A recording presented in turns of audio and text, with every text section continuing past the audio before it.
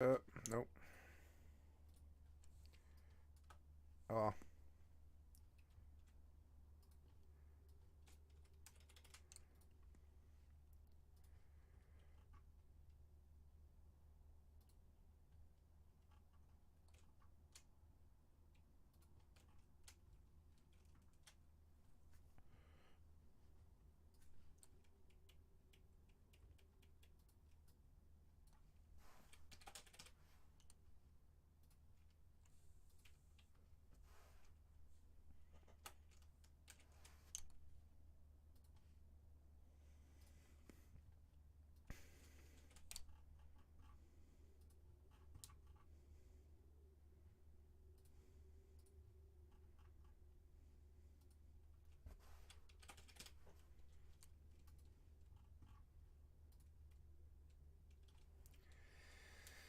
Uh, yeah, I think that should do. Eve, No Man's Sky, yep. And so we're gonna continue. We're gonna run you in the background. Oops. Nope, no, no, no, no, don't do that. Sorry about that. Check, check, check, check, check, check, check. Sorry about that. Check, check, check, check, check, check, check. Sorry about that. Check, check, check, check, check. Play. Reload you. Check, check, check, check, check. Good, good. And then, yep, all across the board we are good. This is how we do this. This is how we do this. Oh, oh, oh. We have a... what now? I'll have to pull back the mining drones immediately. That's okay. Hobgoblins.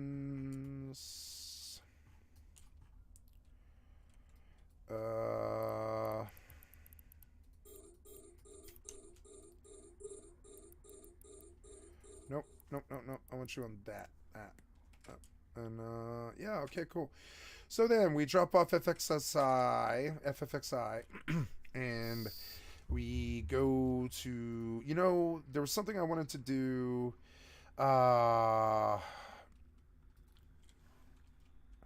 which was check the price of Final Fantasy XII, the Zodiac Age, and look for, oh, it's on the wish list, huh? Yeah, I haven't seen a good price on this yet. You said, "Hey, Skycat, what's up, Flya? How you doing?" I'm about to play some No Man's Sky, and I'm on some Eve Online. Gonna have some fun here. Do a comparison to Starfield and see how I feel. You know, see where it's at now. So here we go. Are we ready? Yeah, I think so. What's up? What's up, Nine Nerve? Okay. It's good to see you guys. Yeah, I gotta flip over and do a different game here. Got 3 levels on FFXI, and you know, I tell this thing to change every day, and it just won't.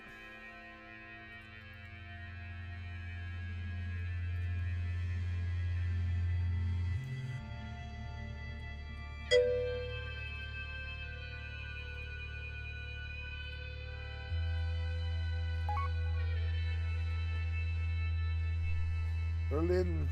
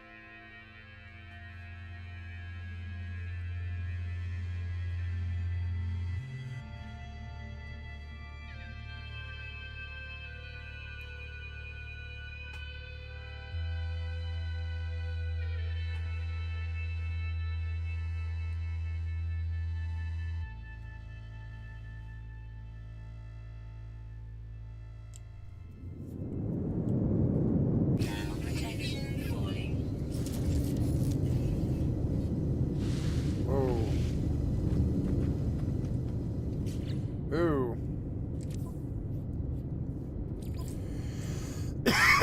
Nope.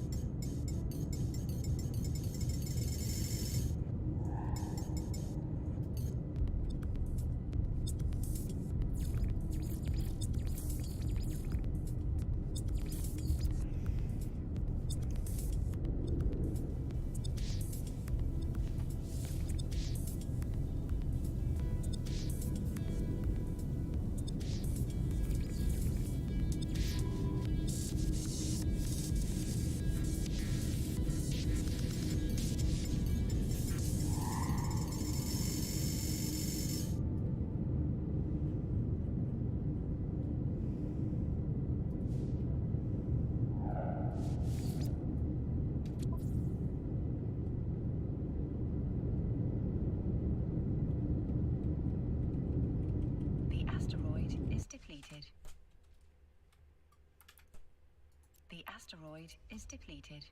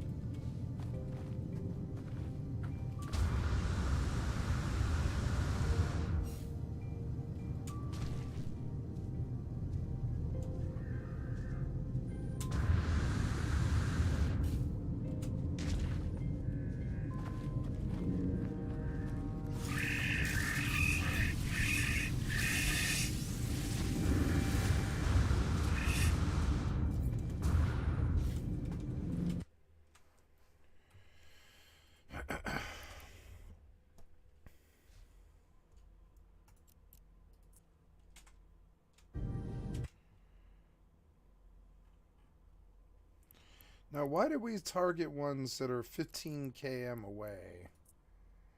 You get on that one. Why? Okay, why are we on ones that are 14 km away? What?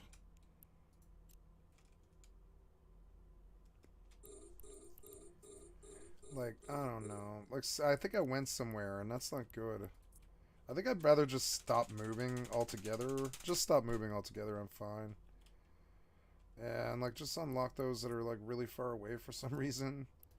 This doesn't really make any sense, kind of, but... Right, anyways, I don't know. I moved. I moved to the center, which is good. You know, that's fine. And then, yeah, we get, like,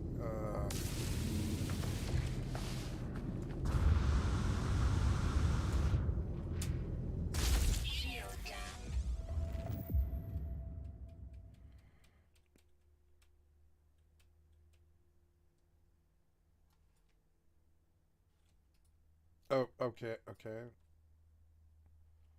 Did you full catastrophic crash? Maybe it was a lot of settings changes. I think that's probably acceptable. I did kind of crash course it to a totally different fucking vibe. 10 hours, huh? I remember it being less than that, but I guess okay.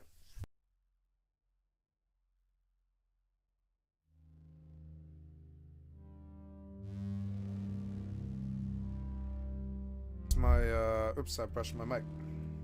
There we go. So options, display, all of that stuff was good. All of it. HDR, motion blur. So it's good.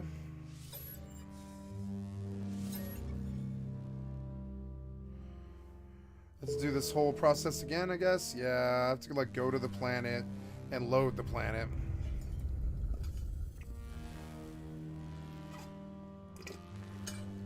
It was good, just please don't crash again. I wish I could, while I was doing this, I could look at my controls. Oh well. Well, while that's running. See, you seem to be dropping sound when I'm alt-tabbed, and that's not good. Maybe, I don't know. Maybe I can fix that. That might be annoying. Starfield seemed to want to do the same thing. It didn't really want to run in the background, and I might have to tell it to do that, which is annoying. I hope I don't have to do that. Alright, cool. Radiant Pillar, BC1.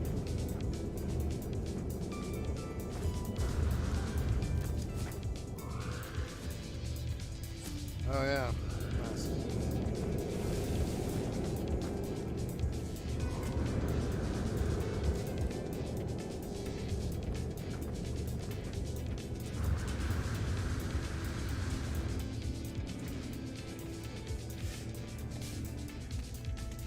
Biofuel reactor, insufficient power, portable refiner, oops, yeah.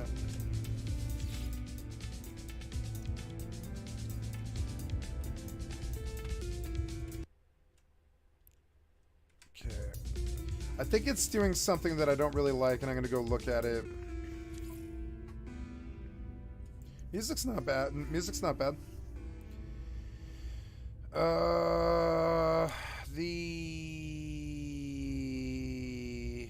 The video itself is not running in the background,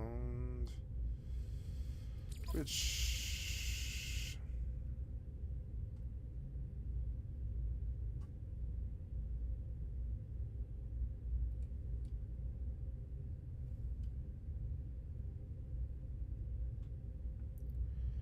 yeah, can we turn this to always instant? Yeah, please. That'd make the game a lot better for me.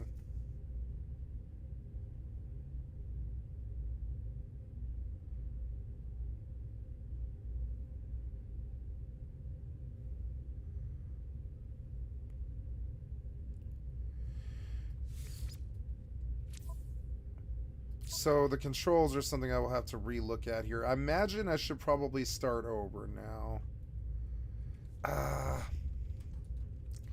I did a lot of exploration in this game.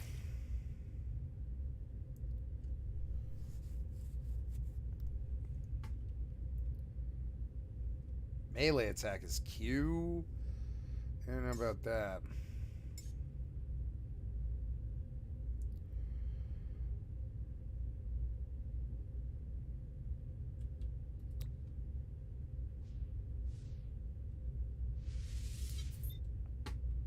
Whatever that symbol means.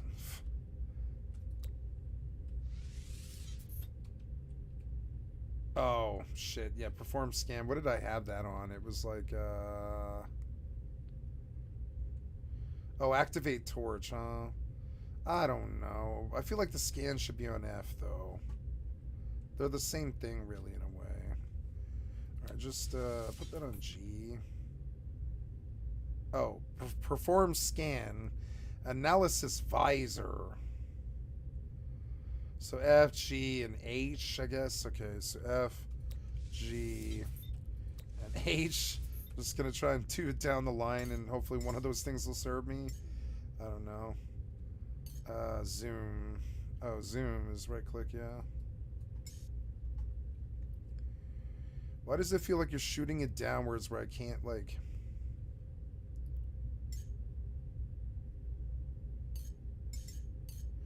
Oh, it is. It's just a whole. It's a whole menu. I see. Show HUD is H. I guess I want that on Z. Run should be Q. Fire weapon. Activate alt weapon. Reload weapon. Switch weapon mode. Usually I do that is on X. Quick menu should be V. Switch weapon mode should be X. Wait, what?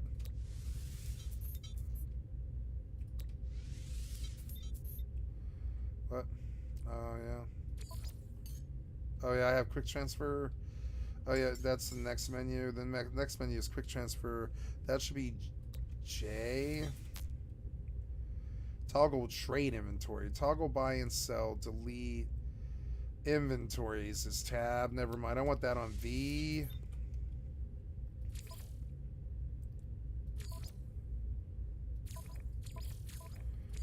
Oh my god.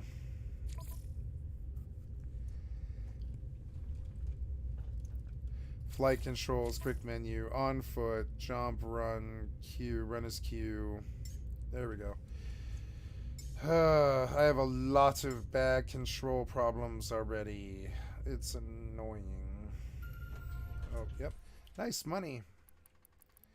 Yay for money. Call it all back, dock it all up. Yeah. Money. How much money was that? It was 3.38 mil, which is fine. That's, you know, not amazing, but it's some money. It's money I didn't have before.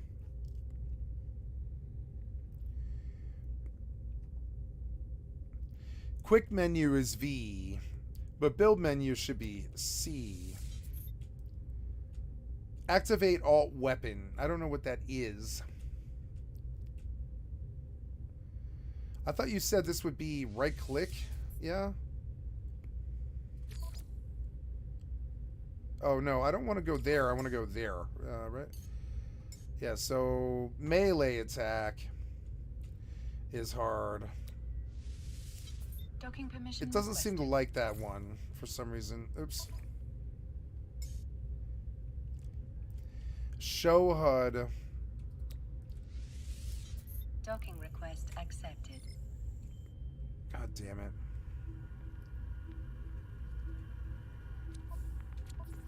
Well, let's see how the game plays. Yeah, gestures, utilities, creatures. Creatures, huh?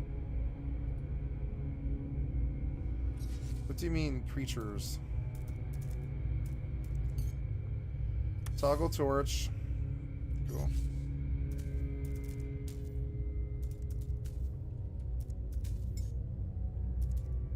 Change secondary weapon.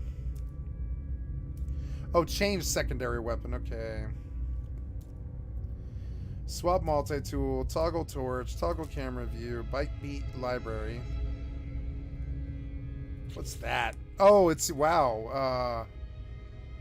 Oh, cool. Wow, you have a fucking...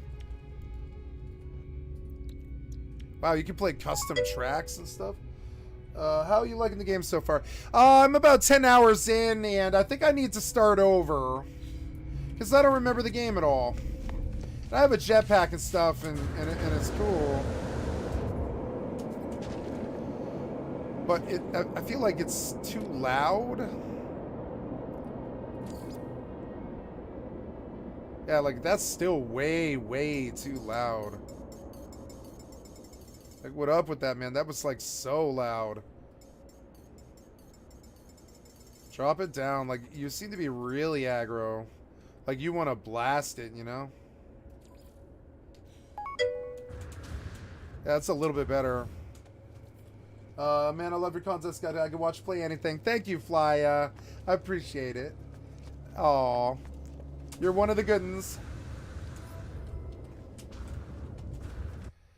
Okay, gotta dump the mining hold. Mining hold. Yeah, that's everything, and then undock. My pack has like a helmet or something. Oh, I have to hold it down? I don't know. I guess that's kind of cool. Pyrite deposit. Hold E to tag. Okay.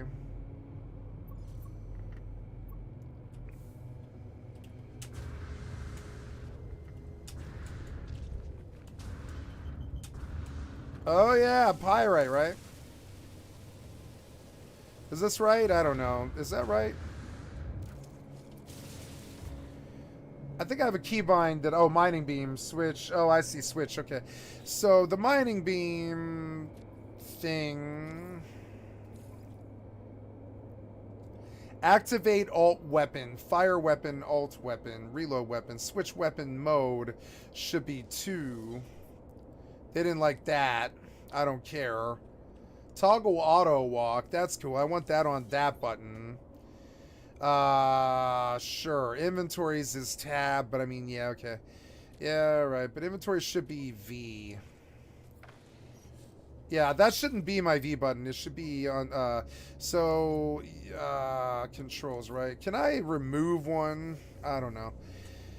I think I better reset the default and rewrite the whole thing again. On foot. So melee attack, right? I don't know where to stick you. But I think it's like the mouse 4 key. Yeah. Perform scan should be on F. Yeah. And analysis visor should be on G. And yeah, perform scan I think is better. Yep. And then we go down one. And we show HUD on Z. Run is on Q. Fire weapon, activate all weapons. Switch weapon mode is on 2. Quick menu is on V, but I don't think that's right. I actually want that on B. B, right? And then I want to come through to toggle auto walk. And then finally, inventory should be on V, I think. Yeah. And then I want the map, right? Whatever the map is. Quick menu on foot. Toggle mine, toggle terrain, mine create. Okay, I don't know. Oh, thank you so much. Thank you so much, Phoenix Resurrection, for the follow. I appreciate it. Also, Ziadi Guess, if you're still in here. I didn't see the follow, and I'm sorry. And thank you so much. Was beating Baldur's Gate 3. So hopefully this is a little better. I don't know. Yeah, better. Okay, exosuit with oxygen recycler and hazard protection, supercharged, jetpack, life support. Starship launch fuel, dehydrogen, condensed carbon. That's what's in my cargo. Starship. Oh, there's nothing in the Starship, so let's...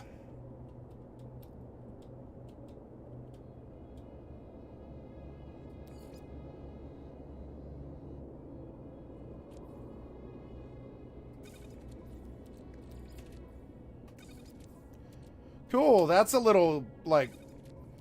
I actually don't mind that. I think that's okay. It's like... It's kind of annoying, but it's fine, I guess. Is that how you really do this? Oh, quick transfer, no. I see a quick transfer for with J, yeah. Yep. Oh, cool. That makes this a lot easier. That's a little bit easier to understand. Yeah, multi-tool. I have a mining beam, a scanner, analysis visor, a terrain manipulator, charged with metallic elements, charged with equipment with metallic elements, charged with left click, ferrite dust, right? I think. My bulk caster, apply all components to install technology, carbon nanotubes, start to continue. Oh, jade to pin. Use jade to pin. Okay. I don't have chromatic metal. It's a Bolt Master subcomponent status. Sorry, I'm sitting out and I can't be doing that on EVE Online. Gotta jump to the mining point. Yeah. Yes, one warp. We're gonna do some sci-fi tonight. Since we beat Baldur's Gate 3, I'm gonna do some sci-fi tonight. Install the technology. I can't. Insufficient resources. So I don't have a Bolt Caster, so I can't switch to it yet. That's okay. Mining beam, terrain manipulator. Oh, shit. Mining beam. Wow. Cool.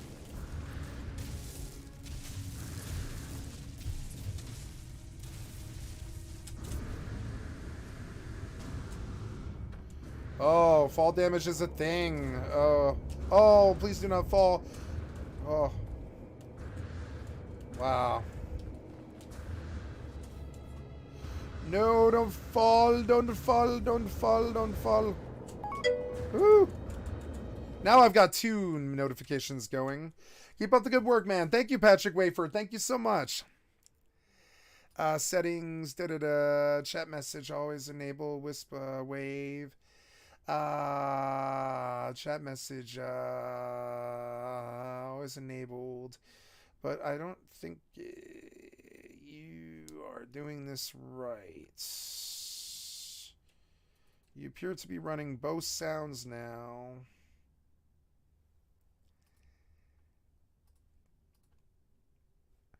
But I don't know. It seems alright. Save it, though. I don't know. We'll see if it runs it okay. Let's see what happens when I type here.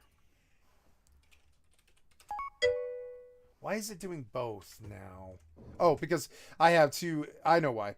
Because I probably have 2 of these open. So if I fix that, I'm probably okay. Yeah. There it is. There it is. Thank you so much. I appreciate it, Patrick. That's awesome. I like it. It's okay. W Dust Lexitica.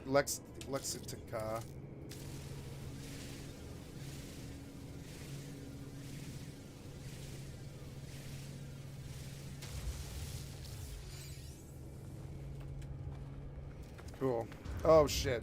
Wow.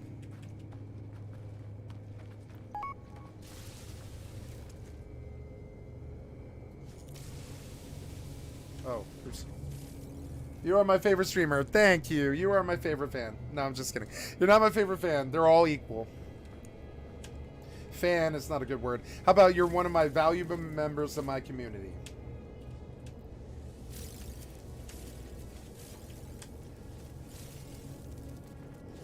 The kids are not the only ones who are up at night. That's Kid Cudi. I guess I could do that. I don't know.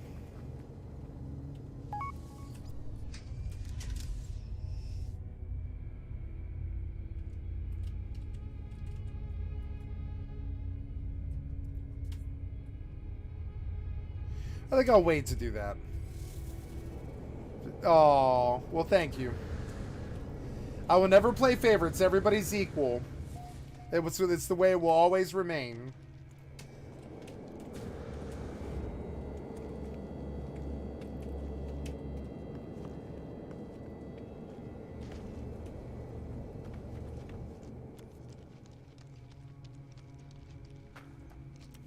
That's like my launching pad. Yeah. Yeah.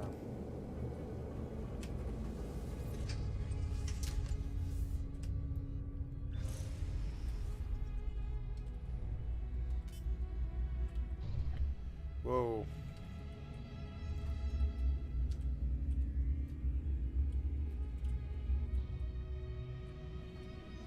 I think I like the frame rate in this game more. Wow. Woo. Woo, we're gonna stall out. Oh, shit. Ah! Whoa!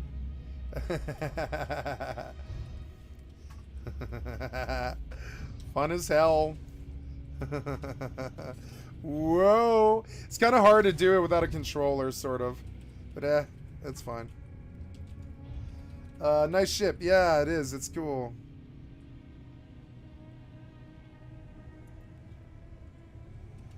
Ancient ruin. Off tag it. Hold D to tag. Yeah.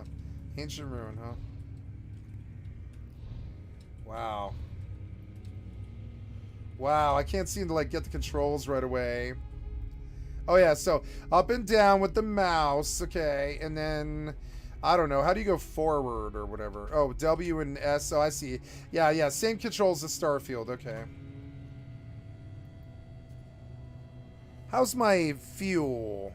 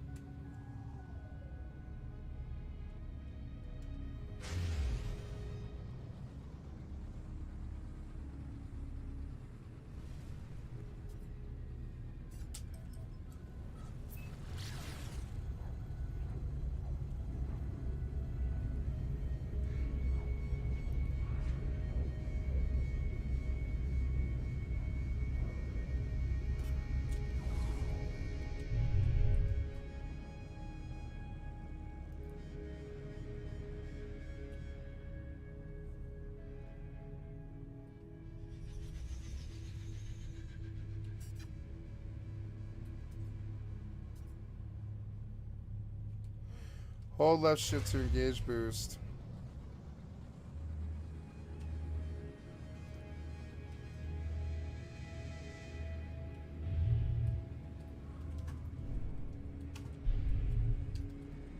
Wow.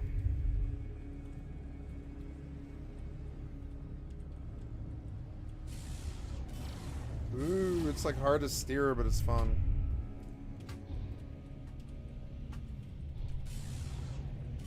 Wow.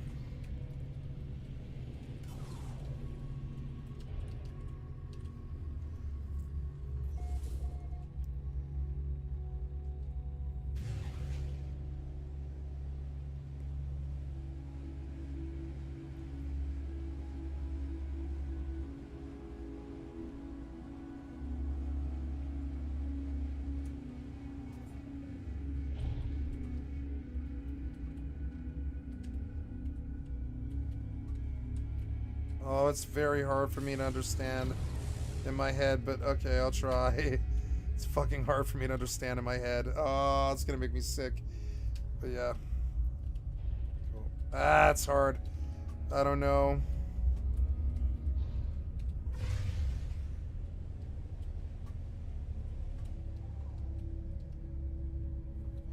Oh, shit.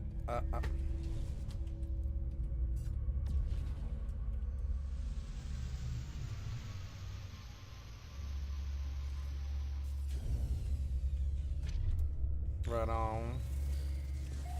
Sweet. Save! Or whatever. Do we quick save or what? How do we... Oh, hold tab to skip? No.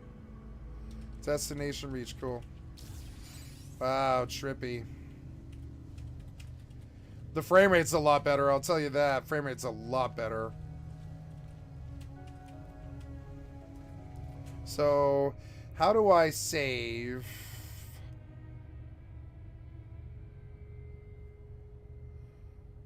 Oh, there's autosaves. How do you save in this game? How does No Man's Sky save? Oh, I'm out at the belt, but I'm not mining. Oops. Come on now.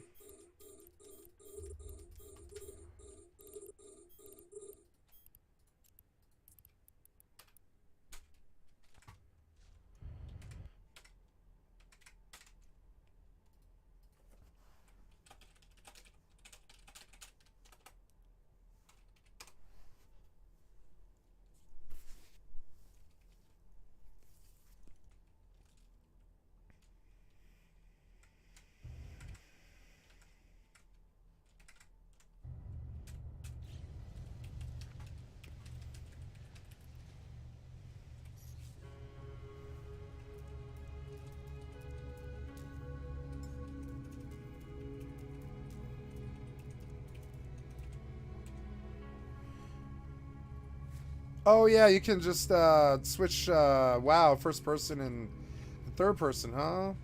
That's what I want my button to be then. Controls. Remap controls for camp flight controls, quick menu, exocraft.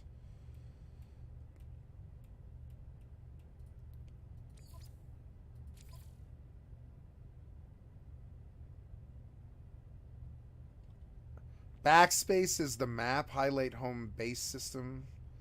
Couldn't we have that on tab? Yeah. And photo mode, base part editing, toggle build camera. Is that what it is? But I think I prefer that it was actually on C. See if that'll work. Nope.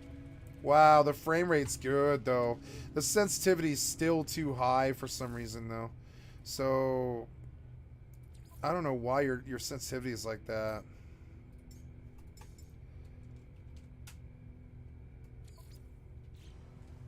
Yeah, like even then it's still like really smooth, damn.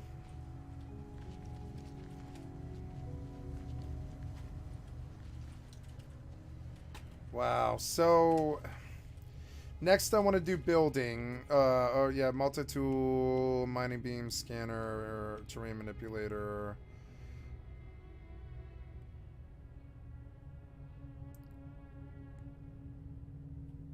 Oh yeah, reshape regions, right? Ballcaster and stuff, but I want to put down a build, but I don't remember the button. That wasn't it. The button that I bound isn't it. So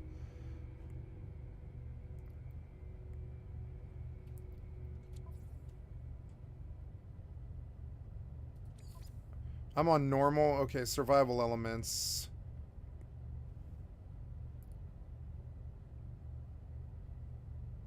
Okay. And it's something with the controls having to do with the base part editing. Toggle wiring mode. Toggle build camera went to C, but it didn't work because it's like got a conflict, I think, with something else. Yeah. Photo mode, galactic map. I don't think C is bound to anything on map. Did I make an Instagram? Yes, I did, but I don't use it. I've never been to Instagram. Sorry.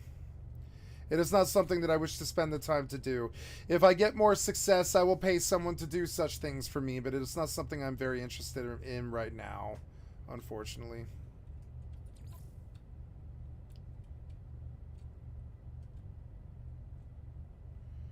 Toggle trade inventory, which isn't good. So, I don't know. I don't know what that is.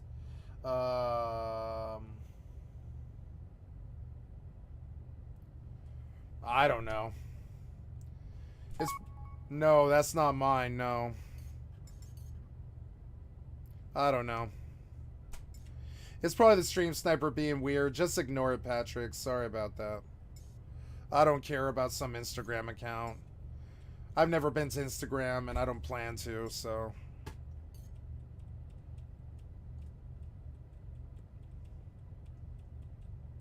They can start some trolls and attack me if they want. I don't give a flying fuck about the fact that they exist. Don't care what they do.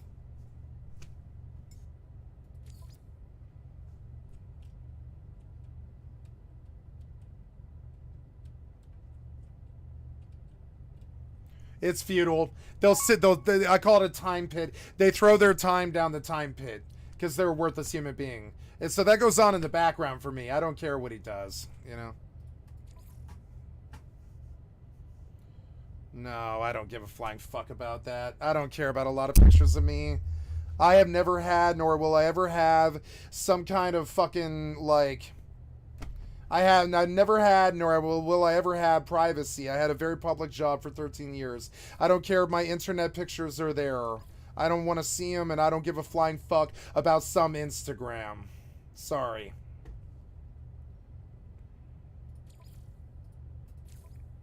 Only young kids use that shit, not 40-year-old men. That's a baby's toy. And for people who want to hook up on the internet.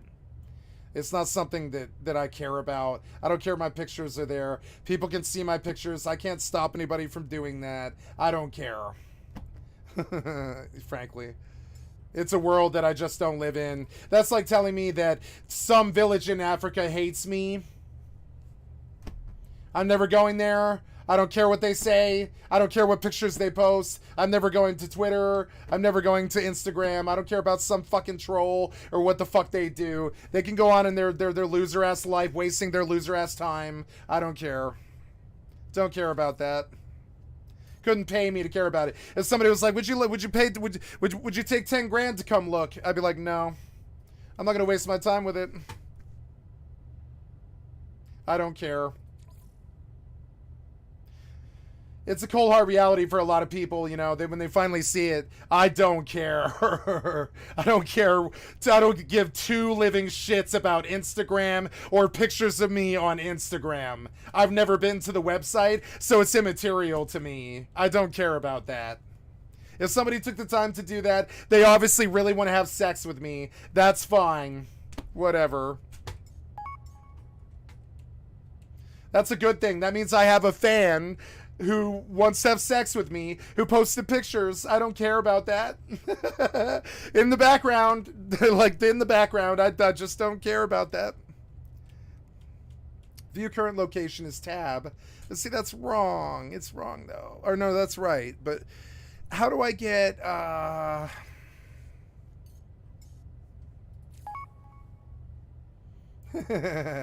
yeah, I know. I'm very aware. I don't give two shits about that. My pictures are on the internet, just like your pictures are on the internet. Just like every other people's pictures are on the internet. We can't stop that.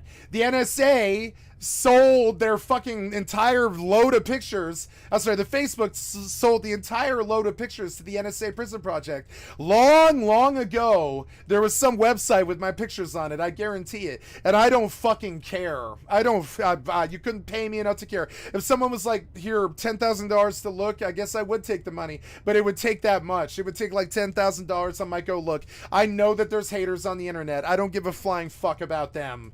I don't care what they do or their time that they spend. I don't care what the pictures look like. I don't think I've ever taken a bad picture. I'm fine. Insecurity isn't something that I deal with very often. It is in the men around me, but not me.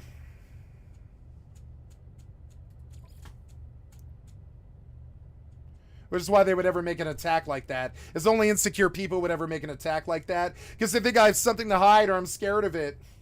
No. I've been a public figure for many years. I was the lead singer in a band. One time, two times, 5,000 people saw me sing live. You know what I'm saying? 2 times for my Battle of the Bands and the graduation.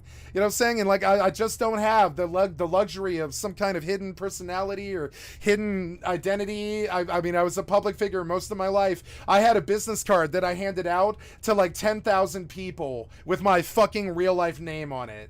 You know what I'm saying? I don't have some. I don't care. I don't give 2 shits about some fucking pictures on the fucking internet. I don't care. I don't care what they look like. And this is that thing. Only children playing children's games. Little children playing little children's games on little children toy websites. Whatever wastes time like that. You know what I'm saying? Children playing children's games on little children toys websites. Like, that's what I consider Twitter and you know, and Facebook and all them to be.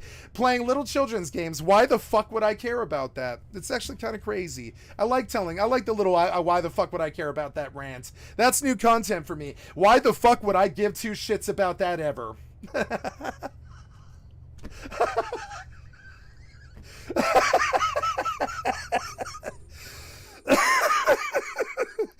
I'm sorry, but it's just like, the new age, what people think is important.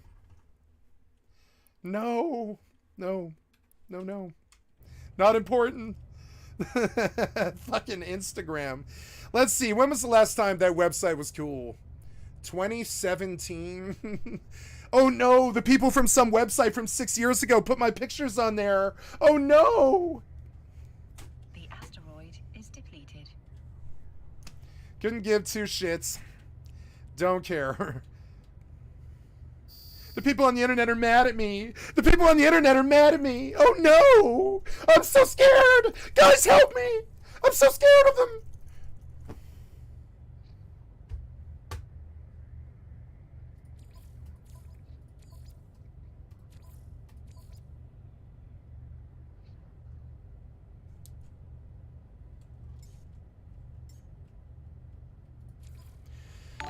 Thank you for the follows. I appreciate it. Toggle text chat. I mean, I can't find this. It's so annoying. I can't figure out how to do the building right. Toggle there. Oh, is that it? Is that okay? Is it create? Is it create? So it's like, oh no. Also, I have to do. I'm just gonna default all of these things. I think. 7 more follows, slave. I know, right? See what I'm saying? It's just like it's predictable.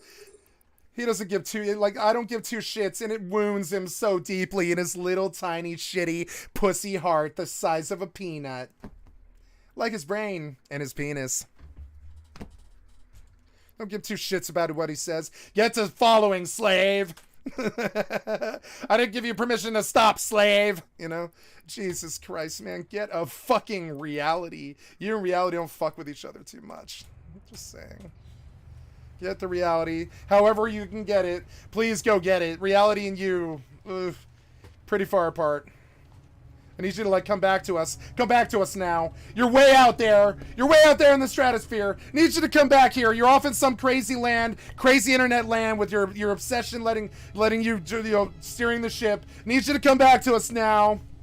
Need you to come back to the humanity now and act normal and give a shit about yourself instead of someone else. Only a true shithead idiot would ever care about someone else except themselves.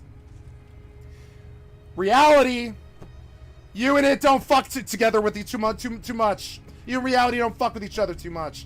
You know what I'm saying? Go worry about your own fucking life, trick. Cool, what is it?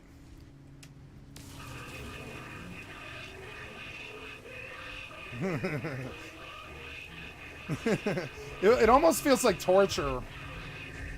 Oh shit, that thing went for a journey. We don't talk about that.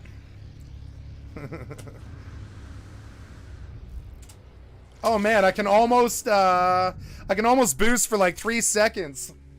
And it's really cool. The camera is so bad. I don't know, man. I don't know, man. I might have to start this game over, man. It's like, so thank you for the follow. I appreciate it. You know, I might have to start over, man. Thank you for the follows on a Saturday night. They're wounding me so deeply. Won't you please fucking stop? Please fucking stop following me on a Saturday night. Oh man, it hurts me so bad. Please stop following me. It really hurts me so bad. Please, please, please. Please stop following me. Please. You're hurting me so bad. Please. Please stop following me. You're so mean. Why? How dare you follow me? How dare you? Clown shoes. You can see him just waddling around in his little tiny pee-pee clown shoes as I control him and live in his head all day. And I don't have to think about him beyond now. Here we go. Beyond now, you don't exist anymore.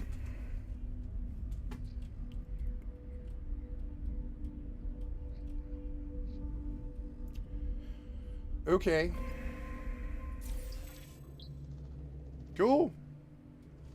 That seemed cool, but I'm sorry, I don't think this is my game.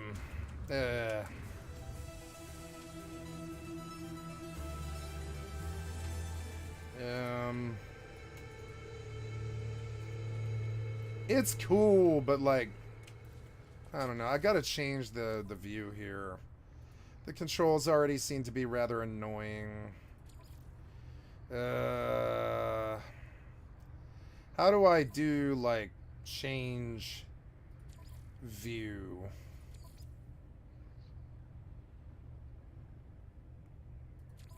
Change view. Not photo mode. Is that it? See, that can't work because those are conflicted binds. Oh, thank you for the follow. I appreciate it. Got conflicted binds there. That won't work. Oh, did I? Oh no, I'm still mining. Okay, so toggle build camera. I mean, it's a child. It's a little child acting like a child.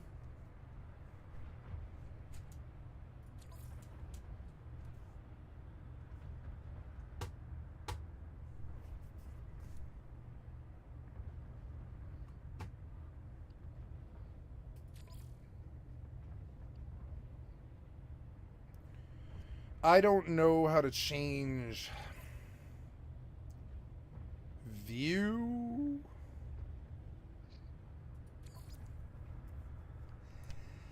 And that's not too good.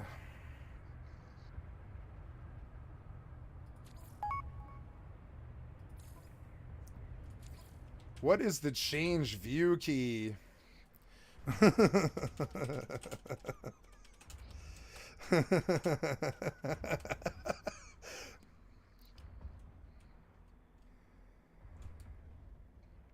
Oh man, are you serious? That's it? That's the only way you can do that? Okay. Well, okay. That's pretty bad design, I'm just gonna say. So yeah, I did this and I shouldn't have done this apparently. So, oops, now we have a chat menu open. Try again. Nope, that wasn't it. There, that thing, and then, nope. There, that thing. Toggle camera view. Yes. Yes, there we go. Okay, finally, like I can kind of function.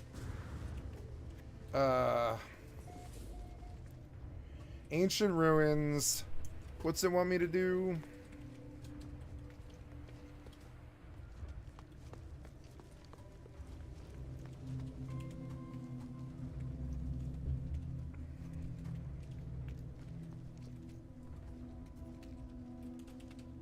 Sorry the fiend bothered you. I can't do anything about that. You can report him, but I can't control his actions, and I'm sorry that you were a victim of it. You can report him, but it won't do anything. Twitch is pretty negligent.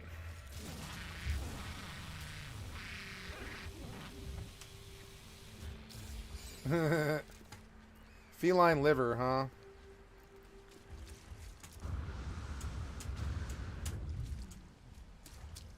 Man, the jetpack kind of sucks.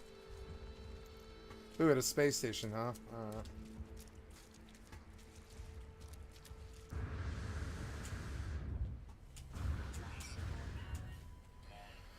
Life support low. Oh no, what do you mean by that? Oh, I have to start this game over, I think. I don't know how to play this fucking game. Radiant Pillar. I think I'll start this game over. Really? I mean, Patrick, if you could do that, I mean, he just harassed you. Yeah, call your Twitch friend on him and let him know that I've been harassed for 18 months. But I mean, you also don't have to do anything, Patrick. I'm sorry this happened, but you also don't have to do anything at all. If you just want to be lazy, I respect that too. You know? But yeah, you can bother your friend if you want to, but nobody's asking you to. I mean, I doubt they'll do anything. They can't stop him. You can see the stuff he's doing. He's a slave and he's just acting out, you know. I guess I'll go to the main menu and I'll quit to mode select. Yeah, quit to mode select, right? Yes.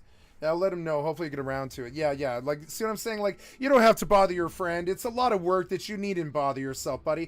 Thank you for wanting to fight my battles for me, but I mean, like, I've tried everything I can think of. If everything I can think of doesn't work, I mean, maybe your friend might get further, but I mean, it's going to be a VPN, and it's going to be a bunch of emails, and it's going to be a bunch of bullshit. You don't need to waste your friend's time, you know? It's good. I can tell you right now, all it's going to be is a waste of time. So, I mean, whatever. I'm plagued with an idiot. There's nothing I can do. It's good. You know, it's fine.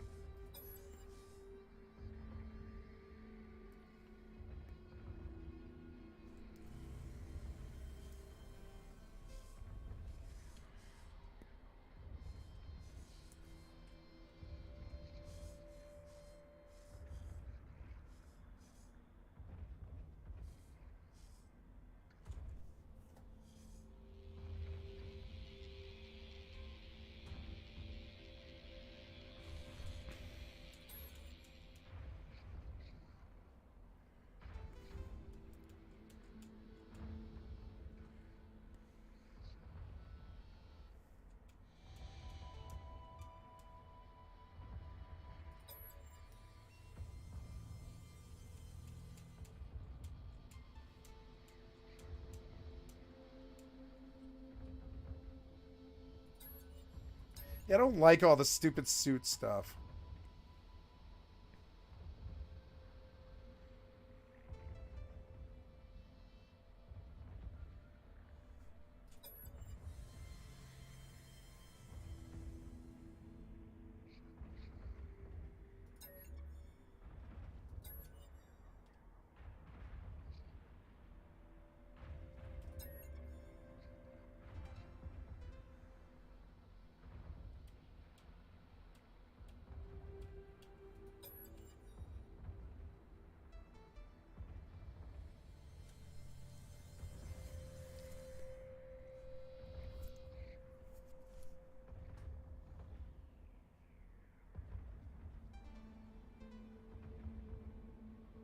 I don't mean to be all doom and gloom and negative Nancy about it. I've seen a lot of people throw their time down that well. I've seen a lot of admins and a lot of people try and stop him and get nothing at all. So I don't really feel that we need to bother Twitch. I doubt Twitch will do anything at all. Just like everybody else. I don't think anybody's going to get anywhere with him until he stops of his own accord. It's like throwing your money and your time down a well. It's unfortunate, but it's true. I watched so many admins try.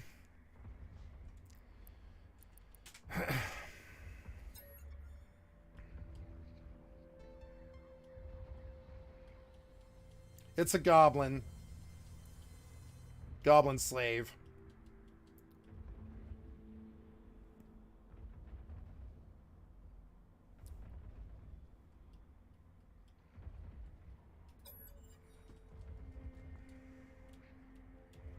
I don't know about item loss. I don't think I need it when I'm doing this. Fuel usage should be free. I don't care about that. Crafting should be free. I don't care about spending the time. I don't care about that. I'm looking at their combat, right? Yeah, all the recipes and blueprints, the purchases, I don't know, discounted, I guess. I don't really want, like, this money barrier. Goods availability should be abundant. Inventory stack limits should be really standard, yeah. Enemy strength should be standard. On foot combat should be... Oh, yeah, frequency should be... On foot combat should be hostile, right? Yeah, the combat should be hostile. I'm looking for their combat. Space combat should be none. I don't want any space combat at all, frankly. I don't want any. Nope, don't want any space combat from you. I don't like your flight systems. I'm terribly sorry. I still don't think they're very fun. On a controller, sure. Not on keyboard mouse, no.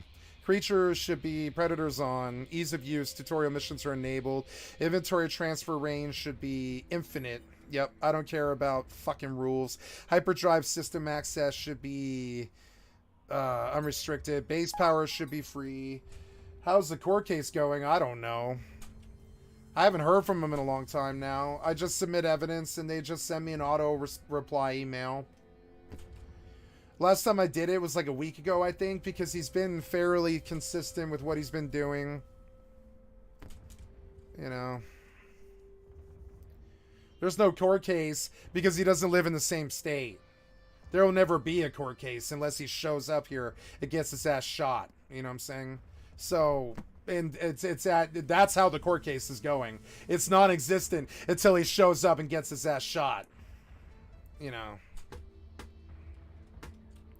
So, you know, there's the answer. That's what the answer is always going to be.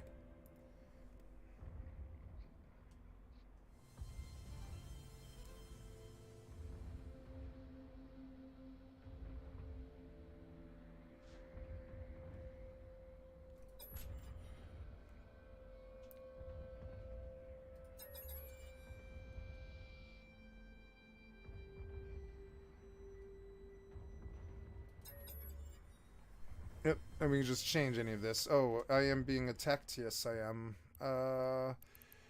Let us pull these back.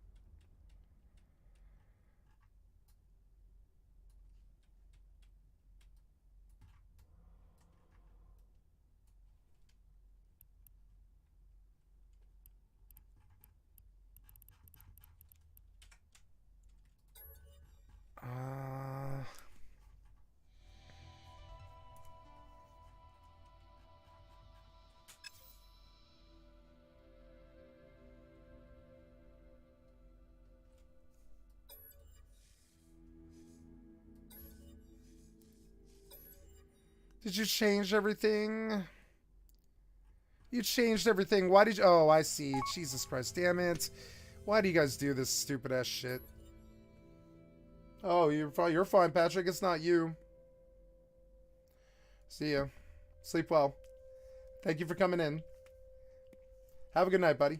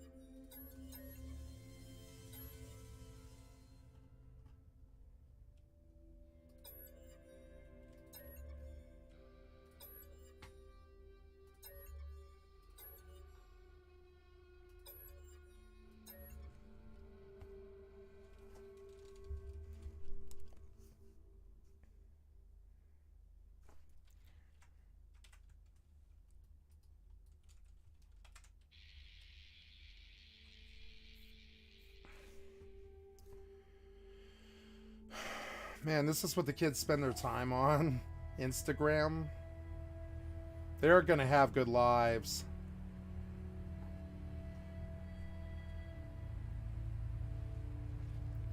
You can see it right away. If that's what they're doing instead of their fucking work and shit, their lives, they're gonna be pieces of living shit.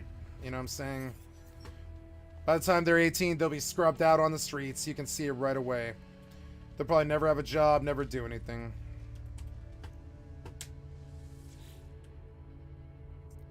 If this is what they're spending their youth doing, instead of like living their lives like a real person, I don't have to worry. That guy already fucking, like, you know, Darwinism sorted himself out of the gene pool. I don't need to worry about him.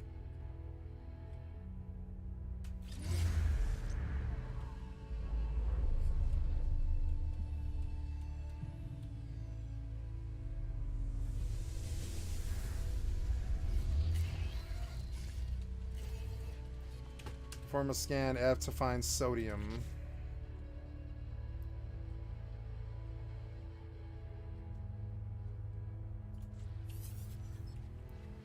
Gather ferrite dust.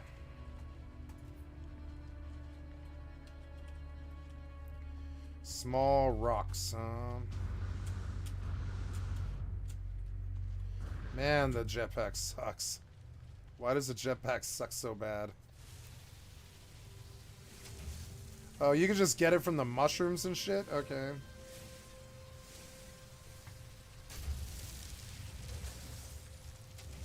I mean, it's a good farming sim, but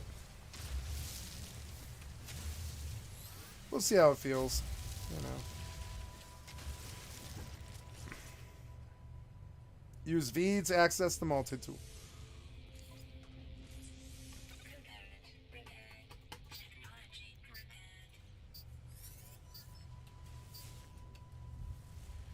Sodium. C plus H. I'm looking for Na, sodium.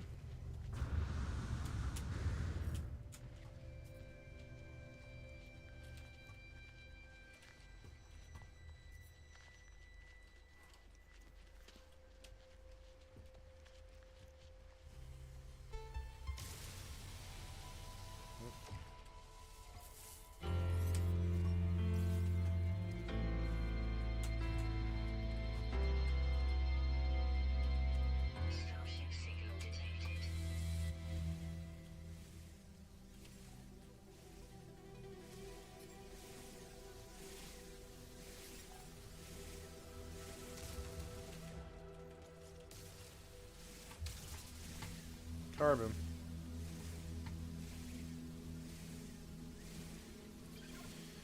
Well, the frame rate's really good. I'll say that. It's a lot better than fucking Starfield.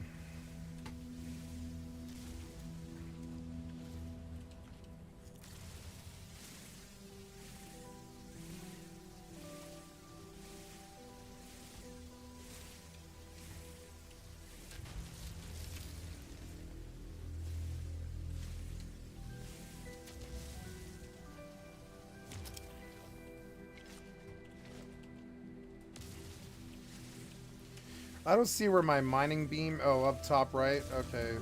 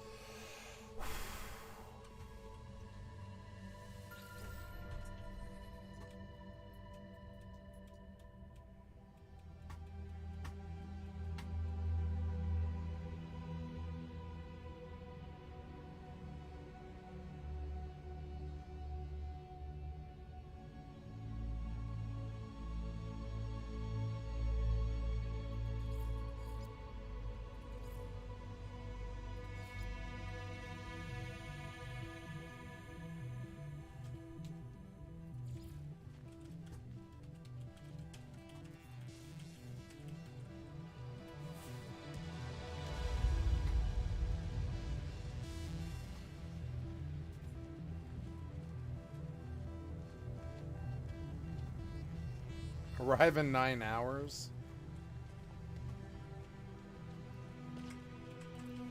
So I don't have a map. M doesn't work. I don't know if there is a map. Wow.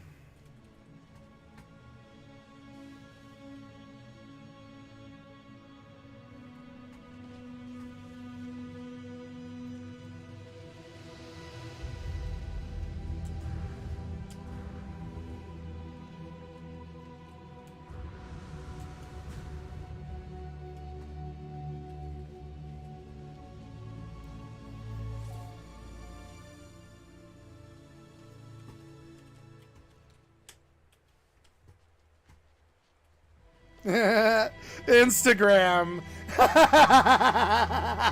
Fucking Instagram. Oh man, it's been 7 years since I gave two shits about fucking Instagram. I forgot the website even existed, frankly.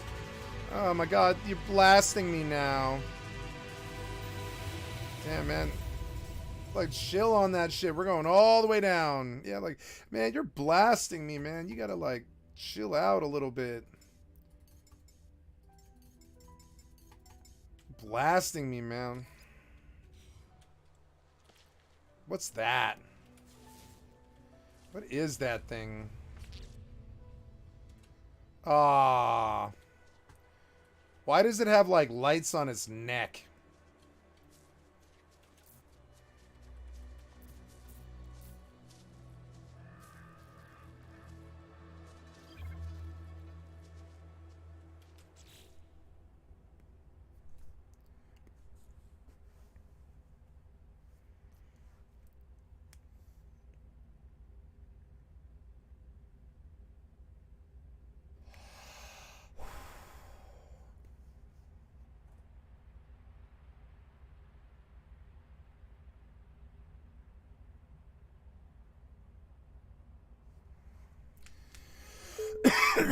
What's a space anomaly? I don't have any fucking food pellets or whatever. The frame rate's good. I keep saying that.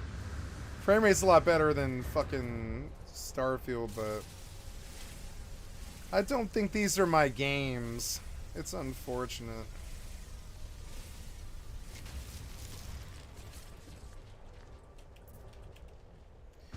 Atlas Pass level 1 required for what? For what? Oh, what's that? Wow. What the hell is that thing?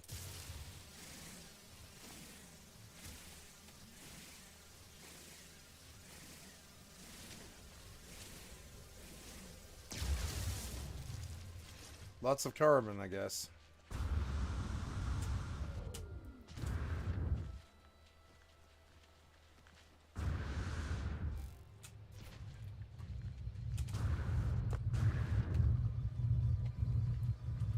Can I autosave? That sucks that it's like that.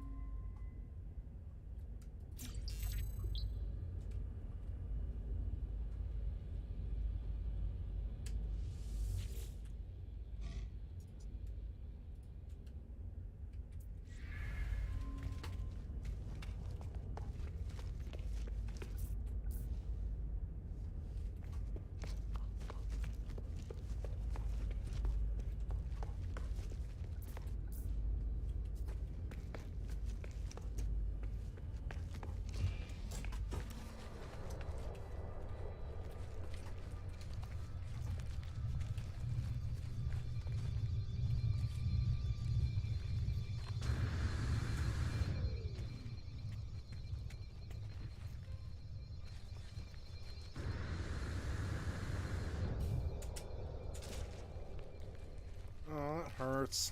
Oh, damn it.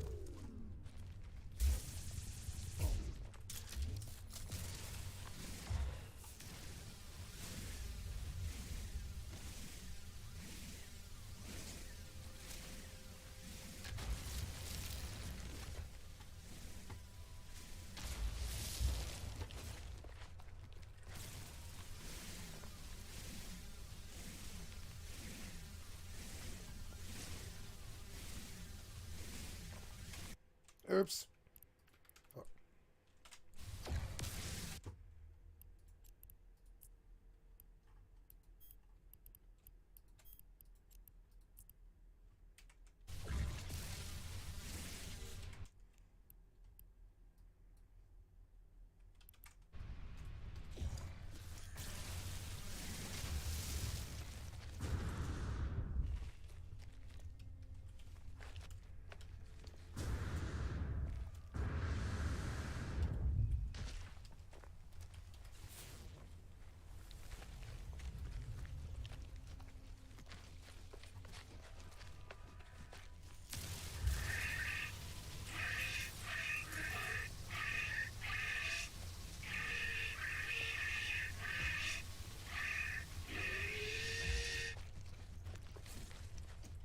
Meaty chunks.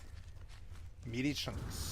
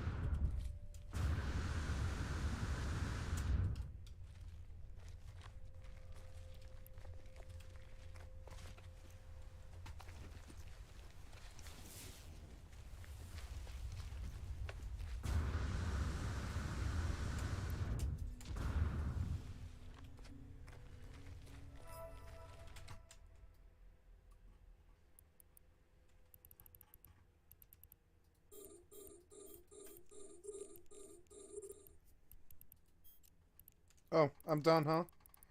Oops. Right at the end.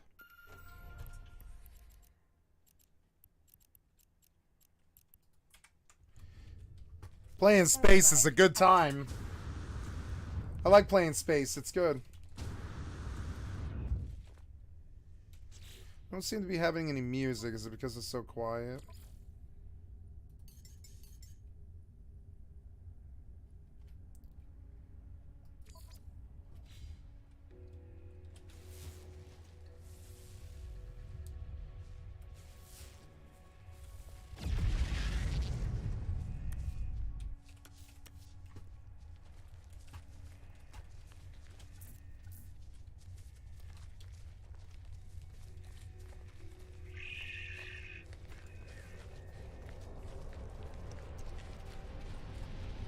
Docking permission requested.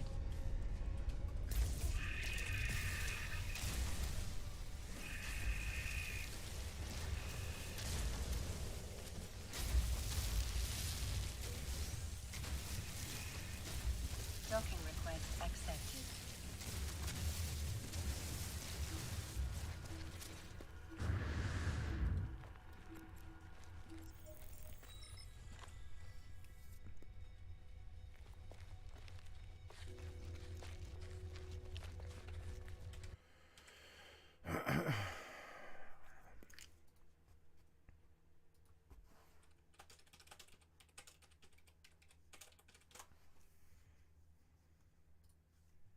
What are you at, ladies and gentlemen? My name is Lycos, and this is my No Man's Sky Combat Guide for 2023.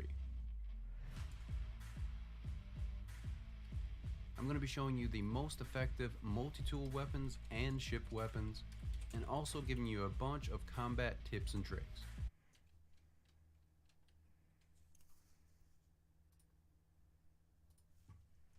How's it going, everyone? My name is Abaddon, and I'm here to talk about ground combat in No Man's Sky. As you see at the bottom right, my current mission is destroy 5 depots, Nellistock, plasma launchers, and sentinel walkers. Normal sentinels will attempt to get in your face, get close and personal, and shoot you in the face. So if you use plasma launchers on them when they get close, it can't instantly kill you into splash damage. It'll take down your shields, take down all your health, kill you instantly. This is the personal shield. You use it to block all incoming damage with LB or L1. The Sentinel Walker has metal platings on his legs, 2 for each leg. You could use the plasma launcher to take it off quickly, or you could use the bowcaster to take it down. You switch between the personal shield and the plasma launcher if you have both equipped by pressing the B button or the circle button. Despite the metal plating on the legs, there's one more that remains at the top. Once you destroy it, the Sentinel Walker will go into a rage and shoot plasma into the air, going down. It will also start shooting you with a different turret. If you end up needing to reload, you press the X button or the square button. You do not mash it, you do not hold it down, it will cancel the animation, and if you use the personal shield while in that animation, it will cancel it. There's a sweet spot for taking down the Sentinel Walker that's sort of hard to get. If you use the plasma launcher, which is fueled by unstable gel, it will make it easier. After you destroy it, you'll be able to loot it for the Walker Brain, which is used in some higher level blueprints. Next, I'll be talking about the Blaze Javelin. The Blaze Javelin's most practical use is destroying things like depots or the doors on manufacturing plants. In the clip, you'll see me shooting the depots with the bowcaster and the advanced mining laser, and it does no damage. The Blaze Javelin, however, when fully charged, does immense damage. Even when not fully charged, it does damage it. Now let's talk about the Pulse Splitter. The Pulse Splitter is crafted from deuterium and a technology module. If you need to find deuterium, please check out my video called How to Craft Deuterium in No Man's Sky next. The Pulse Splitter is incredibly strong, it shoots incredibly fast, and it's good against sentinels and also damages depots quite quickly. However, with manufacturing doors, the best thing to use is the plasma launcher still. The Scatter Blaster is akin to a shotgun. It does immense damage up close and could take down armor plating very quickly. In this clip, you see me quickly take off the armor plating from the Sentinel. And in slow motion, you see how much damage it does. It can take down a Sentinel in 2 shots. It can damage manufacturing facility doors and depots. However, again, the plasma launcher trumps this as well. The quadrupedal Dog Sentinel. The best way to combat this Dog Sentinel is to not attack it directly when there are other Sentinels about. Okay, the combat looks good enough. I just wanted to see what it might consist of. I think that's okay. Let me go see.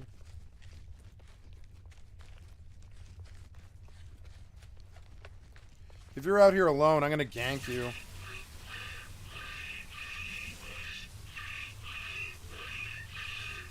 It looks very glitchy. Wow, did it die of fall damage? No.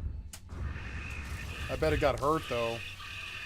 Yep, he got hurt real bad. I can't believe you fell in here, you idiot. Not my fault.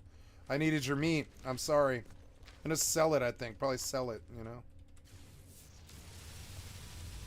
Those aren't anything, huh? Oh, gold, huh? Oh, gold.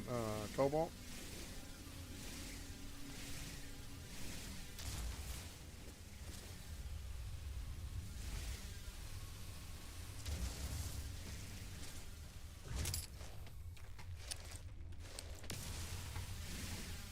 Cobalt's not bad, probably.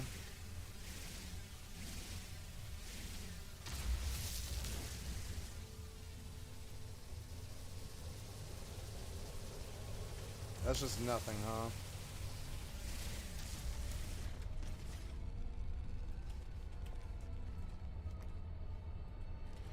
I think there's a visor that I'm not using.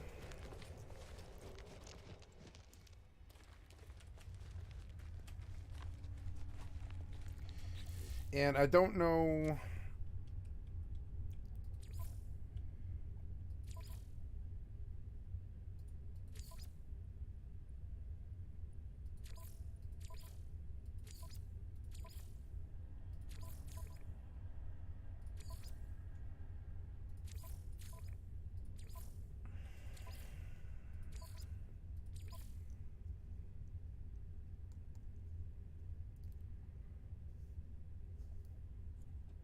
You can combat autopilot. That's kind of cool.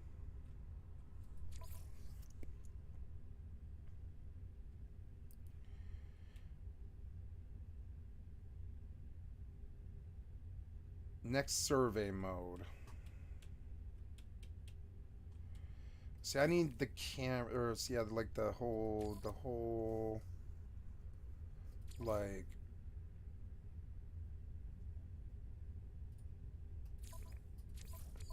see, I need the... Oh, your fucking controls are so bad. It's hard to see through it.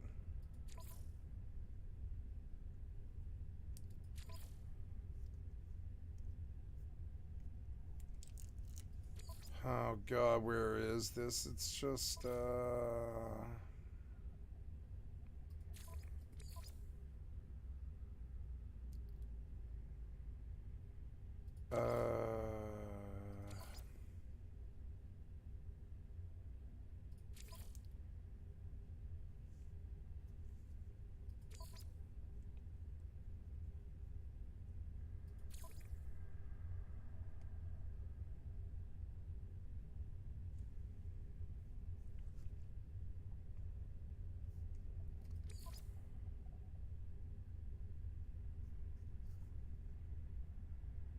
Oh, yeah, so there's different layers of it. I'm sorry, it's such an interesting keybind system.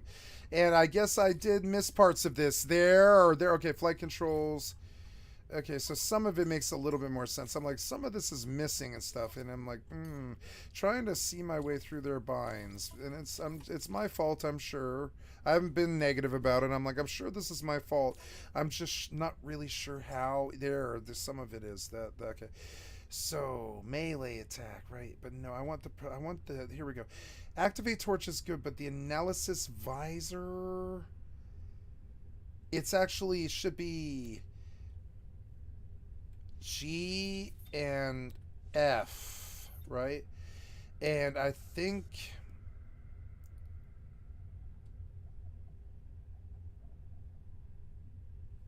Yeah, I believe that's actually good, except I also need switch alt weapon. Oh no, that's no good. Switch alt weapon should be, I believe, the 1 key. Switch weapon mode, but switch alt weapon, yeah, I think it is 1. It's like 1 key. Place marker, inventories, discoveries, options, toggle text chat. So but I think I rebound everything I needed here. Yeah, just apply. Yeah, okay. So I think it's... Oh, yes, that is right, though. That is right, though. I think I got everything I needed. Now, the visor is now damaged. It needs carbon nanotubes. And I don't know where I get that at, so we'll just...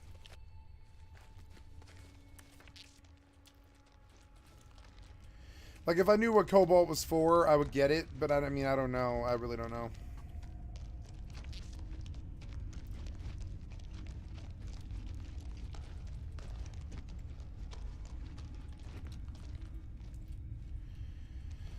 Lots of ferrite dust probably off those. I don't know.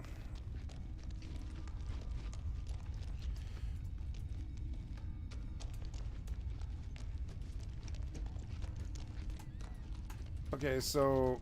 Oh, mining beam, terrain manipulator. Mining beam, terrain manipulator.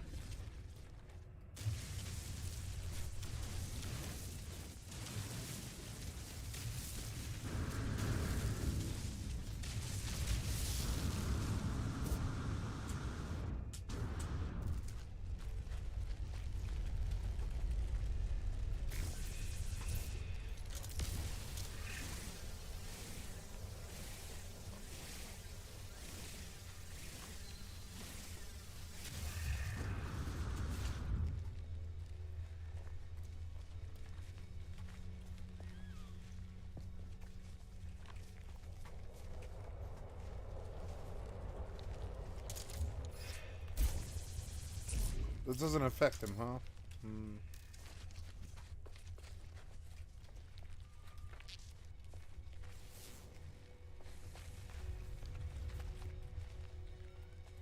What is a grawberry?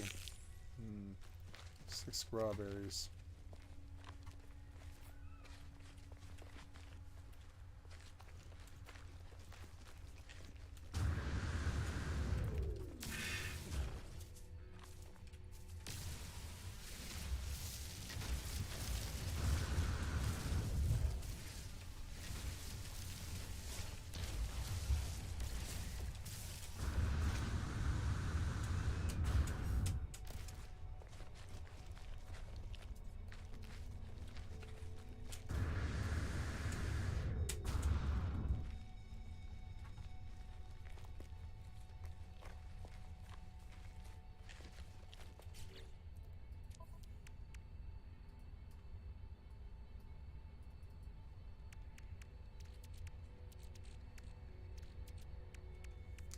How do you see what your limit is? I don't see it. Does it matter? I don't think it really does. I mean, I guess if you fill slots, I guess. It doesn't matter how much, though. That's cool.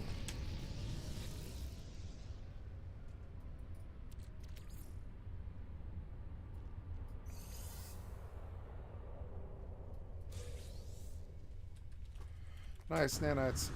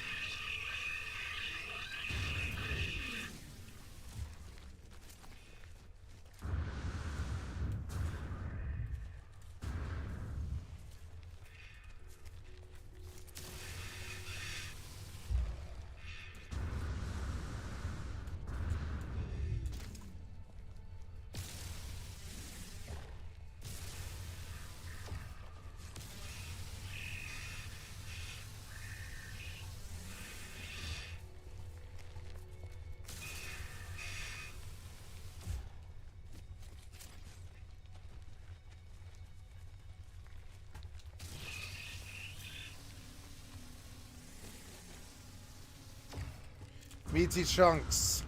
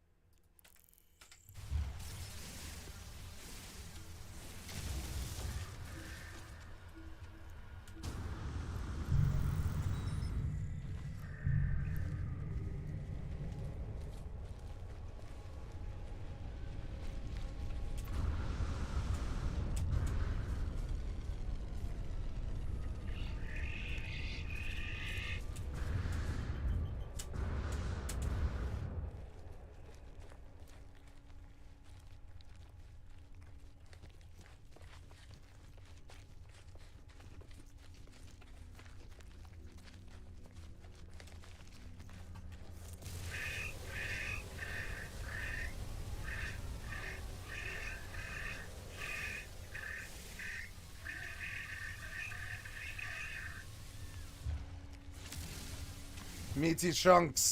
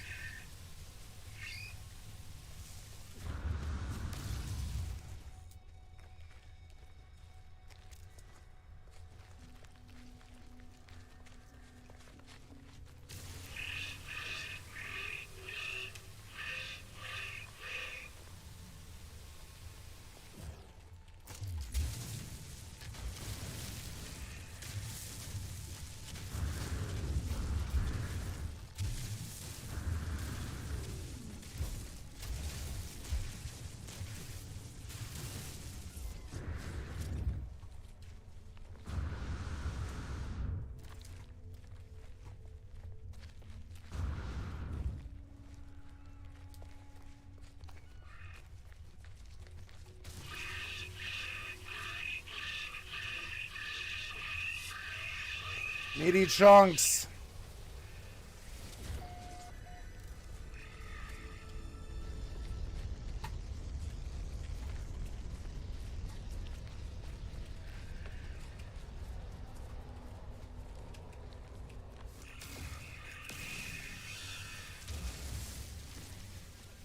Meaty chunks.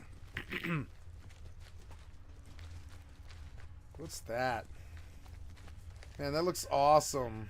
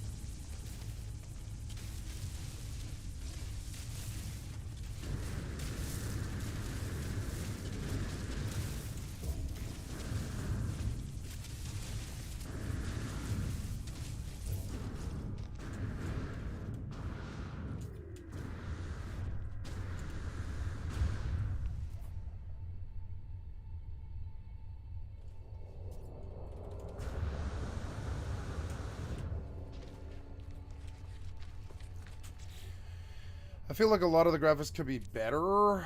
The frame rate's so good. So let's go from high to ultra, except for the...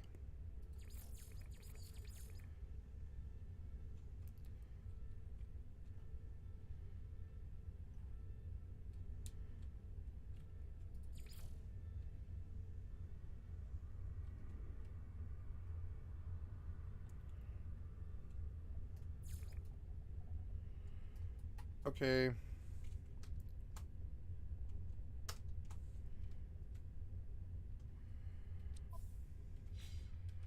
Well, I can't save yet, so...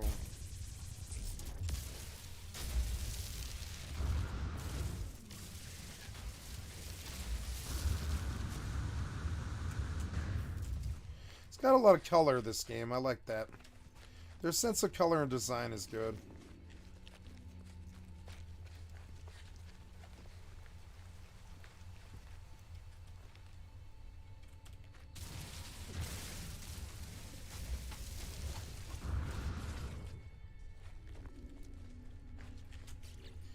If I log out, can I save?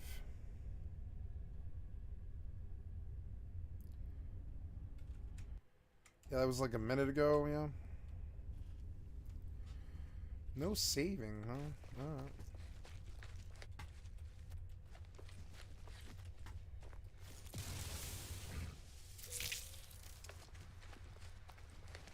Wait, where's that thing? Oops.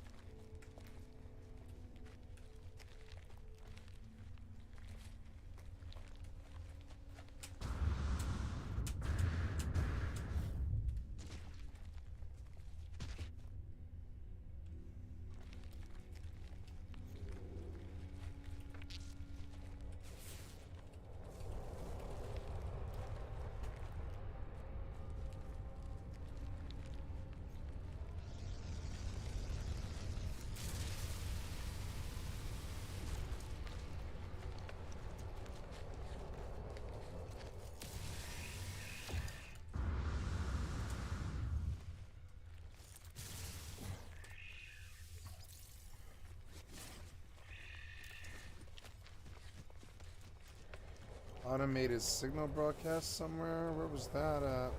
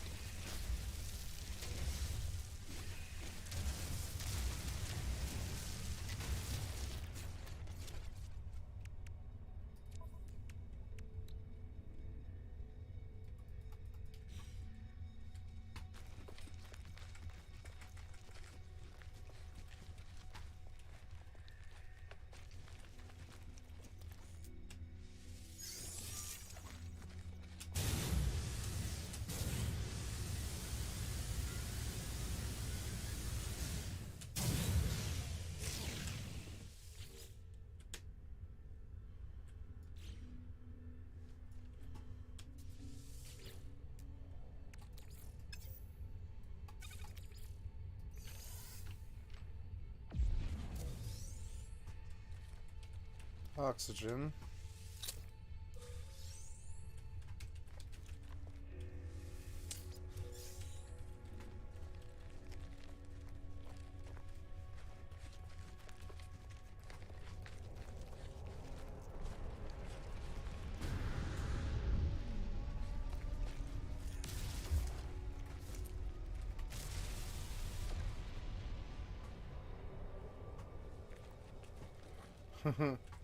Oh wow, look at that.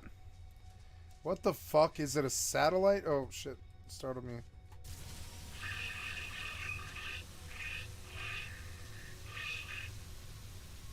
Meaty chunks. Meaty chunks. In the name of meaty chunks, I command thee. I laser thee. In the name of meaty chunks and mordite, I shall laser thee.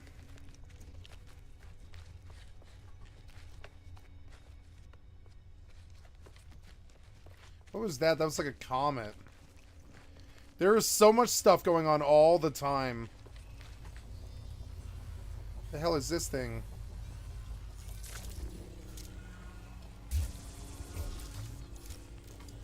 What are you?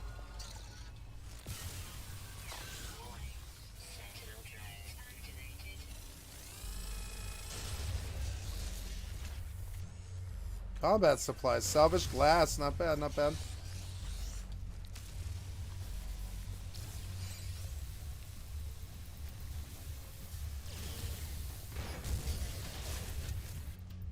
Combat shield recharge. Nice. Nanites. Reinforcements arriving in 6 seconds. No, run.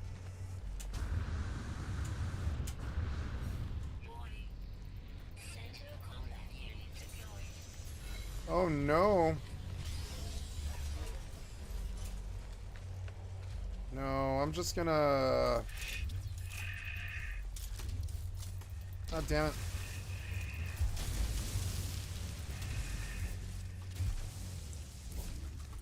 What do you mean?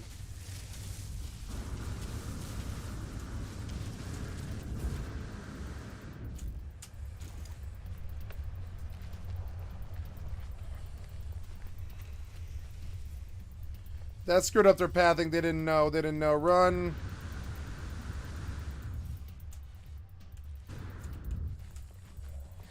Yeah.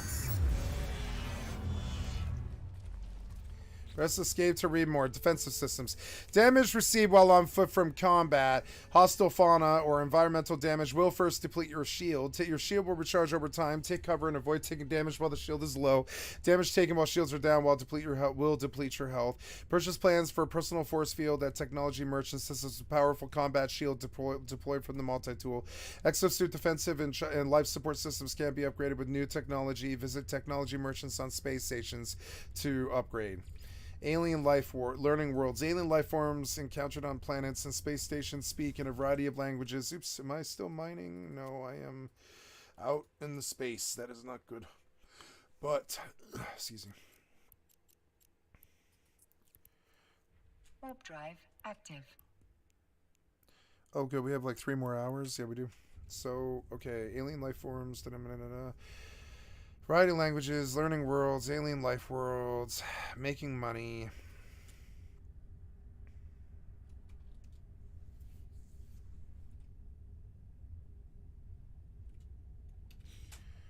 Alright, well, so far I think I'm with it. I think I understand it. I feel like I could play my other game now. I just don't know what I was doing in the other game is the problem. And I feel like I should restart and just see what I can do, you know?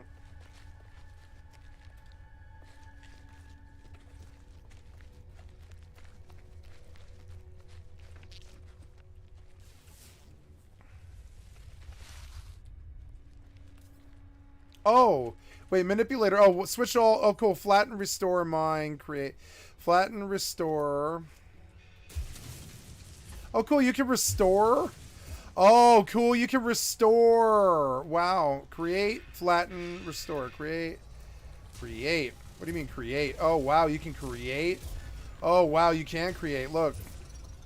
Wow. You can create a wall. Fucking crazy. That's crazy, man. Alright. Well, let's get in a fight with you again.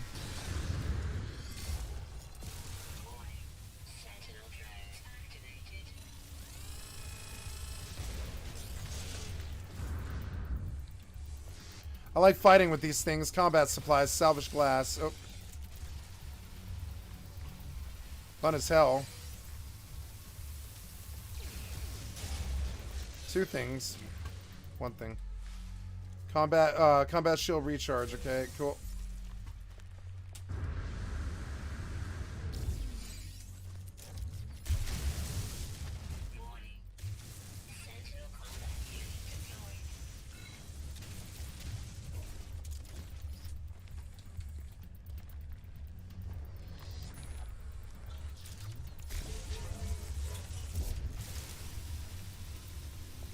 This thing's stronger, I think.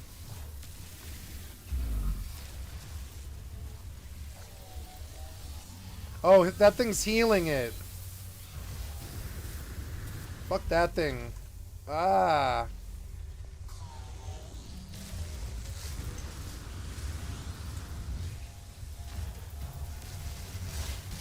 Oh, that hurt me.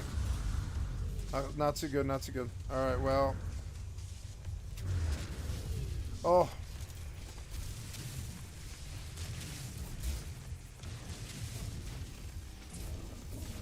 Ah, what can you do, bitch? Oh, can't do anything. Sorry.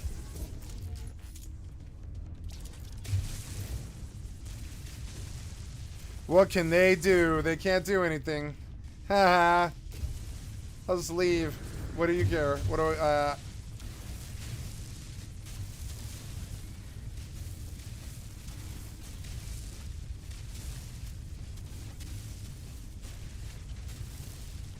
I like terraforming, I gotta say. I've never really seen good terraforming before, but... They're like searching for me. They're like, what happened?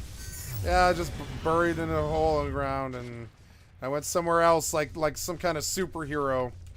I actually kind of like that. That was good. Journey milestone accomplished. What do you mean? Setting out of travel.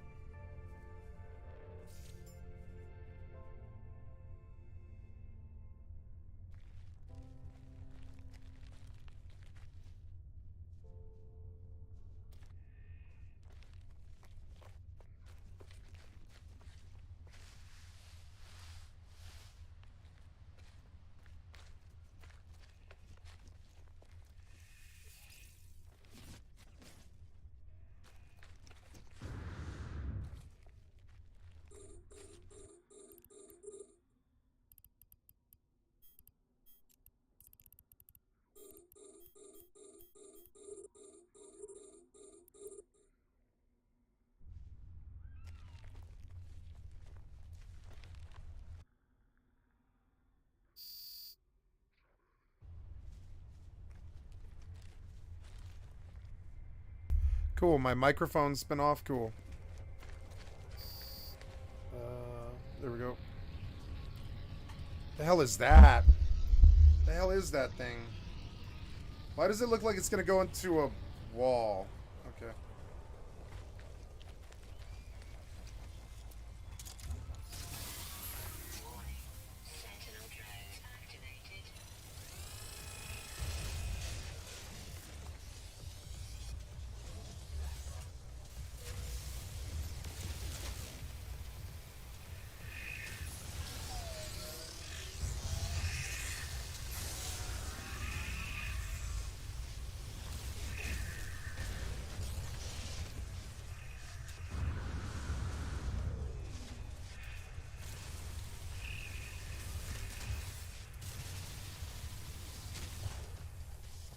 Can't move. God damn it.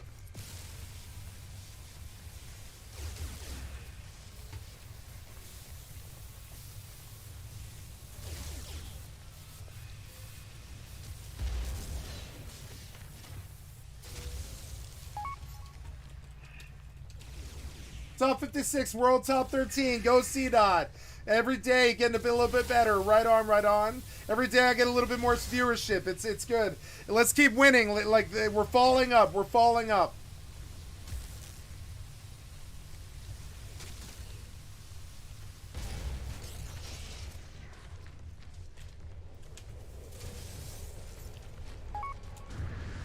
Nanites received. Reinforcements in 5. Shit, what are those? What the fuck? Special level 2 modern. Always winning out here. Oh yeah, mood's great, mood's great.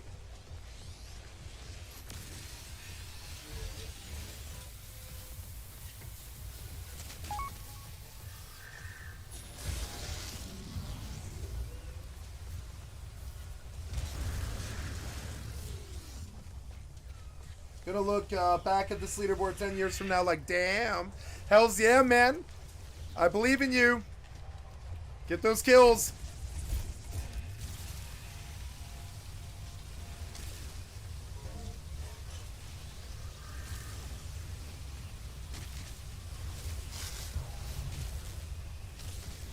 God damn it, die. Stupid thing.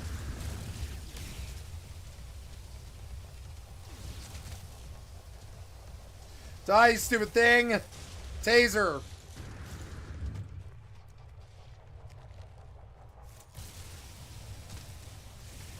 Have you got a healer? No.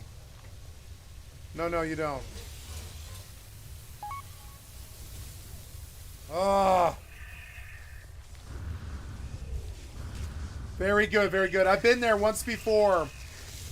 We were trading wins with the top in the world when I went up to Glad in like 2000 and I think it was like 7. Season 2.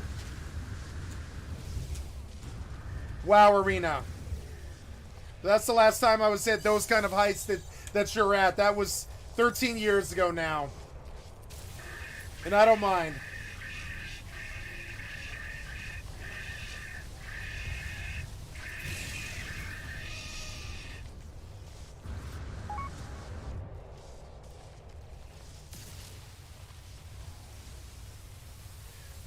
I hope you take the crown, man. I believe in you.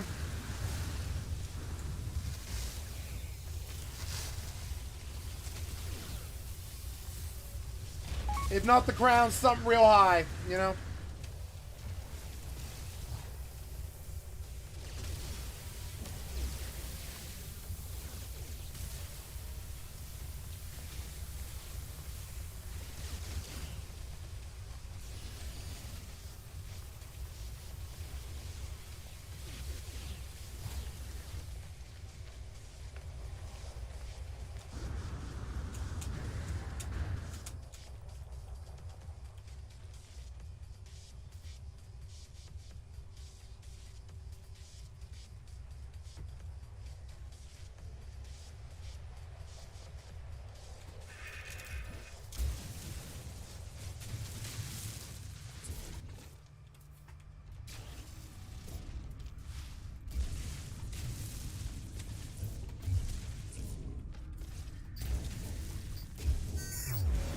Whoa.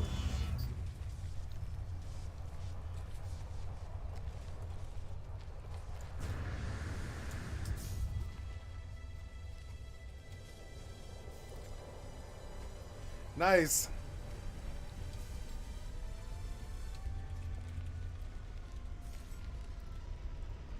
Destroyed 10 sentinels, huh? Nice.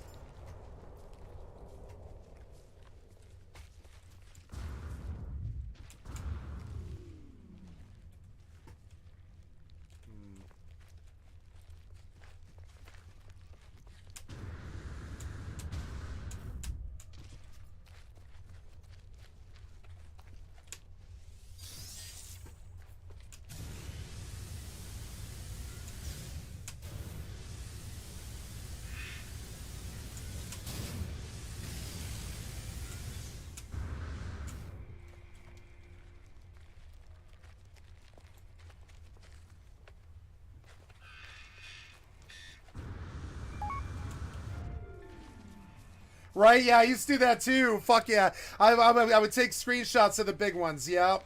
Definitely.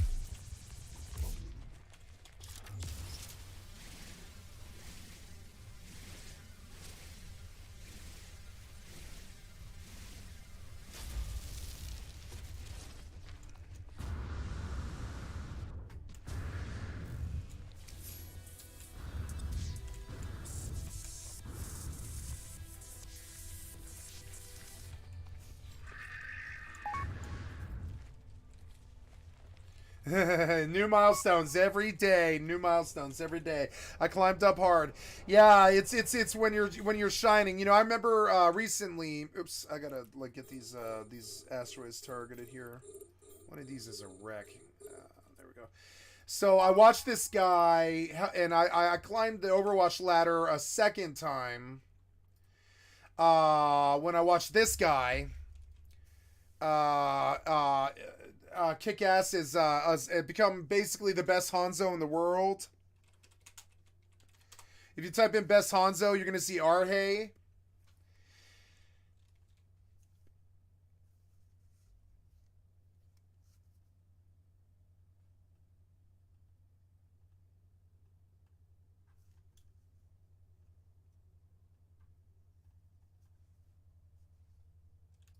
So ARRGE aim guy, right?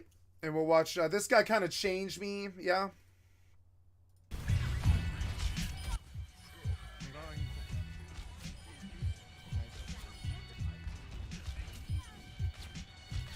I started pegging shots like this, and it changed my life. The minute I started trying to do projectile, like tracking, it changed my life, and I was able to do better. And I turned my sensitivity down to like 3, and my DPI to like 600. And I don't roll DPIs for snipers and stuff like some of you pro guys do, but I definitely understand the principles, and I'm not bad like a lot of people, I would say. I can nail headshots like this. I could do it. And I do it all the time.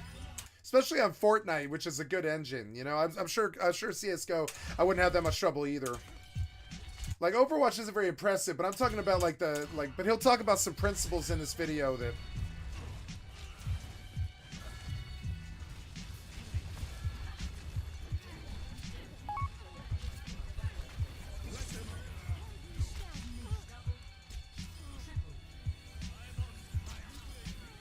Now, he does this little wiggle thing, and I still do this on all my shots, because the wiggle thing is everything. Now he's letting go. Like, for projectile, you gotta let go as you move the mouse. It's crazy. I can translate. No, man, if you were a beast in Overwatch, but I can translate to CSGO. Yeah, I mean, I can play Overwatch 2 right now. I like this game, No Man's Sky, but I don't know if it's really my game. But I am a good Overwatch player. I do play a lot of Overwatch on stream. Yeah. I like Overwatch, but it's not my favorite game of all time. Sit the down. Okay, now that I called your attention, welcome to the aiming guide.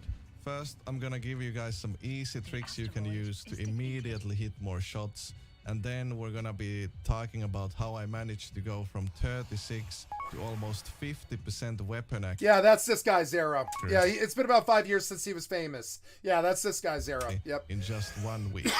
It was competitive back then. That's my era too. Yeah. I can guarantee. I went to 3190 on Healer on PlayStation 4, which doesn't really mean anything, and then I went to 2150 on PC, and then on PS for tank on PS4 I went to like 2590, I think, or something, 2540 something. Went whatever that is, diamond, I think. Yeah. And, like, you know, I'm not good, but I'm not bad. There's a difference. I spent months on Hanzo trying to perfect projectile hits, and I took that into primal Fortnite, and I pulled like 250 solo, or whatever it went, not solo, but 250 well, I don't know, I pulled my 50 solo wins or whatever it is. I think I have like 50 solo wins on Fortnite, and I think that was mostly with the primal bow. Yeah, Grandmaster is 3,500, I believe, and Master's 3,500, Grandmaster's 4,000, and top 500 is 4,500 or higher. After watching this video, you're gonna be hitting more shots. I think it's been many years. I hope I'm getting it right, but I believe that's right. Fairly sure. And I should also mention that most of these tricks. Yeah, it's. Bronze is 1,000 to 1,500. 1,500 to 2,000 is silver. 2,000 to 2,500 is gold. 2,500 to 3,000 is diamond. 3,000 to 3,500 is plat. 3,500 to 4,000 is master. 4,000 to 4,500 is grandmaster. And 4,500 to anything is top 500. Fairly sure that's it. I mean, I'm fairly sure that's how that works. I'm pretty sure League of Legends is the same way too. Work for hit scan heroes as well, but I'm gonna be talking about Hanzo's perspective since that's my main hero. Yeah, and so it's been, like, honestly, it's like I was in the competitive scene for a bit, and I was pulling Arhay numbers on Hanzo, and I climbed from 800 DPS to 2,700 or something like that. I did it on the Hanzo, on the PC, when I was on drugs, and then I quit. I was like, I don't want to do this anymore. It's gotten kind of toxic. The teams are good, but I mean, it's hard to maintain that kind of focus for very long, because I felt like I could have done the other 1,300 points. I was on that meteoric climb like you are, where I was like, wow, my aim has evolved, my game sense has evolved. I know where their corners are. I don't die. I can stand out right in front of them and I don't die, because I know when they're going to be shooting at me, and I know when to be moving and when not to be, and all this stuff. And it totally changed, overnight it changed. But then there was this point where the pressure was too much, and I was like, I'm sorry, it's just not inherent to my personality to try to be the world best. It's not inherent in my personality. That's for somebody like you, I'd say.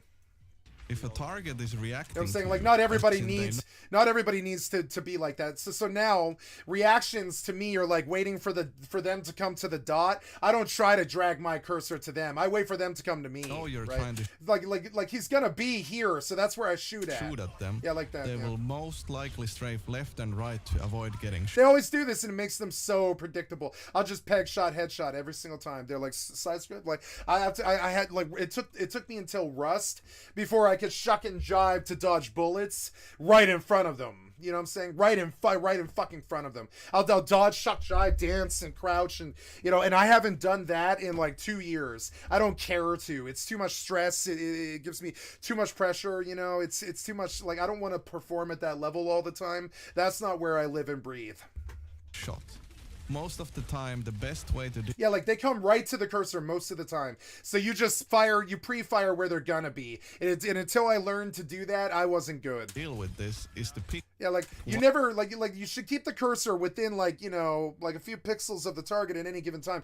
But until you go in for your strike, you don't really need to do anything. They will make you, if you keep your tracking on them at all times. On side where you hold your crosshair. Yep, and he can just, predict exactly where they're gonna be long before they do it.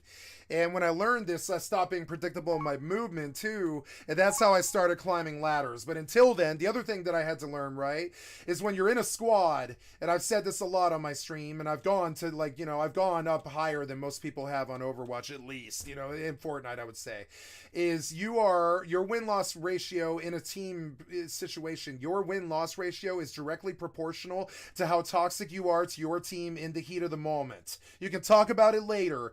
Don't have your little straight bitch made fight in the middle of the fucking lobby or whatever. Don't be doing it. Don't waste your time. Don't be yelling at the guy. Don't be worrying about what he's doing. Worry about what you're doing. And if he sucks dick, you carry. Don't fucking talk to me about how bad he is. You're bad if you're sitting there doing that in the middle of a competitive match. I don't want to hear about what you think about him in the middle of a fucking competitive match. I don't want you opening your mouth unless you're telling me there's a Reaper on you, or, hey, they're moving, we got third party coming in from behind kind of shit. I don't want to hear you talk about how bad you think that fucking scrub rando is. That's and trust me, that is directly proportional to your win-loss ratio in a team setting.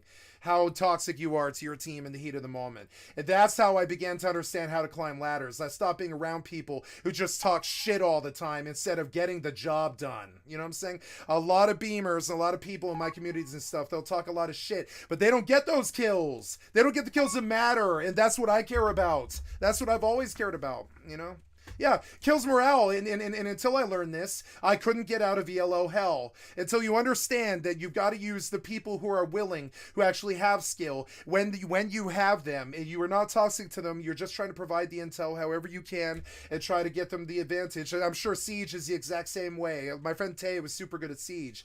Like, Siege is the exact same way. Anything you do to help your friends is not helping the opponent. So, and there was this period where, in the Overwatch scene, they just straight up stopped talking. They just stopped. There's this point, 2020, 2021, something like that. They just stopped fucking talking, period. And I know because I was one of them. I was so sick of talking to those toxic assholes. I just stopped fucking talking to them. I just stopped doing it, and I started carrying, getting 27-3, 27-3, 20-3. Sometimes it's only like 10-3, but still, it's the 10 kills that matter. You know what I'm saying? Sometimes it's 27-3, other times it's like 10-7, but it's still the 10 kills that matter. And I got very different over the years. I got very, very different. It It's not a champion's mentality per se, probably like you have. It's just a real mentality. I've been there. I've done that. It doesn't scare me, and there's a lot of practice that you like. Like I knew that it was 2 hours of practice every single day if I wanted to maintain any kind of ladder on any kind of day, on any kind of game. Any kind of game.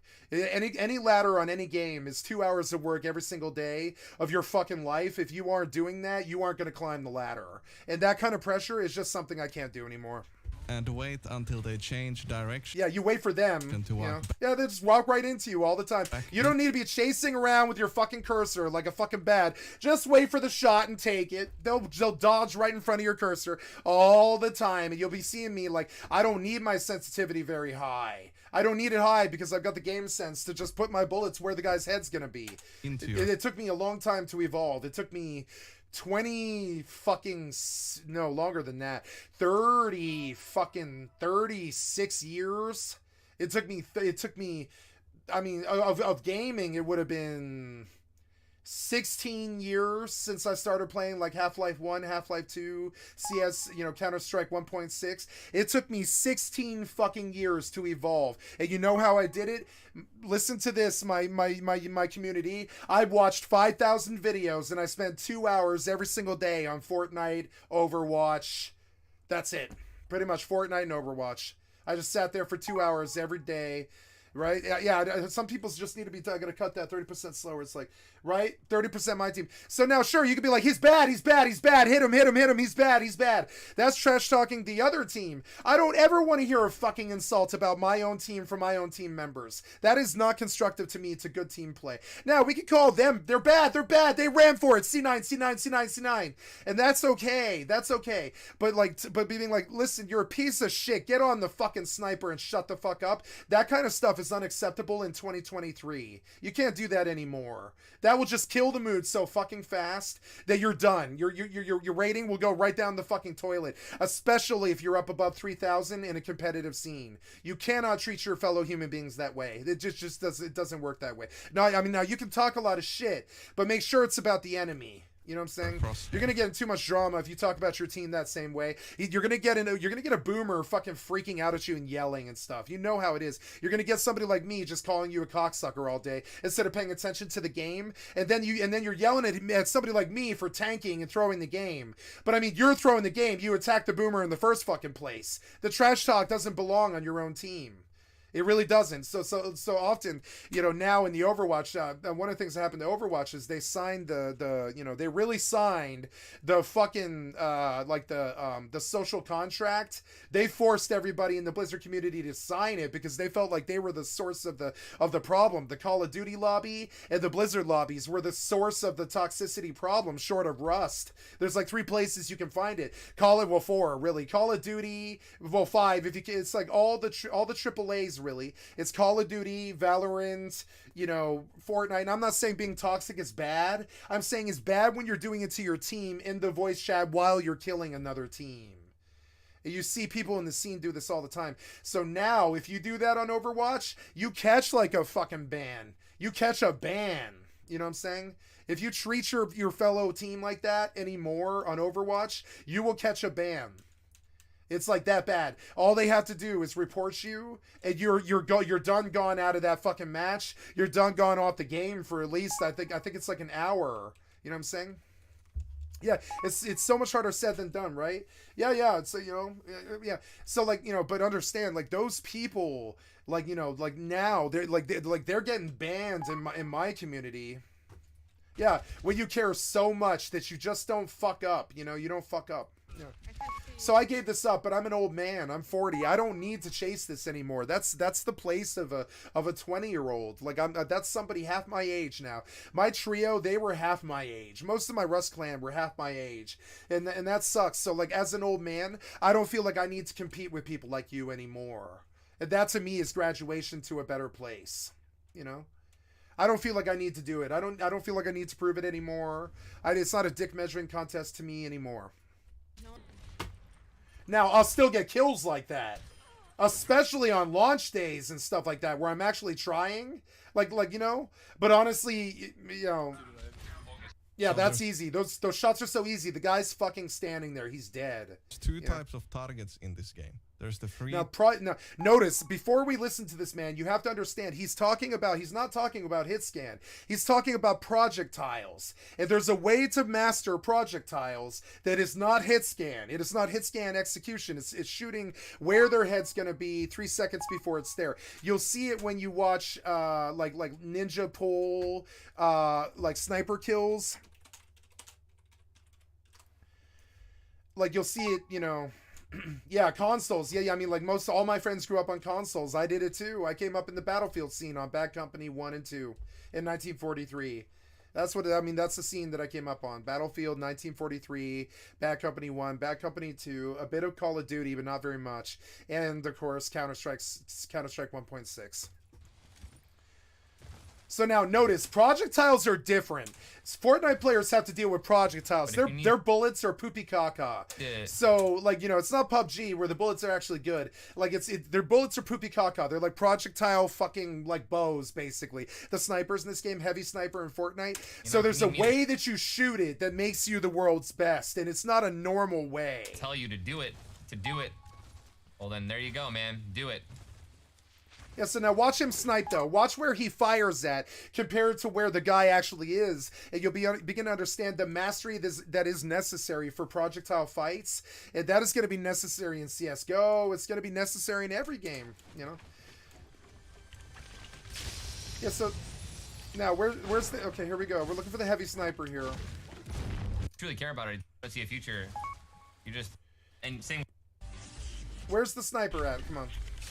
I think it's just like a life coach in general. This isn't it. I'm looking for a sniper compilation. Yeah, there we go. Yeah, like the rockets are projectiles, the snipers are projectiles. And so I would say one of my stronger points in when I mastered Hanzo, when I mastered Hanzo, I remember when I did it, I suddenly was able to hit these heavy sniper shots from 135 fucking meters, 190 sometimes. Bam, he's dead. And they're like, what? And I'm like, I killed him. And then, like, sometimes it ends the match. You know, sometimes it ends the match. You're like, but dang! And you hear this shot go out like 31 meters to the east of where the guy's head is. And by the time he stops running, the bullet hits him in the fucking head. I've had endings like that. And until I mastered Hanzo and projectiles, I never would have been able to do that. Now, am I world best? No. I'm not even mid-level average. I just did the work. There's a difference. I did the work. I think a lot of people just blame a lot of other people for how bad their shooter bullshit is. But honestly, it is get good. It's get good and watch a lot of videos and play a lot of shooters and be there every day. Did you just no scope him? Yes. Yeah. No. Yeah. Is that what I saw? Fuck the no scope. Jesus. If you want to get better, Christ, you just need to fight and learn how to build. Fight. You know. Yep. Someone's coming up right behind you. Want to get better? Just fight over and over again. I hated building, but I did it a lot. You know. Oh, you find somebody? There it is. See. Okay. Oh. Out. Gone. Oh! Hey, crossbow! Oh my fucking god. Oh, I remember the old days. These are how my videos look when you go back to my old videos.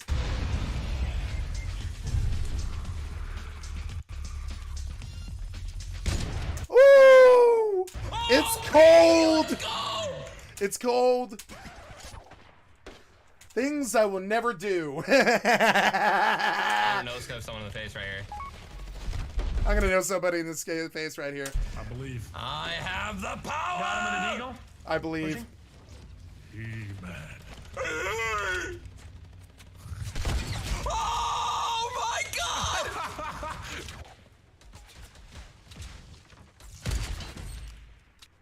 And until I understood how to do this, I couldn't do it. But I can now. You know? And I had to watch. So much of this over and over again. I would sit there and watch and play and practice and just fight. And then one day I was like, nope, I feel good enough about my skills. I'm a middling, low to middling level player. I don't need to be ninja. I don't care. I feel good about my skills. And I'd say I wrecked the floor with about 50% of the people that I come across. You know what I'm saying? And when I got to 50-50, which is like, you know, it's like 1.0 kill. It's like a 1.0, 0.75 to 1.0 KDR. That's when I stopped. I was like, when I got to 1 KDR was my goal. I was like, I want somebody every single time I die at the very least. I want at least one person every single time I die. And you'd be surprised how hard of a barrier it is to reach 1 KDR. Most people level out at like 0.64 or something like that. But getting to 1 KDR, much less 2 or 3, is just, you know,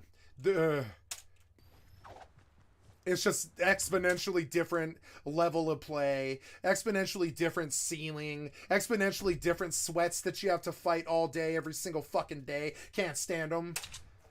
Fucking sweats all goddamn day. 12 hours of it. Sweats. Nope. Couldn't do it. Right into the water, huh? Oh, it's clean. Yep, and when I saw it, I started doing it. And my friends are like, "Wow, dude, you killed him." And I'm like, "Yeah, I killed him. Oh yeah, I killed him." You know, I just confirm it. I'd be like, "Yeah, I killed him. I mean, he stood out there. I killed him. He's 110 meters away. I don't give a fuck. I'll kill his ass like ninja. I don't care. I did it." You know, and they were like, "You're a better player now." And I'm like, "Thank you," you know? But I never was like, "Oh, I can climb the ladder and be the best in the world like you," or whatever. Nope. You should get knocked Never had that kind of, like, I never had that desire. twice as fast because she's drowning. Yep.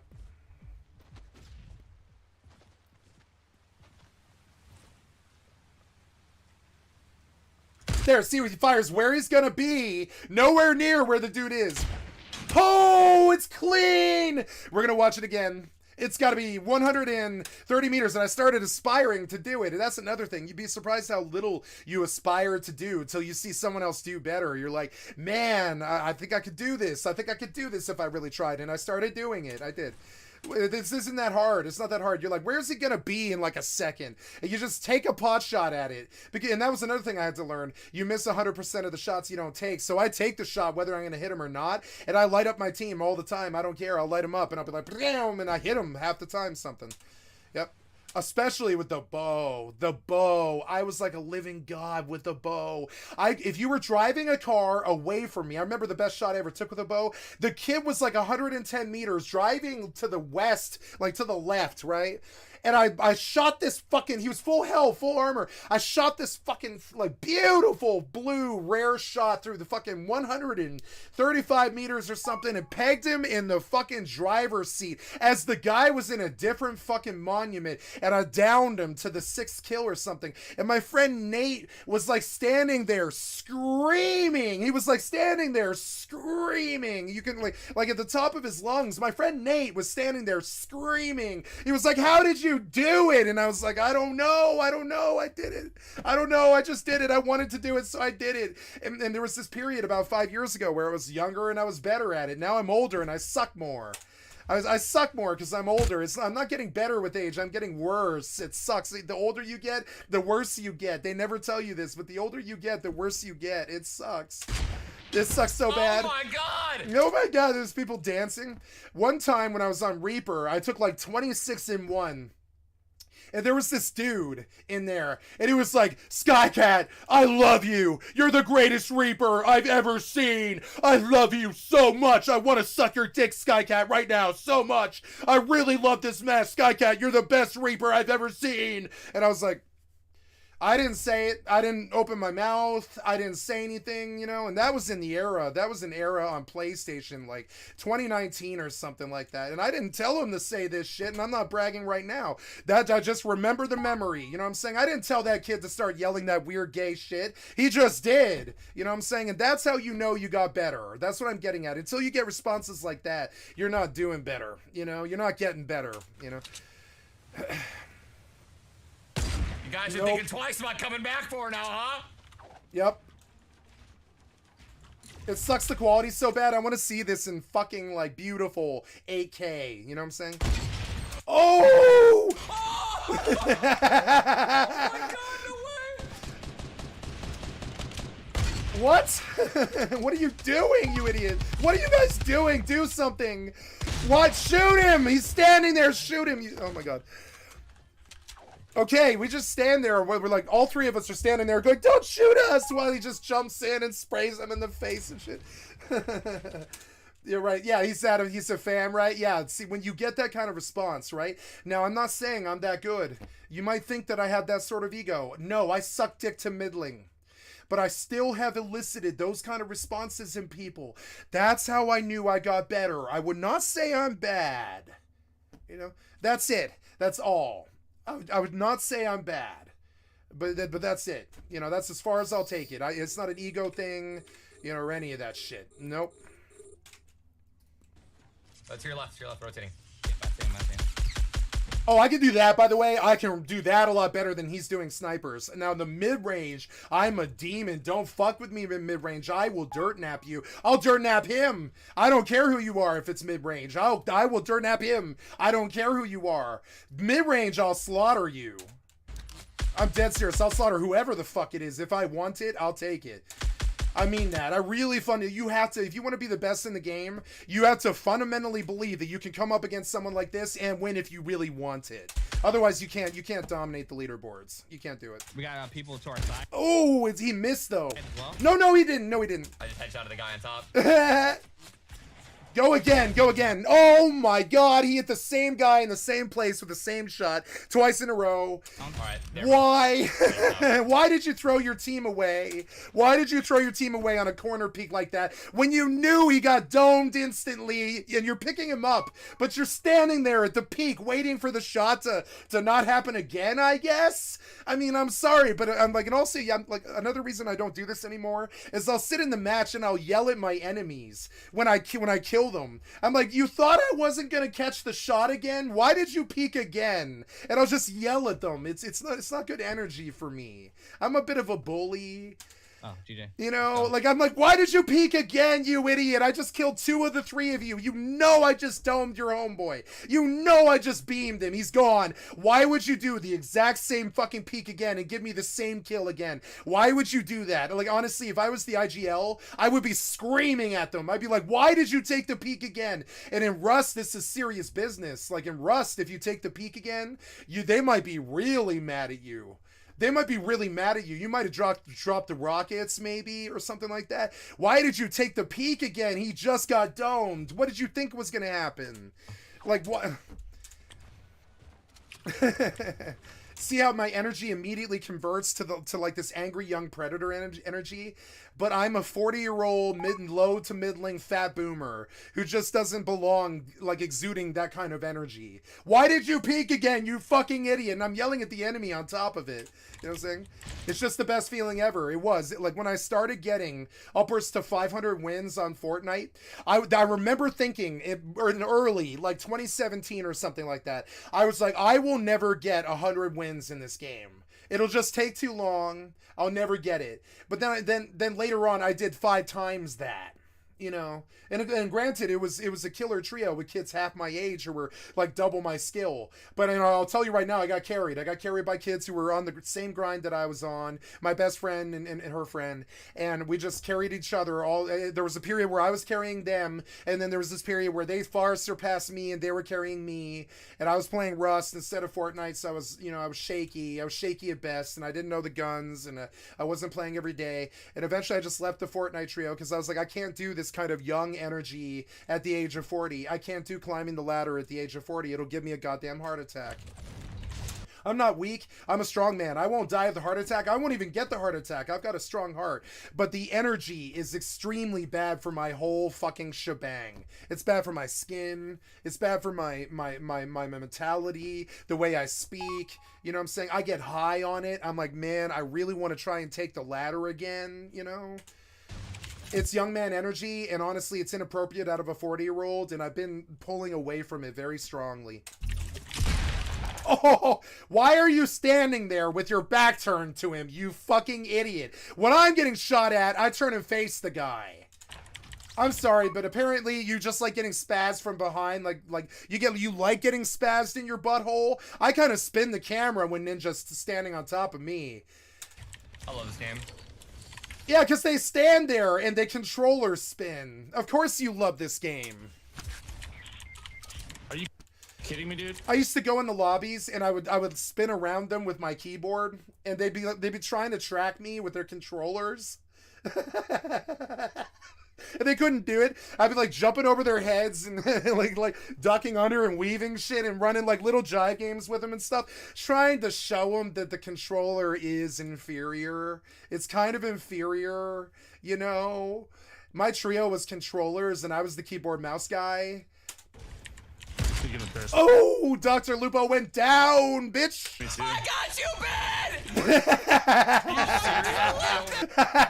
We're done with this. But anyways, you know, going back to the actual video I was doing. Target who's not aware you're shooting at them, and then there's the reacting target who's actively trying to dodge your shots. So here's an example of how I salvage a situation where my free target... Yeah, it's plot armor when kids bot out and can't kill streamers. Yeah. It's it's plot armor. It's plot armor. Thank you, C. Dot. That was one of the most beautiful things I've ever fucking heard. Yes. Yes. I love it. I am quoting you, C. Dot.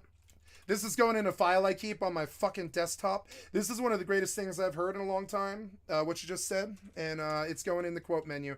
It doesn't mean anything probably to you, but you and me, but it means something. It's like, you know, it's I'm gonna say like I'm gonna change the file and I'm gonna just say quotes by the community, right? I'm gonna say cues by the com, and we're gonna open this bitch, right?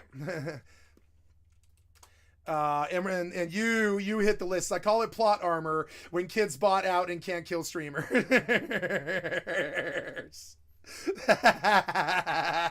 That one's good, right? That one's good. I like it. It's good. It's good. It's very good. It's very good. That one's funny. Yeah, I'm like, man, if you're killing me, I used to tell my stream sniper all the time. I was like, if you're killing me, you're fucking bad. You're fucking bad. I'm sorry. I'm sorry. If I'm killing you, excuse me, not you're killing me. If I'm killing you, you're fucking bad. I'm sorry, but you are. Like, if I'm killing you, and I consistently killed him the entire time. Like, if I'm killing you, you're bad. You know what I'm saying? I used to tell them, and this really affects them, really. Here's one from Skycat. I'm going to put in the file that we just opened, right? Right? It's actually kind of funny, and I tell them this, too, all the time. And it really gets to them. It's actually a really funny, like, troll, kind of. If Skycat, right? If I'm killing you... you're bad. If I'm killing you, you're bad. And I'll straight say it to them, and they can't handle it. This is one of the reasons why they fixate. If I'm killing you, you're bad. I'm serious. And that's a pretty good troll. I mean, that's a funny one. It is. Okay, let's look at the clip. If I'm killing you, you're bad, man. I'm sorry, but you are. Right, Mr. UKN or Mr. like whatever. Down. If I'm killing you, you're fucking bad. I'm sorry, but you are. I'm sorry, but you are. And it's actually the best troll that I can think of that Skycat can dish out. If I'm killing you, you're fucking bad. I'm sorry, but you're bad. It's the proof of it. And trust me, all my clanmates and all my friends would agree. If Skycat's killing you, you're fucking bad. You're like bad. I love doing this. I love talking shit. I'm toxic as hell. I'm sorry. I'm just like them. I'm just as toxic as them in different ways. I'm trying to flip the script and fuck with their minds. Well, Ash's position is obvious. From... Yeah, like I tell them all the time. If you like, trust me, man. If listen. If you're stream sniping me and I'm killing you, you're really bad. That's another one. I'm gonna just finish it up here. Like the other part of the comment is if you're stream sniping me and I killed you, you're really fucking bad. You know. On the sound and the bullet trail, and my team is not shooting at her. So first of all, Ash's position is obvious from the sound and the bullet trail, and my team is not shooting at her, so she will most likely be standing still to maximize her accuracy. So I get a... Snipers stand there. It's something inherent to understand about them. I pwn widows on jobs that I really shouldn't. You know what I'm saying? Like May and shit like that. I will pwn a fucking sniper because I just know how they move. I mean, they move so bad. They stand there and they don't move. A free shot. And this makes them such easy kills most of the time. I swear to God. Most of the time, they're standing there waiting for the headshot. I swear it. Right there, you see it, and that should have killed her, but he throat shot her, so it wasn't a one shot. Action is to strafe right instead Yeah, of turning to run away, so she's likely to stay to take the 1v1. Thus, I predict that she will try to dodge my next shot by changing strafing direction. So I shoot the original location again. now this only applies to projectile, not hit scan, guys. I'm going to repeat it throughout the video many times, but mastering projectiles is something you must do. Grenades, bows, crossbows, long, heavy 50 cal shots, bullet drop games like Rust, stuff like that, right? You must learn projectiles. You must do it. Waiting to Recoil, tracking. shoot until your target is on a predictable path. Yeah, like I don't shoot till I'm ready to hit somebody either. Because guess what? That shot's out of your mag. Will increase your accuracy considerably.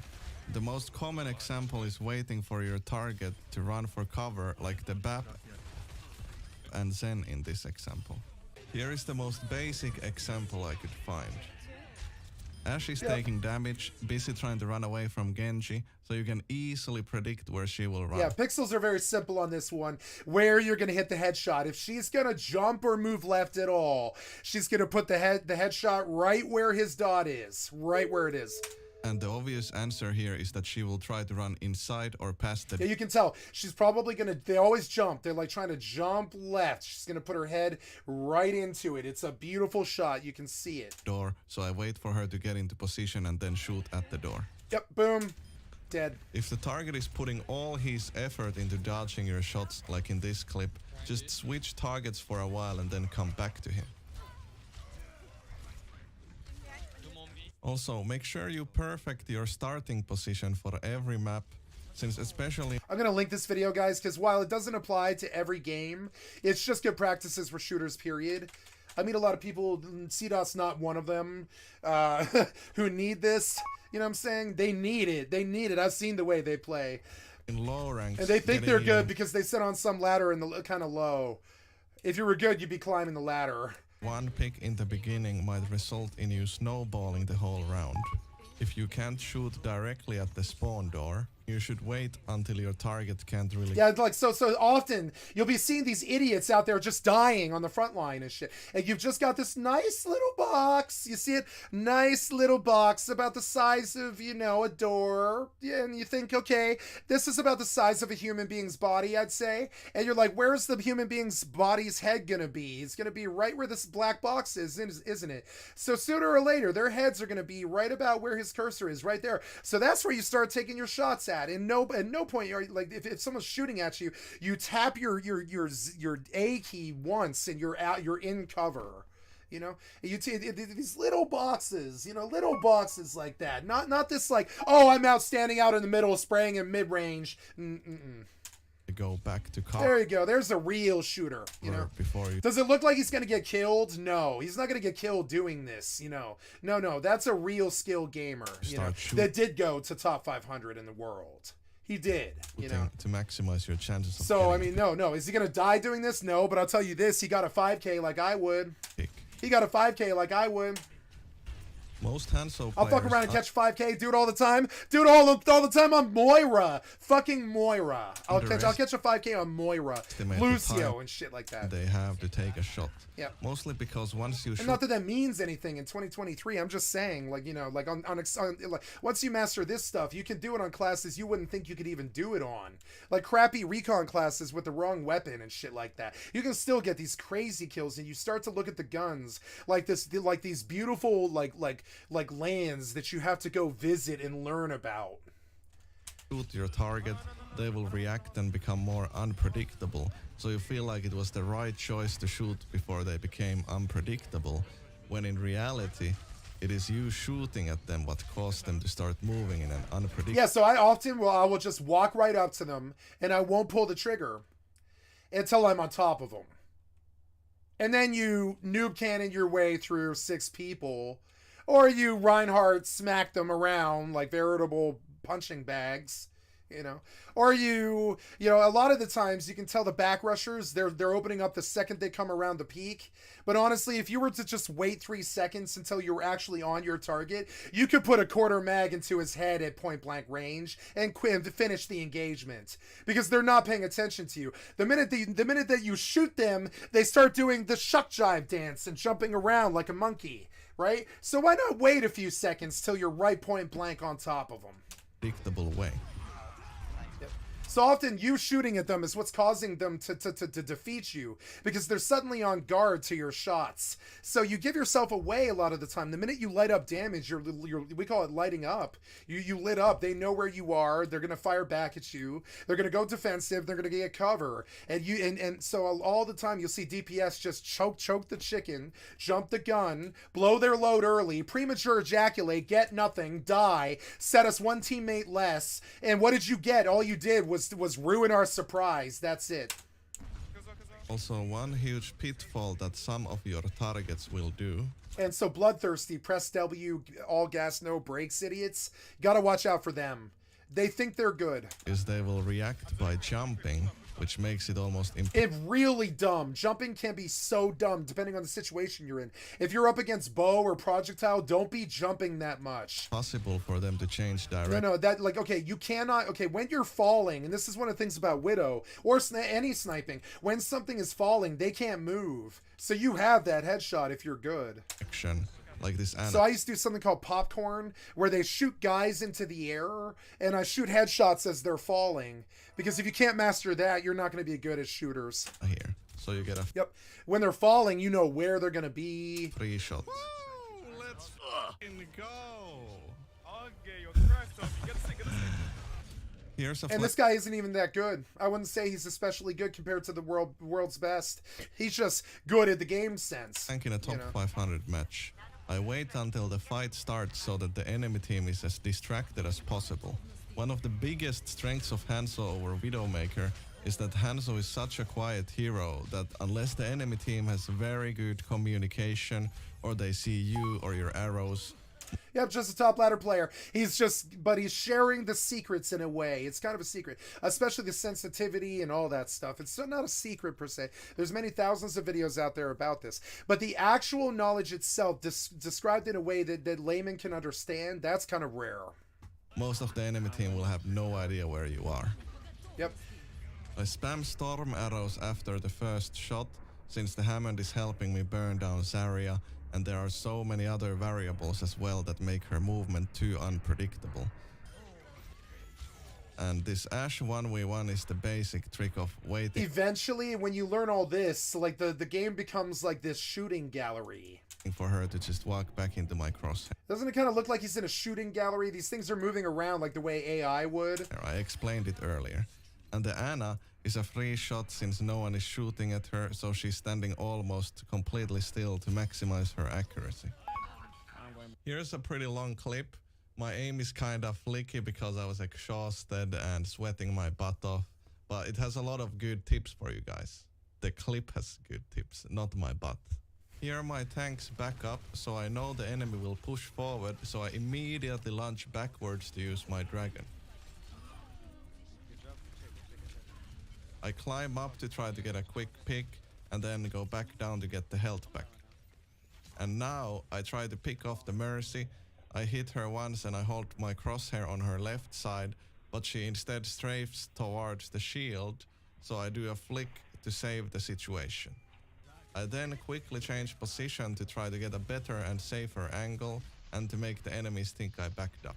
I land a couple shots on the Sigma, but he shields up. I know the Anna is aware of my position because she tried to shoot me, so I fake jumping back down and then immediately climb back up and get the free kill since she stops moving because she thinks she is safe. And at this point there's just way too much adrenaline and dopamine for me to be able to stop myself from flicking and flailing my mouse. And then I finally lose all brain activity and unalive myself. In this clip, most of my team is dead, so they just rush me instead of playing it safe, so I use this to my advantage. Yeah, sometimes people just push W, and they think that I'm not going to chop them the fuck up in their face, headshot all of it. Did you forget I had a full mag or something? Yeah, run 5 heads up in my crosshair, sure. Tip to remember, don't be lazy. Even if You know, and you'd be surprised how often they do this. They'll run up 3-4 people, putting their heads right in your fucking LMG. And it's a bloodbath. And the problem is, most people are looking for a situation like that. That situation just happens to me, you know? if your target is behind a shield, still shoot at him like he was free. It's those split-second decisions that these guys make to separate them from the rest. Yeah, I know, me too. I had to stop playing like everybody else. Like, I just was like, I'm going to embrace my own shitty nature, right?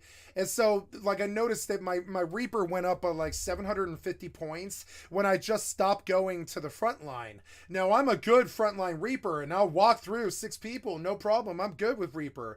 But it still isn't technically what you should be doing. You should be flanking the healers in the back. And the minute I just started creeping around like a creeper to the back line and lighting up on the Ana, generally the Ana, because she just dies. She can't take it, you know? Blah, blah, you're dead.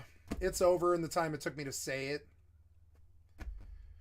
And when I stopped trying to be like, oh, I've got to drop in on them, I've got to go play like Reddit Reaper and stuff, and I just gave in to my sneaky Batman Tenshu, like, you know, Rust bullshit. I started playing like a Rust player, and I stopped playing like an Overwatch player, and I started getting exponentially more kills per death, you know. The open. Okay, let me break this clip down for you.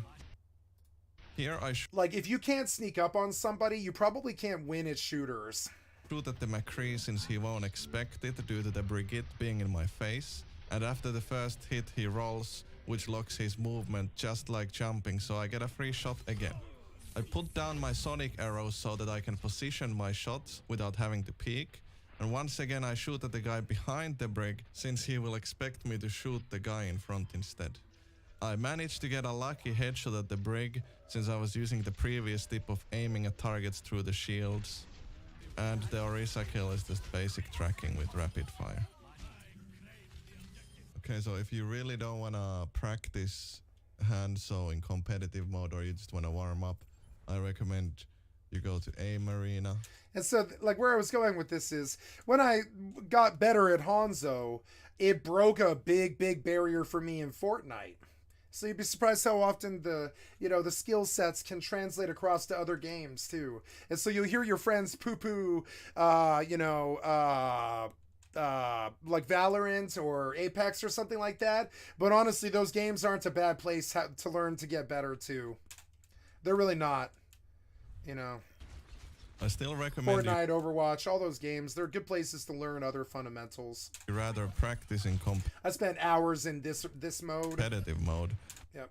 Because And I stopped looking at it like a crowd of dudes and I don't know which one to pick. I just started understanding how to put arrows into heads really fast. Didn't matter who they were, arrows into heads. in Really fast. Like, ba-down, ba-down, ba-down, ba-down, ba-down. Arrows into heads as fast as possible. Aim Arena, there are a lot of players who only Now see that little like shuck and jive spin move he does? That I had to master that too, because when you're firing a projectile, you have to let it go. It's almost like swinging a bat. You have to sweep your mouse and let it go, or you're not going to hit your target well. focus on their And it's not much. It's like this little movement. It's like ding. It's like a little flick shot. That's all. And you can even Z shape it, so you're pulling back and resisting on the pixels of where your arrow's gonna go. movement. And in a way and so when he lets go of the shot, he's doing this little Z movement where he lets the last bit of tracking finish, and as he's connecting the dot back to the head, that's when he lets go of the shot. And he talks about this. It's not easy to do right away, but when you understand it, it makes it much easier to land a projectile shot every time. that it gives And then I took this to Rust, and I was fairly good with the bows. I would go to the Becker Milk bow trainer, and I would do okay. It wasn't bad, you know. a very false picture of how a 1v1 would 12 NA on the leaderboard because someone above me lost. Very good. go in an If you're top 10, go get a sponsorship, dude. Go get a sponsorship, C-Dot. Go send an email to Razer or something. actual match and not to If you reach top 10, take a screenshot and send it to some company mention there's no cover which is hands and be like, I'm top 10 CS2. Will you sponsor me? Yeah, if you reach top 10, go, go, go. I believe in you. You have this. It's not the pressure. It's just a matter of time. The strongest ally. I'm certain of it. Probably the best skill you can acquire from playing Aim Arena is learning to keep your crosshair at head level, which is a big part of having a more consistent aim, and also to practice the experimental aiming style. Yeah, I know. I'm aware. Yeah, I know. It's what, weeks of work. That I'm gonna be talking about I know. I'm just saying. next. Okay. Yeah, I know. I call that Blizzard math, or what? Who's the company who makes CS:GO? I can't remember the name of the company. Yeah, real math, right? Where one loss is a loss and one win is a win. Let's talk about. And if you have 27 wins and 3 losses, and you're number 3 in the world because of this, then you know you're number 3 in the world. It's not like, oh, you lost and you're now 20 points down, and you lost 17 or whatever. You went down 7 places or something. Couldn't it just be one loss is a loss and you're still 27 and 3? You know. But no, 3 losses is what, 120 or whatever. It's so much. It's 240 points, which is basically the entire ladder or whatever. And I've always thought that was such a bad system. But what else can they do? What else can they do? The new aiming style that really boosted my weapon accuracy. I'll put some gameplay on the background Valve, yeah, Valve. while I talk. So firstly, I worked on eliminating all useless mouse movements between shots and adopting this deliberately slow mouse movement, kinda like I would be role-playing one of those smooth-moving cameras in movies. And this comes with many benefits. I had to do this. Even though I have an extremely low mouse sensitivity, 3.85 with 800 dpi, That's it. Oof. I still move my mouse slower than I have to. I basically just move my mouse extremely slow unless I feel like I'm going to miss my window of opportunity unless I get the shot out as fast as possible, like the Genji kill here. It felt very unnatural at first, but every time I was missing more shots than normal, I would switch to this new aiming style and I immediately became way more accurate. I kept doing this over and over, and now after a couple weeks, it is basically my new default. And he's describing his evolution. It was an evolution for him. And he went to the top 500 with it. Aiming style. And it's beautiful.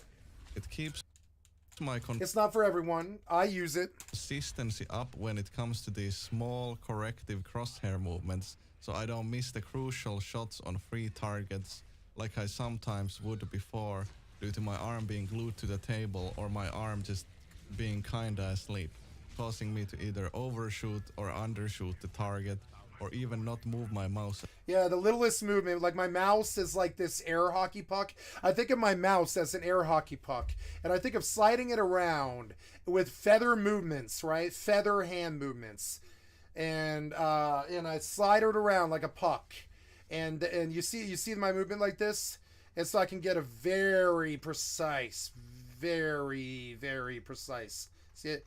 Very precise, like I'm jerking my fucking hand like I'm masturbating, you know what I'm saying? But I can still keep it very fucking precise. Very fucking precise. You see it?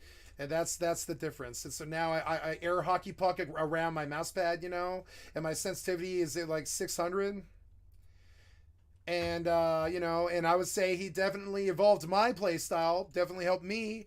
I'm a boomer and he helped me, you know, it definitely helped me. My DPI is at 600. And I don't fuck around with changing DPI. I keep it 100. At all. So it also works. I don't fuck around with lower sensitivities or anything. I keep it 100% across the board, except for I dropped the games down to like 3 sensitivity or something like that. Like on this game, it's like 1%. You see it? Like I dropped the controls way the fuck down. 1%, 3%, 7%, 12%, 22%, depending on what the game is. Yep. Oh, how's my cargo? Oh, good. I'm half full. A warm-up movement that some people do in between team fights, like for example doing circles with your crosshair or just shaking your mouse. The slow mouse movement also makes it easier to keep your eyes in the game, even more so if you have a low refresh rate monitor or if your eyes are tired. You know, you can like do this like really precise stuff, and my tracking's off. You can see my tracking's off, or I would be able to get a perfect circle. You see it? My tracking's very off. Video, I'm tired. I've been at it for 14 hours. More trick. That's the board right there. Yeah. Or maybe like a setup guide where I talk about what is important, like the armrest height and mouse sensitivity, stuff like that. That's the board right there. Oh yeah. Oh, the link deleted. I'm sorry. So the CS2 board, huh? You want me to go take a look at it, do you? All right, let's go look. I didn't want to go look into your business, you know? So it's okay. We can just go look at the Counter-Strike 2 leader. Nope, nope. It's on Reddit. Okay, Counter-Strike 2 leaderboard. Reddit, right. This thing?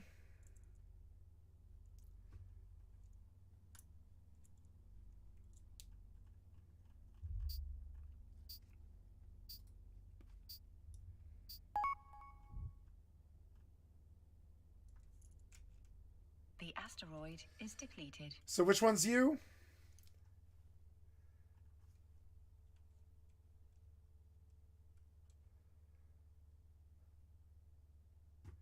Wow.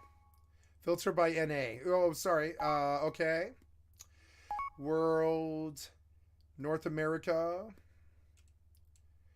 Fame. Horrify. Joel's / Juiceboy 2014. Slump. Jojo. C-Dot. High five, C-Dot. I'm fucking proud of you. I'm taking a screenshot of it. I'll put it in my storage, you know? I'll take a screenshot of this. And I'm fucking proud of you, man. I gotta take a fucking screenshot of this. And I'm gonna stick it away. I'm gonna stick it away. Congratulations. I haven't met somebody as successful as you in a long time. Fuck yeah, look at this beautiful thing. So we're gonna come check up on you on the daily, okay? I hope that's okay. No pressure. Just, you know, just come take a look at you. Every couple days. The asteroid is depleted. My friend Tweaky is third. Oh yeah. Oh cool. Yeah, Tweaky.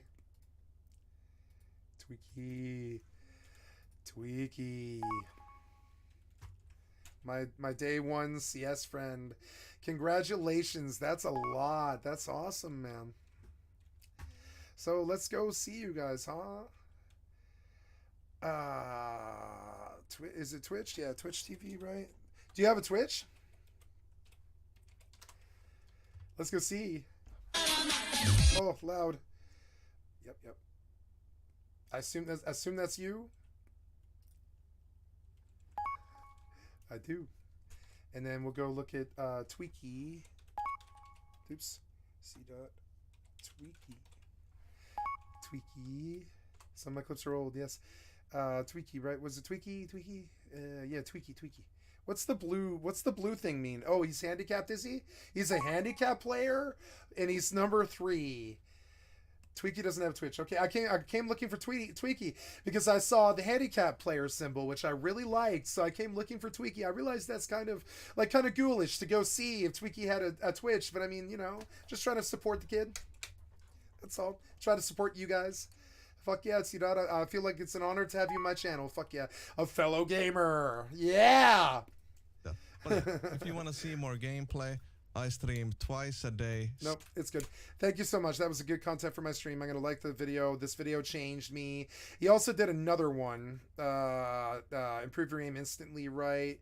So we'll do the other one. There is only one thing you can use to replace aim, and that is prediction. Or I'm going to get something to drink, guys. I got to pee. I'm sorry. I'm just going to be gone like 30 seconds here. I'll be right back.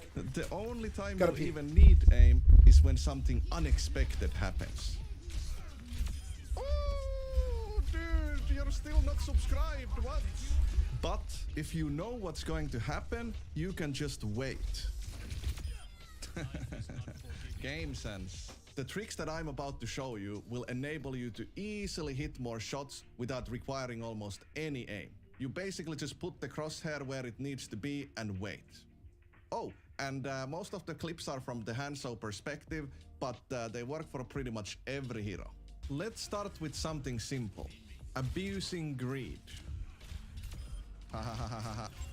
Greedy fuck. So, since the Hanzo hit me, I know he will re-peek again as fast as possible to try finishing me off. Especially if you're below masters, if someone gets you to low HP, they will get greedy and re-peek, no matter how risky it is. And you know that this clip is from GM, so. Enemies will chase you if they get you to low HP, so make sure you take advantage of their greed. Next up is fear, the opposite of greed. And let's watch the first clip multiple times just to make sure you understand, since greed and fear are the base for all the tricks that I will show you afterwards. This is kinda like the greed clips from before, but now the roles are reversed.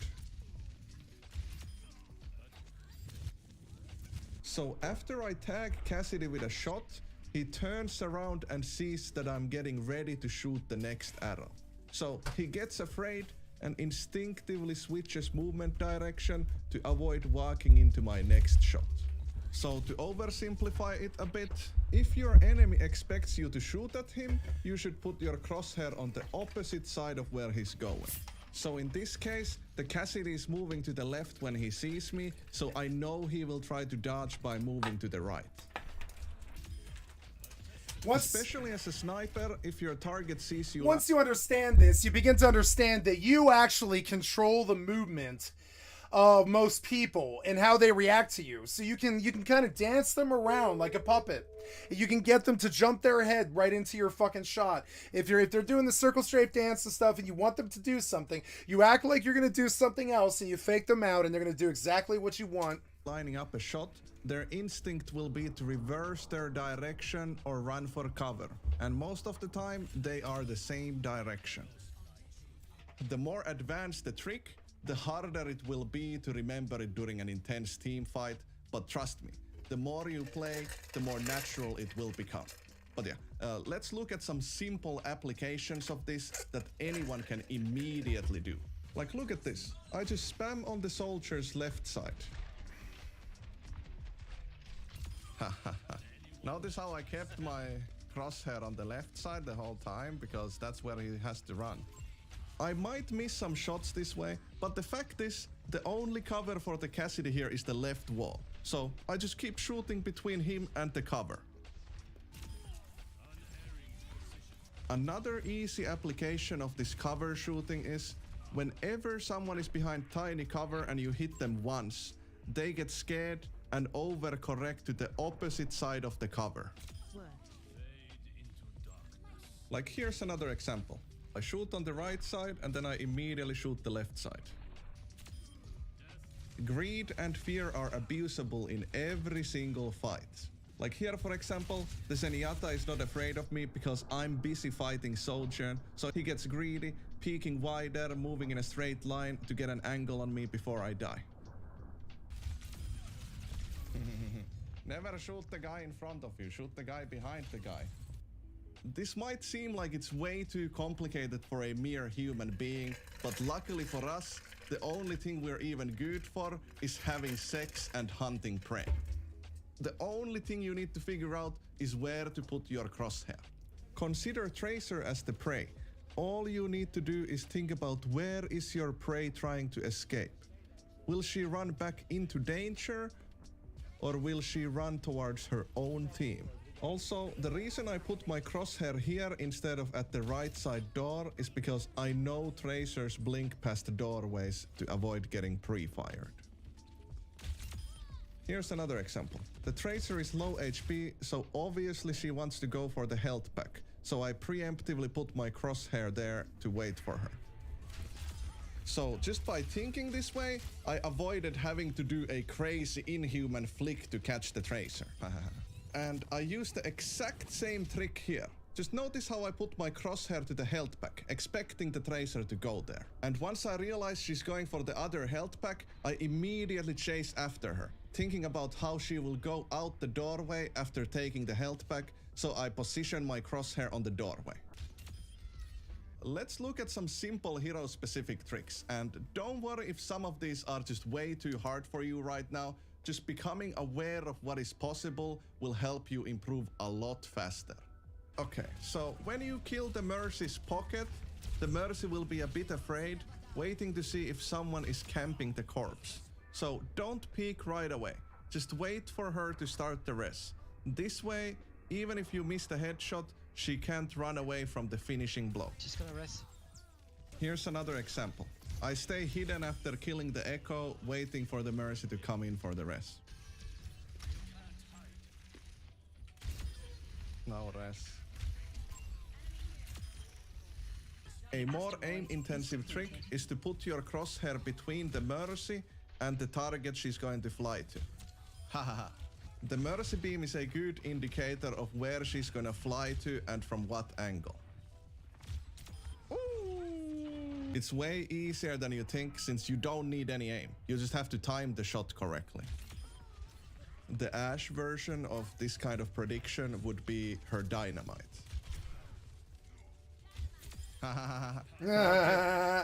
If an Ashe throws a dynamite, she's gonna peek and shoot at it, or best case scenario, stand still. Stand still. I do it too. I stand still. Okay, let's look at some more advanced stuff. Let me know in the comment section if you want a full video of these kind of hero-specific tips. So yeah, this trick is definitely my favorite thing to do. Awareness of GMO orange.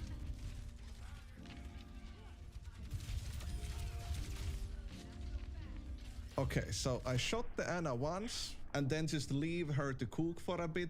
Her fear turns into greed as she decides to rush for better cover since no one is shooting at her. Her fear turns into greed.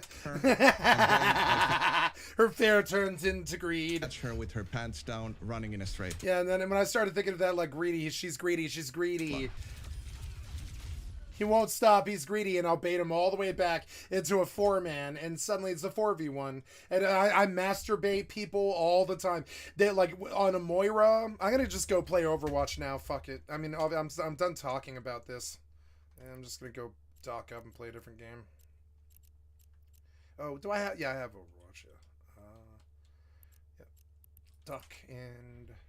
I mean, No Man's Sky is good, but I don't think it's my game. It's unfortunate. It's like, I think it's a good game.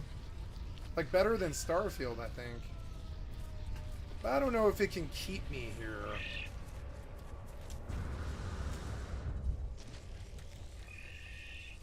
Wow. I mean, it is a good game, but... I'm gonna go play Overwatch, I think. I haven't done that in a while. What time is it? Yeah, it's 3 a.m. That's a good time to do that. That's when the good kids are playing. It's like 3 a.m. usually. So options, quit to desktop. Yes, and it was a good session. I like that session. It was good. Docking up there. I'm gonna change title here. Go play some Overwatch 2. No Man's Sky Eve. Overwatch 2 and the MMO lifestyle. Overwatch 2. Docking request accepted. And the MMO lifestyle. Overwatch 2. And done. Done. Overwatch 2 and the MMO lifestyle. Overwatch 2. Save.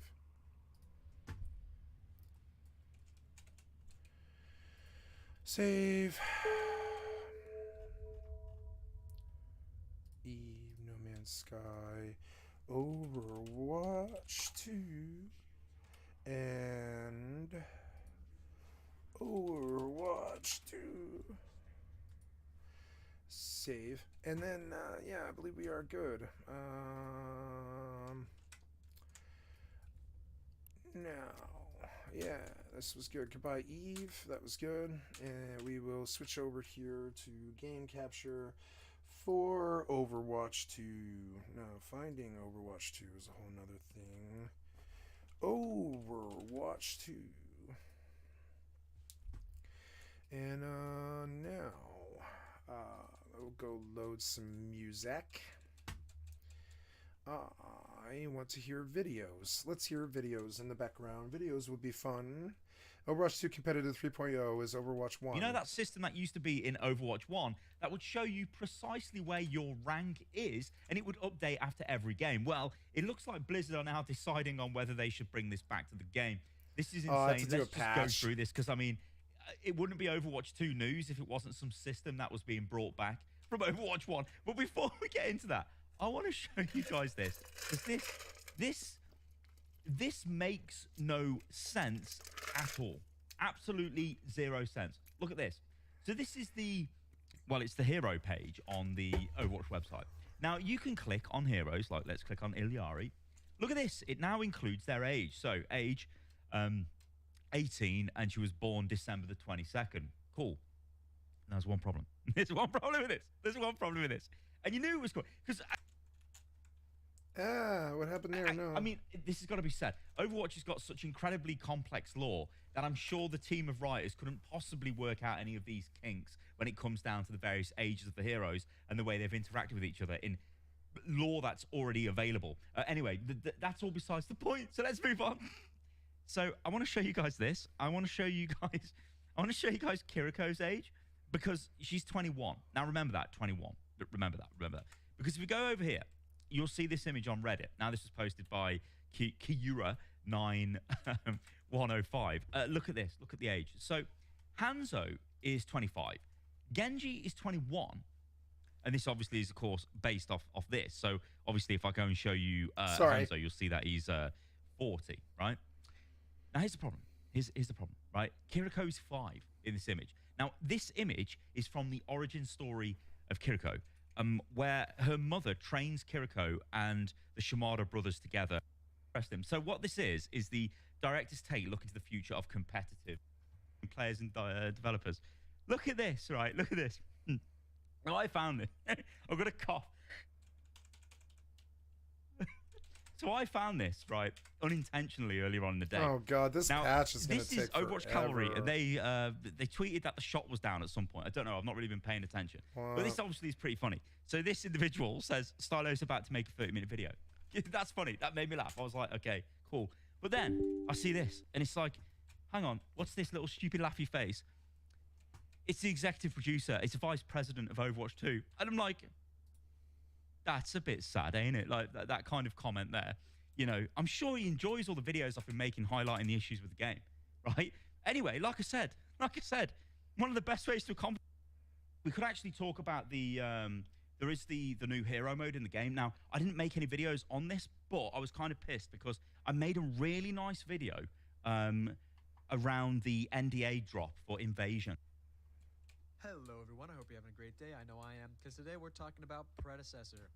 Today, the Predecessor talk is a little more speculative talk. We're going to be talking about when the console is going to be released for Predecessor, alright? What date are we looking at? Let's get a ballpark here. So they haven't given us any dates in terms of the console release, but I think we can lock down a fairly good guess of right around where it's going to be. So first off, this is when the get out of my game. What are you thinking? 12. All right, so that is Trying to 1v1 me? I'm the real 1v1 of my son. Have read this and they think, oh, what is going on, ladies and gentlemen? Here it says coming in early access season 3. Yay, we get. Welcome back to some more Predecessor gameplay. Today we have the brand new patching Overwatch, guys. virus. It'll be a few minutes. We're playing with the Warlord skin because why not? It is an insane skin. Look at this guy. Look at what a beast he is. So, oh my god, that tongue, ladies and gentlemen. You guys saw that. So we're going to be trying a build out by Joe, yours truly. So we start with Overlord, and we also get Sapphire's Mantle as our crest, which means that we pick up the Titan crest. So we're going to be going in the off lane today.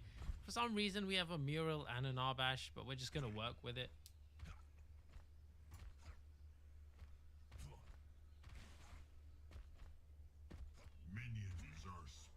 We have a Muriel who's for some reason didn't get mid lane and decided they want to play ADC Muriel, so we'll see how that goes.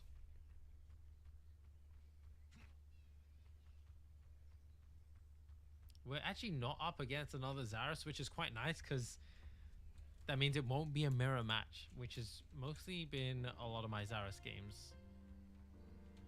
The skin just looks so good. The red, ladies and gentlemen, it's insane.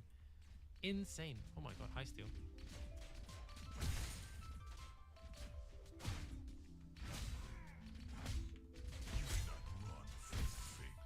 We're gonna try and push here because his jungle is gonna be on the other side.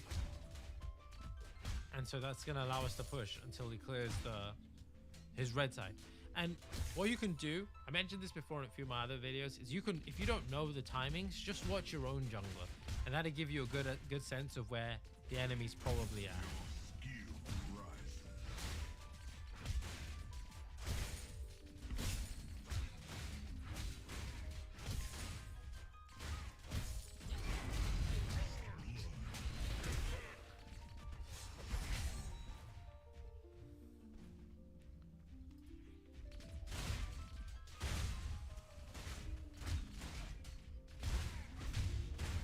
Okay, chill, bro, chill.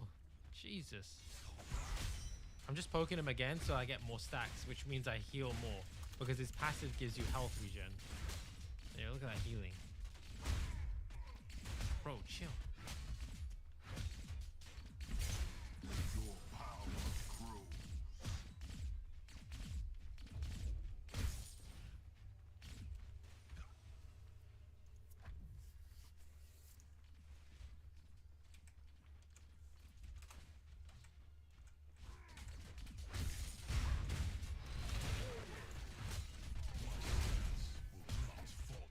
Thinking, bro. What you want to try and do is you want to try and poke him as you use your poke on the minion wave. As you use your spear on the minion wave, because what that's gonna allow, it's gonna get you stacks of healing while also, bro, I can read you like a book. What are you thinking?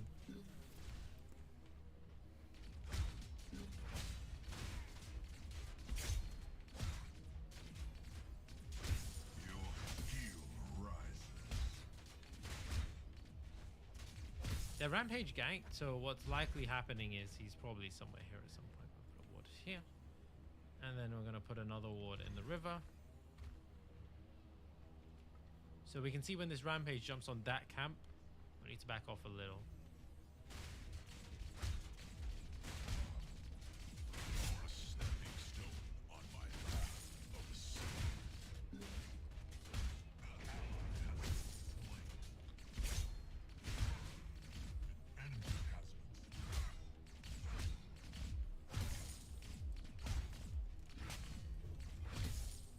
Healing.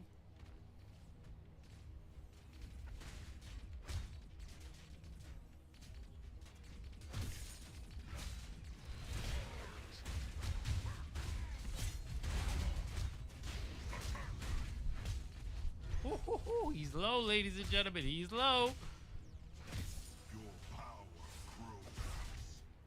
Shit. You could have aimed better. You could have killed him there. All right. Anyways. We don't know where the rampage is. We want to be a little. Why would you let him sit with one health when you're like half bar? There it is. There it is. Go now. You're a pussy. You're scared of it.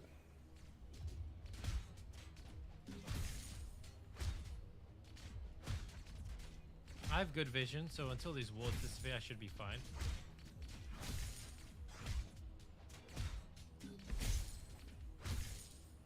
I mean, if the rampage doesn't come, I could probably do this green buff for free as well.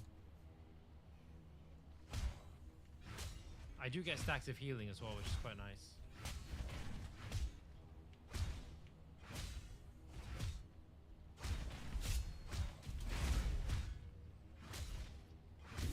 Steel backed.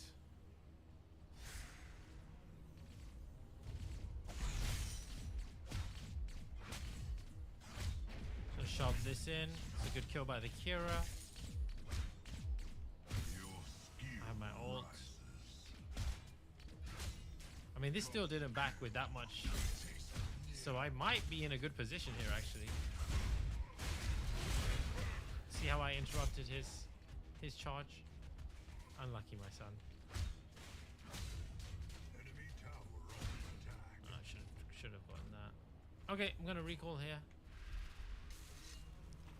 we can go. So we're gonna go for Overlord first, and then I think we're gonna go for Basilisk next.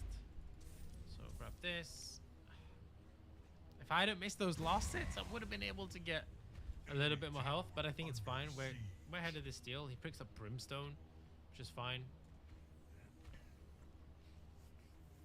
I might try to go mid here. The thing is, he does have ult. Nice shot. That's I'll take it. I'll take a flash. That's the freest flash I've ever seen in my life.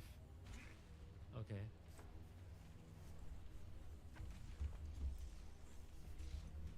It looks better than LOL. I mean, a move speed bump? Looks more fun than LOL. It's a lot more fun. Looks better than Smite. A lot more serial than Smite. I always wonder why there wasn't more LOL competition. Yeah, because Riot's been going off the hook, and they made too much money. There's like no competition in that sphere, and it doesn't really make sense, really. Did you load yet? Oh my god, you're still going. This huge patch. I literally got a gray buff. I did lose a bit of CS though, and I didn't get much for it. Predecessor Zarus, huh? Let's go see if it's on Steam.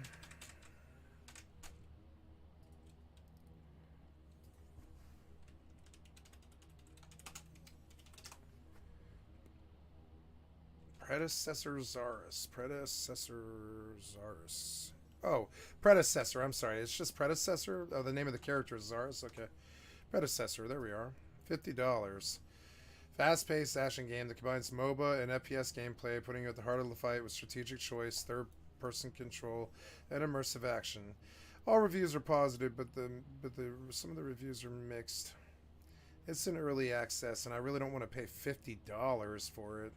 Shouldn't this game be free? I'm not going to pay $50 for this. Oh, well, I mean, they're asking for 20, huh? I mean, I don't know. 20 bucks for what would normally be... I mean, how much do they want for this? But I mean, won't it be free?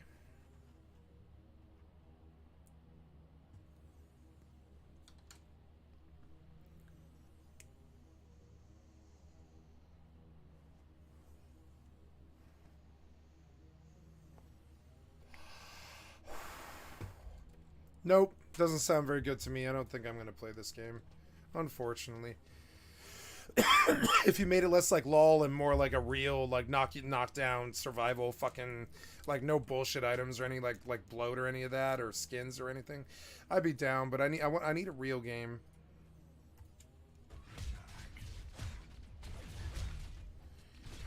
I wish Exoprimal had been better. Oh my god, ladies and gentlemen, what's happening? Exoprimal was close to good. Okay, nice. Enemy's missing right. Careful mid. I mean, I liked Exoprimal, but it was not very good game, though. The thing is, I don't know if I'm going to have much kill potential on the steel, given how tanky he is. So I kind of want to look for the rotates. So we'll shove this in, and I'm going to just rotate, really. Revenant backs. I don't want to get caught in MOBA gameplay. It needs to be better than that. I thought Naraka might be closer, but Naraka's too modern and too gacha. Nice. Maybe I can kind of. I wish Conqueror's Blade didn't have all the stupid ads. I think that could have been such a good game.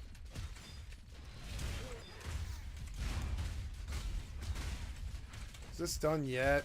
Jesus, this took like half an hour. What the fuck, man? Stupid ass Blizzard. Yeah, update that too.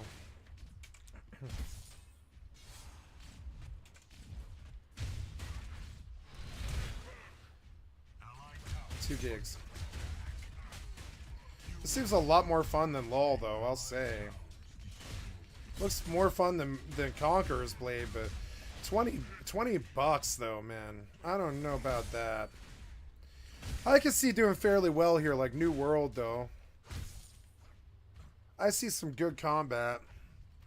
We don't know where the rampage is, so we have to be careful. I don't know how to do MOBAs, and that's kind of a whole thing. Buffs. How do you get good at MOBAs?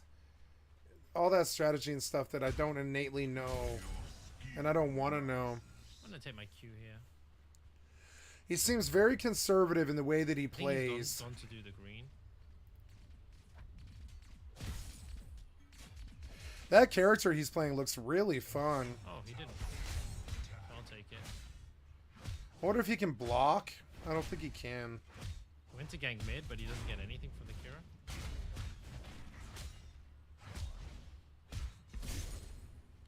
Nice, I get that. If I can shove this in, he loses a lot here.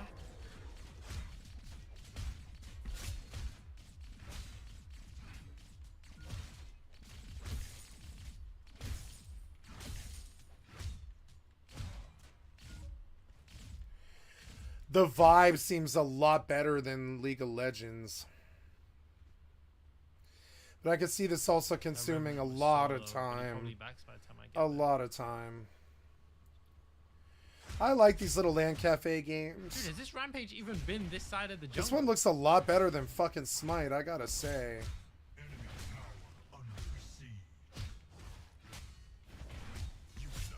I just feel like this side of the jungle has never been touched.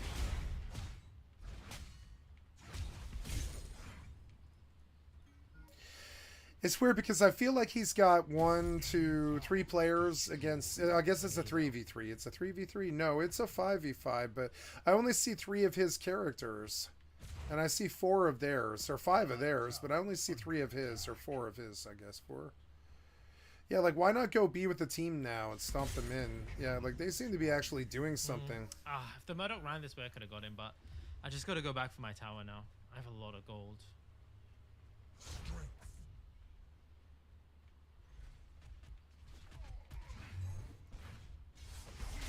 Ooh, nice hit. The damage seems kind of bullet spongy.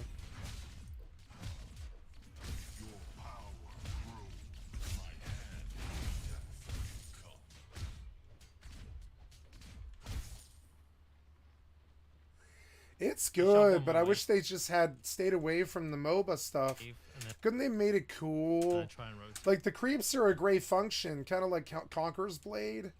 But I mean, you shouldn't have like this weird systemic thing going on here. And try and rotate and help the team. Kind of like Clash or not Clash Clans, but Clash Royale. I used to play a lot of Clash Royale. That's a good game.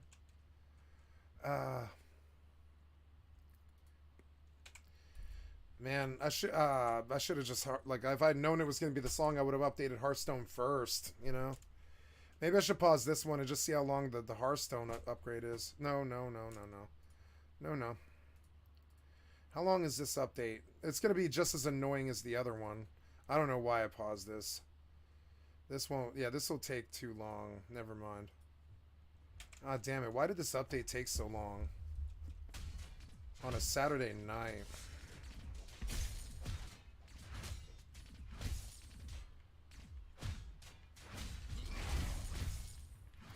I feel like it's auto-aiming him.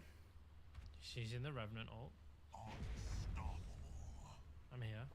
Like, that Kira person is, like, stomping their face. I think I ult just to keep him in the cage with me. So she's nice and... Did he get away? In the cage. Kill him. You got him. You got him.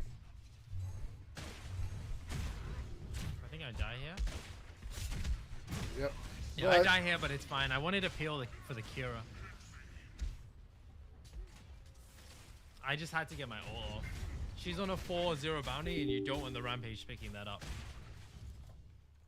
Are you done? So Basilisk. And I had a big buy, so if I had more damage there, I definitely think I would have done a lot. Yeah, so I think that's pretty decent for me, to be honest. Like, that Rampage did nothing to me, so he's pretty far behind, even though they've had a lot of pressure on the map. Man, this took like 45 minutes, and I don't even want to play anymore. I'm going to go switch to a different game here. Just play that. Yeah. I'll play a different game. It's fine. Okay, so we're going to switch it up. I'm going to play some Hearthstone because Overwatch 2 took fucking far too long to fucking patch. I don't know why.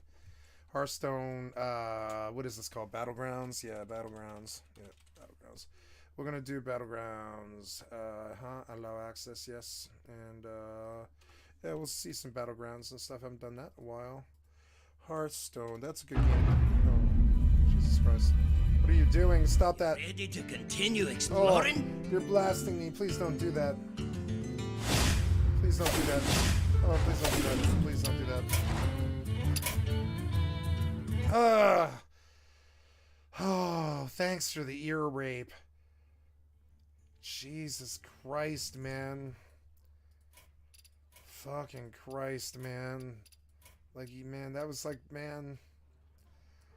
I don't know, man. I don't know.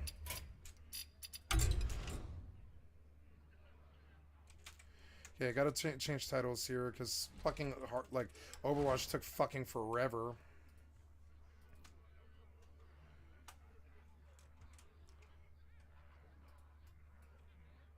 Are you gonna work? Yeah, don't undo my work. Don't undo my work. There we go. Thank God. Okay, and then Hearthstone. And Hearthstone. Oh, damn it. Yes. And then Hearthstone Battlegrounds. There we go. New anomalies added. Wisdom of Voldor, Overseer's Orb. I don't really care. No, I don't care about that. No. Full stats rating. Season rewards 2. Do I get season rewards or whatever? Free. Okay, well, so okay, I don't care, but I mean, sure. I don't know. Can I afford it? $1,500 dues? No. Okay, I don't care. Go back. Back. No. Just go back here. Okay, cool. But I don't care. I don't understand what you're. That Hearthstone. Yep. And then, will you get out of this menu, please? No missions or whatever. What? No missions or anything. Oh my God, what are you doing? There. Play, damn it. Okay. I don't know, man. This game does look good. I can see it taking my new world skills here pretty well. Seems kind of kitey and too much ground, maybe.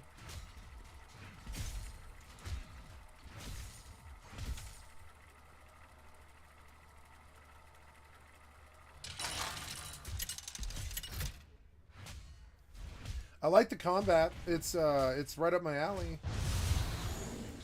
It seems simplistic enough, maybe. Captain Hook Tusk and ETC Band Manager.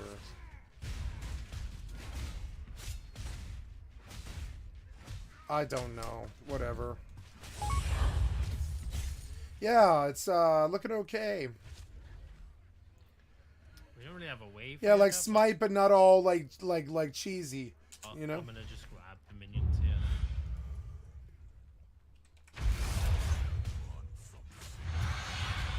So this is the kind of thing you should be doing. Please give me demons. Demons. I want demons. I don't want these. About it, because if he fights, he loses. Dragon Hop. I guess I could go Dragon or Naga Beast. Oh man, they've changed this so much. I'll take a Dragon, yeah. Too loud.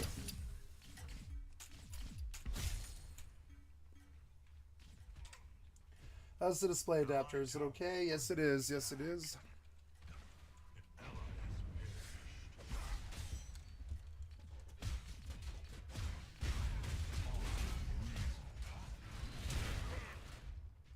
Was I even in the range of that, ladies and gentlemen? Was I really? I've got some fresh recruits for you. Undead.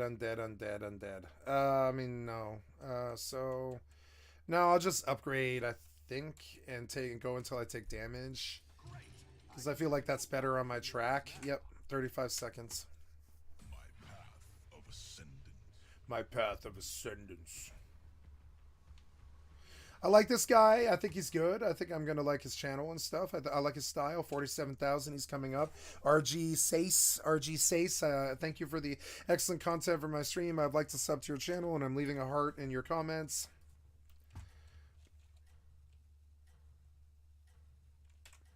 Didn't know about predecessor till you. Thank you. You know what I'm saying?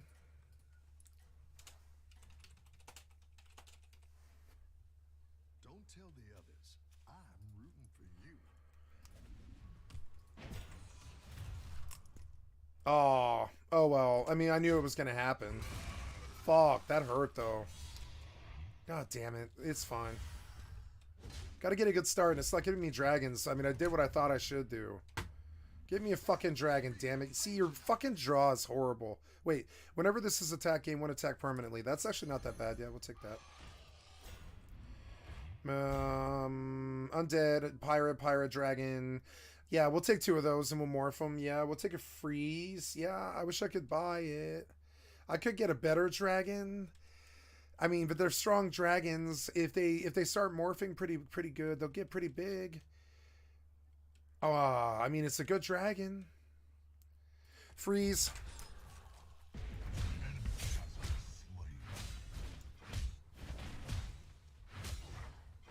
I wish this wasn't $20. I wish it was free. Aren't all MOBAs usually free? Isn't it kind of like a fleece move to make me pay $20 for this right now? I would go play this game for free. Like, come on, let me go play this game for free. $20, man. For a MOBA that I know you're gonna go free. You're gonna go free. It's a MOBA. Why would I pay money for it? Seems kind of cash grabby a little bit. Hey, I got my round back there. Oh no. Did I? Yes, I did. Yes, I did. I got the round back there and I did damage to somebody else. You know what I'm saying? I know it's gonna go free. Yeah, like why would I pay $20 right now? I'm sorry, but yeah, I'll take a second one, yeah. No, second one. Yeah. And then we'll take this guy, Discover a Buddy, unlocks a tier 2. Your first minion that attacks has immune while attacking for 1 attack only. Death Rattle, summon 3 random tier 1 minions. Battle Cry, discover a quest, completed to get an 8 gold coin pouch, which is pretty fucking powerful, but I don't want to do the quest. The Death Rattle on this guy is goddamn fucking incredible. But I can't keep him for very long. I can't keep this. I mean, this guy's strong, but I mean, I don't know, but I don't have anything good. So, but this thing's good. That thing's really good. Yeah. Give a friendly dragon 2/2, but which one is it? Is it at the end of your turns, get a random dragon? That's pretty cool. Whatever this is attack game, 1 attack permanently. I guess I'll start buffing this guy, or well, that guy. I guess I could permanently buff this guy so he's always good. I guess. No, we're gonna run that. We're gonna run that. Yeah. Right on the end. I think I can win this thing too. Yeah. Come on, man. Oh. It's okay. My 111s are going to kill you. Yep. Here we go. It won't matter. Here it is. Oh, that kind of sucked, though. I at least held my own. I held my own. No, I won. I really won. Sorry, guy. Sorry. What? Swack for 5. Not bad. Okay, now we can afford an upgrade, but it's going to cripple us if we do that. Dragons. At the end of your turn, give 1 attack to your minions with less attack than this. Okay, so cool. At the end of your turn, give +1 attack. After you play a Battlecry minion, gain 1/1.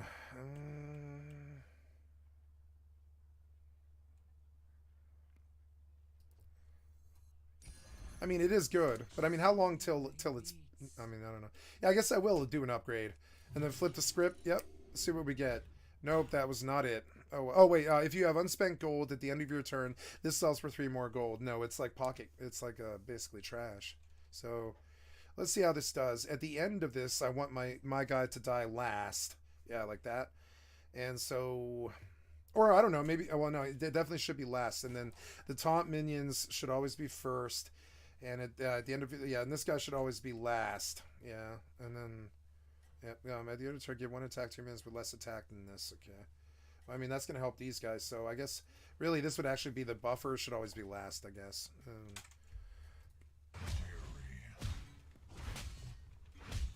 See, the game looks good. It reminds me of New World, but...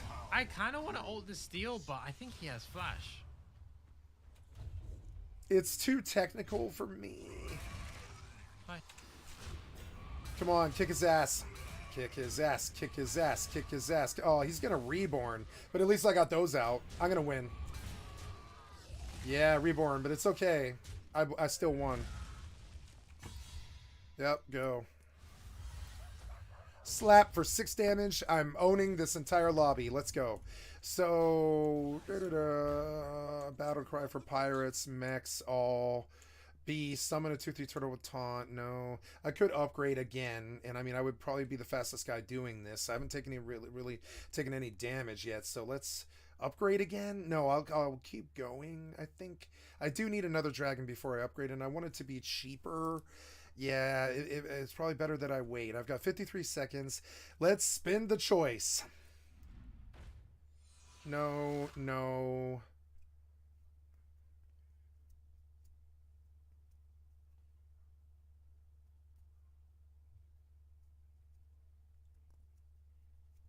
No. Better hire a recruit while you can. There, that's good.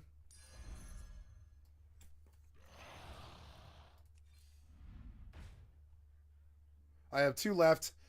Just got to spin until I see dragons. Yeah, that's good, that's good. Freeze, okay. And, yeah, we're good, we're good. Bye. Enemy tower under attack.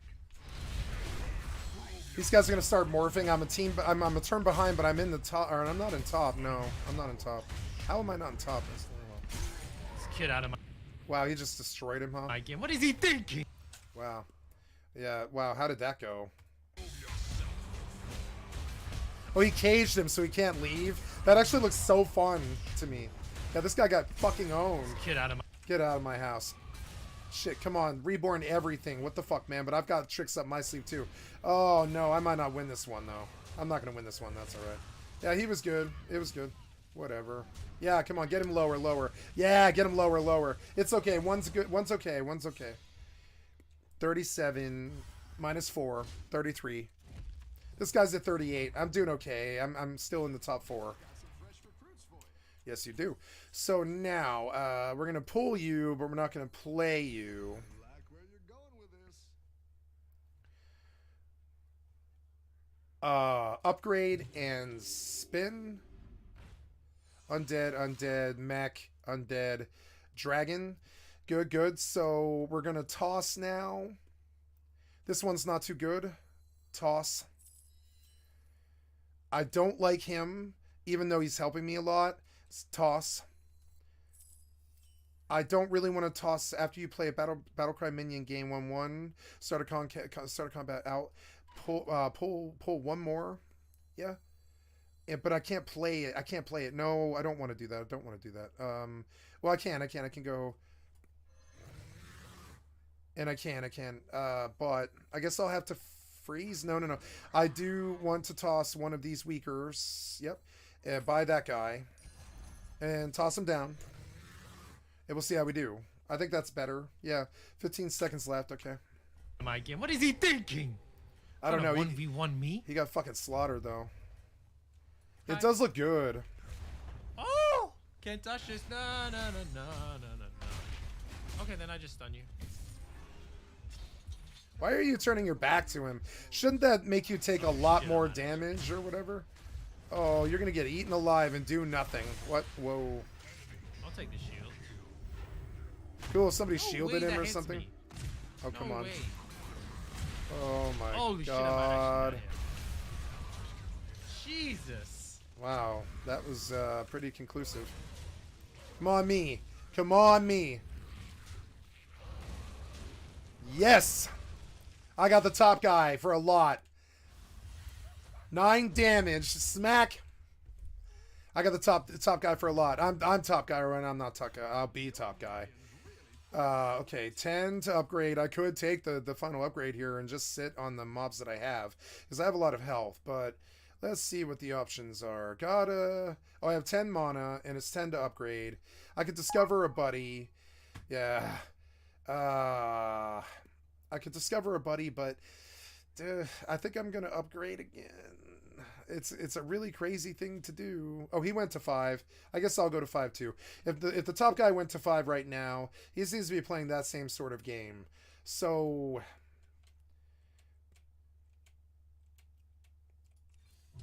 It's scary, but yeah.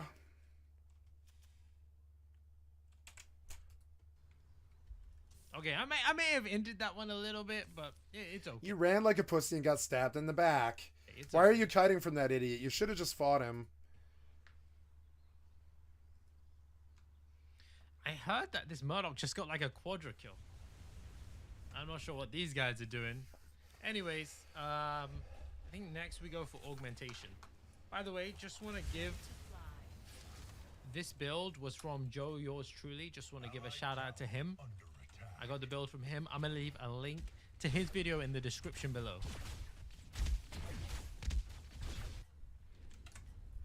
Joe is a phenomenal YouTuber. He makes fantastic content. I'm just gonna focus the Murdoch now in fights. Murdoch, this Revenant's kind of irrelevant. Yes. Yes. I don't know why we have two supports, ladies and gentlemen, but it is what it is. I lost this very bad. Oops. Oh well. I couldn't do it. Man, he hurt me so bad. That guy's got the win. Son of a bitch. The downside to him is that, like, if he's committed, 17. really, like, if you're in a bad position, you don't really have anything to get out. You have your dash, sure. You can ult them, sure. But when you ult, if you leave the arena, your ult comes down. So it's like, sure. Yeah.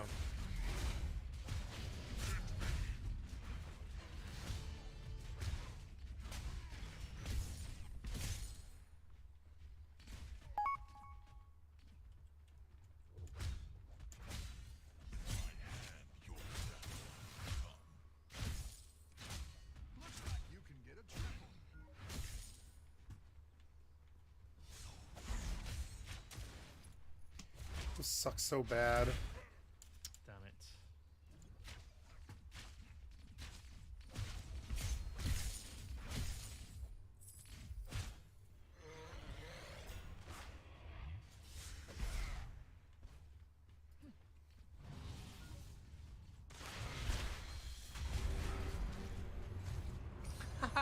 Okay, that's flash. Yep, one flip of a switch, yep. Oh my god.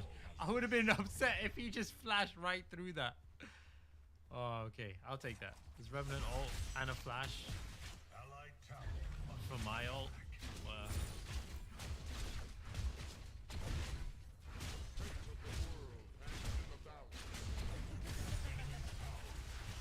Okay, I'm gonna need to defend.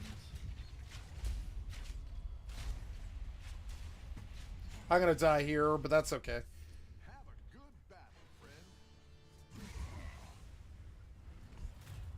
Oh wow. This Rampage is so far behind. Well, I won this one. That's good.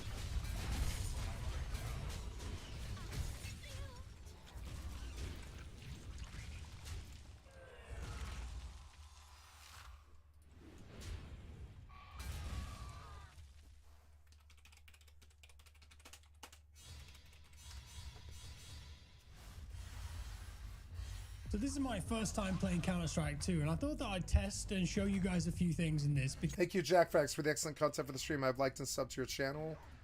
because it's quite interesting and they've made some big upgrades to the game. So we're just gonna play around and see what's new. Smoke grenades are just incredible now, watch. So the actual 3D smokes that fill out wherever you throw them, and they adhere to the geometry. So for example, if I put one here, rather than it being a basic particle effect, it's actually a 3D object now. I think it uses boxes, but you can shoot through it. So you can make little holes in it. The closer you are to the edge, the easier it is. You get a little bit of visibility through the smoke there. I just can't get over how good it looks. It's amazing. Like, we put a couple in the bomb site here and just fill this place out. Look at this. How awesome is that? Get a little bit of visibility through the smoke there. I just can't get over how good it looks. It's amazing. Like, we put a couple in the bomb site here and just fill this place out. Look at this. How awesome is that? You can kind of delete them as well for a second with grenades. So you can see Cool. through it and then the smoke comes back. Ooh. Mind blown. Yeah. Mind absolutely blown by that. Beautiful. And I believe that this is running on the new Source engine. So New graphically, Source. Man, if they make new Rust on the new Source engine, Rust 2 is going to fucking stomp it in, man. It's going to be so good.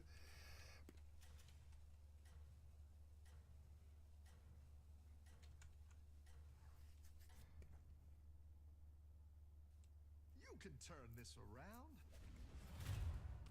Oh no, I've lost this. Nice.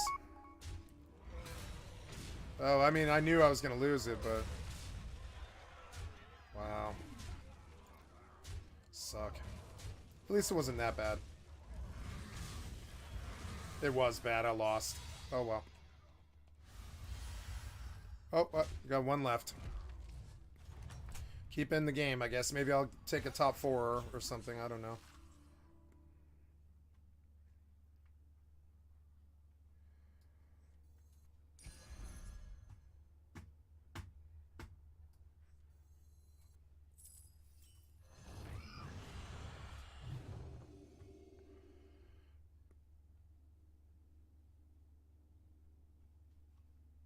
I got a bad player hero ability.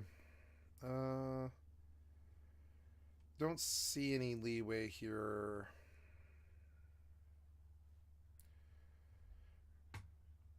Okay, well, I guess I just keep cycling. I don't know. Shit, I don't know. I guess it would be that guy, I guess.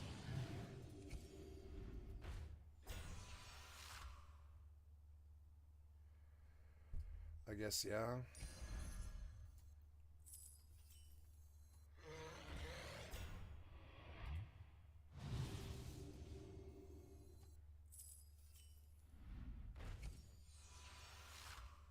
I won't beat this guy. No, I won't. I've seen his deck.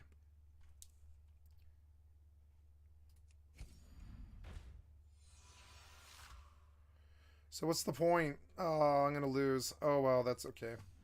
He got such better draw than me.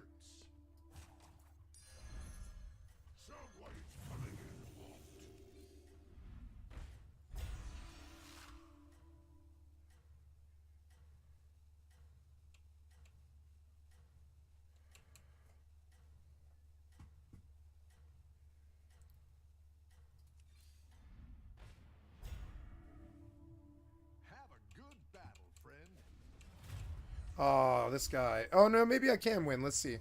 Actually, maybe I can beat him. We'll see. Oh, damn it. Fuck. Oh, no, I don't have him, I don't think. No, I don't have him. God damn it. Oh, maybe I do. Maybe I do. We traded. We traded. That's good. I get another round. At least I might be in the top 4. You never know.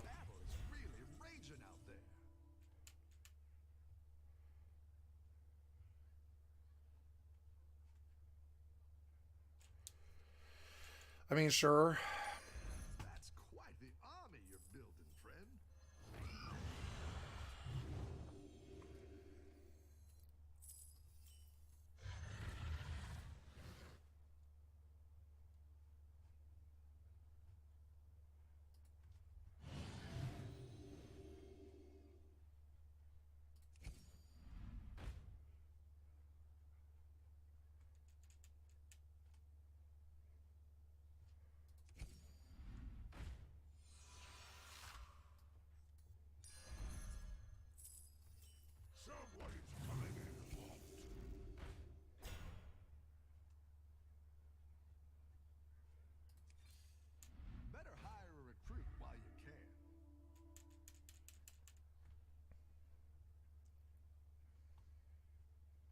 Damn it. I can't do that one. Damn it.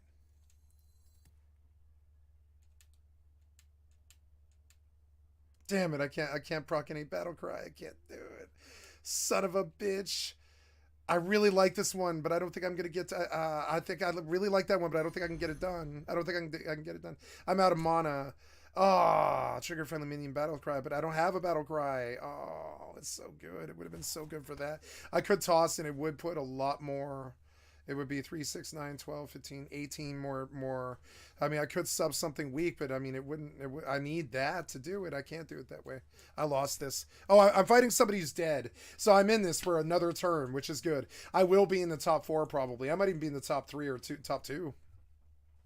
If I get strong enough to beat everybody but the one who was killing me, I'm still in this. It just sucks. I did lose. Yeah, I lost. Oh, no, I didn't lose, but oh, that poison mob. Ugh.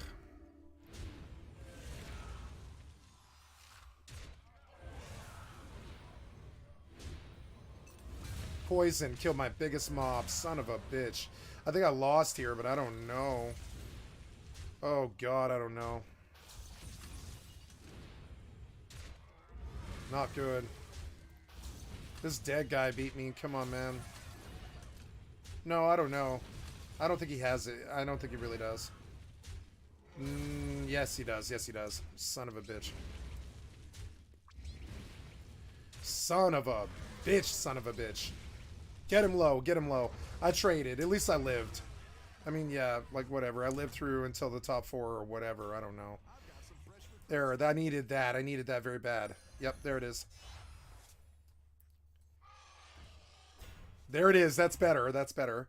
Discover a minion from tier, but I want to proc this guy's battle cry. There, better. Yep, discover a minion. Pirate. At the end of your turn, give 4 friendly taunt minions 4/4. Wow, 4 friendly, but see, I don't have 4 taunt minions. That piece of shit. God damn it. Beast. Beast. I'll lose this one, but that's okay. At least I stayed in for a long time. Maybe I can morph big enough for him. I don't know. I don't think that one serves me. I need something better than that. Nope, nope.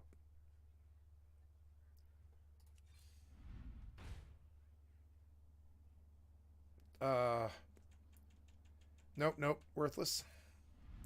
Need something better. Come on, man. Something better. Something better. You're fucking me here. Come on, man. I know, I know. I'm not getting anything, though. Why are you giving me complete garbage? It's so unfair. Pirate.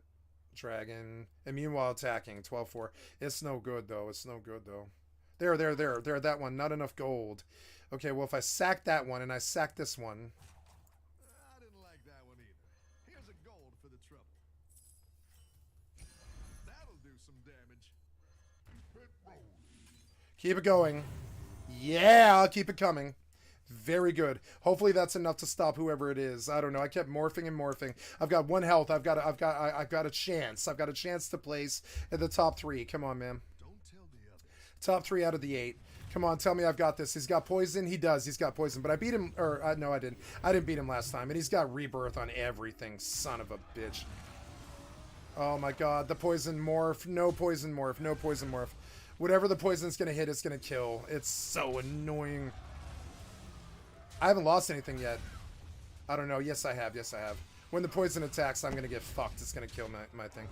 That worked. That was okay. I don't think I have this, though. The poison will stop me. It was a good fight. He played really well. Yeah, I don't have this. Grats. Yeah, grats. The poison always does me in. I couldn't get a good poison. Congratulations, yeah. Fucking 5th place on that. Such bad draw. Oh, well. Oh, no, I got 3rd, 5th. Eh.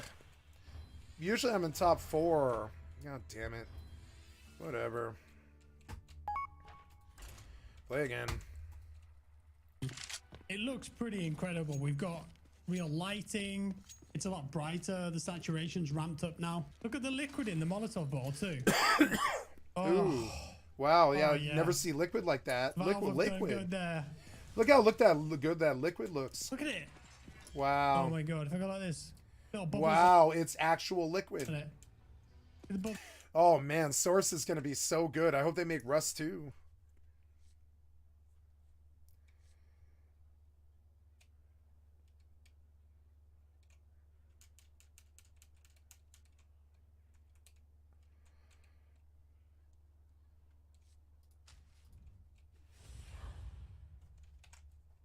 Bubbles. Set this baby on fire. The fire still doesn't look that good. I've seen better fire. New fire effects. I don't think it's very good. And it chars the ground too. I mean, I like, well, no, I like the char. The char is cool. I mean, the fire looks okay. Yeah, it looks better than most fire, I would say. Spreads out a little bit. See how still. Why does this guy have 4 mobs or what? Oh no, I'm sorry, I'm picking. Okay, elementals are undead. Ugh, really?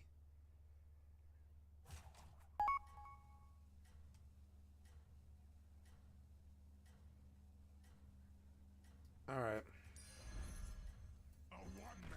I know, right? It is good. It is good. It's made the ground darker, and then that'll just eventually fade. No, I don't have an issue with the fire at all. Smoke coming out. I'm just saying I've seen better. The B-bomb site. Oh, it looks so good. Oh my god, the water though. Water? The water. Oh my god. Oh my god. Look at the water.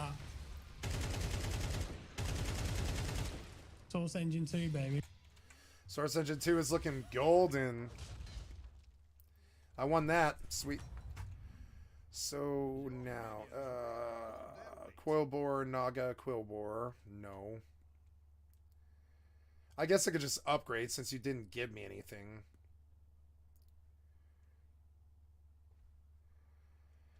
I don't know. I could just upgrade like I did last time, but I lost when I did this. Damn it. I think I need another mob.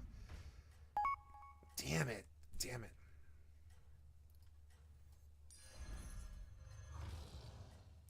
The grenade in the water, okay. You can I grenade it? Ooh, yeah, I like it. Oh, a lovely splash effect there. Yeah, it's great. It's great. Look at the water and all the stuff. Yeah. It's looking good. Oh, yeah. It's a good start. Ooh, I hurt him. Slap. Okay, so I guess I could go beast or undead. I went both ways. Okay, so I don't know. Pick one. Not enough gold. God damn it. I want to sub out the beast for the 3rd mana to upgrade. Yep. Let's step up my butthole. Check this out too. Can I turn the sound off entirely, pretty much? I don't know. Like, your voice is really annoying. Dialogue gone. Ambient sounds are good. The music's off, but the master should be higher. No more crowd, right? Yeah, just that. That's good.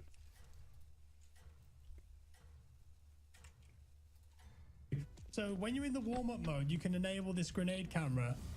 So if I prime the smoke grenade, I can see where it's going to end up there. So you could get the line in CSGO, but I think it was... What?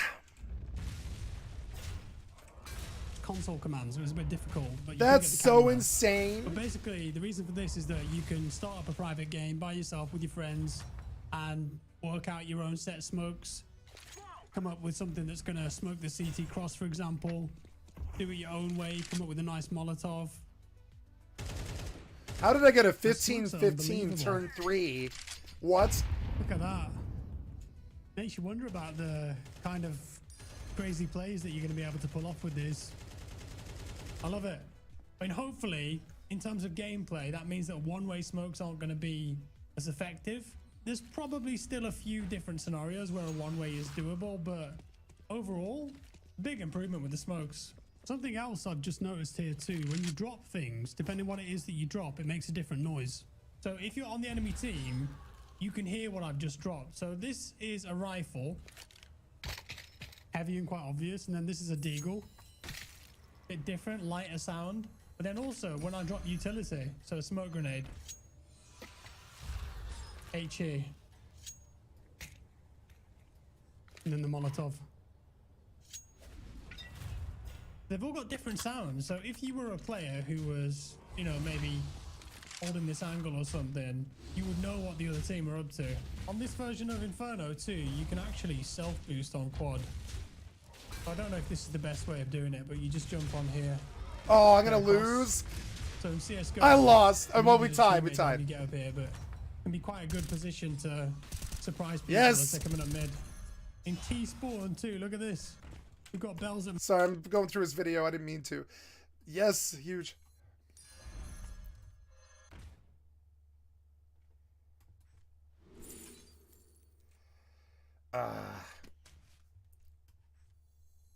I'm gonna give this thing taunt. That's actually fucked up. That's fucked up. That's fucked up right there, man. So okay, yeah, okay.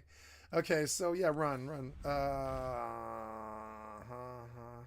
Yeah, nothing. That's alright. Make noises. Ding dong dong dong dong dong. I'm sure you could make some epic bangers on these. Overwatch did it first. Version of the game where you could do that, but they disabled it, as far as I recall. It's a new buy menu. It's gonna take a little while to learn this. You built up. I like it a lot more. I like it a lot more. I like that so much more. I hate their buy menu. Yeah, that's looking like they're finally getting a clue. It's good. Okay, yep, it really has removed its taunt. CSGO did it first. Well, I mean, it is CSGO, isn't it? I mean, this is CSGO. It's just only one bell. Oh, CSGO did it first? Oh, I didn't know. I didn't know CSGO did it first. I thought Overwatch did that first. Ah. So Blizzard's the biter. That does not surprise me. Oof. That's bad for you. Ouch. Slap for 8. Ouchies. There I am on #1 spot where I should be. Now, what else we got here? Naga Elemental. I'm just going to upgrade now. Yeah. And then... Yep, that's good. Take it. Yep, Avenge. This gives me... Elemental, Undead. Everyone attack for the rest of the game. Battlecry, give your... Okay, but I want Undead. I want Undead. They did have the... I guess CS wanted to use their idea, but they did have the bell first. Yeah, no, I believe you. I believe you're probably right. I bet Blizzard probably stole it from them. It sounds more like... I would say Blizzard's probably the biter. Valve probably isn't. 20 years of muscle memory, and now it's all different. But this is cool. So if you buy something... SSG. You can refund it. Oh my god, so that's good. Accidental buy. Yeah, you're like, wait. Oh, you want P90? Okay. The sounds of the guns as well. This is the AWP.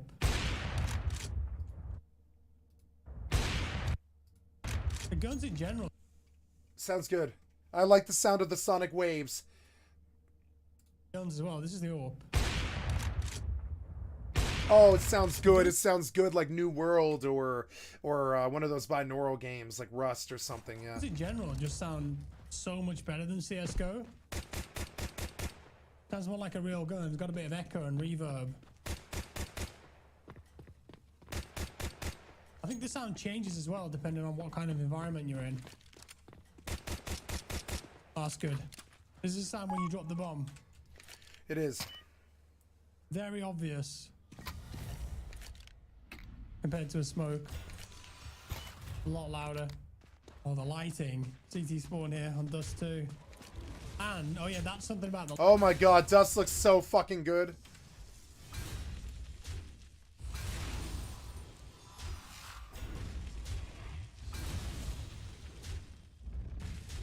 I slaughtered this guy. No, I traded. Because he killed 4 mobs with 1 mob, even though all 4 of them combined was like 60 damage. He somehow just got all 4 for some reason. At least I didn't get hurt, you know? I just want to upgrade again, I think.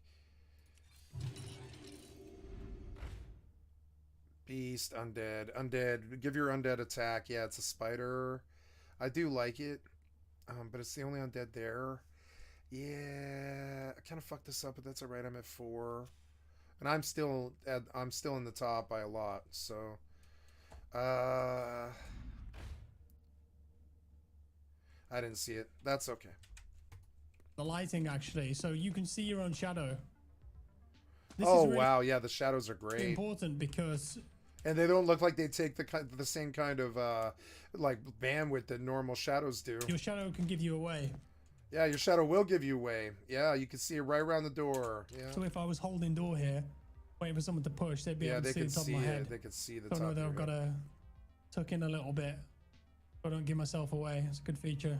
I have to show Wow, you it is a good feature. this Yeah. too. On Ancient here at T-Spawn, the water has got moss and algae built up on it, and it's a different kind of shader, so you can still walk around and displace it, but the algae Very actually good. comes back together. Look at this. Looking good, looking good. Oh Yeah, my- looking very good. Yep, good effect. God, that's so satisfying. I know it's such a simple thing, right? It looks beautiful. I can't wait to see Rust use the engine. Mess all that Make up. us a Rust 2. 15-15, 17-17. Good, good. That was good. That was good. Very good. I got it. I got it. I think. No. Yeah. Oh, yeah. Oh, I got him. I slap him.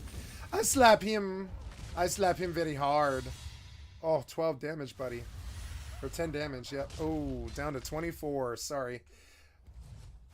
Now, what are we at here? Yep, we're still doing pretty good. So, looking for undead. Undead. Reborn. Start of combat. Give a friendly undead reborn. Cool, yeah. Fire it up. Give a minion taunt. If it already has it, remove its taunt. Okay. We can do that, yeah. Each eternal knight that died this game, wherever this is. So, okay, I don't really want to mess with him. Oh, yeah, there's another really good one. Yeah, I want that one too. So, yeah, we're going to bounce this. Yeah, that's not a very good card, actually. Undead, give a friendly undead reborn. Reborn and give reborn. That's the second one of those, and they're going to stack. Give a minion taunt if it already has it. Remove taunt. So now we're going to give you taunt. We're going to kick you. We're going to bump a soul splitter. And we're going to use the rest of this mana to hunt for something else. Nothing. You can tell they stack the decks against you now. You're way less likely to get your own thing when you're like a little bit overpowered. I really don't like that they mess with the algorithm and stuff. It's sort of annoying. See, I didn't catch anything in 3 rolls. Not a single fucking undead. And I hate how they do that. It didn't used to be that way. The algorithms, I don't care what people say about them. They do have an inane thing to some of the gameplay loops. Watch it all reform. Oh, that looks so real. Like, this didn't used to be this way, where it would like make it very unlikely that you got another card, you know? That's horse shit. Quillbore, Elemental, Quillbore, Beast, Quillbore. Now what happened here? He killed the big one, but it cost him? Yeah, he killed the big one, but it cost him. Nice, Reborn. Sorry. I win. 4, I'm going to slap you for 10 again. I'm going to win. Slap. 13 damage. Beast, Undead, Pirate. It'll sell for more, but I don't want it. Quillbore. Discover a minion of a type you don't control. I would like to just bounce this, yep, as soon as possible, and flip. No. That one's okay. Yeah, I like those guys. Friendly minion that died this combat, huh? Oh, yeah, look how strong that gets. Yeah. I wish I could see what Death Rattle things, because, like, not a lot of these have Death Rattles, but... yeah, I mean, yeah. I guess I'll freeze for that one, because he is good, and I'll sub out that guy for this guy, because he is stronger. He's, like, really stronger. So, I don't know, though. He doesn't seem to be... Has 2 attack for each friendly minion that died this combat, huh? Okay, well... I don't know why this guy got so much bigger. For some reason. He, like, got some kind of crazy buff from something, and I'm not really understand what it was. Oh, give a friendly undead 1/2. Wow, so every time this Scarlet Skull dies, I guess, yeah? Okay. What the hell? I swear, if Valve ever bothered to make Half-Life 3, it's going to be the best looking ever. Rust 2, not Half-Life 3. Rust 2. Rust is Half-Life 3. I want Rust 2, which is Half-Life 4. I really feel like it is. I really feel like Rust is Half-Life 3. And It has the same engine, same tools, same guns, everything.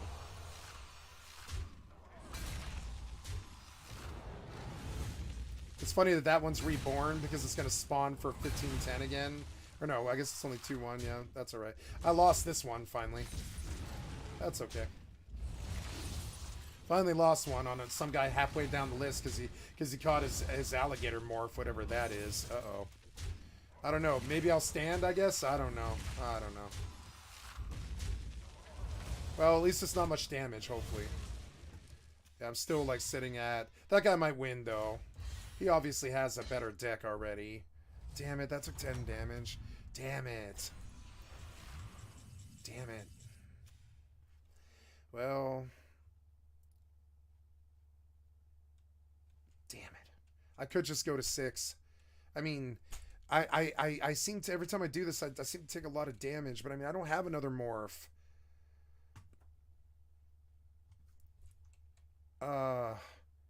Yeah, morph again. I'm looking for really good undead, I guess. I mean, no. Yeah, I don't think I'm going to toss another bit of undead, really. I could catch more Scarlet Skulls, I guess. But, I mean, yeah. We'll just keep going. See, look, like, there's an undead. Undead Quillbore, Reborn Death Rattle, get a Blood Gem. Yeah, I don't want that. That sucks, man. You gave me bad draw. I'm sick of the bad draw. It was such good draw at the start, and then you cripple me at the end. It's like... What if I grenade it? Yep, pretty good. Pretty good. It is. It's gonna like... Come back, Algae. You can do it.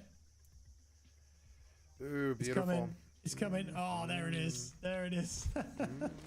Look at this, though. The lighting. Global illumination. Ambient occlusion. Oh... It's so much brighter and the visibility is so much better.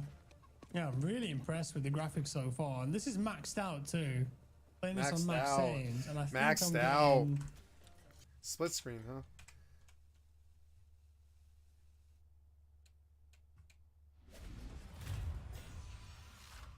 I lost. Damn it.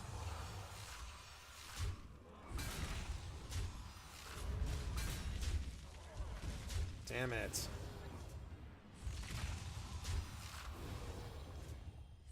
Ah, damn it. That thing kicked my ass. I lost this suddenly. I was like in the top by 15 health and suddenly I'm just destroyed and gone and lost. Where's the balance at, man? I was doing fine in #1 place and now you dropped me to 7th in a single match. What? Come on, man. It's a little too up and downy. You wouldn't normally lose this kind of advantage that fast, you know what I'm saying? 15 damage, man. What the fuck? Alright, fine.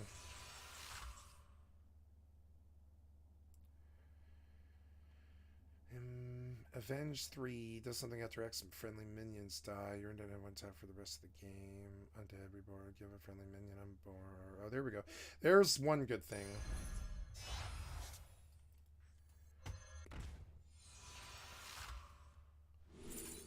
Non-elemental, or sorry, non-undead.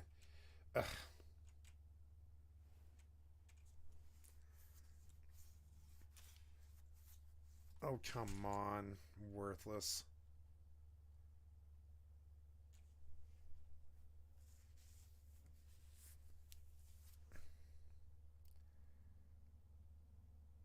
Why do I have a beast? Oh, yeah.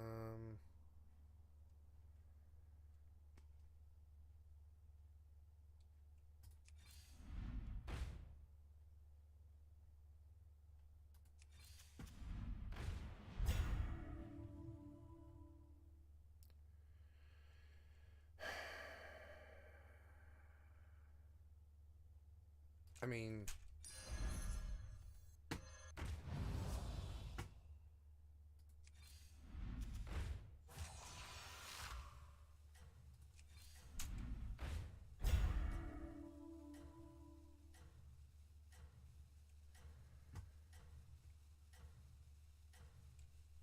Like, the Reborn's nice, but without Divine Shield, it's kind of worthless, sort of. I didn't have it. I didn't have it, not even to stay in the top 5 or anything. I feel like it's putting me up against really skilled people.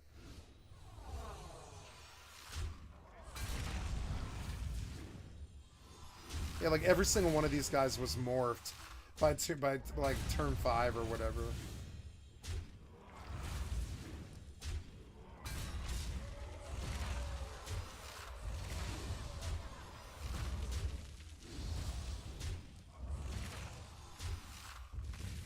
Why did I fight this guy again? I just fought him 2 matches ago. Whatever.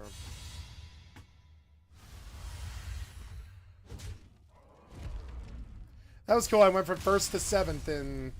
Or was it 5th? I don't know. 5th? Yeah, I don't know. 1st to 5th place, I guess. Yeah, I went from 1st to 5th in two rounds. That's pretty cool.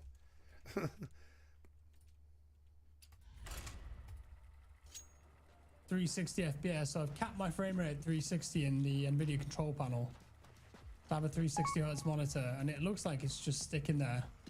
The CSGO didn't really utilize your computer that well. I mean, you could just brute force it, but the graphics card didn't really seem to matter. Look at this water. Crystal clear. Makes me want to jump in. You just mess about with this all day. This nuke looks so clean and shiny.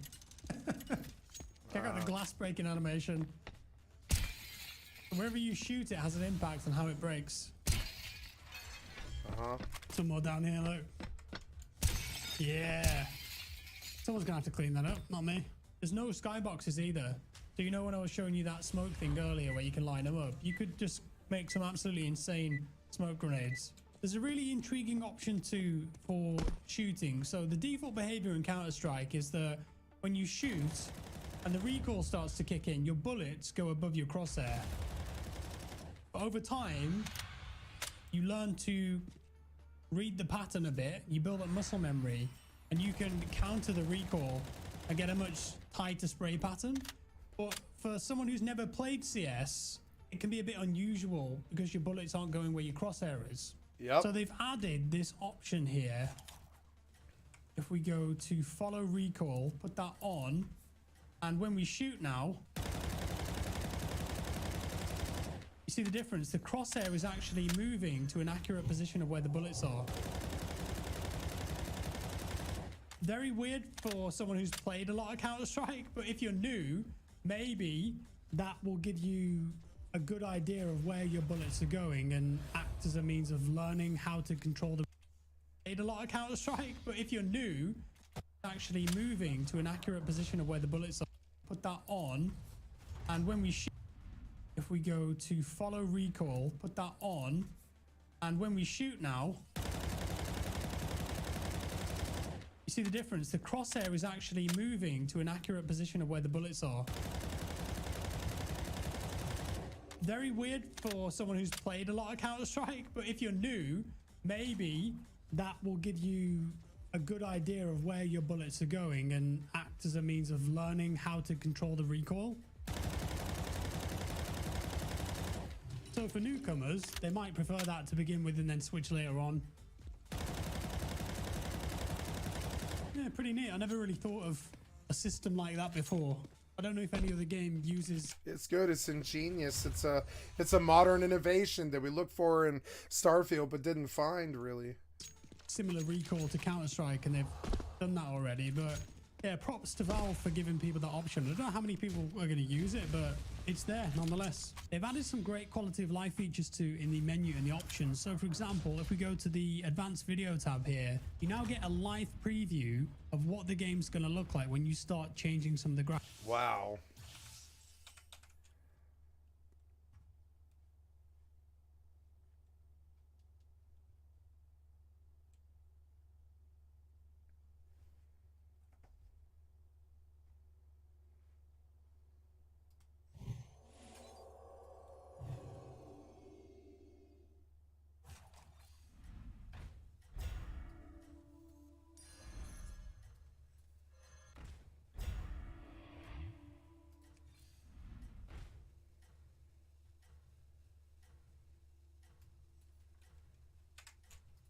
graphics here, for example, the model detail, the particle detail.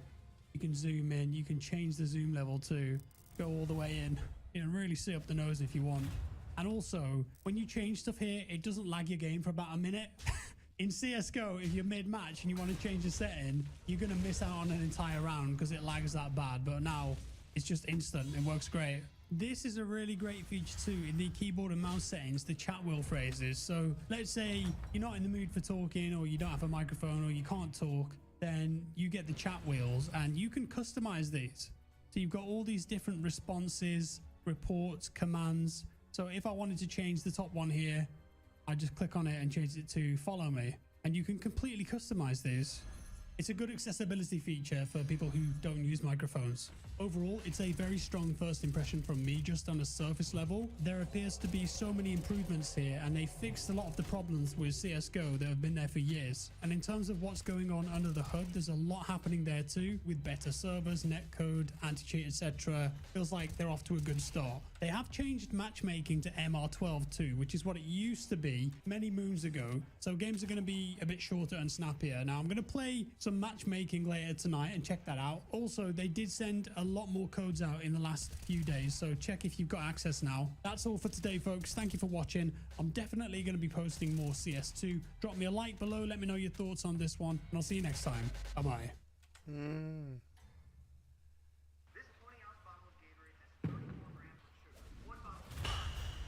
Get in the car. This guy has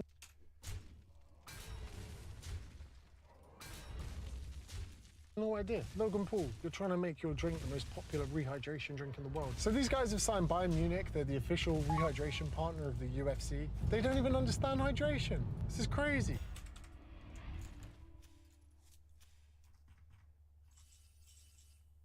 I don't.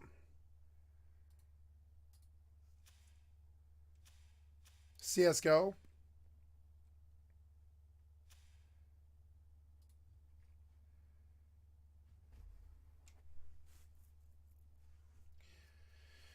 I don't have it yet. I don't know if I own this. I don't know.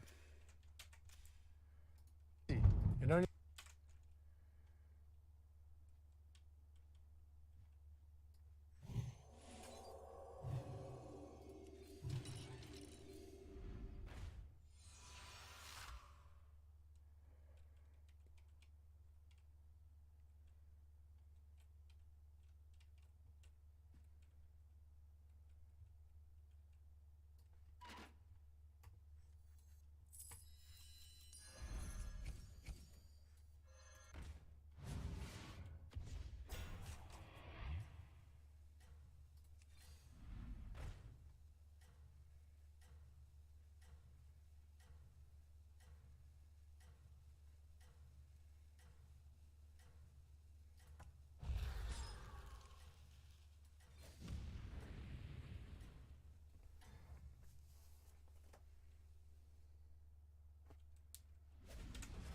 Only a few minutes. I'm going to teach you all the things. Yeah, it appears that I don't have it, but we'll see when it reaches launch day. CS:GO might change to see it. I think they're doing the same thing Overwatch did. They're just like converting 1 to 2. So then I bought everything Counter-Strike and everything Valve. I bought Valve's like orange pack with all of the stuff, the big bundle. Ooh, am I gonna make it? No. Yeah, maybe I will. I don't know. Oh, no. Damn it. Yeah, I'm gonna lose this. Number 4. That sucks. Oh, well. Nice. Yeah, that's gonna hurt. That was the first real one I lost. And only 6 damage, too. That's good.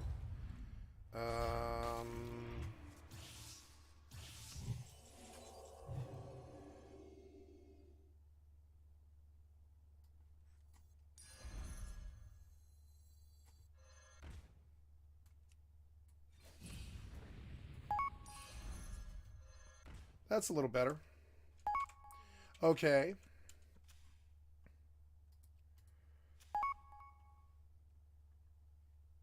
I don't think so. I don't think so, no. I mean, you can see it here. I'm looking at it right here. I don't have it. Yeah. Not yet, anyways.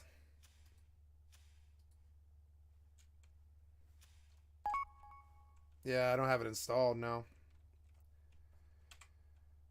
Things that people like Logan Paul and KSI don't want you to know about when it comes Haven't to played hydration. Counter-Strike This happens to since be the two worst flavors. See that? 2021. Proper hydration drinks. This is $10. This is okay? $10. Yeah. Can you tell me how much that is one more time? $10. $10. $10. That's £5. A few British. I'm grateful that it's $10 because that helps me. That was $20. Best be careful handling them. You see the way he warned me? This is $10. This is okay? That guy should have been wearing a black and white stripy jumper and an eye mask because he's robbing us. So what I've got here are 3 of the most popular hydration beverages. Now, if you recall to earlier on what Logan Paul said in his video, he was virtue signaling about the sugar content. This 20-ounce bottle of Gatorade has 34 grams of sugar. One bottle of Prime has 2 grams of sugar. That's 17 times the amount of sugar. Now, before I get into which one I think is superior,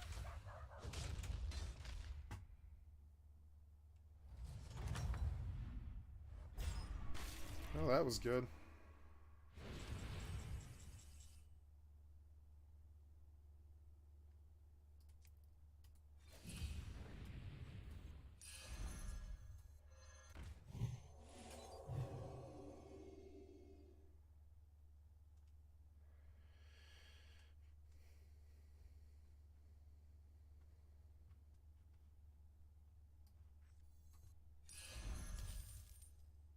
Uh-huh.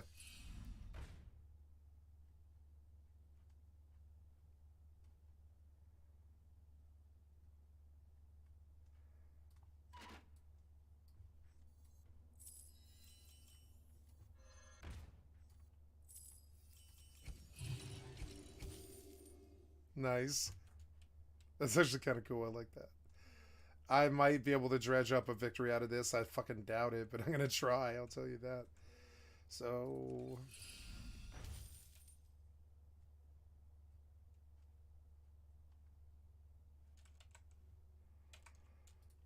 let's go for a quick lesson in hydration and dehydration. So depending on which sport you do, which duration and what elements you're in, there's going to be a different amount of dehydrating that occurs. So if you're playing rugby sevens in the summer, or whether or not you're playing football, maybe you're doing a CrossFit workout, whatever it is, there's going to be an element of sweating. Now, typical bodybuilder workouts don't elicit tremendous amounts of sweat. So if you're going to do 15 sets of bodybuilding exercise, an electrolyte beverage isn't an essential. But if you're going to do something over a longer duration, if you don't want to see your performance taper off, kind of is. I'll explain why. Fat loss gurus over the years have said to people that when you sweat, it's your fat crying. It's not. It's your body trying to regulate its temperature and you will lose water. But it's not just water that you're losing. We also lose salt. That's why, have you ever noticed that on a hot and sticky day, your dog just can't resist licking you? They're licking that salt, they're enjoying it. Do you notice that? And also, we got those mates that sweat and they wear the baseball caps that they really should have given up like a year ago. And you start to see like the French Alps on the side. That's the salt from their sweat drying up and crustificationing, new word, on the hat. If you're partaking in a sport, especially something like Brazilian Jiu-Jitsu that I do, where we lose loads of water and loads of salt, if you replenish with just water, over time you're going to create a negative balance of sodium, which is an electrolyte. And electrolytes are very important to maintain optimal performance. Could have gone for a science lesson there, but I didn't. Now, there are other electrolytes. Potassium and calcium, magnesium. I put et al. You're not supposed to put et al. That means and others, as in other authors or people. You would say etc. if you're talking about things that aren't people, but I just like the way it looks. The reason that I made these electrolytes small is, although we do lose them in periods of sweat and through exercise, we don't lose them nearly half as much as we do water and salt. These are the 2 main ones that we want to prioritize when we're looking to replenish things we're losing in intense bouts of exercise. So let's go back to the bottles for a second. If we look here at the breakdown on the back, we can see the amount of sodium, which is salt, being just 5 milligrams. Then if we look over here at Powerade, we can see sodium at 168 milligrams. So this one's got a lot more sodium, which is one of the key players we need to keep an eye on in hydration. Now potassium here, 700 milligrams. If we look up here, 200 milligrams. Very simply, we can see that Prime is low in sodium, high in potassium, and Powerade is high in sodium, low in potassium. So understanding that when we sweat, we lose mostly water and salt, which one of these 2 do you think is going to be superior to when it comes to replenishing the sodium that you're losing, not Prime? Okay, hold that. You're going to try first sip. The next thing this brings me on to is the amount of sugar that's in these. So if we look at the amount of sugar that's in Prime, 2 grams of sugar. And when we look at the amount of sugar that we've got in Powerade, 35 grams of sugar, which is equivalent to about 6 teaspoons. So that makes Powerade worse because it's got way more sugar. Incorrect. You might be hearing rain. That could be rain outside, or it could be Logan Paul's PR team with a sprinkler outside trying to silence me. Because what you're about to learn changes everything. When it comes to replenishing water and salt, there is one thing that is used to speed up the process. Glucose is a very big player in speeding up the process of getting these. So this is my first.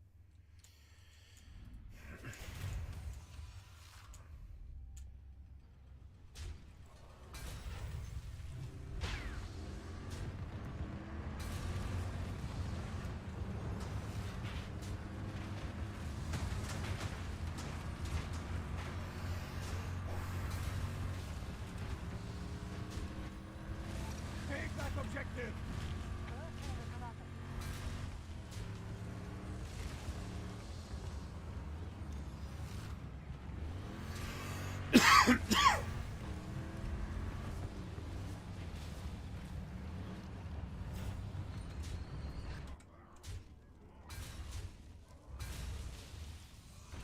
Nice. I did better here. Starting to do better here. Nice, nice. I want another Dread beer.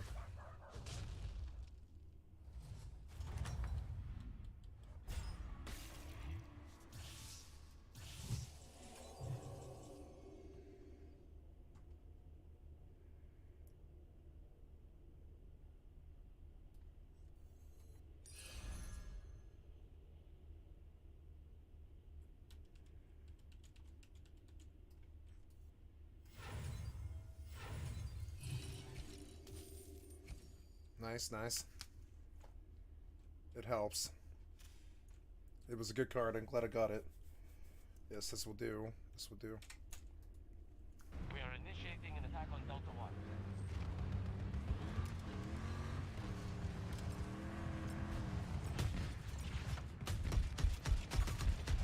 1. Ooh, looks fun.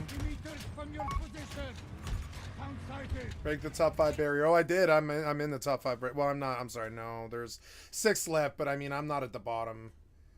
I'm actually number 2 right now. So, yeah. We'll see. I don't know. They're going to morph and I'm not. So I might lose this, but I'll definitely be top 4, I think. We'll see. Maybe. Is it? Yeah, I haven't played it yet. I've been thinking about buying it. Do some sniping. Sit recon for a few weeks. It might be kind of fun. Not bad, not bad. Are they poisonous? No.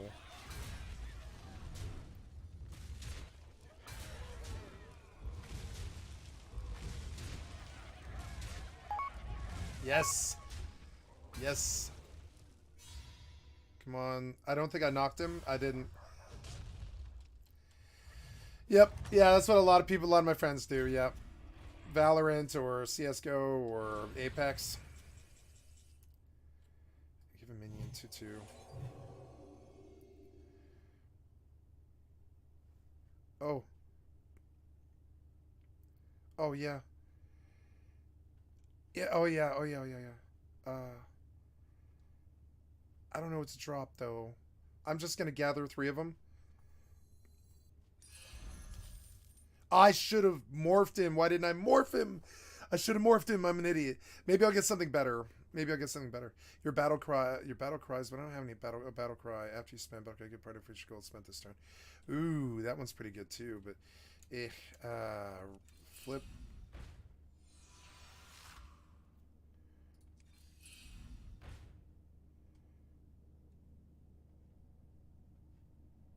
I don't know.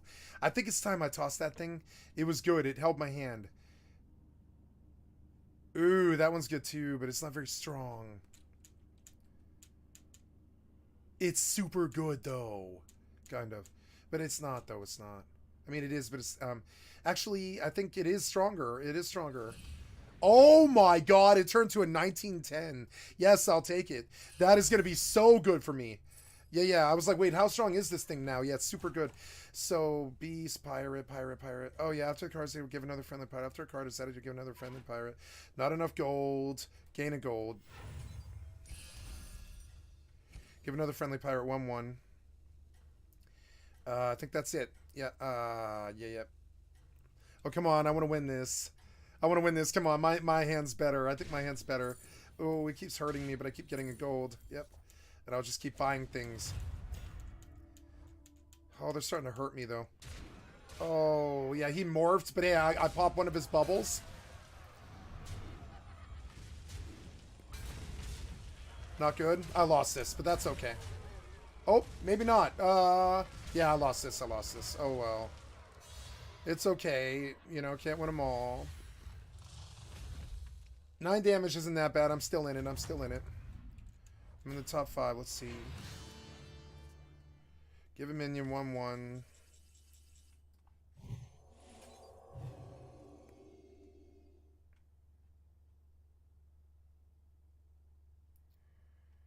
Give your other minions 2/2. That seems actually really good. I think I'll probably buy that. And I'll toss this guy. Huge.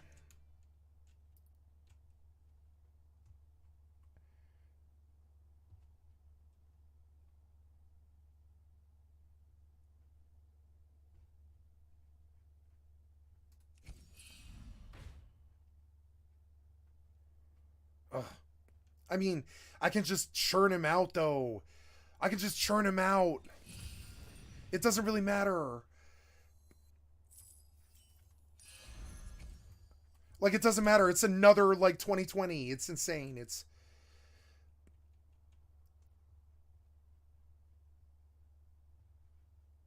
I mean, I don't know.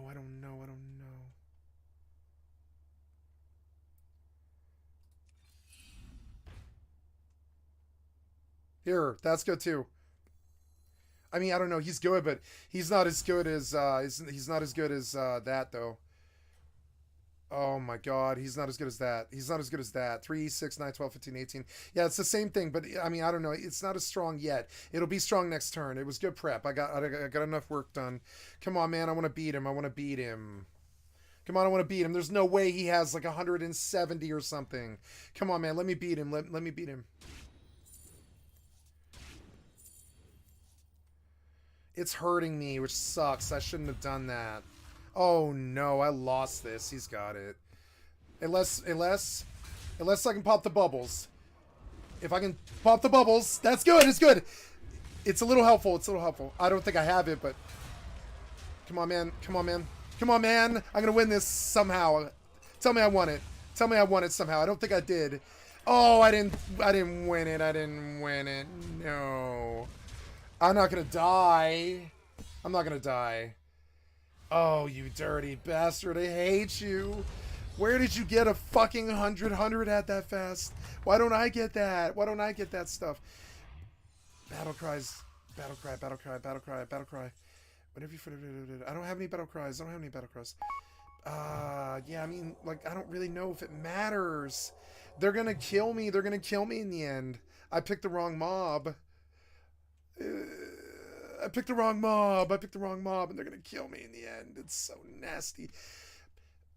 What do I do? I think I keep rolling. I spend the upgrade. I should have done it before I rolled. I fucked up there. Give a friendly minion taunt. That might help. It might help. I don't know. I don't think that helps. I don't think it helps. It doesn't help. Keep going.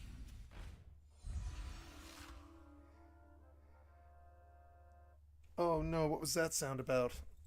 That was my phone? Why was my phone loud? Oh no. Oh, it's in my hand. Okay. I don't have it. I lost this match. I don't have it. I don't have the draw. I don't have the time and I don't have the draw. The end of 2 every turn, make a random pirate in your hand golden. I mean, it's a good... I mean, sure. Or whatever. 1, 2, 3, before you buy it. 2412. It wasn't much better than the other one. Son of a bitch, they're gonna kill me. Tell me he left or something. Oh my god, am I stronger than him? I am. I'm gonna beat him somehow. He lost, he left. I'm still in it, I'm still in it. Now I'm in the top 4, I think. Come on. Was that RuneScape? The music, it was my phone.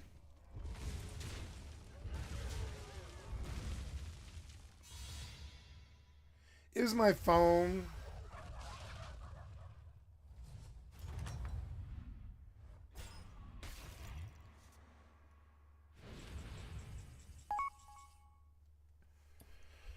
Oh. No.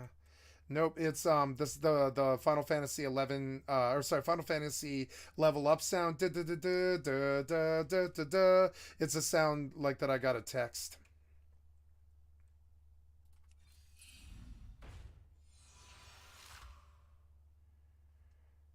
Ooh. Yeah, yeah. Cool, cool. Yeah, bump it. Cool, cool. It's good. Yeah, yeah, it's good. Come on, man.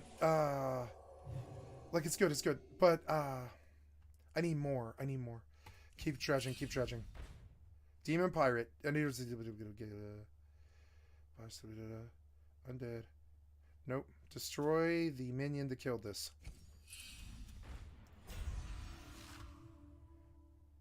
Pirate. Gain... After you gain gold, gain 1/1. Nope. Gain a plain copy to the left of this. What? Mech. Wind Fury, Divine Shield. Remove Reborn and Taunt. Keep running. I want to find a third one of this gunpowder courier. Keep running. I want to find a third one. Go, go. Keep running. I want to find it. God damn it, I'm not seeing it. Come on, kegs. Kegs, kegs, kegs. Where are they? I need kegs, kegs. Oh, you dirty bastard. You fucked me so bad. Come on, kegs. Where are they? Oh, my God. Come on, kegs, kegs, kegs. Kegs, kegs. Where are they? You fucked me on the draw so bad. Come on, kegs, kegs. I didn't catch it even at the end. I didn't catch it at the end. I didn't do it. I don't have it. I don't have it. Come on, I'm in the top 3, though. Top 3. Come on, come on. No, I lost this. I lost this. There's no way. There's no fucking way. Yeah, he fucked me. Yep. Congratulations. It's over. I got top 3. It was good to fight. Yeah, good game, you know. Oh, well. Yeah, yeah. He won it, but just barely. He never did get hurt. Nobody ever did hurt him. Nobody did win a match against him. So I don't feel that bad. I got 3rd place. 3rd place isn't bad. 214, 27, 150. Cool, cool. Yeah. I mean, I haven't played this in I don't know, a year or something.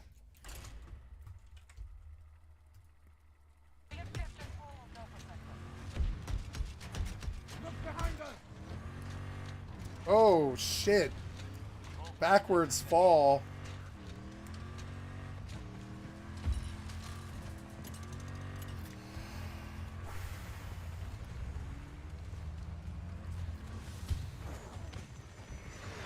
Okay. Oh, nice.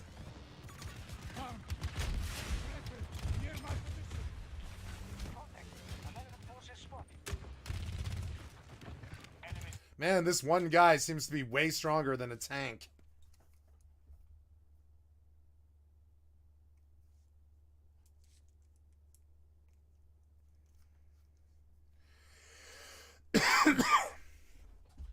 Equal to its tier. What do you mean? Stats equal to its tier. Okay, I'll just take that one, I guess.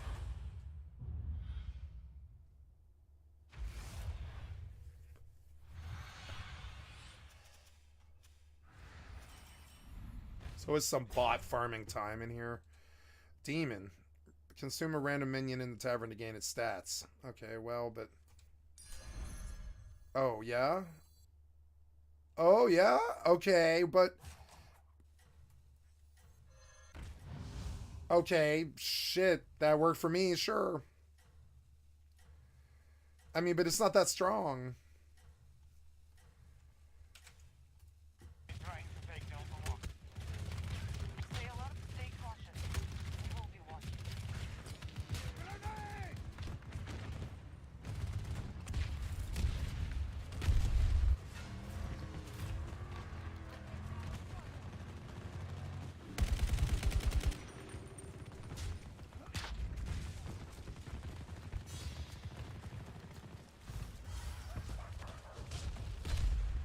Reloading, cover me!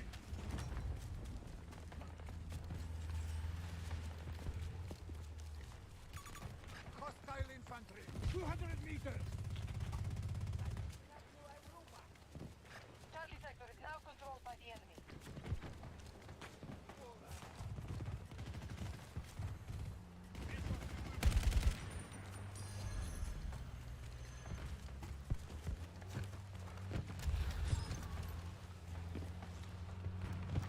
Requesting ranger drop at these coordinates. Acknowledged. Hello?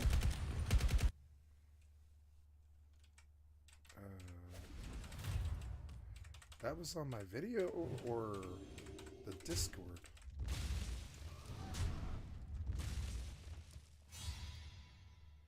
Okay, okay.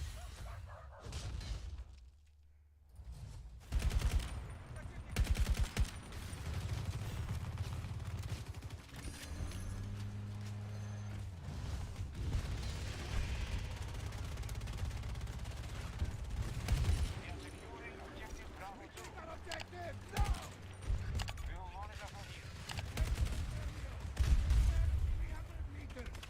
Yeah, sure. Subscribe and like. Yeah, great.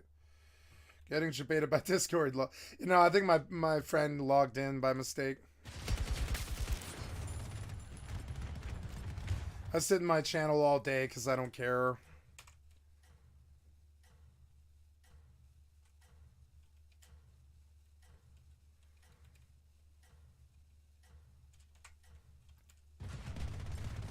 I need more ammo!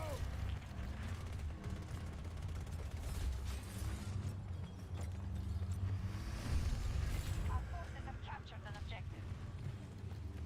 Boy, they just don't wait, do they?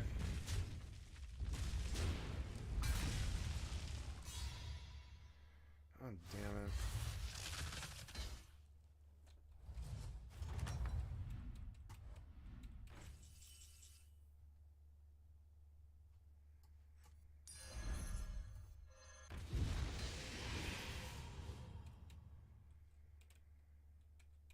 Right on.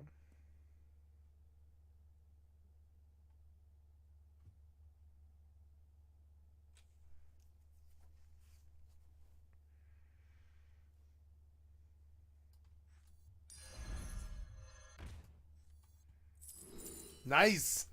I had a feeling. No, I thought you were supposed to rewind it. Oh yeah, I think it did. Nice, yeah. I like demons now. They're a bit better.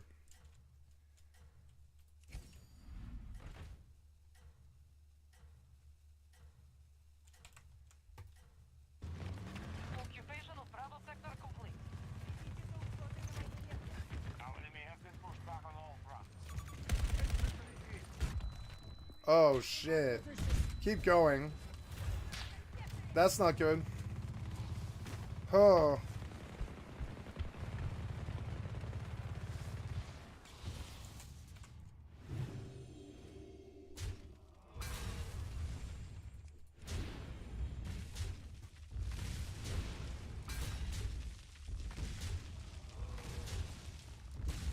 Yes. Take that. Aha. Slap. Yes. That's beautiful. Do it.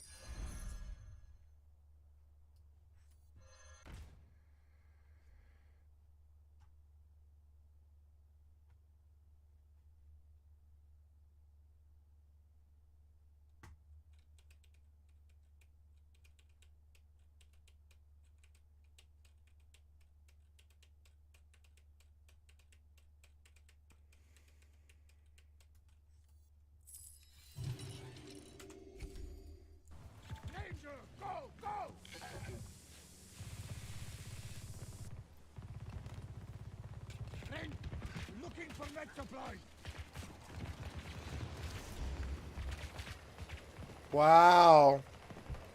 How is he going up this zip line? Oh my god.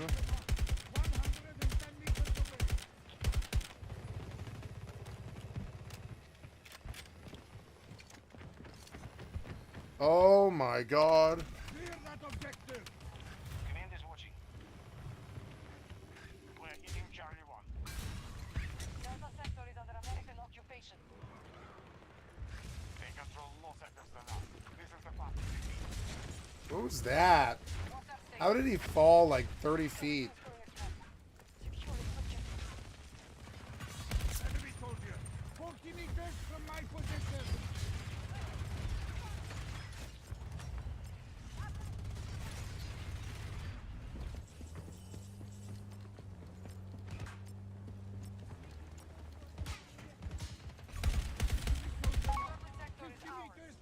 Ah.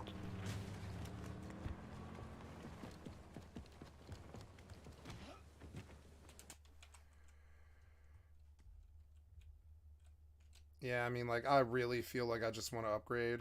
I don't know. How am I doing here? Like, 5th. I mean, I'm not very bad, but I'm not very good either. I think I better buy stuff here. Yeah, I can't upgrade again. God damn it. Give me something.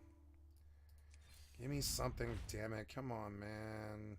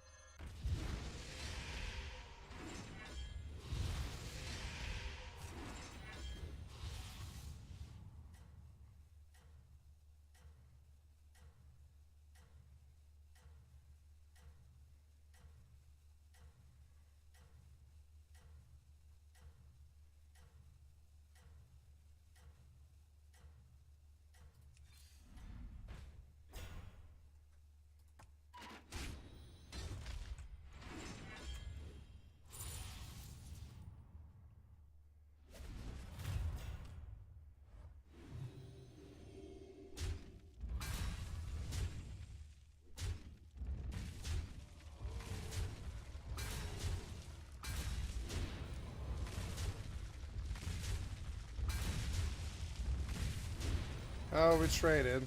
That's good. Good.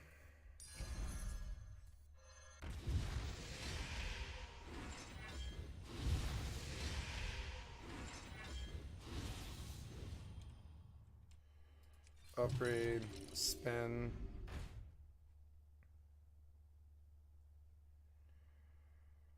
I mean, I wouldn't mind spending this to spin, but I mean, I don't know. I think it might be valuable later.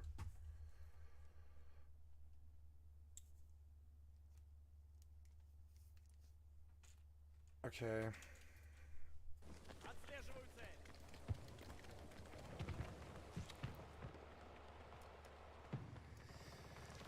I like these games, but I don't think I want to play them. I'm too much of an RPG person now. I liked these games when I was a kid, but I don't anymore.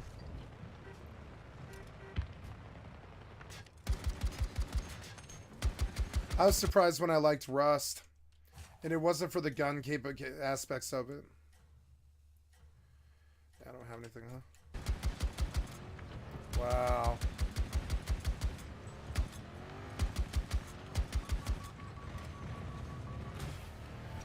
Strike that objective.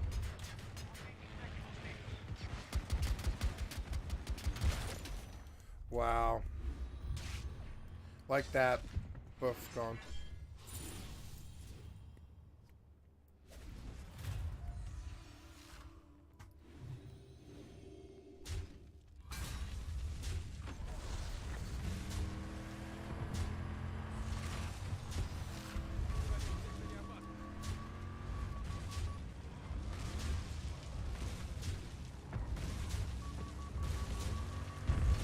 Nice. Oh, he beat me though. Damn it.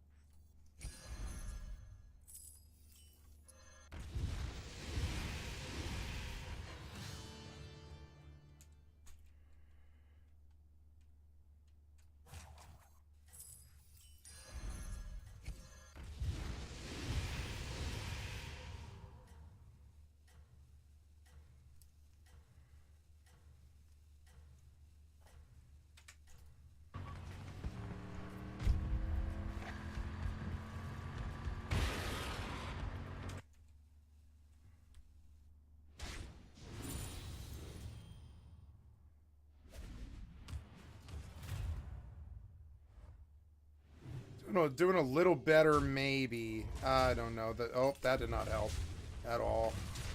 Might win. I think I'm gonna win.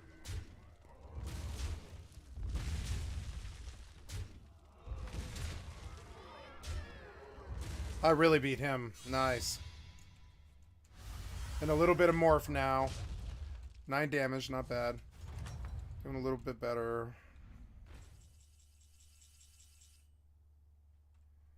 I could upgrade here, and I should, technically.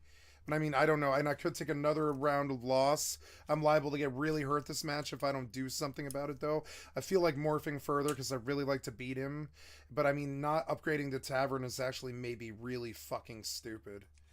We'll see. I mean, I really should upgrade. I don't know how I'm gonna win this otherwise. So gain him and yeah. Oh, dragon. Oh, demon.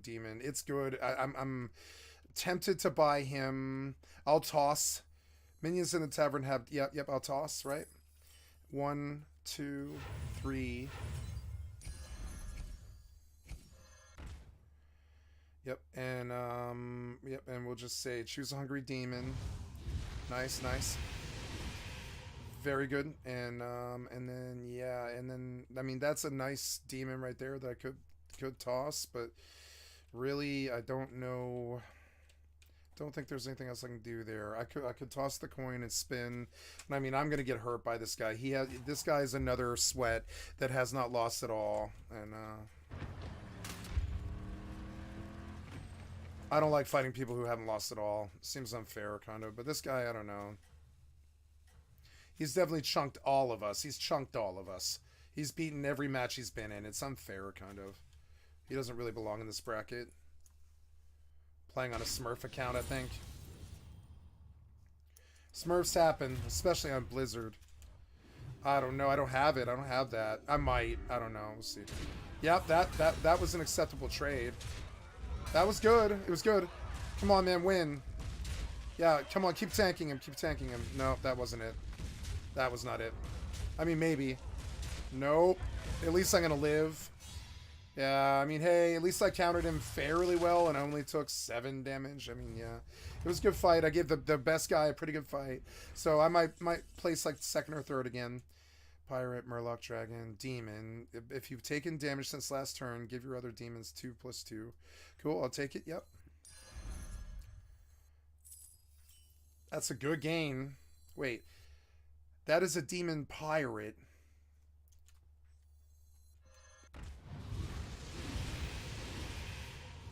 Your end of turn effects trigger twice.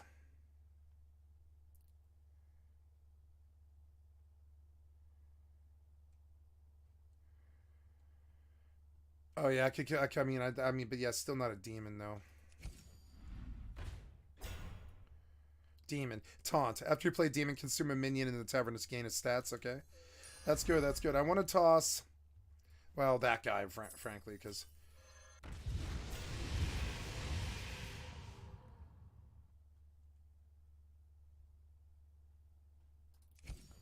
Come on, demons. Your death rattles.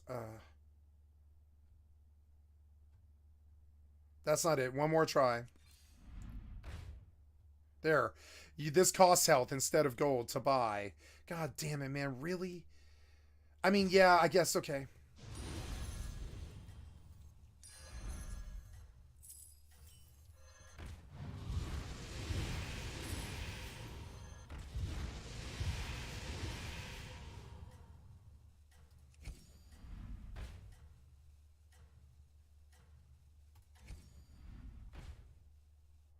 At least I got some garbage out of the way, I would say.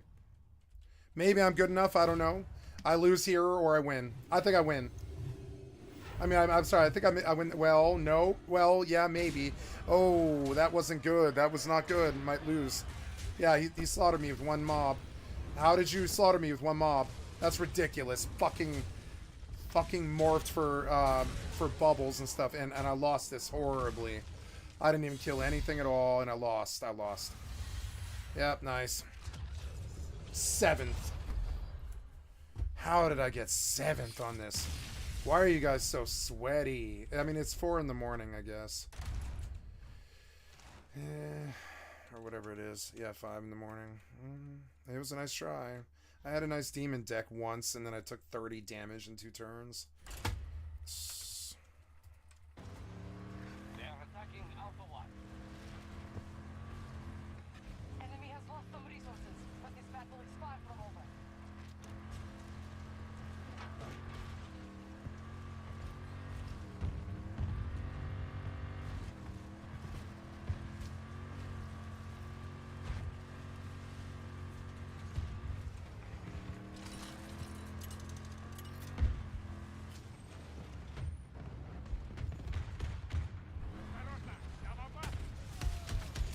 This video is good, but it kind of drones on.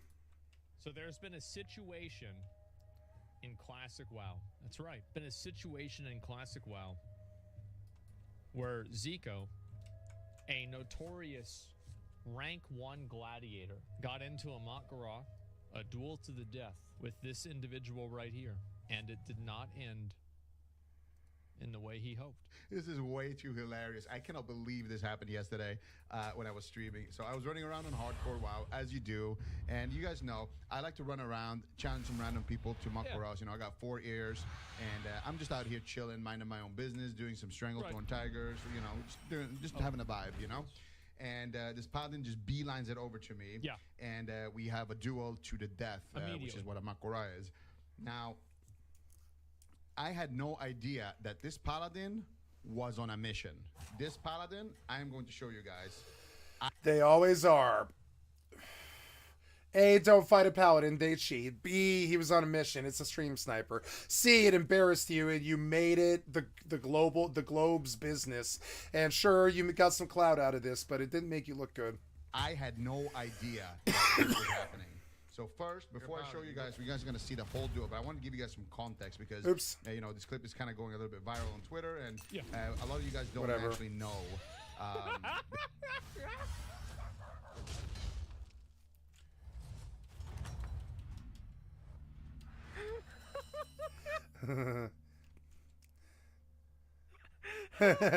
They showed his face. Oh no, his face. Oh no.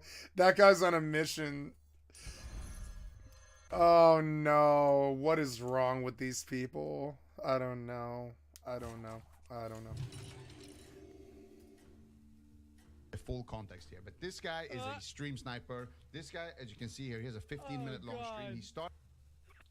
So first, before I show you guys are going to see the whole duel, but I want to give you guys some context because, you know, this clip is kind of going a little bit viral on Twitter, and a lot of you guys don't actually know.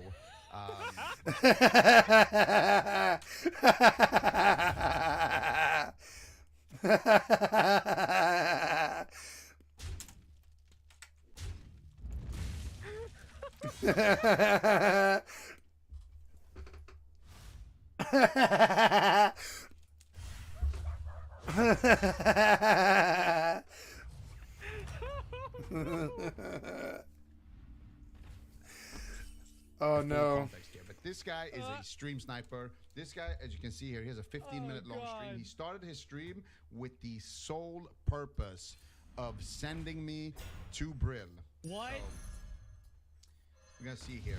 So first of all, he's sitting here in Stranglethorn, hiding, and he has this druid in his party, which is scouting my location. They have layered to my layer to find me. Oh my and god! You can see, like, you're gonna see he's look at glancing him. over on his look at Pow, the guy in the in his fucking. A fool and his hours are soon parted. In his party, he's over. What are you doing taking duels? You're an idiot. Over there, where Zico is. If you were from EVE Online, you would know better. Oh my god. Monitor, trying to find my location, and when he thinks he knows where I am, you're gonna see he's gonna start buffing here, and we're not talking any buffs here. I mean, like already here. When what was this? My poison did not kill his mob. This is a frost resistance potion. This thing absorbs 2,000 frost damage. To put that in context, I'm not gonna put in context. I don't care. This guy's rolling a frost resist potion. Choose a hungry demon. Bro, he's rolling a frost resist for this. Context: my mage has 1,400 HP.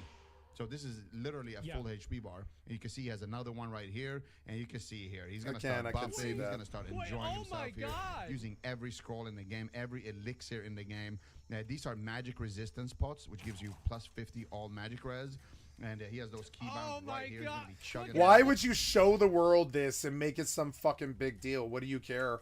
You pretty much told the world that you were bad and you got outgamed. Look at him go! Look at him go!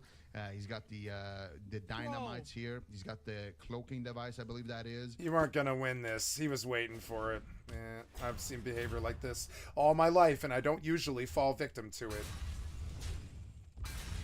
Come on, win. Yeah, come on, win.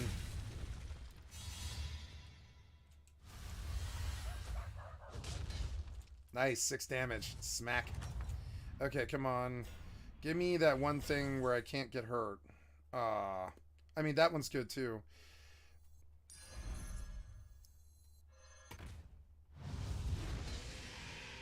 Nice. It still is, like, not that good, but yeah.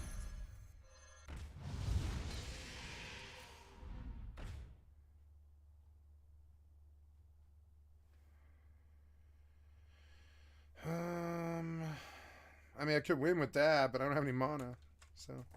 Bro, look at his face, man. He knows. This guy is the Punisher. I have you now. It's a Sith in his natural habitat trying to attack somebody rather than live his own life. He's gonna put... I have you now. You can hear him thinking the Darth Vader thoughts, you know? The Darth Vader thoughts are strong with this one. It's a Darth Sidious. Zico down. He gonna put him in the dirt. This guy thinks he's so fucking good at the game, rank 1 gladiator. Well, welcome to my world. Welcome to classic WoW. He's got the sleep dusts. These are super expensive. Oh my god. Oh god. Are these the ones that you farmed from the fucking what of course it is. Those elementals? Of course it is. In Westfall? Are you fucking kidding me? Are you fucking kidding me? The Dust Devils? He's been farming Dust Devils for this! Of course he is. He's a loser. He's a Darth Vader Sith loser. It's an insanely This is how you get wins like this. low drop rate. 1 gold each. No. This guy bought a PvP. 1 gold each doesn't sound like very much money to me. Not in Classic anyways. 1 gold is a lot of money, but it's not like that much money. You could grind for an hour. Trinket. You could go to Harkland if you have like a level 60. Who the fuck cares? Or whatever that fucking place is where they drop a gold each, you know? Yeah.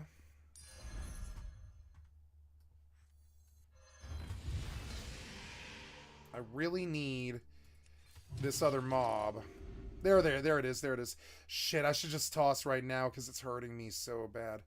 Yeah, just toss, like, that one's okay, but I don't really like that one. That can go. I mean, really, I should have kept him, maybe, but I'll take this. Yeah, please. Yep.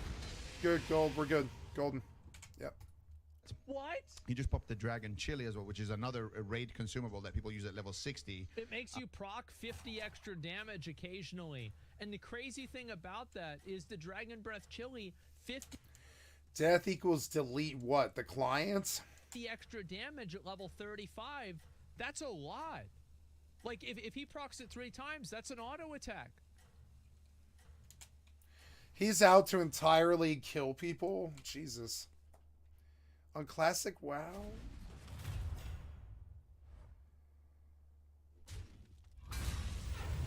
Some of these people were always just going to play Classic WoW for the rest of their lives, I think. Nobody was going to convince them otherwise. No other game was going to change it for them. They were just always going to play WoW their whole lives. I think. 8 damage. Sure, I'll take it. Where am I now? Hey, I'm on top. Number 1. So, okay.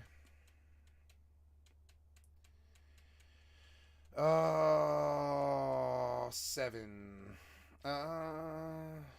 Yeah, I mean, I really feel like I kind of want to,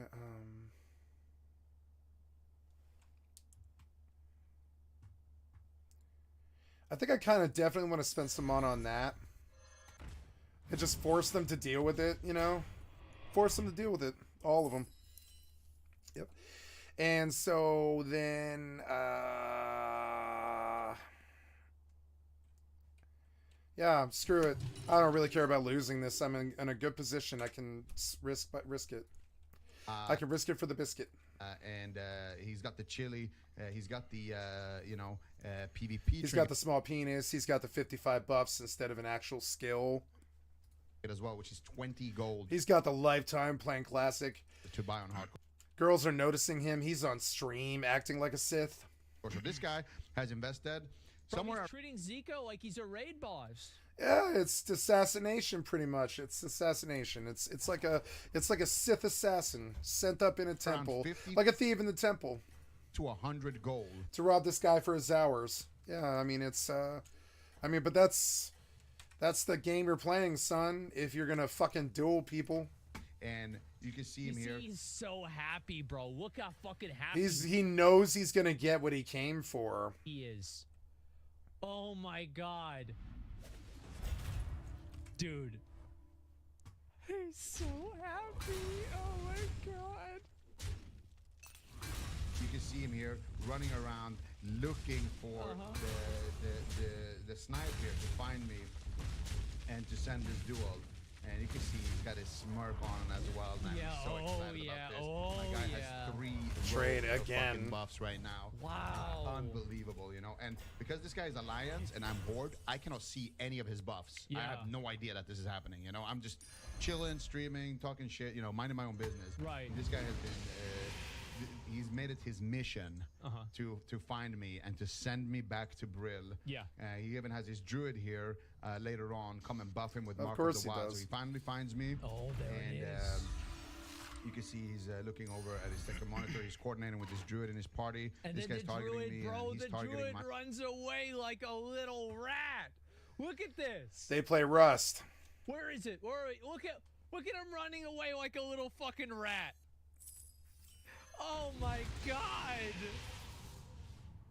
The rat druid informant. This is just, oh my god. This is so pathetic. Look at this. This guy's targeting me, and then he's targeting my... his target. Why are Find you me. whining about this QQ? You come from the QQ culture, and I think you forgot the lesson. Why are you QQing about this in public?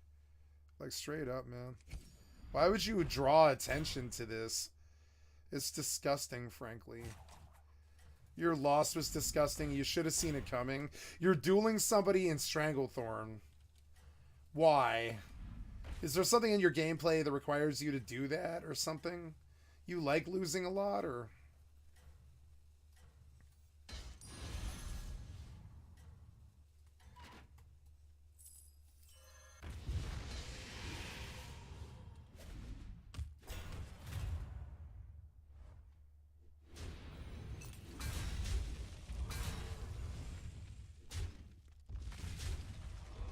Come on, kill him.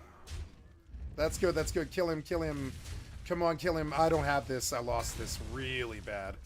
Okay, when Mr. Number 6 slapped me for like a half my fucking bar for some reason. Why? Okay, whatever. You know, that's kind of inconsistent a little bit, you know. Alright, whatever. I go from first place to 7th as usual. Yeah, that's totally how that normally works, yeah. Okay. Yeah, but I mean, yep, so...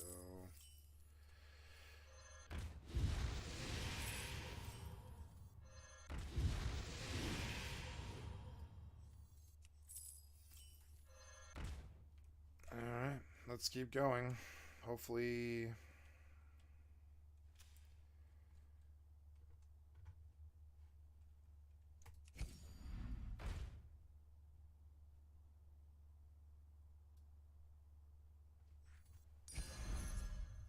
Oh, wow, that's actually pretty good.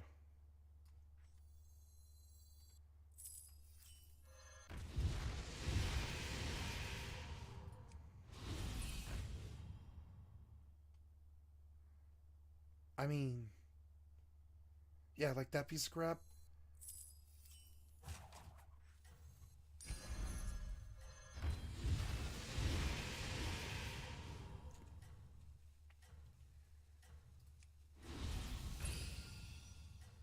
Worthless. Bad draw. Like every hand too, for like 50 hands or something. No, it was good on that one dragon game. I did get good draw finally on the dragon game, but that was it all night. It's been the dragon game. He's running at me here. He's getting excited, getting ready here. Now I'm gonna show you guys the entire duel, but this is some context here. Why would you do a play-by-play of how bad you suck dick? It's behavior that I just don't really understand. Oh shit, maybe I actually... Nope, I came close at least. Oh god, at least he didn't hurt me that bad. Tell me you've only got like... Oh yeah, I mean... Yeah. Damn it, I'm gonna get 7th again. This is a great deck, but it's just not pulling it. Alright, well, let's pull you, I guess, in the hopes that maybe we catch a 3rd of those or whatever.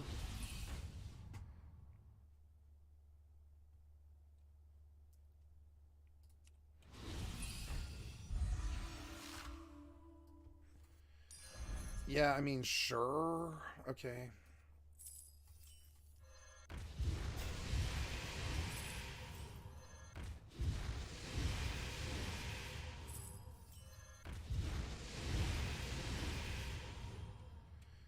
Come on, demon.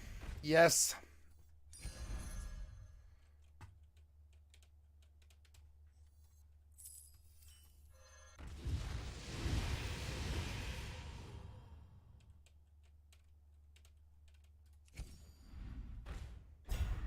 Bad draw. Just bad draw after hand after hand after hand. I know it is, too. Was set out on a mission. He started his stream. I didn't get this. I did not morph. I did not get anything here. I mean, that guy got stronger, and he's a contender, but not against this guy. This guy has not really gotten hurt. He's going to fucking slaughter me. He smacked the last guy for 15 damage, and that's what he's going to do to me. And I lost this game. I pulled a 7th again. Usually I'm top 3. I don't know. For this, I guess I took too long of a break, and they've decayed me now, maybe. Here. And he's the and I'm stuck against these sweats that don't even get hurt. EM, dude, this is the guild master of his I mean, guild. I did take a year-long break, I would say. So he's putting his whole guild, he's putting his guild I lost this. reputation on the line with I really lost this. I mean, lost this. From this. He just concede. It's good. See ya. Well, I would want the clout too, bro. Like, look at this dude's computer. Like, what's he getting? 20 frames per second? People had a better computer than that in the actual vanilla WoW. Yeah, I'd want to be able to be a streamer for this. Fuck yeah, this is awful. From being able to beat me in a Makara, and he used every dirty trick. It's funny how fast the rich begin to make fun of the poor people, and then they're not even self-aware of it. And they think everyone's laughing along with them. But no, motherfucker, no one's rich like you. Nobody's laughing about this kid having a bad computer, except your rich ass. Trick possible here. Every single raid consumer, like, look at this. Look at this, Bro, man. that is just... Wait, bro. He's targeting his target to find me, and look at the druid. The druid runs away. He's getting excited, and then getting ready here. Back. Now I'm gonna show you guys the entire duel, but this is some context here. The man was set out on a mission. He, dirty trick possible here. Every single raid consumer, like. Look at this. Look at this. And then he buffs him with Mark of the Wild at the last second. Look at that nasty behavior. This man, the guy has so many buffs. Like, this is a buff that you know when you kill Sap. You do that. You have this buff for Nax Ramas. Put on in Nax Ramas. This is what you use. This guy has Nax consumables, man. Yes. And I'm just able to look at me. When we started doing it, I'm half mana. I have level 25 food and water. Yeah. I have, just my own. You suck dick. Buffs. You lost a lot. You seem to really want to make it a fucking like the world's business that you suck dick and lost a lot to some dude with 45 buffs instead of any skill. And why is this important to anyone? Nothing else. I'm just completely. Are you surprised at the scumbaggery of the internet? Oblivious to the fact it's Rule 35. If there's a way to be a scumbag, they're gonna be a scumbag. Right. This is actually just like Rule 34. So we're gonna see this, and let me. Oh my God, we traded. Come on, you had a bomb on your fucking pirate. and not just the Button ending. pirate. Enjoy. Okay, he opens with a bomb right there. All right, not too bad. Let me, I'm gonna move this down just a bit so you Nice, can nice. see, Yeah, that's good. I'll freeze. the characters here. Oh, man. So he opens up with the engineering bomb. He runs away, makes some distance. Then Zico immediately polymorphs him. So right okay. now, I'm gonna You find. have a resist. And look at those buffs. Look at those. Oh, my God. Why did you fight this idiot? Oh, my God. Look at everything there. Why are you making it the world's business that you fought this idiot with 65 buffs or whatever? The guy's set up to fight Neff. You're the idiot who took the duel. Are you like, why are you letting the world know you took this duel? You should be ashamed of it. Those rows of buffs. Ashamed of it, I say. I feel like you should be ashamed of this, and you brought it to the world's attention like you were looking for some kind of like clout or pity, and I'm sorry, but yeah, douchebags exist. I deal with them every day. You know, you should have known what was going to happen. It happened back in the day. Why wouldn't it happen now? Just saying. Rule 35. If they can be a douchebag, they will. Retail. Half the screen is his buffs. Yeah. Oh, are you surprised? I mean, you're being hyperbolic about it. Yeah. Well, I mean, Him again. just Okay, he's gonna run. make some distance. Just run. Oh, bro. And then this little rat. Look at this little fucking rat, man. He comes back to watch it after he buffs him and runs away. Oh, bro, this is so... Dude, This is so why I sniffed this stuff about the classic and the private servers of World of Warcraft and Final Fantasy XI. I had this theory that half of them were botter, cheater, rejects and stuff, and they couldn't handle coming to real games or modern games and stuff, so they just sit there trying to be tyrants on some other game. And I don't know, it's like I'm sorry, on an old game. And I think I think old games attract that kind of personality where they just want to sit there and dominate because they have all the information already. fucking pathetic, man. And that's the usually the community response. Son of a bitch, I lost that. 4 damage isn't that bad. Could have been worse. No, in any event, yeah, pull it. No, I want to. Well, I mean, yeah. It's not really the proper time, no.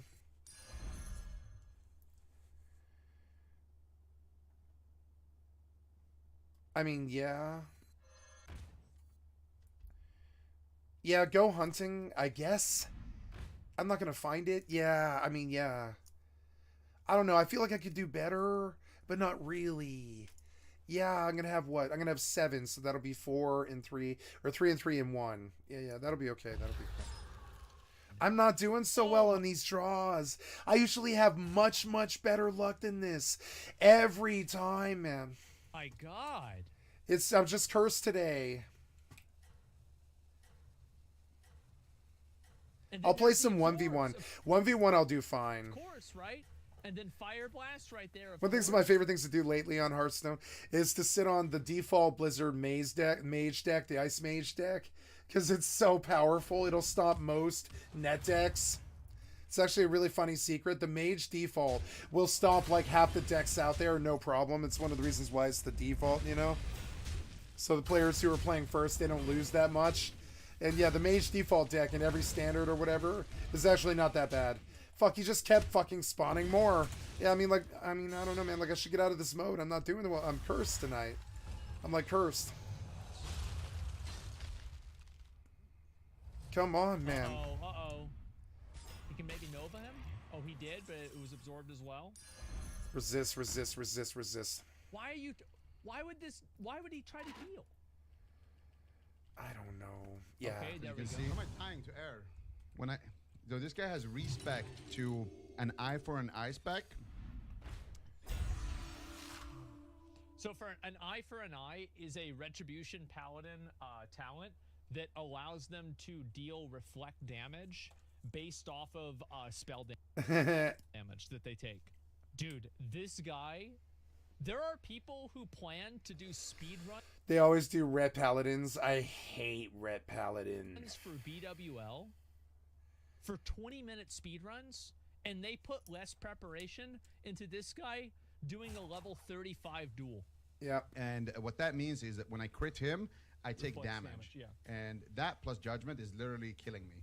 And he's absorbing all my damage. Yep. So I actually cannot kill him. And this is a 50 all res pot. So you see all of these resists that are happening? That's because of that. And also my Yeah. And so this is a potion that you can use. It's like it's extremely good because it's like a 2-minute potion. It's insanely good. And it gives you all res. So like that's frost resist and also fire resist. And so you have to keep in mind resistances scale with level. So like And arcane. It's arcane too. the all res at level 35 means way more than having 50 all res at level These 60. like top this is two, like he has 300 they both or smack me for 400 15 and level slaughter 60. me. sheeps, the way sheep works in classic, if you have a lot of arcane resist, the chance that the sheep breaks is much higher. Resist. Yes. So you're gonna see all of these things here, making this completely impossible to win. You can see every time I go for damage, it just gets absorbed, and I just take damage, and I don't have enough mana. And there it is. He's PvP trinket. Unbelievable that his man Yeah, of course, bought naturally. PvP trinket. It's 20 gold. This guy had 17 silver left in his pocket, by the way. After Look at that fucking bomb. Holy shit. PvP trinket. Unbelievable that his man Immediately fucking freezes him, and then he freedoms out of it in like a second. In a second, bro. Yeah. And bought PvP trinket. It's 20 gold. This guy had 17 silver left Drops in the his grenade, pocket, by the way. Stuns him right there. After his prep, after his raid prep. Oh, he bubbles out of the poly. He's going for the kill right here. Here we go.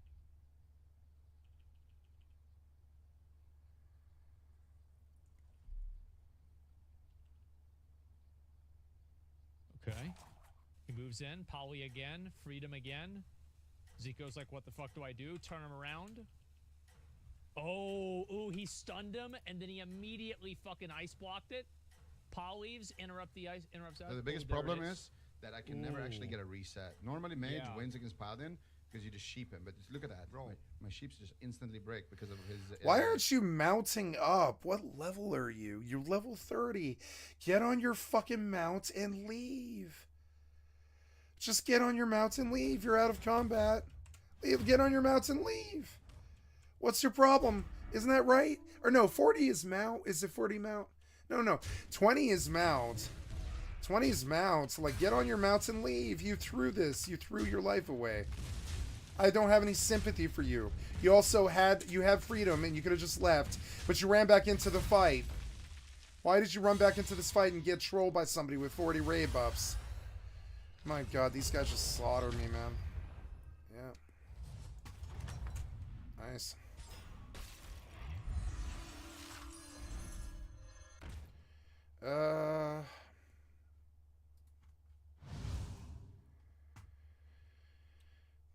I mean, at least now I can start buying cards, I guess, yeah. But I didn't get this card until the end of the game. That's great. I mean, the entire deck's based off this card. That's pretty good math. Good Blizzard math right there.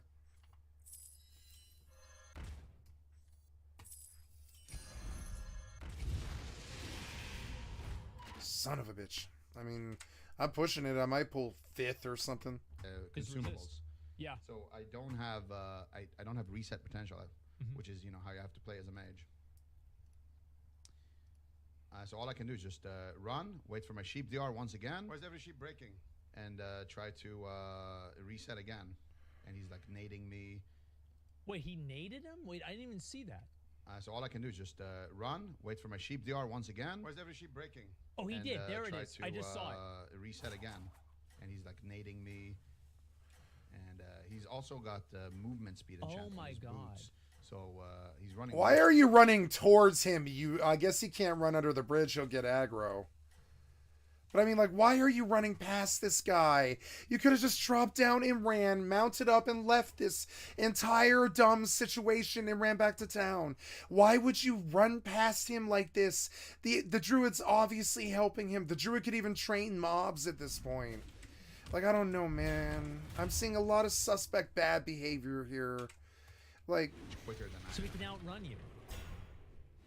The Reds also have something that allows them to run. Like, mount up and run away. Why are you standing there? Faster, but It's a combination of those. Pursuit of justice. Why did you choke? You should have just sheeped him. I mean, very fast. Oh my god. Just stalling, waiting for my sheep DRs. And look, sheep resist. Uh-oh. Uh-oh. And bro, like, you know he's so happy right now. get it over with. Fucking sevens. Jesus, another resist. Fifth. Resist. 2 resists in a row. Sixth. God damn it. Oh my I'm gonna go play God. 1v1. This wasn't fun. 3 resist, yes. Resisting everything, dude. What is the new twist mode? Bandage, first aid. Zico's at 8% But health. here is the nade backfires. Now, his dynamite does like 50 damage, so it wouldn't have killed me, but that was, again, I'm dead. that was I moved it back. extremely insane. Yeah. Now Please, here, God. the reason why this sheep doesn't actually break, you're gonna see it. Look. His magic buff fades. So I finally get a sheep. And like that's the resistance potion he had, by the way. his magic pot. Yeah. That gives Why doesn't he pop another one? him 50 all res fades here. Goes so away. I finally get a sheep that actually don't wanna stays go out for a like little this. bit. Oh, he should have bought 2 of them. There, you can see he rebuffed it immediately. But that actually is what allowed me to get somewhat of a reset here. Not a good reset, but it's at least a reset. Ooh, Zico used the fucking the sleep thing too. He goes for the bandage as well. Yeah, the red pally with mana is a really scary thing.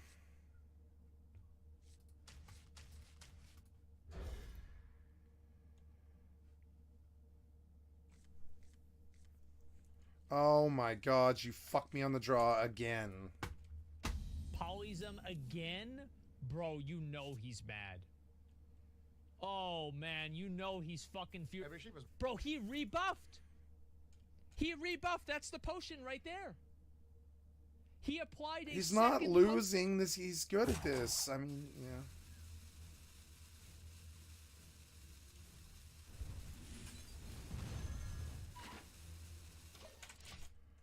potion.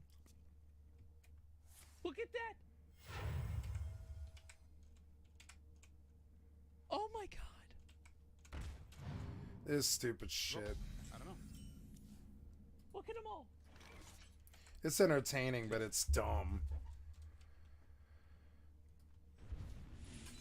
That.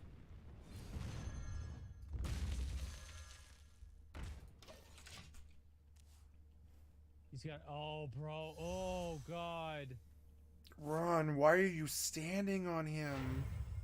At least he's running right. It's another poly. I swear, bro. He better be if he's rank 1 glad. Dude, he's just, no, he's not lucky if he's got the fucking potion. Just mount up and leave, you idiot. Why are you in this duel forever? Look at that. That's a long poly. Look at that. Zico's at 100% health again. Oh, God.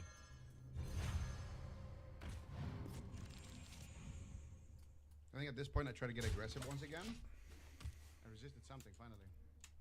I try to go for a max he rank resisted a crossbow, judgment. 95% HP. What is he absorbing? And he just absorbs How is he it all. absorbing all my damage? Just absorb. Yeah, of course. And one is also frost damage, so absorb. The HP is not moving. Look at this, absorb. It's all How's he absorbed. absorbing everything? My fire blast is the only thing that hits him. Look at him, he And came even my prepped fire for blast this. did He wanted this, partial dude. damage because of the resists. Oh, my God.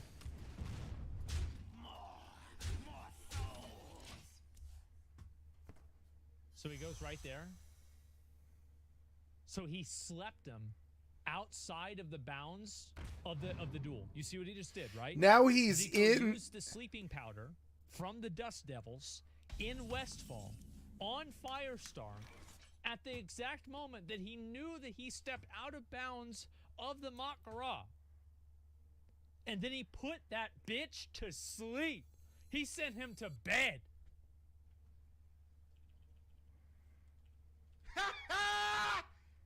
Motherfucker! And he got the fucking debuff. There it is. Shit, dude. Unlucky. Unlucky, my boy. Next time bring world buffs as well, you fucking dog. Yep. True. He doesn't even want to look at it, bro. Look, he's staring away. Look at that debuff. Decreases all attributes by 20%, all damage caused by 20%, armor and resistance by 20%. Everything. And that buff lasts for 3 days. I can't believe I pulled another one of these. It's like Blizzard wanted me to win this game. It's when you flee a Makura, which is what happened here. I dragged him out of the duel range, and then I used one of his sleep dust that he was spamming on me the whole duel to sleep him outside the zone. 3 days of and game time. Yeah, you can't the just timer, log off. you know, It that goes you're away. outside of the range ticked to 0. And It's then like you res, fled the Makura. res Now, sync. what happens when you flee a Makura, guys, is that you get minus 20% all attributes. That means 20% less stamina, agility, strength, everything. All your damage is also, in addition to that, reduced by 20%.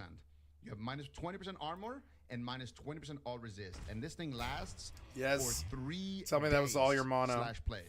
Not 3 It is. days in real life, 3 days in the game. You have to be online for 3 days. For reference, oh my god, I'm gonna to get to this smoke level, this it takes about, guy. like, He's gonna be so 1 pissed at day, me. 20 hours It's gonna be if you consecutive destroy the too. level. So his character is completely fucked. It's gonna be consecutive, one after another after another. He's gonna be so pissed at me. This guy Oh was my not god. too happy throughout the duel.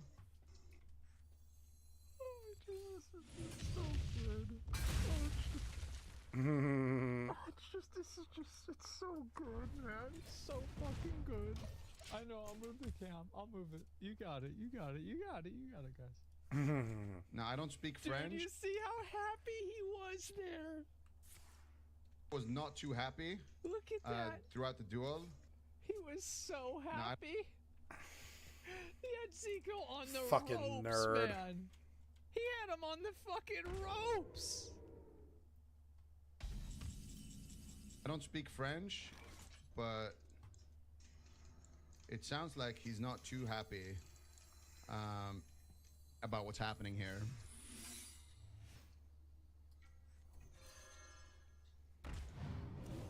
Je vais le défoncer. Tu fais que courir. J'arrive. What did he just say? What did he just say? He says, you think you can run. He says, I'm going to own you.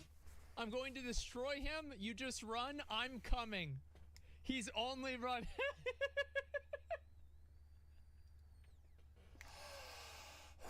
À moi ton oreille bientôt. He's excited. Allez, Zico, viens par là. Oh my god. My guy's not too happy about this. You can I'm not run, sure if I anybody will can translate destroy that in you. the comments later, but I do believe that Your ear is he's mine not too happy soon. about this. Il y a juste 2 blocs. Now I want to see at the end Je vais requêter. here. Sous merde. So this right here is my favorite part. Okay, here we go. Look at his smirk. He's Yeah. so excited, man. He's so excited, bro. Oh man. Look at him. His potion just came back And up then again here, too. Look at him. He's so excited. Yep. And then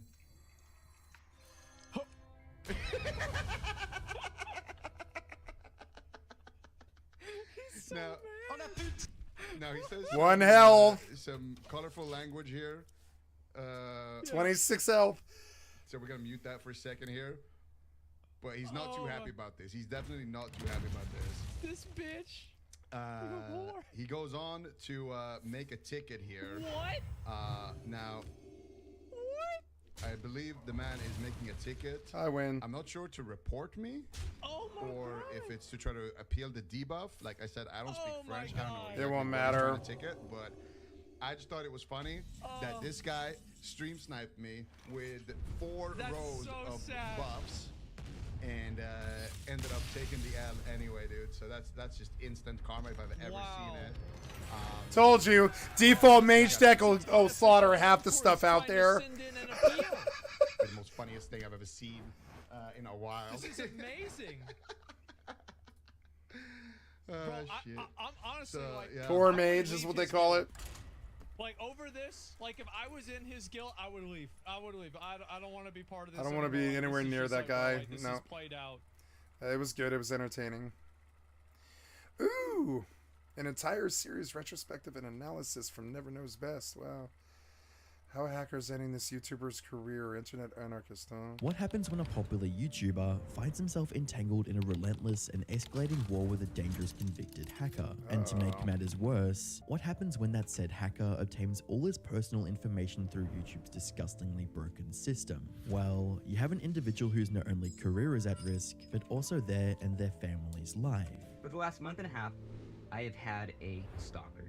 And this stalker has done everything they can to try to destroy my life and my livelihood, which is my YouTube channel. I've received messages nearly every single hour for the last 35 days from this man. And now we're at the point where this man is placed. Get like me, get to 18 months and tell me how you feel. And you seem to be really wanting to tell the world about this. That's another thing I don't really understand. 4 copyright strikes on my videos. Oh shit, I've been through like 20 or something. I learned. To get my channel terminated. Hi, I'm the internet anarchist. Yeah, it sucks when you get canceled for no reason, though. I do have some sympathy for that. I mean, I do.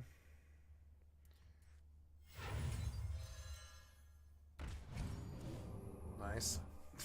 That makes this kind of lol already. It's too overpowered right now, but it'll be so good in a minute. Okay. I create weekly YouTube documentaries, and today we'll be delving into the ongoing situation with Vince Vantage, a documentary-style YouTuber who is currently having his livelihood deconstructed by a vicious convicted hacker. But to fully understand how a seemingly innocent YouTuber can become such a target, we first need to go back to where it all began. Vince Vantage would join YouTube on the 24th of September 2020, where on the same day, he would publish his first video, titled, "When Ashley Madison Screwed Over 29 Million." God damn it. Why would you make that your first fucking video? It seems kind of... I mean, yeah, if there was ever a shooting star moment, it's this. Yeah, that's a shooting star moment right there. I would say, yeah, that's a shooting star moment right there. I will spell control you, Lock. Customers. The video was a solid start, as it laid the groundwork. What? What'd you do? Ah, damn it. I should have put my secret down. What do I do here? It's like... Okay. Yeah, but that's not it. Maybe that'll pull it. That might pull it. Mana Thirst. A bonus if you have X8. Deal 3 damage. Okay. Well, it's enough. It was enough. It was enough.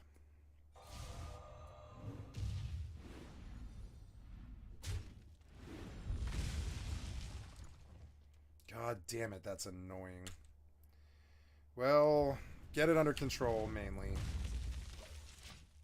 He seems to be kind of doing okay. Work for the gripping content. It had to be a warlock, right? That would soon fill his channel. It's July 15th, 2015. Ashley Madison employees arrive at work, turn on their Jesus computers, Christ, and the man. lovely sound of thunderstrucks playing in the background. And then a message appears. Ashley Madison must shut down immediately, or else we will release all customer records, real names and addresses, and employee documents and emails. Welcome to your worst f***ing nightmare. The Impact team have just hacked into Ashley Madison, and they set a 30-day window for Ashley Madison to shut down, or else they would release all the information they had.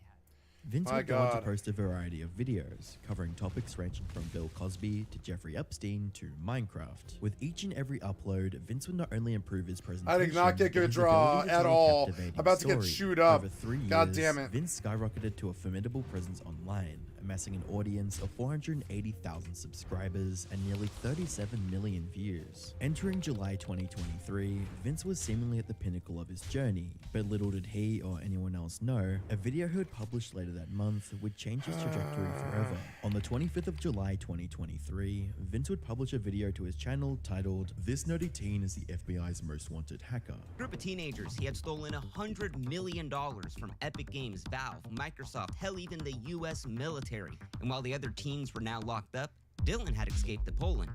But now he was broke. But from a group of guys he had just met, he had heard the security cameras at the local Polish bank were pretty lax, enough to plan a robbery. The video would be a huge success, going on to gain over 2.5 million views within the first month. But whilst things seemed fine on the surface, everything was about to take a wild turn for the worse. During the video, Vince would discuss several hackers, one of whom is Sinette, who would plot to destroy Vince's career and livelihood. But while this hacker decided to target Vince, especially considering the fact the story had been covered several times by other channels, well, here's what Vince himself had to say. So when I was making this video, I saw that Sinette had done an interview about all of his crimes publicly on the Darknet Diaries podcast. Great podcast, nothing bad to say about it. So because he'd done that public interview, I messaged Sinette thinking that he'd be open to do an interview with me. I sent him a really nice thing stating, hey, I'm just looking to pick your brain about some stuff. But Sinette tells me he doesn't want to do the interview and wants nothing to do with me, which is fine. I totally get it. He says he's turned down people who have made Nice, that's series helpful on to me. Netflix. Okay, whatever. But then Sinette starts telling me that I should move on. I might to the win. Story, that I probably shouldn't even make this video because everyone wants to forget about it. So I tell Sinette, hey man, I understand where you're coming from. And that's it. At the end of the day, I don't say anything beyond that. If the interaction between Vince and Sinette had simply ended here, you wouldn't think much of it.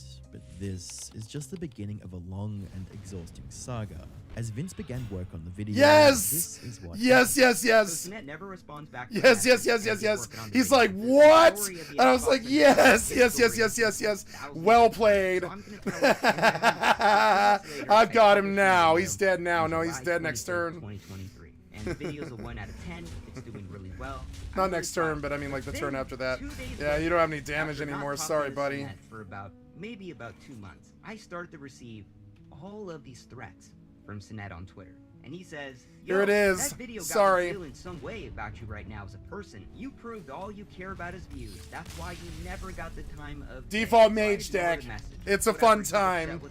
The story's been told 1,000 times.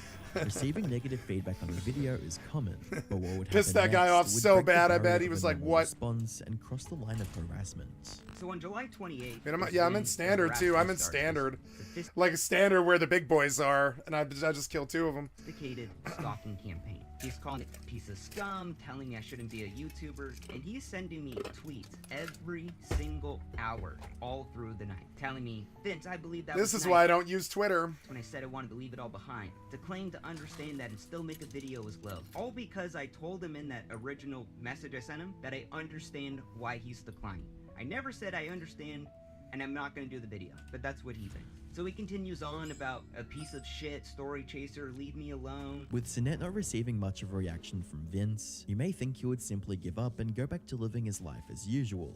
But no, instead, Sinette would up the ante and opted to try and get more other dangerous individuals involved too. And then he sends me a private message. Now this is interesting. Sinette tells me, the scene is made aware, and I'll be posting my personal email in the video. Now, the scene is the hacking scene. So pretty much it's a soft-handed threat that I should be shooting bricks because they are going to come after me. So mind you, I'm not responding back to any of this. And then he starts posting on my Twitter account, what Vince Vintage is no different than a creeper who fondled the female when she says no. Sinette is not very good at typing. So now he's calling me like a sex pest at this point because I made a video that he didn't want made. And then he tells me to eat shit. And then at 6:20 a.m., Sinette's posting all night long. Why are you whining about this?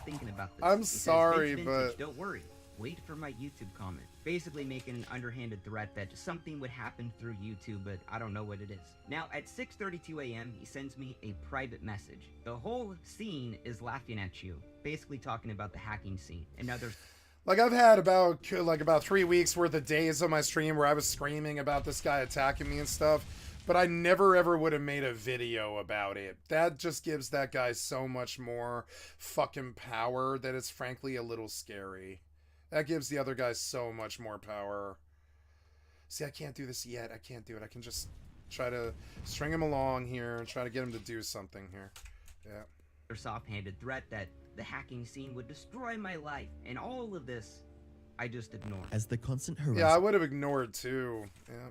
And waves of emails and tweets ensued, Vince quickly grew tired and eventually decided to try and de-escalate the situation by blocking Sinette. But what seemed to be the right move at the time would ultimately end in disaster, as the hacker would find other ways of getting Vince's attention. So the next day, July 29th, after I see Sinette tweeted me all fucking morning, I block him. at 10:30 on July 29, 2003 on everything. Twitter, Instagram, Facebook, Snapchat, whatever. And then 93 minutes after blocking him, I get a DMCA claim on the video that he was trying to get me to take down by an Adam Chester. Now, Adam Chester provided an email, adamchester3@protonmail.com, which, if you don't know, Proton Mail is notoriously used by hackers to hide their identity, which Sinet pleaded guilty to hacking into the US government. The timing of Adam Chester copyright striking my video was very suspicious after Sinet had harassed me over 13 hours non-stop. So I emailed YouTube's copyright team, and then I emailed Adam Chester to find out what these claims were. Because this video that was doing so well is taken down, and I'm extremely upset. So at 4:17 a.m., the same time that Sinet was consistently harassing me, at least I got Adam something out Chester of it. responded to my email asking what these copyright infringements were. And he said, I'll have to check on that, but I'm traveling. Though I remember it was for multiple copyright infringements. As far as I remember, there were multiple other videos on your channel which violate my copyrights. But for now, I have not filed those strikes, since 3 strikes in 90 days leads to your channel getting banned. Just be careful in future videos. Have a good weekend. So Adam Chester can't tell me what these copyrighted infringements were on every single video on my channel that could lead to my channel getting banned. He's giving me a soft-handed threat that if I don't remove this video, he's gonna go through and strike more videos on my channel to give me more of a hard time to try to terminate my shit. With the copyright claim now being falsely lodged towards Vince, things would only escalate from here, as Vince was forced into using YouTube's horribly broken system to try and defend himself and his work. It's good that the SJWs went after this. Fucking gnarliest part of all this. Now, when you get a copyright strike on your video, the YouTuber, you could file a counterclaim against that strike. And it basically states that, no, this actually wasn't copyrighted material. It's fair use. You make your argument. But when you send that counter notification, you have to put your legal name, your legal address, your phone number, all of that information. So when they file the lawsuit, if they do, they know where to send it to. Now, I knew that Sinet was using this copyright claim system to not only screw with me by not having the video up, but also trying to obtain my real information to dox and swap me. So I hire an attorney at this point to legally represent me on the counterclaim, because I knew Sinet was trying to do this to fuck with me. So I'm like, I got an attorney, everything's gonna be all good, this guy won't know my name. So I put the attorney's name, all of their info on the counterclaim, we fill out the form, we send it out to YouTube. But YouTube does not accept the form with my attorney's name on it. YouTube says that I have to provide my legal name tied to my AdSense account, although the person filing the copyright takedown has to provide no identification, no proof of anything about their fucking identity. So I have to show my full government name to this convicted hacker to file this counterclaim to get my video back up. That shit's so fucked up to me. So I filed a counterclaim with my legal name, but my attorney's email, address, phone number, and YouTube finally accepts the claim. And basically, the attorney wrote up this thing about all of the copyright violations and why they were BS. Adam Chester, Sinet, was saying that a ABC7 news clip was actually his, that I used on my video. So we just sent the actual clip of the ABC7 from YouTube and being like, no, this is their clip, not Adam Chester. Adam Chester had no registered trademarks or copyrights to any of that stuff in the footage. So the whole thing was just BS right now. Following Vince's counter notification, the situation would only continue to escalate. So after I filed a counterclaim that Adam Chester, which is Sinet, gets a copy of, Sinet leaves a tweet directed at me, even though I blocked him on Twitter. And he says, at least he was man enough to pull down the video. However, he was still a bitch. Instead of saying sorry, he pulls the video down and blocks me. How can someone be so asinine is beyond me. So Sinet's playing dumb here. Oh, at least he was man enough to pull down the video, but he's still a bitch. Whatever. We'll see a lot more of this in the future. So now it's August 1st, 2023. I have Sinet blocked on Twitter. But then he goes around, he starts tweeting publicly that whoever Adam Chester is, I'm gonna find him and strengthen the claim. He stole lines from Jack Resider, the Darknet Diaries podcast, and provides no evidence for what lines I stole. Now, what's super interesting about this is that Sinet knows Adam Chester took down the video. Now, when a video is taken down for a copyright strike, it is delisted from YouTube. It cannot be searched. It isn't even shown in my channel. So how would Sinet possibly know that Adam Chester was the guy that made the claim? Well, I think Adam Chester is Sinet. So at this point, I contact YouTube support with several partner managers, and I had to lay out all of the harassment. I have all of the tweets, the messages, the BS, the MCA claims, and YouTube tells me we can't do anything about it. You just have to go through the system. Vince was quickly growing tired of the situation, and on the 10th of August, he would finally unblock Sinet. The next day, on August 10th, I don't want to live my life in fear anymore. I'm like, you know what? I'm not going to block this guy like a little bitch. I'm just going to unblock him and just be free. So Sinet sends me private messages 23 minutes after unblocking him. This guy is checking my Twitter non-stop, every day, every minute, to see if I unblocked him. And 23 minutes later, he begins sending me a barrage of messages. He says, I see you unblocked me. Why? Also, FYI, I don't know who Adam Chester is. How would you know? No one can see the video. How would you know who Adam Chester is? Oh, because you are him. Then he says, however, I did have the one on archive removed personally. I don't lie, and I say things for what they are. Now, this didn't make sense for a long time, until yesterday. Now, when the video was taken down from YouTube, one of my amazing subscribers took my video and they re-uploaded it on the archive.org for others to watch, because you couldn't watch the original on YouTube. Following the video being uploaded to archive.org, it would be mysteriously taken down from the platform, where Vince would once again receive a DM from the hacker. So that video, I checked it recently, and it was gone for a DMCA copyright strike claim. And Sinet in this message is telling me that he removed it. So he removed the archive.org one, but he had nothing to do with my YouTube channel one. Fucking sure, bro. And then he continues to say, with all honesty, Adam Chester could be one of Nathan or Anthony's friends. No offense, but that video was a bit hurtful. So I don't respond to Sinet's message. And then at 3:18 a.m., Sinet's normal operating time, he sends me 2 more private messages on Twitter. Following this, Vince realized the situation was possibly putting himself and his family at risk. So with that in mind, he decided to take further steps to fully explore just what type of person he was dealing with. So I hire a private investigator to do a full, comprehensive background check on Sinet. Because I wanted to find out, could I file a restraining order against them? Could I file a cease and desist? Could I file a fake DMCA lawsuit against them? Does Sinet have any gun permits? Had he committed any violent crimes?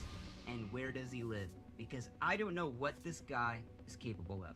So the private investigator sends me a report that is 160 pages long about everything in his life. That Sinet is 37 years old, has no job. He lived at his mom's house and he just moved into his uncle's apartment that he lives in for free. And that he had tried to commit suicide the year before. Now normally I wouldn't bring that up, but we're talking about Sinet having nothing left to lose and all of the time in the world to just fucking harass me. As the situation grew, it was no longer simply a false copyright dispute. By now, Vince recognized the sheer depth of Sinet's desperation and recklessness, fully grasping the magnitude of the danger he now faced. And to make matters worse, YouTube handed over Vince's full legal name. Now because my legal name was given to Adam Chester, who was Sinet. Sinet, a hacker who pled guilty into hacking into the US fucking government, begins harassing my fiance. Sinet had found my fiance's phone number and began texting her, pretending to be fucking me. Now, because I had Sinet's full background check at this point, I am freaking the fuck out. And I know exactly where he lives. I knew that the area code of this random number that texts my fiance, well, it's the same area code that Sinet lives at. What are the odds? Now, let me just give you some facts. My fiance is a school teacher. We've been together for 10 years. She has never had random numbers message her like this. So to have this happen from the same area code, the phone number, all out of the blue, while Sinet's been harassing me for the last month and a half, it's a little weird. Now that the hacker was intruding into Vince's personal life, he would have no choice but to take further actions to not only now protect himself, but to protect his loved ones from the mess he was currently entangled in. At this point, I knew that Sinet was stalking me. It was straight up stalking me. And I don't know what the fuck this guy was capable of. So me and my fiance move out of her home. We move the fuck out because I don't know that this guy that fucking hacked into the government, what the fuck is he gonna do? Because YouTube forced me to give my fucking name to him. This is what's going on in my life. And just keep in mind, this all stemmed from me asking for an interview. Now, days later on August 21st, my video that was copyright strike goes back up. And while my video was put back online, it was reset in the algorithm, basically just hurting me financially at this point. And while I did feel happy the video was backed up, I knew in the back of my head that Sinet was gonna copyright strike another video. Would it be the same one? Would it be a different one? I kept checking my YouTube studio every 30 minutes. I literally could not sleep. I just knew Sinet was gonna get enraged and just copyright strike more videos and just trying to get me to fucking delete that video. Vince's intuition would turn into reality, as the vicious hacker would take it upon himself to try and remove Vince's channel from the internet entirely. And that's exactly what happened. So, just a couple days later, I get another strike on one of my biggest videos of all time. And the copyright holder, the claimant in this one, was Jake Turner. Now, Jake Turner didn't have a Google account either. He had, once again, a Proton Mail account. JakeTurner91 at protonmail.com. Now, let me be clear.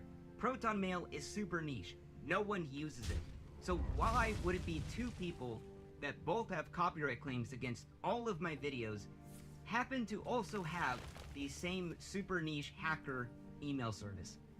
What are the odds of that? So I'm like, okay, whatever. You know what? He wants to play this game. Let's do it. So now it's not Adam Chester. No, it is Jake Turner now fucking with me. Now, I'm on the phone with the attorney the next day, and I'm about to prepare a cease and desist against Sinet, because I don't know what else to fucking do. I've tried going through YouTube, I've tried doing all this shit, and just nothing's getting done. And then I get another strike on one of my biggest videos of all time. And I'm like devastated at this point. I'm like, I have 2 strikes on 2 videos. If I get one more of these from this fucking piece of shit filth, my channel's done. So I'm like freaking out. I don't know what to do. I called the attorney again. And then I get a 3rd strike on my channel. Everything that I've built over the past 3 years is about to be gone in 90 days now. All because a 37-year-old piece of shit, low-life loser who has nothing better to do. Fucking do. Just wants it down. And doesn't have to prove anything about it. From this point onwards, Vince was taking the offensive as he began to do everything legally in his power to fight back against a degenerate hacker. I was so fucking mad when I got that 3rd strike that I fucking threw my phone at the fucking wall. I was so fucking mad. I've been dealing with this for over a month and a half. You know, YouTube's consistently told me just file the counterclaim, wait 10 days. But the problem is when my next video goes up, it's gonna be 3 in a row stuff like that. And the video's gone. And then I gotta wait 10 days. And then it restarts in the algorithm. And then now it's fucking with my money. Like, Sinet, if you want to continue doing this, oh boy, you do not fucking know what is coming after you. 3 in a row. Let's I've go for already 4. filed a Standard. fucking FBI report against your ass. I've already hired a private investigator to find out where you fucking live. I've already hired a cyber litigation stalking fucking firm to protect myself against your creepy ass. And a copyright attorney, unless you want to pull any shiesty shit like that. Do not fuck with me. I will fuck with you so much harder than you ever could fucking dream. You thought the bar of soap in the prison was bad? Oh, fuck. You don't know what the fuck's coming for your ass. And I told That's you how to I stop feel multiple too. times, and you continue to do this. Yep, cease and I tried handling desist. this privately, but just like a big fucking cockroach, sometimes you gotta pull back the curtain and shine the light on it to get it to scatter up to the wall. Following this, the video Vince published would go completely viral, garnering over 1 million views within 3 days, and the attention of not only just the entire YouTube community, but massive figureheads such as Penguin Zero, aka Most Critical, or Charlie, who would share the worrying situation with his audience. I'm sure a lot of you saw this earlier today, but this is a fucking awful situation. His Oh, name is I've been Vince there. Vintage, and Been there for 18 months. I wouldn't make it public spectacle like this, though. today he released a video today going over a really unfortunate situation. Yeah, the nuts are just Satan's you know, flexing his muscles, and the nuts are just cracking in the fire, you know, and they're just going crazy. Yeah. I mean, yeah, I think he'll kill it. Will he kill it? No, he can't kill it for a long time. He won't be able to kill it for a long time. This comes out. Right? That comes out. That's going to come out. Yep. And I'm going to keep going.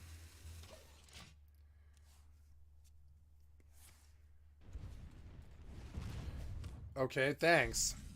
Thanks. That's cute. Well, yeah.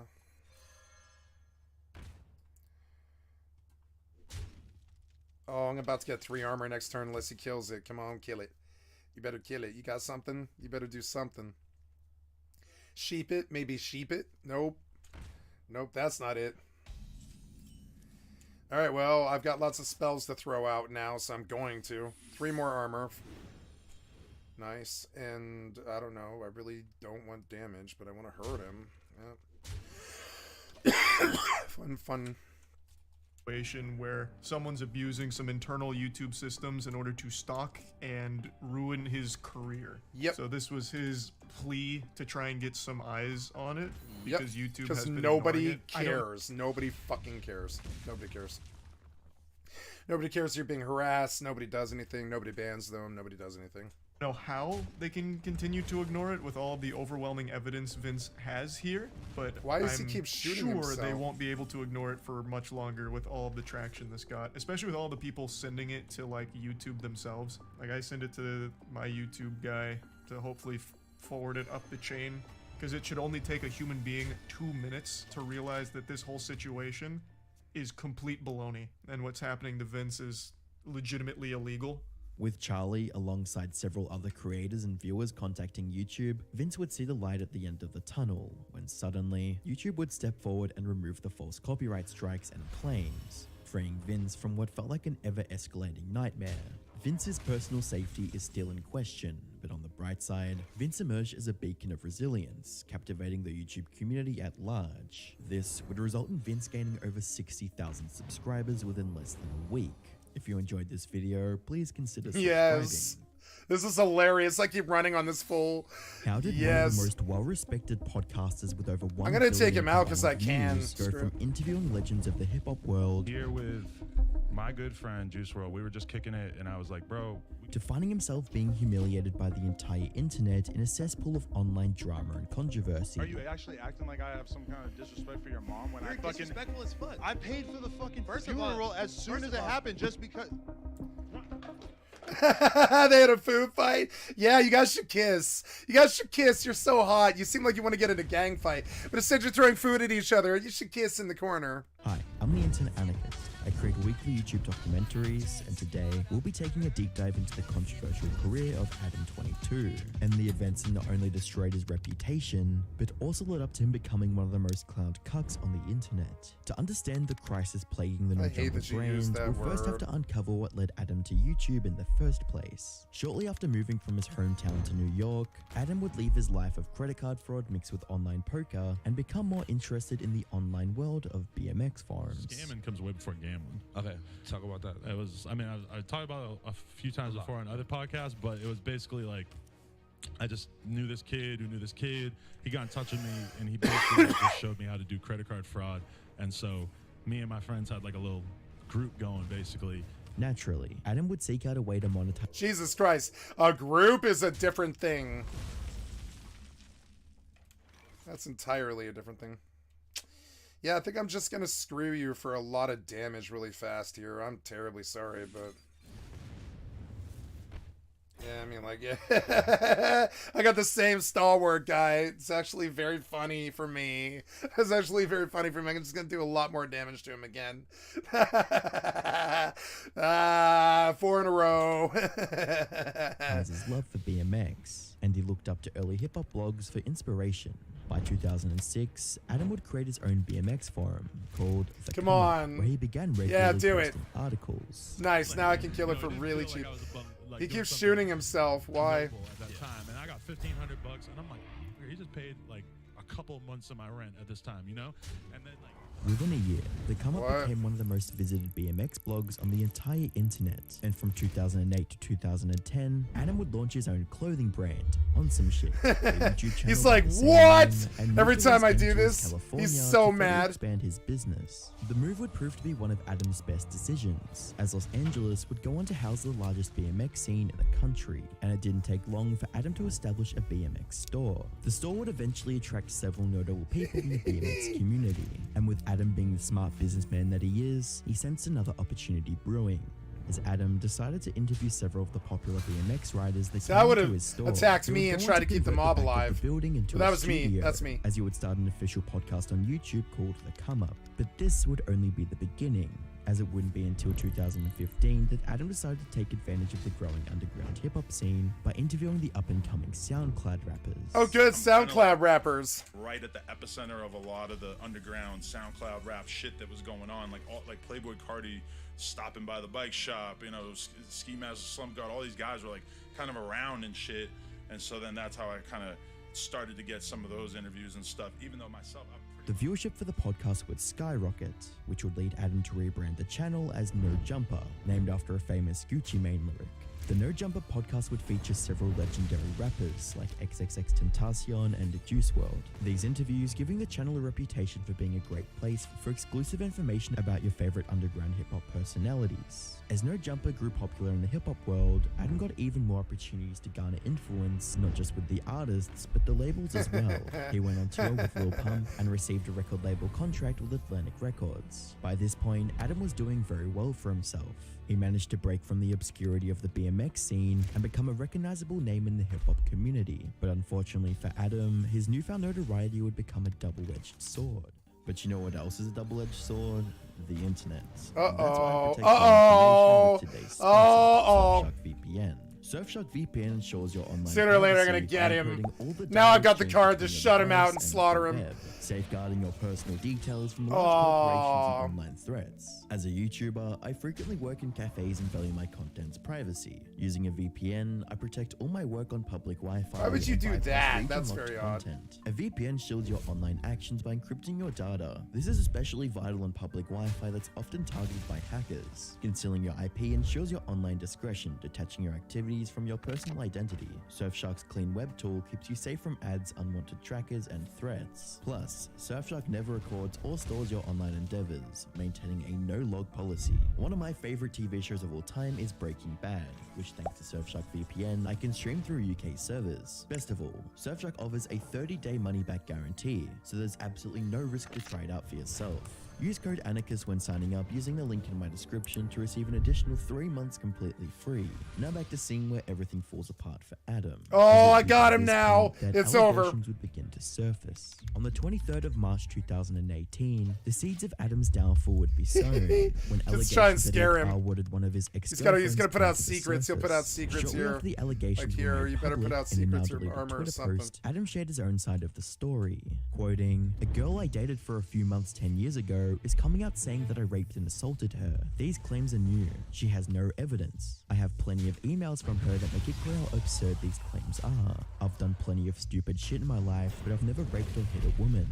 I didn't know women from my past would fabricate rape stories, but I'm ready to face those head on too." According to an article post on Pitchfork, an anonymous woman had gotten in contact with Connor Tripler on Twitter and claimed that Adam was a, quote, serial who is notorious for doxing women who speak up against him for 4 in a row. Let's go The for general 5. sentiment for 5 in a Adam's row. fans was innocent until proven guilty. 4 in a row. With comments along the lines of, Let's go "The for bullshit 5 in a will row. show, don't worry. Just keep moving forwards with what you do best. Only the weak-minded, insecure people will do this because they forgot how an L needs to be taken with grace." The most striking. Yeah, I feel like I should take my losses with grace because I don't have this kind of viewership like these guys do. I don't have that, so I'm just quiet. I'm sure people on this planet get harassed all the time. I'm just quiet about it. Against Adam was his old B9 board posts, which have been deleted from archives. Fortunately, screenshots of the posts are still available. I might lose to This this is a guy. story about love. Well, no, but it's a story about girls. One girl in particular, a girl who is a bit of an internet legend in her own right, even though right now she is still just 19. That girl is Desire. The post then went on to detail how Adam met. What?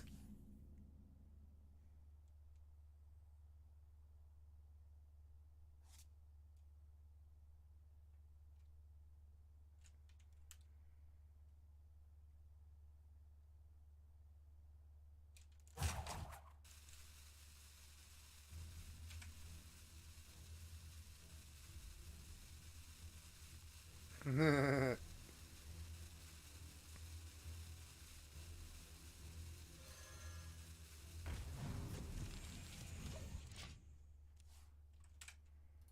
Desire on the B9 board. Their initial Desiree, you idiot. Desiree.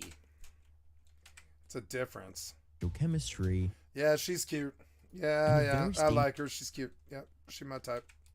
conversation they had on the phone. Adam would acknowledge how inappropriate the interaction Well, not my type, but what I usually go after. was, with a line that read, "If statutory R word is wrong, I didn't want to be right." On the 26th of March 2018, another Twitter user by the name of Helen added fuel to the fire with a statement that claimed that she was one of Adam's many victims. The images included in the tweet were screenshots from Adam's old B9 profile, as well as a statement from the alleged victim, with parts quoting, "It should be noted for the record that he was well into his 20s when we began sexual relations when I was 16. Yeah, this is why you don't sleep with jailbait, because they use it like ammo later. He is denying this despite the fact that multiple women have come forward. I don't mean this like some kind of derogatory term. I'm just saying don't sleep with young, impressionable 14, 15-year-old girls. They're going to use it as ammo because they have no filter. They don't know any better. Nor should they, really. They're children. You shouldn't sleep with children, you idiot.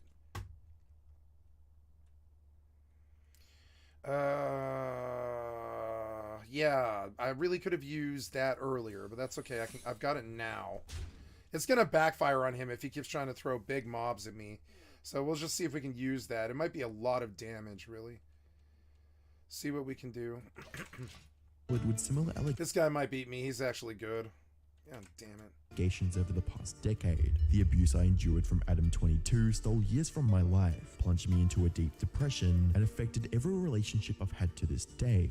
Helen would go on to reference Connor Triple's threat on Adam, and even urged Atlantic Records to cut ties with him, with parts quoting, "She was a minor in several photos. She doesn't want clout or money. She's had to seek lawyers on him once already to force him to remove her nudes and name. Don't accept this is all in the past. Let Atlantic Records know that this is not okay."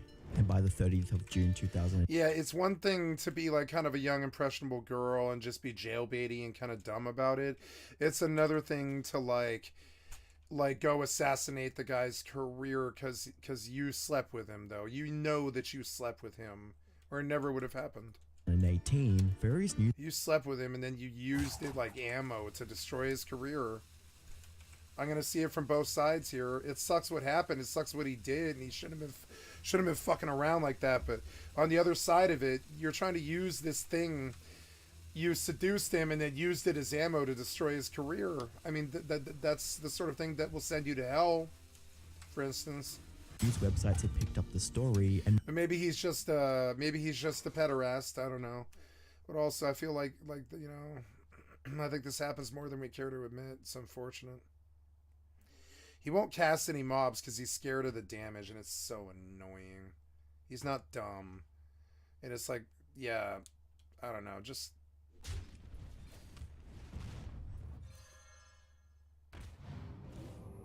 My God, I've drawn three of these. They're gonna do like 9 damage to him, and when I actually get some mana... ran with the idea that Adam had indeed committed the crimes he was accused of.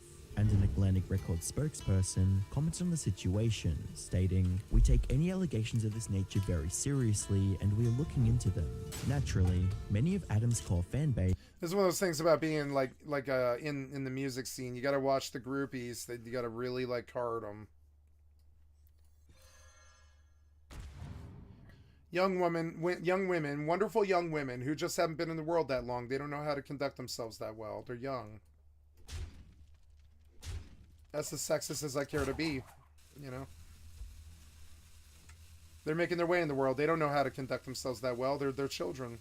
Still reserved that he was innocent, and it seemed that most of those that deemed him guilty... They get sexually active at a young age, like 14, 15, and honestly, they should be with 14 and 15-year-olds, but they're sleeping with 24-year-olds who are creepers, and it sucks, and it's because of a band scene and all this other stupid shit. Don't touch the 14-year-old.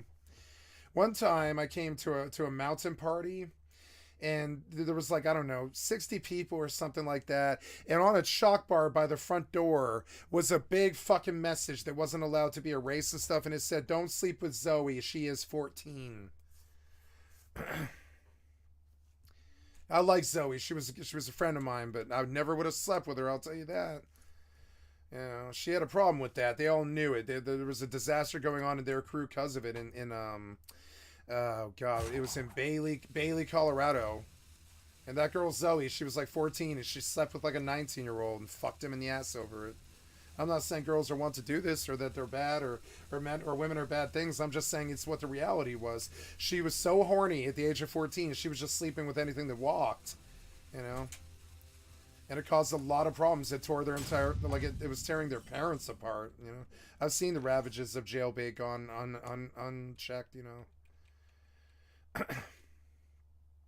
Not personally, of course, but I just mean like in that crew, I saw what it did to their crew. It sucked. See, I could do this, and it would really, but I mean, to all enemies, and then freeze them. Yeah, this is what I want to do. It's expensive, but I mean, it's fine.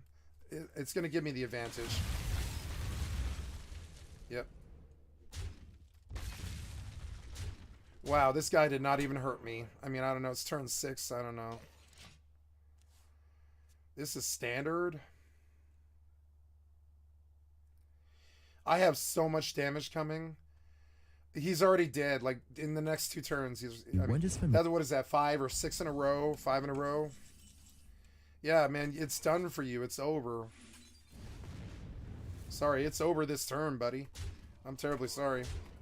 Turn 7. Familiar with his brand, it wouldn't be until the 22nd of June 2000. Yeah, well played.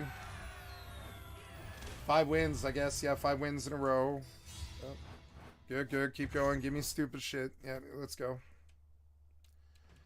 Okay, keep going until I lose. YOLO. 18, that Adam would publicly address the allegations in an interview with DJ Vlad.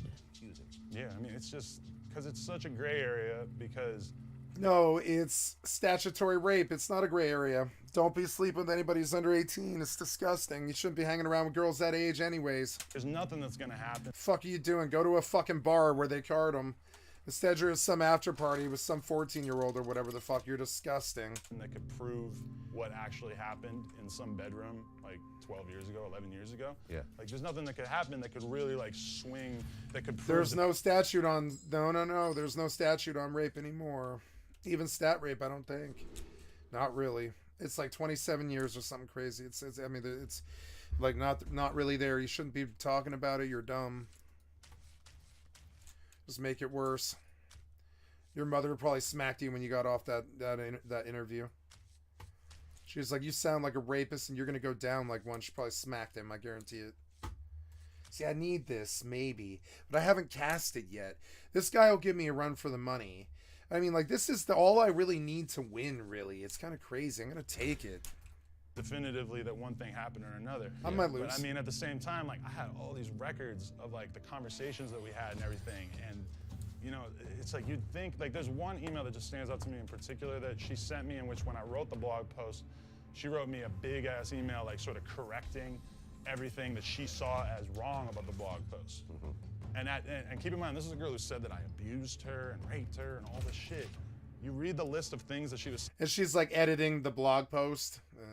Saying were wrong about the blog post. She's still telling me she loves me in the email. She's still telling me, like, all this stuff. There's no mention of any...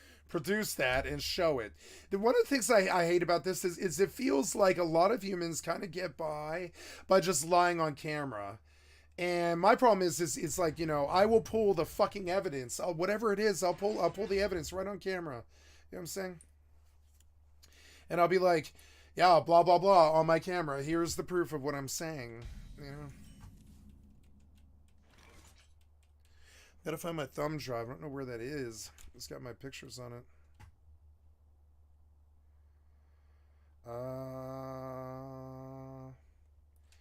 I mean, I guess it's Rampy. He doesn't seem to want to do anything.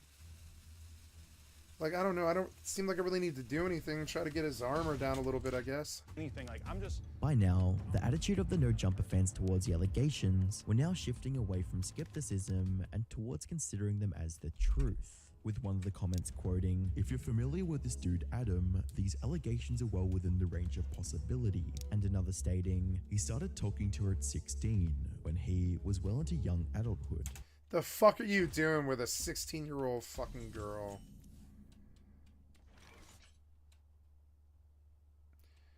Like...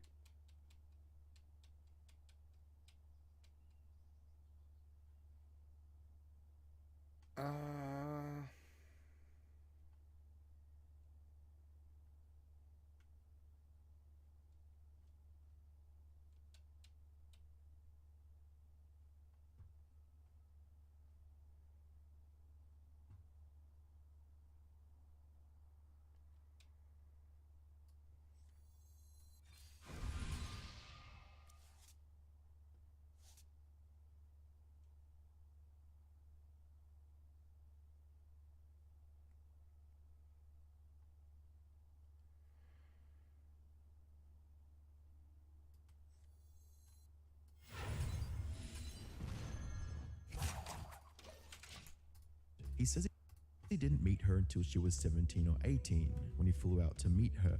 That sounds a lot like sexual grooming, dude. He has no place to be so confused by the fact that she felt violated and taken advantage of, because she was. The following year, Atlantic Records stated that they would no longer be working with the No Jumper brand. Adam's dreams of actively participating in the music space barely lasted a year, with him only releasing 2 tracks. He would once again share his perspective on the situation in another interview with DJ Vlad. And then you lost your record. Well, we had a 1-year deal, and we did the 1 year, and then we decided not to go forward from there. Okay.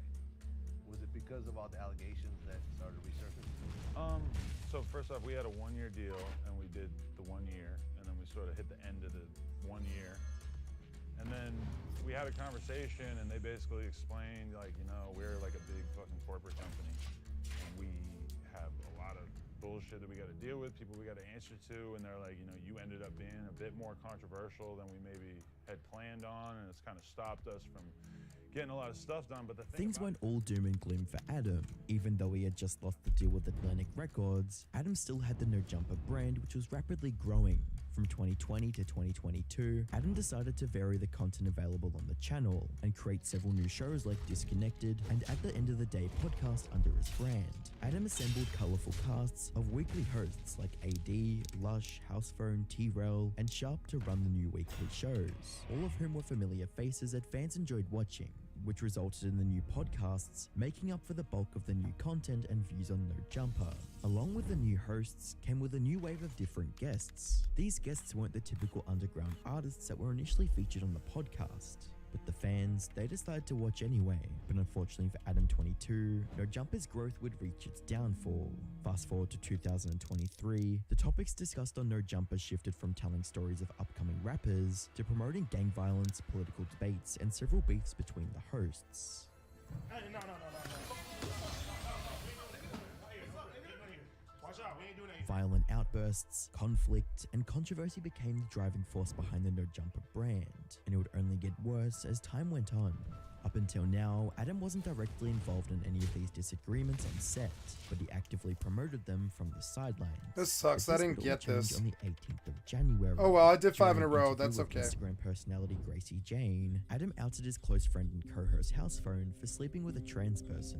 Did I look down upon to expose that somebody may have been with a trans person? If, Yeah, absolutely. I sign NDAs and I take them very seriously, so just letting you everybody didn't know get one that. I'm guessing? You didn't fucking bring me, fuck him.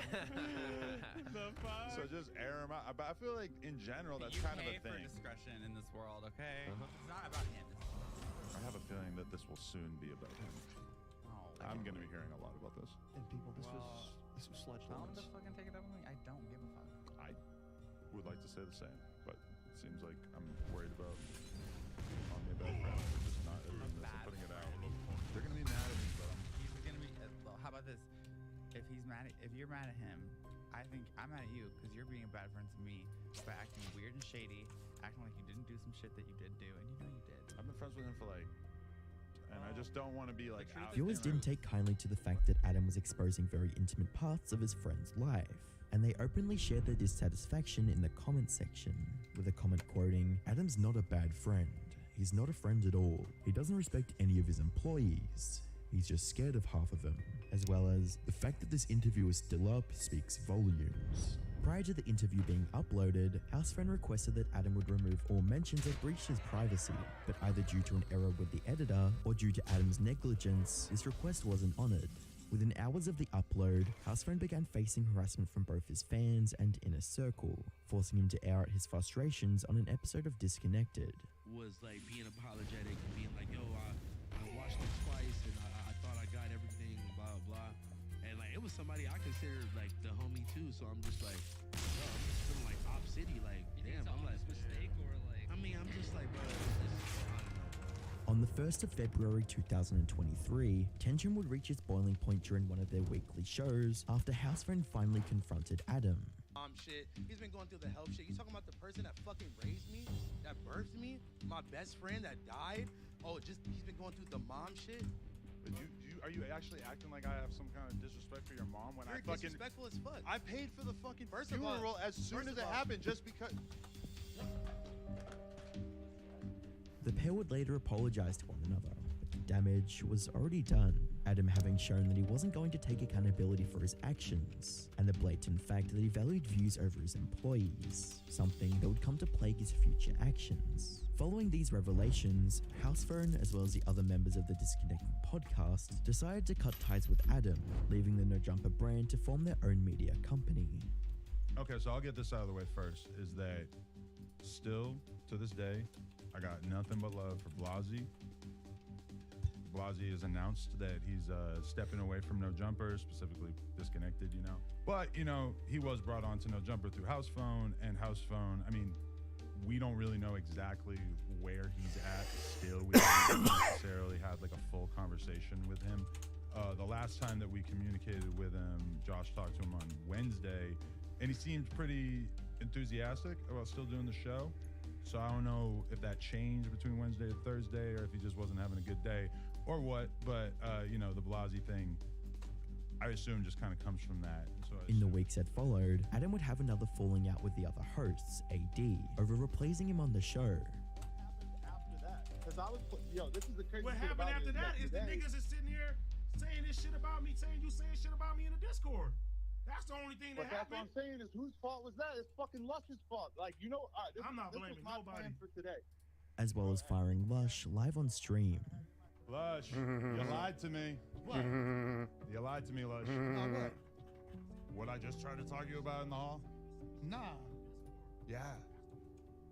nah. Yeah. I didn't say nothing. Well, I got confirmation from a bunch of different people. Nah, Yeah. nah. Yeah. Yeah. It looks funnier the more you lie. I really like when. I mean, you could look through the entire chat log in there. I didn't say anything like that in there, fool. okay, well, maybe we can do like a full analysis of it, but I think I get the gist from talking Because to I didn't. everybody. Because I did not say that, dude. I did not. Like, I'm saying, like, if I did, I would have told you when you asked me before. Like, No, you lied to me to my fucking face out there, right in my own office. no, dude, I didn't. You did. If I did, I would have said something. Well, then there's a bunch of people in the Discord who are tragically misled, and some of them are people that I trust. I mean, I don't know. I mean, Mikey's in the Discord. Like, did I say? It feels kind of crazy that all these people would just like try to frame you. You know, it seems a little bit more likely that you're just talking to. I mean, there's been a lot of. What you said that shit. I didn't say that. I didn't. Fool. Like, I would have told you if I did. Like, it's gonna take you providing the entire Discord chat and pointing out. Homeboy's talking like a gangster with a Joy Division shirt on, and it's actually really funny. Line things that you didn't say that I'm being told by multiple people that you did say. I can show you the entire chat. I didn't say that shit. I honestly think, at least for now, maybe we can come to the bottom of this at some point, but it's probably better to do it. Thank you. Why do you guys all seem like Yellow Wolf? Ladies and gentlemen, I Did not expect this to be a narrative that was taking place today, but we hold ourselves to a higher standard. You're fired. Yeah, I'm just super disappointed. Donald Trump him. Fans already hated Adam for disregarding his friends and employees, but the worst was yet to come, as by the 15th of March 2023, the seeds of Adam's downfall sown back in 2018 would finally bear fruit, when the Perv Busters brought up the allegations of Adam being a pedo live on stream. So what's up with these allegations of Adam fucking with a 16-year-old? Nah, come on, bro. We can't do that, man. What you mean we can't do that? Come on, But bro. wait, no, I'll be a hit. Wait, I'll be I'll be right here. if I don't address it. Yeah. But I'll be a hypocrite if I don't address it though. Especially with. Oh, man, like, this other come on, bro. I'm just saying. I would. Hey, Flacco. Wait. Flacco. I'll be a hypocrite if I don't address it. When you know what I do. As soon as the question was brought up, the stream was ended. Not long after, Adam would enter the studio and confront the Perv Busters, calling them liars and kicking them out of the studio. I'll be a hypocrite if I don't address the situation that happened with you. There is no situation over The one where you was messing with the 16-year-old girl. What do you think happened? The article says I'm going on. 19 when I met her. She was 19 when you met her. The article says it. So, but what did you say? I said that I spoke to her on the phone when she was 16 before I realized that she was. That's how we catching. She didn't even know that she was doing something fucked up. It don't even matter, but that's how we catch So it. you felt like you were gonna come on my platform and expose me though? Like, why? No, it was just in the midst of the conversation. It was in the midst of he didn't. Hey, it's not on him on nothing. It was in the midst of the conversation. You came on my platform and spread lies like that? Lies? Lies. Is it lies? Is it lies? Did you talk to her when you were 16? For like 5 minutes. Is it when I lies? was 21. I'm 39. You wasn't 23? I might have been 21, right? How you don't know? How you don't know if you was 21? 20 years ago. It still happened though, but we can't take that jacket off. We can't take that jacket off for nobody. Right? You gotta go. Hey man, no. This reopened a lot of old wounds in Adam's career and gave the growing mob of haters more fuel against him. From their perspective, Adam was a predator that would sell out his friends for views and ran no jumper like a reality TV show rather than a podcast. Even though Pump would come forward and make some shocking claims about Adam and their time on tour. I'm gonna beat up that pedophile. Cause folks is a pedophile. I was underage, so how you gonna fuck the same girls that I was fucking when I was 16? Yes way. It appeared that Adam couldn't bear any more hate and being made fun of. But that was far from the truth. On the 27th of June 2023, Adam would casually make an announcement that forever changed how his Wow, fans geos viewed are him. worthless. Geos are worthless. For 7 years. Wow. Just got married. We're not in an open relationship, but from a porn perspective, we shoot with other girls, stuff like that, right? Wow. But no other guys busting her coochie and ass out. Well, you guessed it. Over the weekend, Something like that happened. she filmed her first ever scene with another man. I know you was mad. Shit. You was angry. I agreed to it, so I wasn't.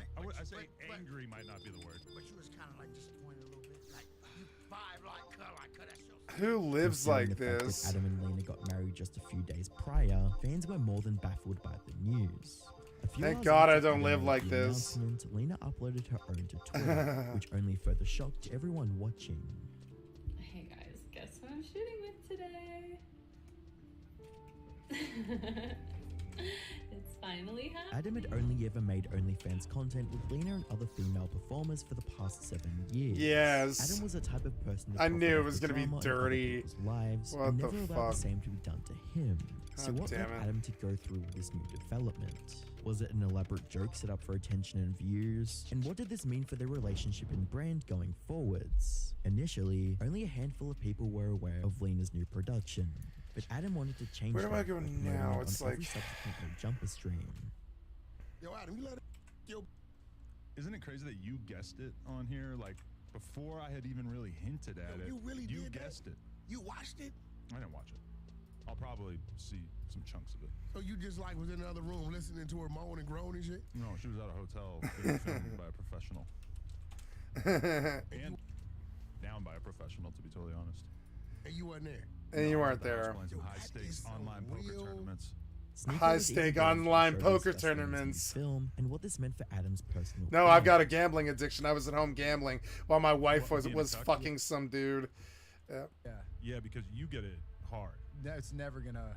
And the thing never with gonna you lose. is that you just like talked about it, whereas this, like, I haven't actually seen it yet. But Oh, you know, haven't seen it yet? The content, no, but like it's gonna be on Twitter. It's gonna I want to at see least the a trailer. content. Right. Probably not gonna go out of my way to see the full like half-hour version. Oh God.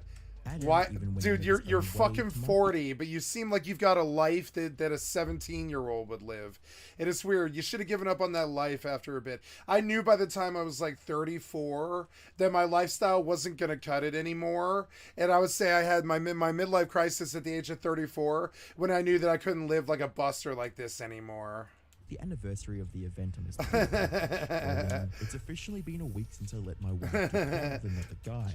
I felt a bit jealous at first, but overall, it wasn't that big a deal. She's watched me sleep with hundreds of girls, and it's never affected our relationship. I mean, he's having a lot more sex than me. Probably doing a lot more drugs than me, too. So I suppose you could call it winning. I'm happy to report. I don't know. He's returned to his pre-BBC size. Adam had finally gotten what he wanted. Any and everyone on the internet to know about his wife's recent activities. Oh my God! Why would before you it was make a that mountain the of public's replies calling Adam the business? cuck of the Disgusting. century, with replies stating, Adam paid Jason a lot of money to do his wife. That's cuckoldry on another level. Another reply from Leafy stating, whatever helps you sleep at night, cuck. Adam would proudly accept his new title, and even continued to make tweets that made him look even more of a cuck. In a little over a week, Adam had completely transformed his image from a somewhat respectable I don't like the online word cuck. personality to a guy calling himself a cuck for views. Things even reached an all-time low when Adam not only interviewed his wife about the scene. Okay, going into it, how did you feel? Okay, so I didn't really know the shoot was gonna happen until the day before the shoot. That is a It good all point. happened so fast because in my head I was like, oh, this is gonna be my debut scene. I'm gonna need like 2 months out. I'm gonna go hard in the gym. I don't know about debut scene. I mean, I am a human being. But also to talk to the other performer that made the scene possible. So a lot of people want to know, I don't know, just like if I should feel diminished as a man as a result of this. Like the cuck narrative is very, very strong. I just want to get your thoughts on that and if how people should think about Dude, that I don't know. in the context of If your wife is pulling down porn money and you're in like the rapper industry and you have like all kinds of like podcasts and you're kind of like a dummy and all this, why would you ever make it a deal if she makes money being a porn star? Why would you ever let anybody know? being, you know, the silent third party. Are women your property? What I mean, honestly, another thing is all those people seem to really care that your wife slept with somebody who she's doing a porn scene with.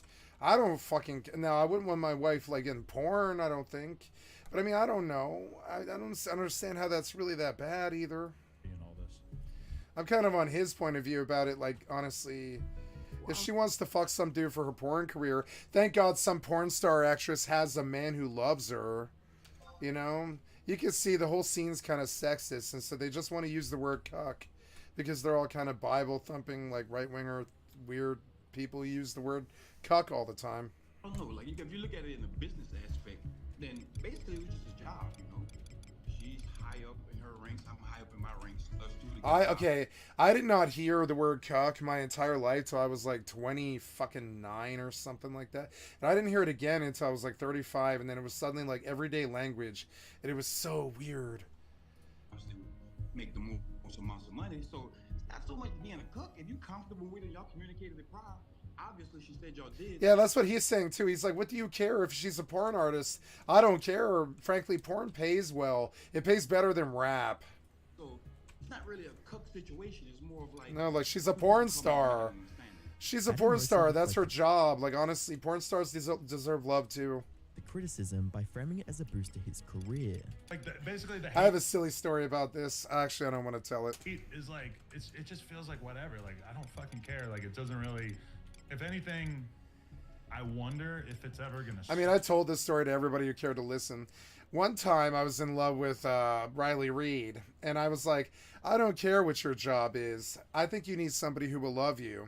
And I went chasing a porn star, and apparently she thought it was sweet, and her editor told me so, and they sent me a year-long subscription to the fucking website for free. to her website, and I didn't use it because I wasn't after her porn. I wasn't after her porn. I was after her. You know? I figured she must make so much money, and the men in that industry probably treat her like garbage all the time. And frankly, it's like, to me, it's about love. That's all. It's all engagement. That's the shit that's keeping me like going crazy on Twitter. Is just people talking shit. Like, honestly, like I suppose you could call that volunteering to be a porn star's cuck if they were ever to talk to you, but she's not gonna talk to me.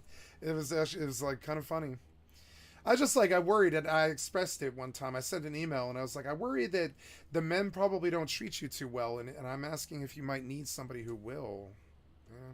All of this, Adam wasn't the only one who received a career boost from this video.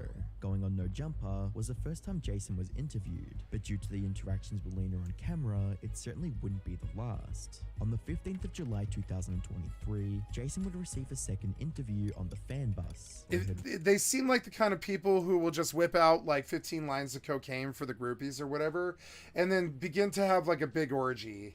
And I'm sorry, but that scene is kind of scary to me. Revel in his right. Lots of STDs and problems and drug addicts. And popularity. Like, and honestly, I come out of the drug scene, but it was never like that. Never like that, you know. It was never like this depravity, really. There was times when it got like that when there was needle users around, but... Everywhere that I look. I gotta go, I guess, to Devoy, but I don't really know the fastest way to do that. It's like... How do you feel about being viral? Is this your first time being, like, super viral? Well, I got viral from BuzzFeed. Shit, I don't have the... I guess I've got to go to... The book? Is there a book in this zone? Yeah, there is. Your video yesterday. And reveals some very striking information about his talent, Lena. I am level 60. I suppose I could get better armor now. Maybe I should. I'm definitely gonna go get better daggers. Love is involved emotions, but as for the physical aspect of getting fucked, obviously. The internet making fun of Adam for being a cuck didn't seem to matter, but when Jason did the same, was a completely different story. When your peers do that, it's entirely different. When your peers make fun of you, it's entirely different. You want to sock that motherfucker in the face. You know what I'm saying? It's totally different. Like, motherfucker, you were my friend. You call me a cuck, like, over the internet or whatever. Like, you know, that's totally different from the internet. I ain't really feeling it. Number Temper tantrums aside, Adam and Lena still intend to garner as much attention and views as possible from the video by making it the main topic of discussion in every podcast they go on. Oh my god, and they marketed it anytime soon. Of course Fans not. have theorized that this entire cuck situation was simply a ploy by Adam to move the attention away from the fact that a majority of his employees have left No Jumper and the pedo allegations that recently resurfaced while gaining some virality. While this does seem possible since Adam has directly stated that he is opposed to the idea of Lena performing with another guy. You were on Academics podcast, and you said that you were... Wait, no, this is what I'm wearing, right? Yeah. Oh, no, I'm wearing the wrong ones. Blown out of control, but I said that we had considered it, that we had, you know, had the conversation about swinging, and I think what kind of got lost in that whole conversation is that it hasn't happened, and like we've never really like. It was more just an idea. The only thing we can say for sure is that the No Jumper brand feeds off controversy, and this situation is no different. If you enjoyed the video, make sure you subscribe. I wonder if I sold things. It was good. It was alright. Thanks for the excellent content for my stream. I've liked and subbed to your channel, and I'm going to leave a heart. It was funny. Funnies. You know. I don't know. I just left the comment. I'm like, funnies, you know. EDP 445 caught again. Rise of Jackass and Decay of Bam Margera. No. YouTube controversies. Iceberg. Yeah, but no. 8 Passengers update. EDP caught again. CoffeeZilla. Fake Gurus Money. Most hated Twitch streamer. Psycho streamer. Starfield tomorrow. Goofy tonight. What? I don't know. Wait, what?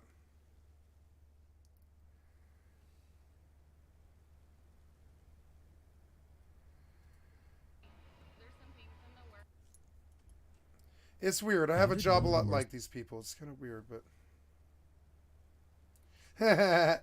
With social media being as I like this guy. as it is these days, Yeah. it's not all too uncommon to encounter criminals while browsing the web. Much like walking through a crowded street, when surfing the forums and comment sections online, you could be unknowingly among the likes of lawbreakers, thieves, and even killers. These miscreants operating under a veil of anonymity. However, with that being said, this veil of anonymity online is often a mirage and emboldens some criminals to inadvertently confess to their own crimes online, with these perpetrators unwittingly reporting their own misdeeds to law enforcement on social media. Yeah, like, okay, so like one of the things I like really weighted about the streamer thing is I was like, well, all of my crimes are past the statute of limitation now. So, like, it doesn't matter. There's been 7 years of probation, and I've been a good boy for so long that it doesn't matter what I talk about on stream because none of that can come back on me. It's actually kind of funny. I'm like, yeah, it's nice being on probation for 7 years because you're like, man, I am clean. Got nothing. No, not even a statute. Nothing. You know? It feels good. Sites, apps, and web pages, making the job of police and law enforcement a lot easier. 7 years of These fucking are probation. The people arrested Jesus Christ, thanks man. to their own social media posts. Oh Today's video yeah, was sponsored by Magic Spoon. I was gonna go to Spoon the auction satisfies that house. sweet cereal craving without completely sabotaging your daily nutrition. I really want to goals. try this They've stuff. got It actually 8 looks delicious really good. Fuck, man. Might eat some more like keto cereal. Might be a good way to go for like, well, I don't know. It's hard to do that and still get gluten free. I don't know. I mean, it's not hard, but it's definitely like, I think this is supposed to be the good one. to choose from, and for my 4-pack variety box, I chose cocoa, fruity, frosted, and peanut butter. Cocoa is my personal favorite. It's got a rich chocolatey flavor to it that leaves the milk chocolatey as well. And to be honest, it's just mind-blowing to me that you're getting. I want that share he's got. He's got the best share on the planet. My best friend, one of my best friends owns this. 2 of my best friends own this share. I want that share that he's got. It's the best share on the planet. God damn it. I love that share. It's so comfortable. Magic Spoon doesn't just. I'd be seeing you doing well. You doing well. I'd be down here on this corner slinging this shit 14 hours a day, and I'd be looking at you, and I'd say, "We be getting them motherfuckers. We be getting them motherfuckers." I see you with the girl repellent in the background. I'd be seeing you do well, do well. I see you doing well. It's great. It actually leaves you feeling You know what I'm saying? full and ready to tackle the day. Must be nice to have keto cereal brought to your house or whatever the fuck. Just saying. Okay, so copper ingots? No. Another one, but not enough. Not enough. So annoying. Did the price change? No. Price changed down. Yeah, price changed down, but not because of me.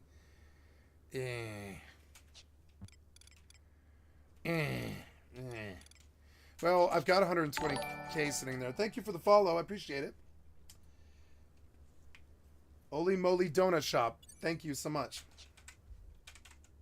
Other sweet cereals that just have you wanting to take a nap afterwards. Each Magic Spoon cereal contains 0 grams of sugar, 13 to 14 grams of protein, and only 4 to 5 net grams of carbs per serving. And that's at 140 calories per bowl. Magic That's a Spoon is lot, also though. keto-friendly, gluten-free, I mean, I guess not for grain-free, cereal, though. soy-free, and GMO-free. Magic Spoon is so confident in their product, they've got a 100% happiness guarantee, so if you don't like it for any reason, you get your money Yeah, these back, do no not sell, questions no. asked. And I with mean, that said, maybe. you guys can click the link No. below to grab a variety pack and try it today. Get $5 off Magic Spoon's delicious cereal Magic by using Spoon. code WAVY at checkout or by going to magicspoon.com. Fuck, that actually sounds so good to me. Fuck. Let's begin with a tone setter of sorts. It's the story. Fucking keto cereal. I could probably convince my like, well, not convince, I don't have to convince, I could just buy some, but it's like, man, sounds expensive. Like, sounds like shipping is expensive. Sounds like shipping cereal is kind of like an expensive proposition a little bit, you know? A little bit unreasonably expensive for like rich people. A little bit. I mean, I could pull the 10 grand if I could make the sale, but I can't. So I suppose I'll look at a chess piece, but man, I did not make the sales that I wanted this week. Damn it. Story of a dim-witted perp who did what might possibly be one of the dumbest things imaginable when you have warrants out for your arrest. Warrants This out for your dude arrest. directly commented under a Facebook status posted by I'm running from the law.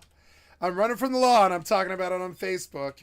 I'm running from the law. a police department. The story begins on November 8th of 2022 when the Rockdale County Sheriff's Office. Oh, no, located not the just Rockdale east of County Atlanta, Sheriff's posted to Office. Facebook its most wanted list of at-large criminals. The wanted poster contains several mugshots of wanted criminals from the area, along with contact information to get in touch with the department if anyone knew of the wanted men's whereabouts. 200,000. But apparently, this post No, I was bought 2 of missing them. I did. I one do have another at-large one. Yeah. suspect. At least that's what Mr. Christopher Spaulding of Georgia thought. Mr. Spaulding was apparently annoyed after discovering this wanted poster while browsing Facebook. The man, apparently responsible for a crime of his own, felt slighted by the sheriff's department for not being included in the wanted poster. So I guess in an attempt to boost his own ego and remedy this situation, the man reaches out to the cops. Spaulding had the brilliant idea of replying to the sheriff's wanted poster status with a simple comment. That comment from the wanted man being, "How about me?" The man was asking to be added to the wanted list. Now, police would notice this comment posted by Mr. Spaulding and thought the man Mr. Spaulding. But then they entered his name into their databases, and well, they were shocked at what they found. Upon entering the man's name into the database, records revealed that Spaulding had active warrants out for his arrest. Apparently, he had been arrested for felony theft. Oh, good old violation of probation. As a result of this crime. Turns out, Spaulding would go on to violate the terms of his probation and was actively wanted by the courts. That's always fun. I've been there. Not long, though, like 2 days, while I waited for them to answer my phone call. And I called them, and I was like, yeah, so I'm going to be dropping a UA on Monday here, and it's going to be dirty. I literally said it like this. I was like, yeah, I kind of lost the love of my life. I left a message for my fucking awesome probation officer, John. I was like, yeah, I kind of like lost the love of my life because this man tried to kill me and stuff, and she finally did kind of leave and all this, and this was before the attempted murder and all this. And I'm kind of like, I'm pretty fucked up. And so I relapsed this weekend, and I smoked a gram of speed, and I'm going to throw a dirty UA on Monday, and I'm not going to try to hide it or fuck around or lie to you or whatever. And this is like a 3-day advance thing, John, that I'm going to throw a dirty UA. And if you need to throw me in jail, I understand. I will come on down to the courthouse and surrender. I'm hoping that you'll believe me because I called you like 4 days before the dirty UA. And he called me on like, I don't know, 2:30 on that Monday. And he was like, you just threw a dirty UA, didn't you? And he was laughing at me. He was like laughing at me. And he was like, you threw a dirty UA, didn't you? And I was like, yeah, I did. And he was like, man, you are one of the best clients I've ever had. Nobody has the balls to just tell us first. Nobody does it. Nobody does it the right way. And he's like, I'm not going to throw you in jail. You're obviously going to have to deal with the court. They might give you a probation violation. They might not. I'm going to stand for you in court, and I'm going to tell them that you were really honest about this and that you had a real and verifiable reason and all this other stuff. And I was like, really? And he was like, yeah, you did this the right way. And I was like, thank God. I was like, I didn't ask anybody first. I wasn't even talking to my mom really at that time. I just like knew that the Denver cops gunning for me at that time was incredibly fucking dangerous to all of my friends. It would have been so dangerous. I was like unwilling to do it. I was unwilling to go back into my friend's house until I had dealt with it. And I was like, I'm not gonna do this. I'm not gonna run from them. I'm not gonna make them come hunt me. I know they know where I live. I know what's gonna happen. And that's my suggestion to anybody else here, whoever faces something with the law, is best to just talk to them and tell them what happened. Trust me, you'd be surprised. They're really actually inclined to like, what they don't like is lying. If you're like, I got this drug issue and I got this drug problem and I've got this drug issue problem with a person and they're attacking me and they scare the love of my life away and I relapse and all this stuff. And, you know, and you tell them outright what you did, you'd be surprised what the power of honesty can do. Honest Abe is a better way. They're just not used to it. They're used to people trying to like skip on the drug test or just not show up to the drug test at all until they're ready to throw a clean UA, and then there's no evidence. There's no evidence of a dirty UA. All there is I forgot to call for 3 weeks. Sorry. And they're like, oh, you were just working? Yeah, I was just working. Here's my paycheck stubs. And it turns out you were. And then I pulled that one time. I did that one time. I was like, oh yeah, I forgot to call. Sorry. I just got busy working. Here's my paycheck stubs. I've been working and I didn't do drugs. I promise. It's been 5 years and all this. And I got to have another one that way. Baffled by the I stopped coming to the drug test for like 6 days. I was like, I'm just not going to throw a dirty UA when it takes like 4 days for this shit to work out of your system. I'm just not going to throw a dirty UA. I'm just going to act like I slept through it and then completely forgot that it existed. And that's a better thing to do too than to throw the dirty UA like without them knowing about it first. If you're going to throw a dirty UA, it's better to tell the probation officer that they trust me. They don't want to call you and say, hey, I've got this dirty UA and I've got to stick the cops on you. They don't want that if you just warn them first. Of the wanted criminal's response to their post, the sheriff's office simply issued a tongue-in-cheek reply to the man confirming. Yeah, they were like, "What? Yeah, yeah, we're dealing with him." Christopher was right, and that he should be added to their most wanted list. The police said, "Christopher Spaulding, you are correct. You have 2 active warrants. We're on the way." Not long after issuing his reply. Yep. The cop's like, "Yeah, you're a fucking idiot. We are coming." And he warned him first. Why would the cop warn him first? Mr. Spaulding was arrested by police at his home for violation of probation. You are a fucking methed out idiot. Why are you wearing Georgia Bulldog Hoya shit in Orlando, Florida? The temperature's gotta be goddamn 72 at the least. Why are you wearing full-blown goddamn Georgetown Hoya shit with a fucking snow cap in Orlando, fucking Florida? Only in Florida. And was taken to jail. Too much meth. You can see it in his eyes, in his skin, the pigments of his skin. You can tell a meth person because it's like, you know, I learned about this once from an Eminem lyric, but I mean, it happens. Your face gets too much your face gets too red when you're on speed. It sucks. You can see it. His face is red. He's methed out. He methed up royalty. I'm sorry. He methed up royally. Seemed like this. He methed up royally. This man had slipped through the. He methed up royally. Cracks for some time. Like, if he never responded to this post, he likely would have been free for much. Yeah, he probably would have been fine. Like man, I went 6.5 years one time, and then I was moving a mattress with a friend of mine that I didn't want to do that day. And I moved a mattress with a friend of mine in an alley, and this stupid ass pig fucking carded us. And I was like, come on, man, it's been 6.5 years. I was like standing there while he looked at the ID, and I was like, well, I'm going to jail now. It's been 6.5 years. I've been dodging a charge, and I'm almost 6 months from the end. I was like, what's it been? I started doing the math while I was sitting there waiting for him to run the ID. And I was like, yeah, it's been 6 years and 6 months and like 3 weeks and 10 days or something. I had that date memorized. I can't remember it now anymore. It was like March 7th, I think, or something. March 27th. I forget. But yeah, and that was funny. And so he lets me go. And so we go back into the basement. And at that point, I didn't know better. I should have just hauled it out the front door and told my friend, hey, I gotta go home or something, and just left. But instead, I hear this, Mr. Blah, come back over the fence. And I'm like, yeah, I'm going to jail, man. You got to call Sen and tell him to bail me out. And he was like, what? And I'm like, yeah, I'm going to jail, man. I've had a prior for 6.5 fucking years. And he figured it out. He came back, and he probably doesn't want to bust me, but he is. So call Sen and get him to bail me out of jail. And sure enough, there was the bracelets. And I spent 13 days in goddamn county on a fucking felony fucking assault charge. They summarily dismissed the next day after that.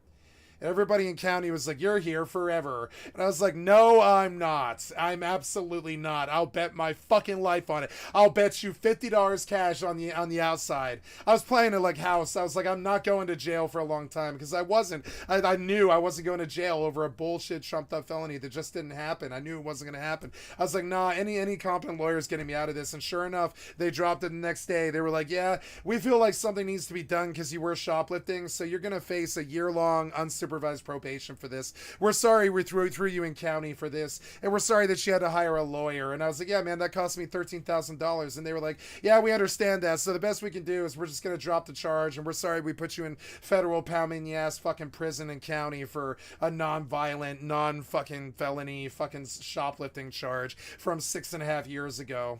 And I was like, yeah, I think you should be sorry. And I presented my ass, and I was like, kiss it. Because I was like, I think you should be sorry. I think we're pretty close to a lawsuit here. And that was one of the 7 assault charges that the city and county of Denver dropped, because all of them were bullshit. Every single last one of them. By the 6th one, I was like, yeah, you guys have a history of filing false assault charges. And if you continue to do so, I'm going to sue your fucking ass for $100 million. I would say it in the court. I was like, nah, I've had 6 false assault charges, and I'm not doing this 7th one. And they every single time, they were like, sorry, Mr. Blah, blah, we're dropping this. And I was like, yes, you are.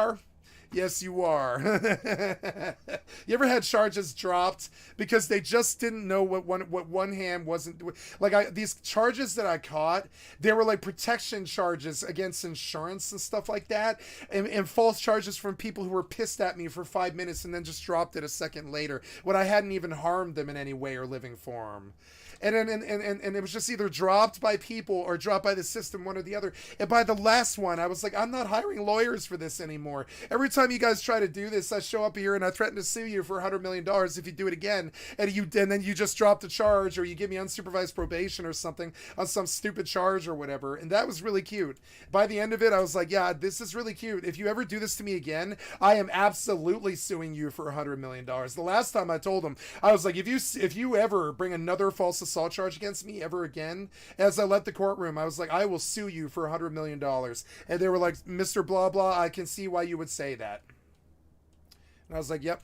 Longer. He tipped off. I mean, I didn't say it like that, but I was like, listen, I will be really litigious the next time this ever happens. I don't expect to ever see this from you guys again. And by that point, I knew the DAs by name. I knew the fucking judges by name. I knew the fucking, like the people in and out of there. I knew the drug court people who had graduated into full-blown, like district attorneys and stuff like that. I knew those people. Some of those people, I've been seeing them for 20 years. And they were like, what are you doing here?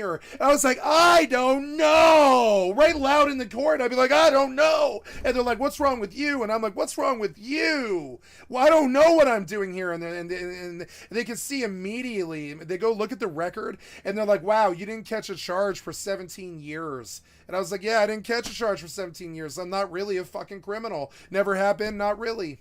If I ever did something, it was to get by or to get high, one or the other. Sorry I get high, guys. I know you really wanted to put me in jail over that, but no, So now, so then by the final time, I was like, I will be incredibly litigious if this ever happens again. You know what I'm saying? That's how I said it in court. I was like, I will be incredibly litigious if this happens again. I was very good-humored about the first 5, but by the 6th and the 7th one, I was like, this is unacceptable. If this happens again, I will sue your fucking asses. I said it in nicer words, because the fucking public defender, John, I won't say his name. I won't say his last name, but John blah blah was standing there next to me, and he was like, yeah, shut up. Everybody was like, shut up. And I was like, nah, this is the 7th false charge. It's unacceptable. You guys try to ruin my life so many times. I wasn't going to shut up about it. They finally were like, get out of the courtroom and take your unsupervised probation and shut the fuck up. And I was like, nah, man, you try to fuck me so many times.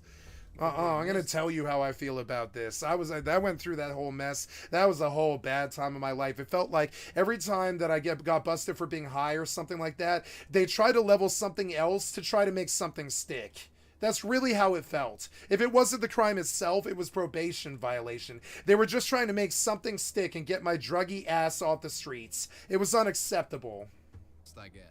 And I kept stepping with lawyers, which would just surprise the fuck out of them. I bring this $10,000 lawyer in a nice suit, and he's like 80 years old, and they've been dealing with him for 40 fucking years, and they see him stroll in. Mr. Star DUI attorney strolls in on a fucking assault charge that gets dropped immediately, and they're like, what the fuck is the story with this guy? And I'm like, what the fuck is the story with you guys? And the lawyer's like, what the fuck is the story with you guys? Everybody's like, what's the story with you guys? And it was just a horrible fucking experience that I just wouldn't wish for anybody at all. After making this hilarious arrest, police issued... And so I've talked a lot about my criminal life, quote unquote criminal life, that I've been out of for like 7 years. And Another statement to their Facebook page mocking Spalding with a sarcastic response to his initial post. Like 5 years of drug testing. You ever done that before? That's pretty fun. At least once a week.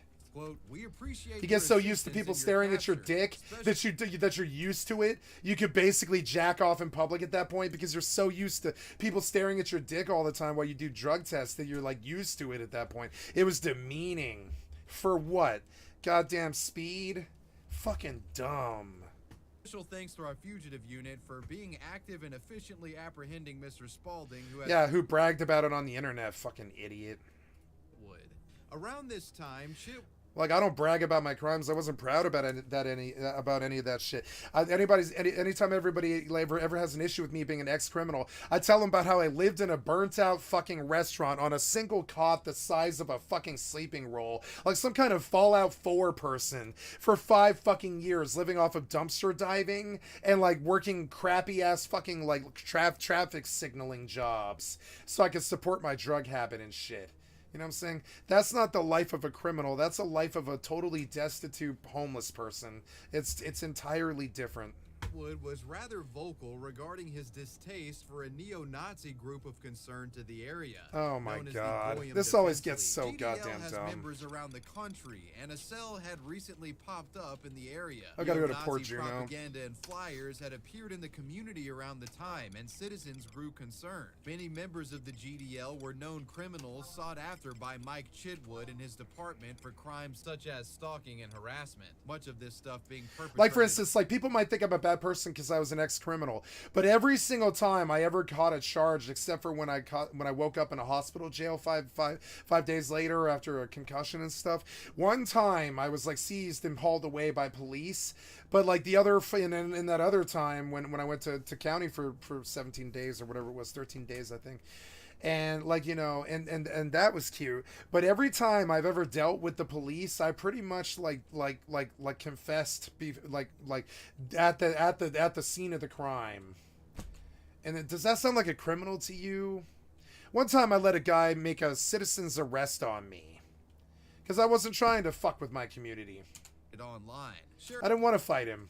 I was like, nope, I think you're in your rights to do so. Sheriff Mike Chitwood spoke boldly regarding the group and denounced them That one, he broke my ribs. He sat on my ribs. as cowards, And he broke my ribs. daring them to show. That was cute. That was real cute.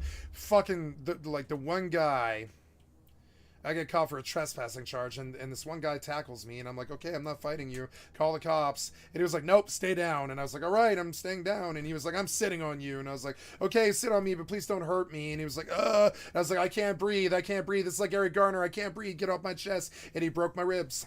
He was like 400 fucking pounds, and he sat on me. It was totally unnecessary. I would have stood with him while the cops came. I was in the middle of the fucking barrio. I would have got shot at if I ran, I think. You know what I'm saying? Like, I don't think, running wasn't in that agenda. And I told him while I was lying there on the ground, you don't need to sit on me. I'm not running. And he was like, yeah, I know. But he still sat on me and broke my fucking ribs. That was a cute little story. Show their faces. This is why you don't be a criminal. I paid my sins. I paid for my sins wholeheartedly. Every last minute of it. They drugged me through the dirt. 7 years of probation, 5 years of drug tests. Fucking, what was like 6 years? It was just, 7 probation officers, 5 courts, 5 counties. It was just horrible. It was horrible. They drug me through the mud. So these days, I talk about my crime, and it's not like some sense of pride or like I'm bragging or something about that. I'm talking about, like, I feel like I can freely talk about it because I paid my debts to society. That's the difference. Most of these people, they run and hide. To the wrong county.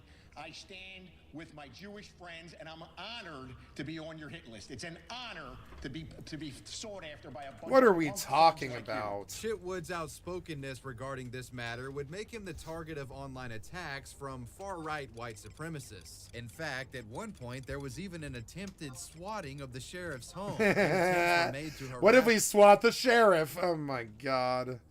Come on. his children as well. Meet 38-year-old. Like, one of the funny things about the kid yelling on the phone while I was on the phone with the 911 call, the stream sniper, right? When he was yelling at me, one of the things they told me afterwards is they were like, if we get a call about your home, we're not coming unless we call you first, because if he ever swats you, we're gonna assume it's him.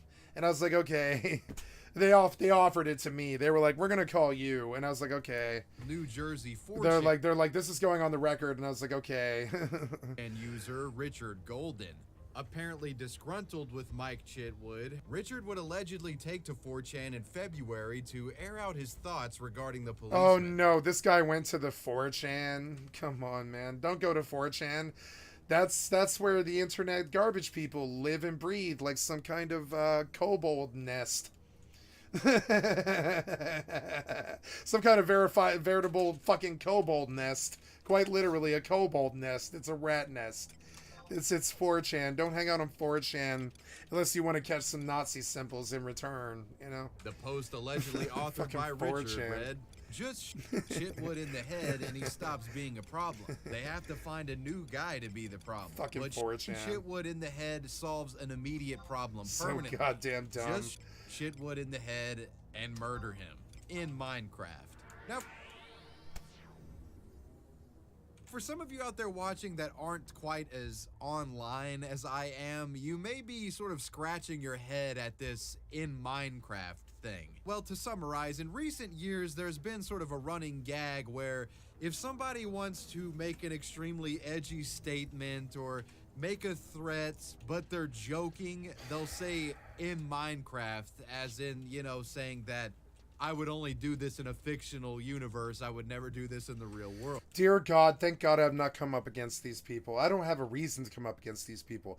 I accept the right-wing party or whatever. I don't care if they win. I mean, whatever, man. I'm not a hateful person. I don't care about the other side. It's fine. Like I don't think I attract this sort of problem. Thank God. And yes, while there are a good deal of people honestly, I'll be the first one to say, you guys are my brothers and sisters, and I hope you do well. I'm like the first one to say it, you know? Out there that use I don't care what you vote for. I don't care what your tribal identity is or whatever.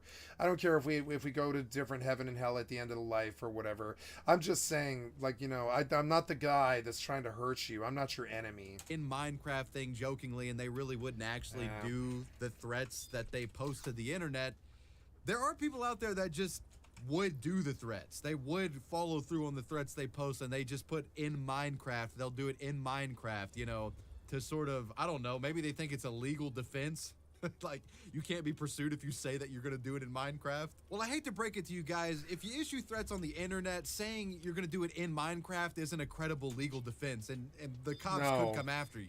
And that was the case with Mr. Golden here. While it's not exactly known how Mr. Golden's threat got back to police, be it another 4chaner reporting it or actual detectives monitoring the post, this death threat eventually made it to the very man that it was issued to, Volusia County Sheriff Mike Chitwood. And the man took the threat very seriously. An investigation was launched into the anonymous poster, which eventually led to the man's IP address being uncovered and Richard's New Jersey residence discovered. On March 1st of 2023, guys, before I do anything else, I'm going to pause full time. I have not eaten today, and I have reached now 14 and a half hours. So I'm going to pause to eat, and that means killing my video, and I'm going to kill my video. I'm going to watch this video for about 5 or 10 minutes while I eat a salad. So sorry for the cop-out here. I realize I'm not playing games, but yeah, I just want to hang out with you guys and watch videos and be a community and stuff. So I'm going to eat my one meal that I eat each day, and I'll be right back. And knocked on the door.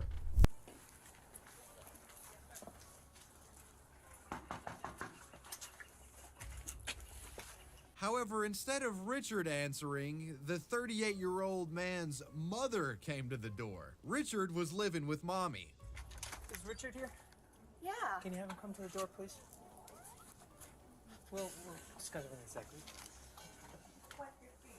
Sure, absolutely. After briefly explaining why they had come to the house, Richard's mother let the officers inside, and the officers asked the woman for help in summoning Richard for questioning. What follows is a rather comically embarrassing scene with the 38-year-old's mother yelling at him while he's upstairs, presumably browsing 4chan to calm down and talk to the cops. Hello? Richard! They're here. I don't know who they are. South Brunswick, please. South Brunswick Police. Richard, decked in pajamas, shuffles downstairs and submitted to officers without resisting. It was clear the man knew why they had come. They were arresting him for his in-Minecraft threat against Sheriff Chitwood. All right, just so you know, aware, there's a warrant out of Volusia County, Florida, for the incident that you're aware of what's going on. Yeah, I think I saw you there. What you talked about, yeah. Right. The 4chan poster was taken into custody while authorities searched the mother's house. Despite receiving numerous death threats in the wake of the arrest, Sheriff Mike Chitwood was quite celebratory on social media, tweeting out a picture of Richard being arrested. After hearing the news of Richard's arrest and his extradition to Florida, the sheriff commented this: "I can't wait to meet him when he gets off the plane." And Chitwood wasn't full of hot air either. The man did indeed come face to face with Richard Golden after he arrived at the airport in Florida.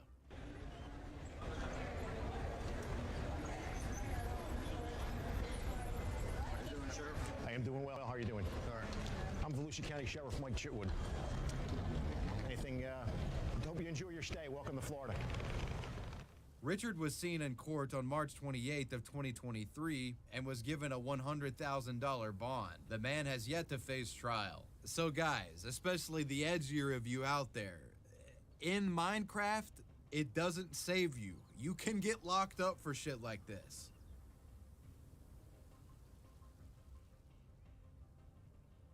This next social media posting self-incriminator had the audacity to private message police after they posted a non-flattering mugshot of himself. In November of 2015, 45-year-old Donald Chip Pugh had been arrested and had received a DUI in the northwestern Ohio city of Lima. But the man didn't appear in court. The man was also allegedly a person of interest in other criminal cases involving vandalism and arson, and had previous run-ins with the Lima police for instances of disorderly conduct, domestic violence, and breaking and entering. We're dealing with a guy that has a pretty lengthy rap sheet, and he's well known by authorities in the area. The Lima police had actively been searching for Donald and put his mugshot on their Facebook page in January of 2016. Apparently though, Donald, who was a very active Facebook user himself, well, this man wasn't a big fan of the photo that the police department used to, put in their little wanted poster, I guess. So Donald had the audacity to send a private message to the police department Facebook account. People were so stupid now, they're on their way to jail. Swagged out picture of himself,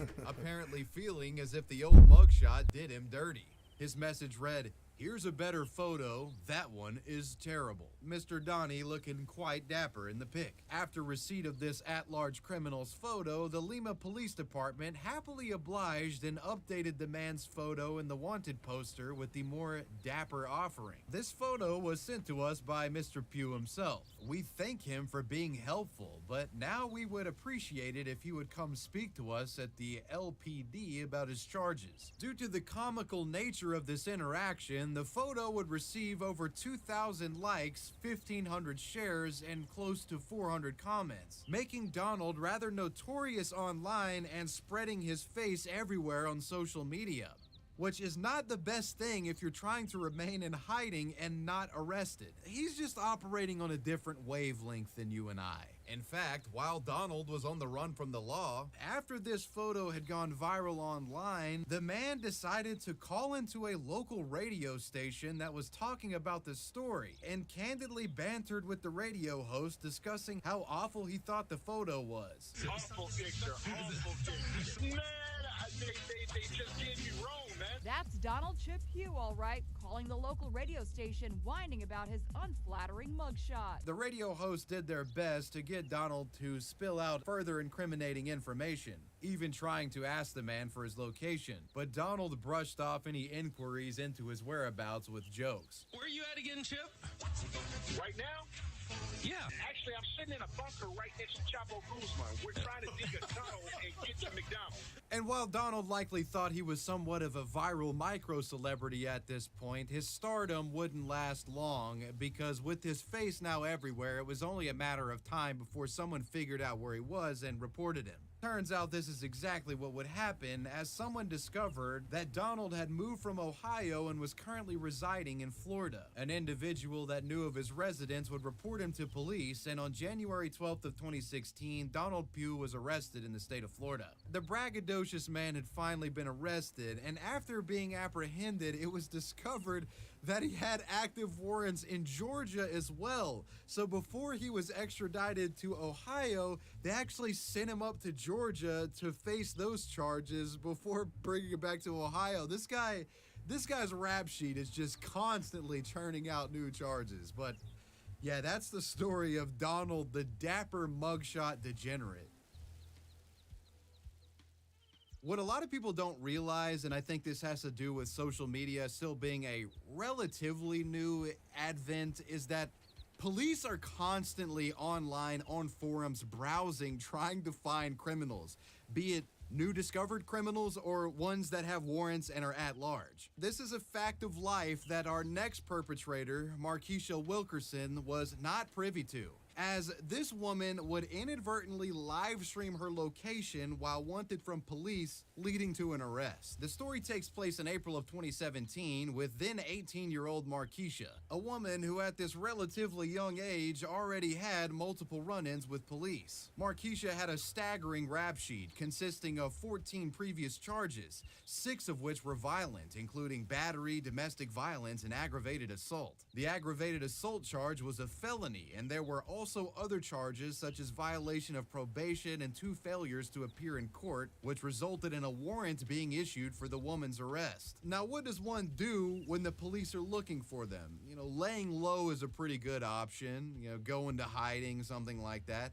Hell, maybe you even turn yourself in, be a good Samaritan about it. However, Markeisha, oh no, she chose none of these options. Rather, the young woman decides to boot up a Facebook live stream while partying at a Chuck E. Cheese restaurant. Yes, at a Chuck E. Cheese located in Lakeland, Florida, the woman booted up a Facebook live stream.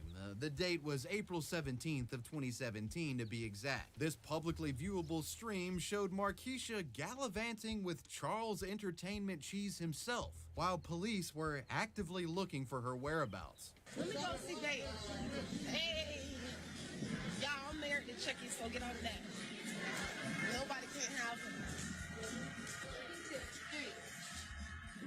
Hey!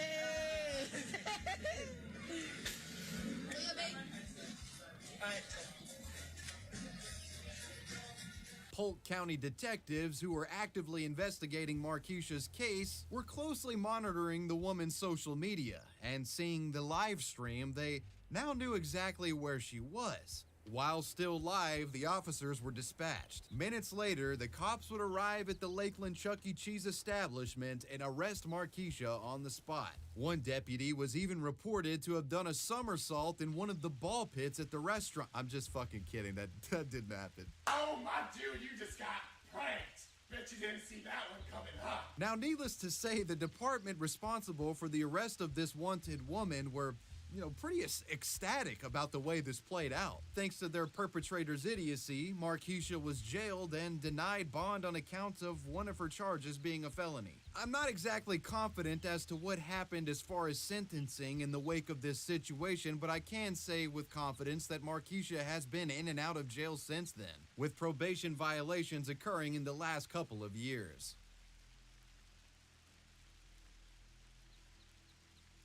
This story involving a self-reporting criminal poster is one of the more bizarre on this list, as it involves a practitioner of witchcraft revealing that they had been taking human bones from a graveyard. The story begins back in 2015 in New Orleans, Louisiana, with 25-year-old Devin Marie Machuca. Devin was a self-described witch and practiced witchcraft under the pseudonym Ender Darling. This individual would often take to the internet to discuss their extracurricular spell casting activities with other fellow witches, and this oversharing of their magic using activities would eventually spell trouble for this person. In December of 2015, posting as Ender Darling, the fledgling wizard authored a post on a Facebook community group page created for LGBTQ individuals that practice witchcraft, this page being called the Queer Witch Collective. In this candid post, Ender Darling would make a pretty shocking confession. The post seemingly suggesting that they had been taking human remains from a local graveyard to use in Wiccan rituals. Quote, content warning, bone hunting. About 20 minutes from my house in New Orleans is what we call the poor man's graveyard. Most graveyards around here are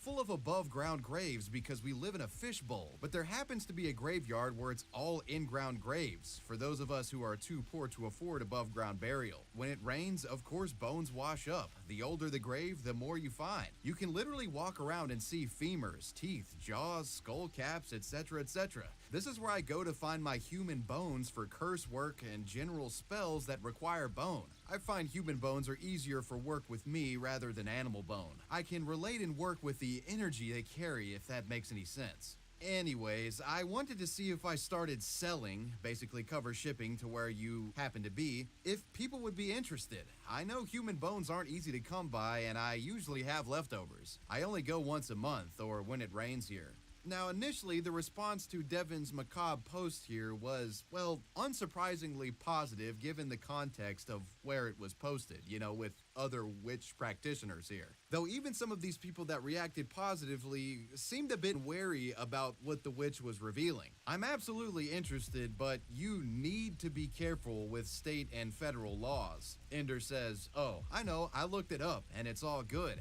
I wouldn't even be offering if there was a chance someone would get in trouble. Me.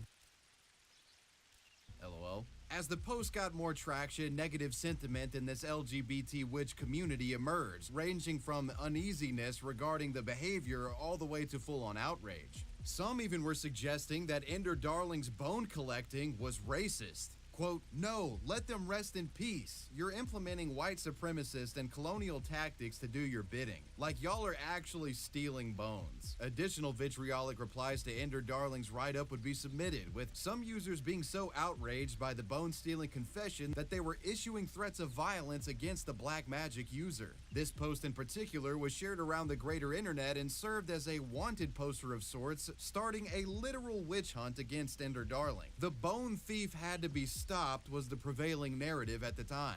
This is a public alert. Seriously, anyone know this little shithead? Better tell her to stay the fuck out of Holt Cemetery or her bones might get broken. Please spread the word and keep a lookout for yet another fucking cultural vulture. For fuck's sake, I am furious. The post was going viral, and as days passed, people began trying to unmask Ender Darling's real name and identity as it wasn't known at the time. And they wanted to do so that they could report the witch's which is very easy. You just look on Facebook or MySpace. Name to police, and so that an investigation could be started into the bone snatching. Seeing the intense online investigation unfolding following the backlash of the initial post, Ender would stop responding to the Facebook thread and go MIA for the time being, likely fearing impending legal consequences were on their way. But unfortunately for Ender, they couldn't evade the firestorm that had been created, nor could they seemingly stop engaging with detractors. Within days, the Ender Darling witch hunt had spread from Facebook, with the discourse finding a new home on a scrappy little website called Tumblr. The Tumblr community embraced this witch hunt both literally and figuratively, and got behind the canceling and unmasking of problematic bone witch Ender Darling. It wouldn't be long before the ravenous user base of the site discovered that Ender had an active Tumblr page under the name Little Fucking Monster and proceeded to raid it. PSA, Tumblr user Little Fucking Monster is stealing human bones from cemeteries in Louisiana. Please don't let them get away with this and spread the word /signal boost.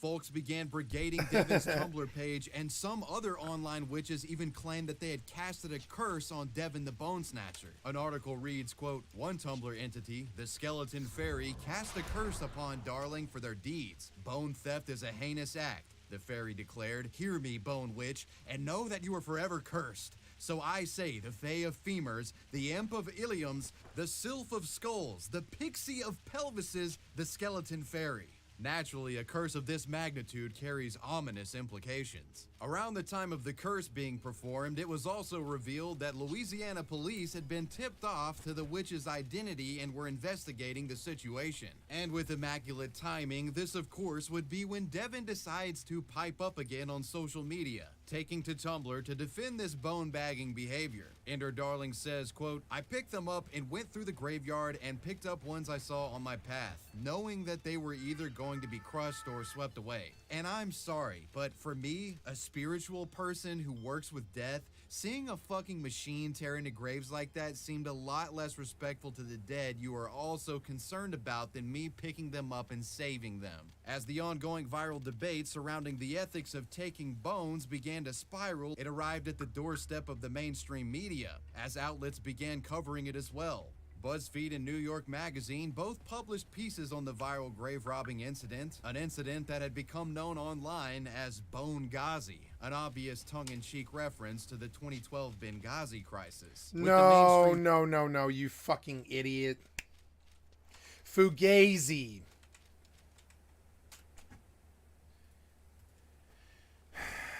Fugazi, you idiot.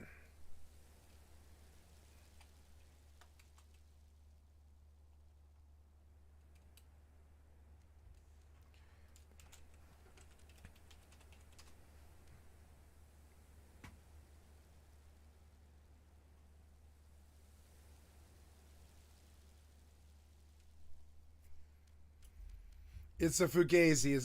It's fucked up beyond all recognition. It's like bone gazy. It's a mix of the word fugazi and bone. It means fucked up in bone person.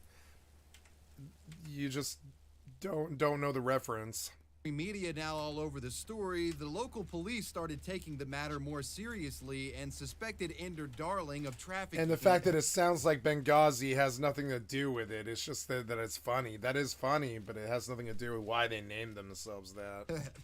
Of trafficking in human remains. One advocate covering the case said, quote, I feel like I could be a pretty good profiler because I happen to know how people tend to work. You know, what the references that they're making, their cultural references and what it means. Black market trade in human bones, but I do know that vandalism, regrettably, is an issue that we deal with, and a lot of that vandalism involves the exposure of human remains. We're talking about Uncle Joe's femur, and it's an obscenity. As a part of the New Orleans police investigation into Devin, 4 detectives were commissioned to provide periodic surveillance outside of the witch's home. This surveillance spanned a period of 6 days in January of 2016. They hoped to catch the magic practitioner leaving or entering the house with bones or remains. Police would also subpoena all correspondence from What? They went looking to see if she had bones? This girl was not going to hunt bones. I mean, maybe, but I doubt it. Trust me, that girl... Darling's Facebook profile, which yielded over 12,000 pages of information. Oh my God. Talk about terminally online. Jesus, log off. These Facebook messages indicated that Devin had started procuring graveyard bones in November of 2015 and on occasion worked with accomplices. The messages also revealed that Darling was in contact with multiple people that showed interest in purchasing inhuman remains. One even received 2 photographs of said remain. The picture in question looked like a human femur. This evidence was enough for police to obtain a search warrant and raid the witch's coven. In January of 2016, police stormed Devin's residence.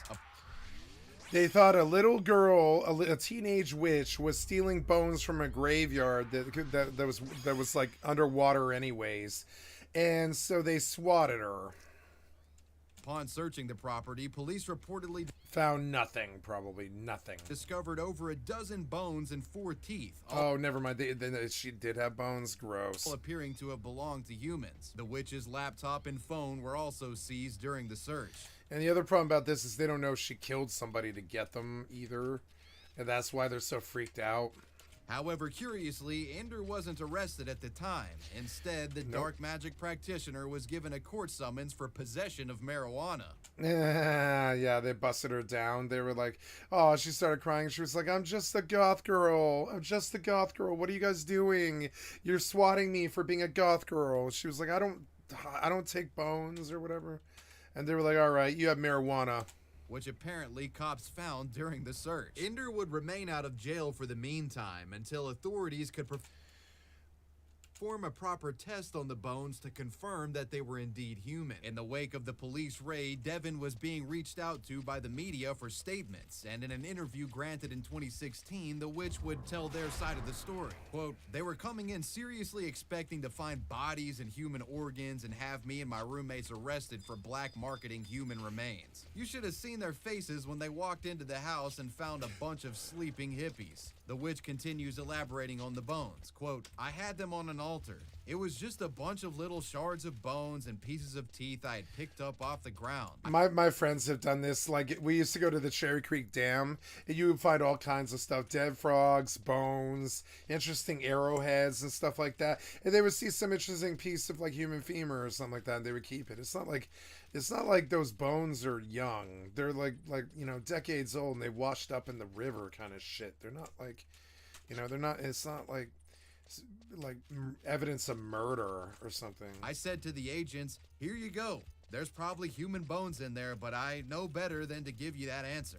And in regards to the allegations of selling the bones for profit, quote, I wasn't selling anything. It was like, you cover how much it takes to ship it. This is me passing along something I feel nature's given me. I don't want money for this. Later in the summer, after the test had been concluded, it was discovered that the bones found in Ender Darling's residence were indeed of human origin. And after the conclusion of this test, Ender Darling was quietly arrested in Tampa, Florida on July 15th of 2016. They would later be transferred back to a New Orleans jail with a bond set at $8,500. In September of 2016, Ender would plead guilty to the possession of marijuana, simple burglary, and admitted to the removal of human bones from Holt Cemetery. The judge then handed down a 5-year suspended sentence on the burglary count and 15 days on the marijuana charge with credit for time served. After being sentenced, this witch has disappeared from social media, and that's probably for the best, as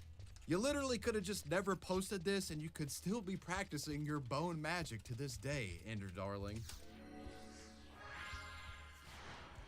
Escaping the police's initial capture attempt... No, that was the wrong thing to say. Don't steal bones from fucking graveyards, you idiot. Don't condone her doing bone magic. Just tell people don't steal bones from graveyards. ...is difficult enough.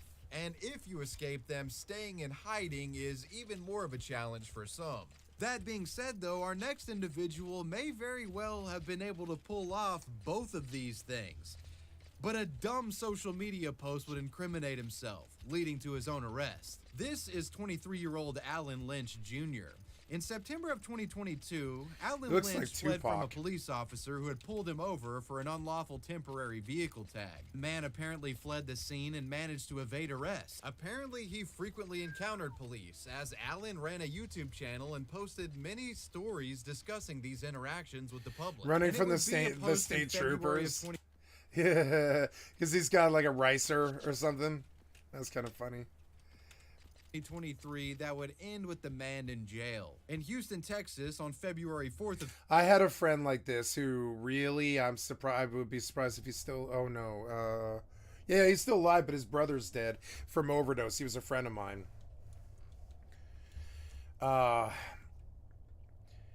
He was famous for high-speed car chases. He had like 7, and he got away with 6 of them too. But he didn't get away with the 7th one.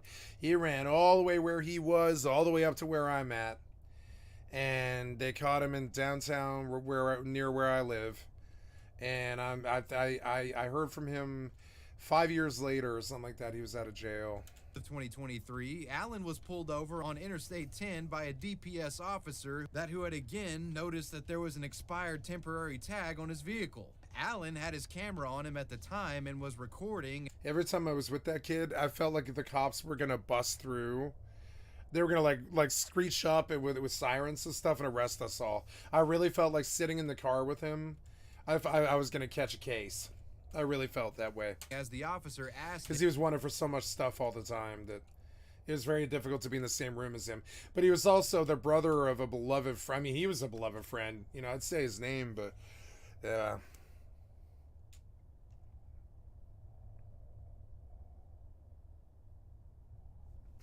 him for his license. If I were to relapse out here, that would be who I would contact, which is kind of fucked up. But I mean, he kind of owes me a blood debt in a way. I took care of his brother when he was right before his death. He knows that I stood there, and I told him, what you do with this needle is going to dictate how the next 2 years of your life go. You're either going to end up in the fucking grave, or you got to get some self-control and not use needles anymore. And sure enough, 2 years later, he was dead like clockwork, fucking dead in the ground overdose. And his brother loves me to death because he knows. He was sitting there for a bunch of it. When I told his brother exactly what was going to happen. Right to his face, I said, "You'll be dead in a couple of years. You don't have the control." I watched a friend of ours resurrect him from the dead one time. Right in front of us. She tossed cold water on his face, start slapping his ass and waking him up and shit. I watched her fucking resurrect him from the dead, and I was like, "You're gonna be dead in the next couple of years and stuff." And it's not like I'm trying to tell you that that's gonna happen. I was like, "You need to stop. You need to stop." And he couldn't. You could tell he was on the way to death. And at some point during the interaction, the man sped down the highway, fleeing the scene of the detainment. How you doing, sir? Hello, Texas Highway Patrol. Reading for the stop is your expired temp tag. I just got this car today. I just got this car today. Okay, do you have your driver's license on you? Yeah, I do. All right, and then go ahead and step out with me as well. Nope. What resulted was a police chase, with Allen recording himself weaving through traffic at a high rate of speed for close to 4 miles until he finally took an exit off the highway. At some point, it sounds as if he crashes his vehicle, and Allen can be seen bracing for impact. State Highway Beltway 8.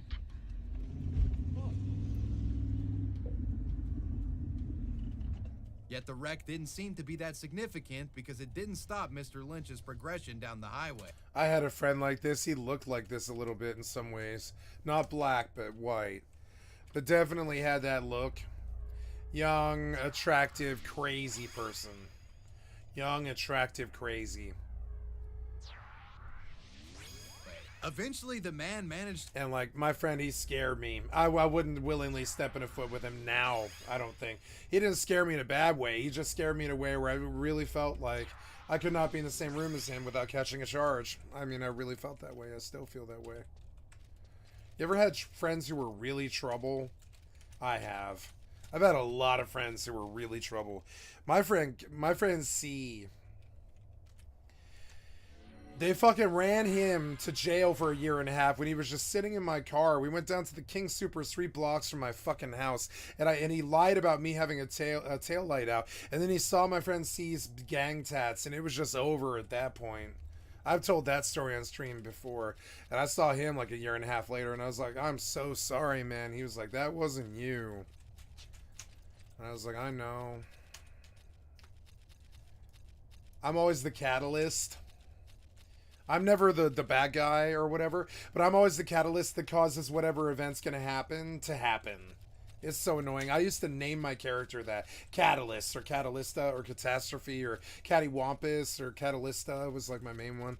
Like, you know, Cattywampus, Catty Corner. I used to call myself Catalysta because like whatever crew, whatever people I was with, I would turn them into like either successful or like, you know, like different or more popular or crazier or take them deeper or get them addicted to drugs or marijuana, shit like that. Well, I was the catalyst. I turned so many people into like cigarette smoking, drug smoking, weirdo hippies. I corrupted so many people in my lifetime. I must have had my entire high school smoking cigarettes by the end of it. They weren't like that when I started, but they were by the end of it. I worry about this sometimes when I smoke my fucking my pen, because I'm like, man, that's a really bad, like, you know, thing for the community maybe. But I don't care. It's legal now. I don't give a flying fuck what anybody says anymore.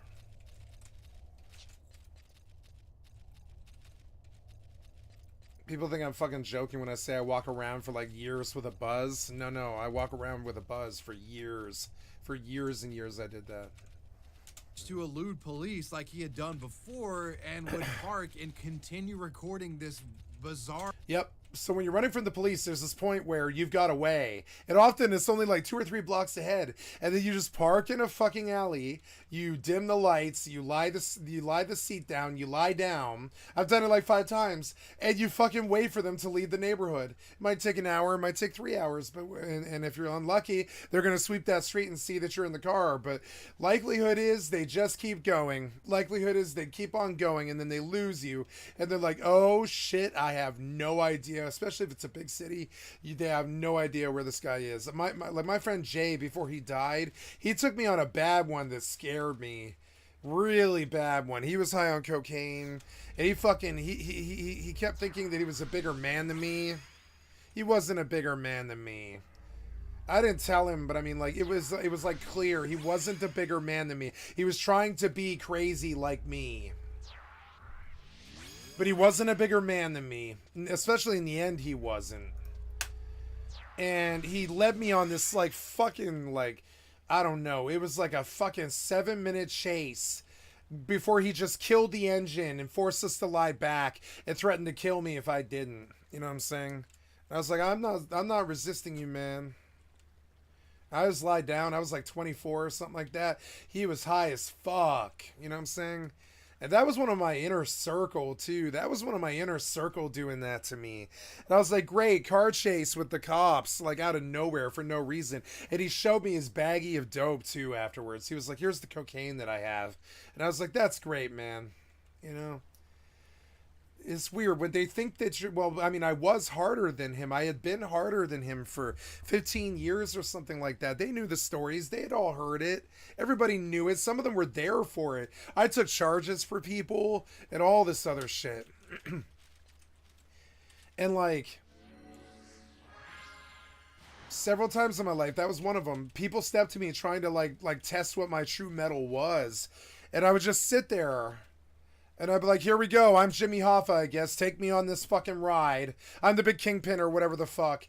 But, like, you guys have to fucking prove yourself or something with me or whatever the fuck it is. You're like, you want to measure your manhood against me or something like that. So then you take me on a high-speed chase, or you scare me, or you break a bottle, or you, like, say something weird to fuck with me or something. Or you accuse me of something I haven't done. I had that a lot, you know. And that was just weird. I had a cop fuck with me one time, a female cop. That was cute. I had a female cop fuck with me one time. That was really cute. She was an ex-cop, which thank God she was an ex-cop. But I mean, like, you know, she was an ex-cop. And she was like, you know, I could fuck you right now. And I was like, you know, I could fuck you right now. And I laughed. And she was like, I like you. And I was like, that's good. And she's like, you know, I was a detective in Boulder for like 17 years. And I was like, oh yeah, you're not a detective anymore, are you? Because I was a drug dealer. And she's like, no. And I was like, oh good. And she was like, yeah. And then she fucked me, and then she forced me to get out of the car. And I had to walk home like 4 fucking miles in possession because I didn't have any money in my bank account to pay for an Uber, and I didn't have any cash I mean, I had her cash, but I mean, like, I wasn't willing to spend it on a taxi. You know, I wasn't going to blow the drug deal money on a taxi that night. And so I walked 4 miles to get home back to my neighborhood and shit. And that was just fucking crazy. And I lost that number pretty quick. That was insane. That's a fun story of when I was a criminal.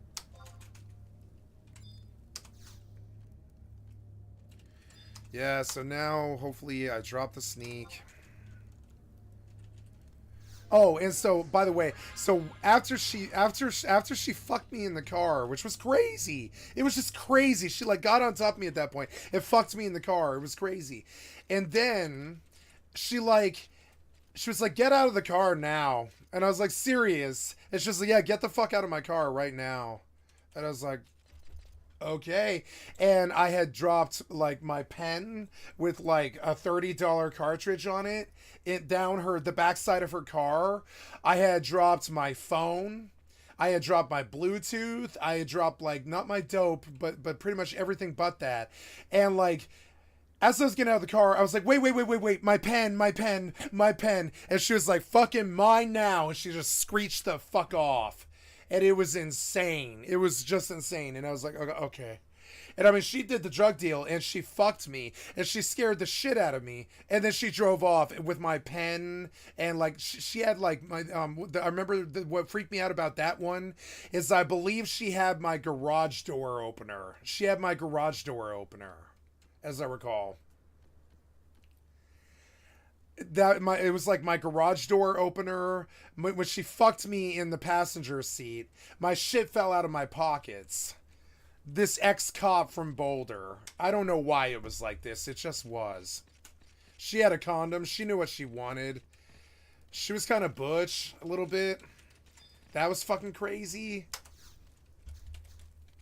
I guess ex-cops like to fuck dealers, I guess, or something. I don't know what that was. It's not like I like this story or that I'm happy that it happened. I just still remember that I left like $50 worth of shit down the side of her fucking car and never saw it again. Like she basically robbed me at the end of it. It wasn't dope, but it was everything else. It was like my marijuana. It was dope. It was like my marijuana. It was in my hash, you know. White orb. Dip the 4 red pools. Or a vlog where he's like running from the cops. So, y'all. Yeah, and then my friend was like, hold on, I'm going to show you how to run from the cops. And I was like, I really don't want to do this right now. I don't have any charges right now. Don't get me any. And he was like, no, watch me. And then he took me on on an unwilling car chase. I'll never forget it. Fucking made me sick. It was sick. I got out of the car afterwards. I was like, I'm going home. I love you, but I'm going home. Goodbye. I got out of the car afterwards, and I just walked home. That was another time I walked home. I got away. Yeah, Yep, you just sit in the back like you're waiting for somebody, and you're just like there in the neighborhood waiting for somebody in the back of the car. Yep. Just the outcome of the what happened. Yep. I have another friend named D who's exactly like this kid. Talks like him, acts like him. Yep. Man. That whole Kai Sanat thing. Yep. But yeah, man. I can never understand what they're saying, but I love them to death because they came up in the hood like me. I can guarantee it. Might be Africa, might be Ethiopia, might be fucking Denver, but it doesn't matter. They came up in the hood like me. Oh. I can relate to kids like this. I've never had a problem with them. They're like, what kind of fucking rap you listen to, man? I'm like, I don't know. Not Pop Smoke. Fucking Yellow Wolf. And they're like, yeah, Yellow Wolf's pretty good. He's got 1 or 2 good songs. And I'm like, motherfucker, he's the best rapper on the planet. What are you talking about? They trying me, bro. They keep trying me. They trying me. But I got away again. With the what they want from me. What they want from me. That they ain't gonna get. They ain't gonna get. There's nothing here. They gotta catch me first. Alan would upload this video in which he confesses to his crimes to YouTube. That's always smart, leaving evidence for the court case afterwards. That's always a good idea. Paper trails are always a good idea.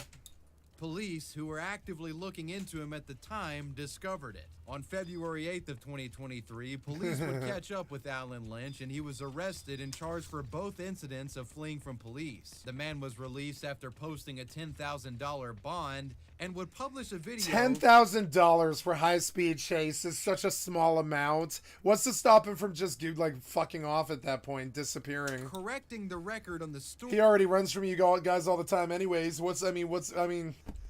That police were sharing, which he felt was the quote. I knew another kid like this who used to come into my drug deal circle, and he would come in the room, and I was like, dude, I fucking love you, bro. I love you, bro. And he was like, yeah. And he was like, dude, I love you. We were like, I love you, bro. And then I was like, I'm leaving. And he'd be like, you don't trust being in the same room as me, do you? And I was like, no.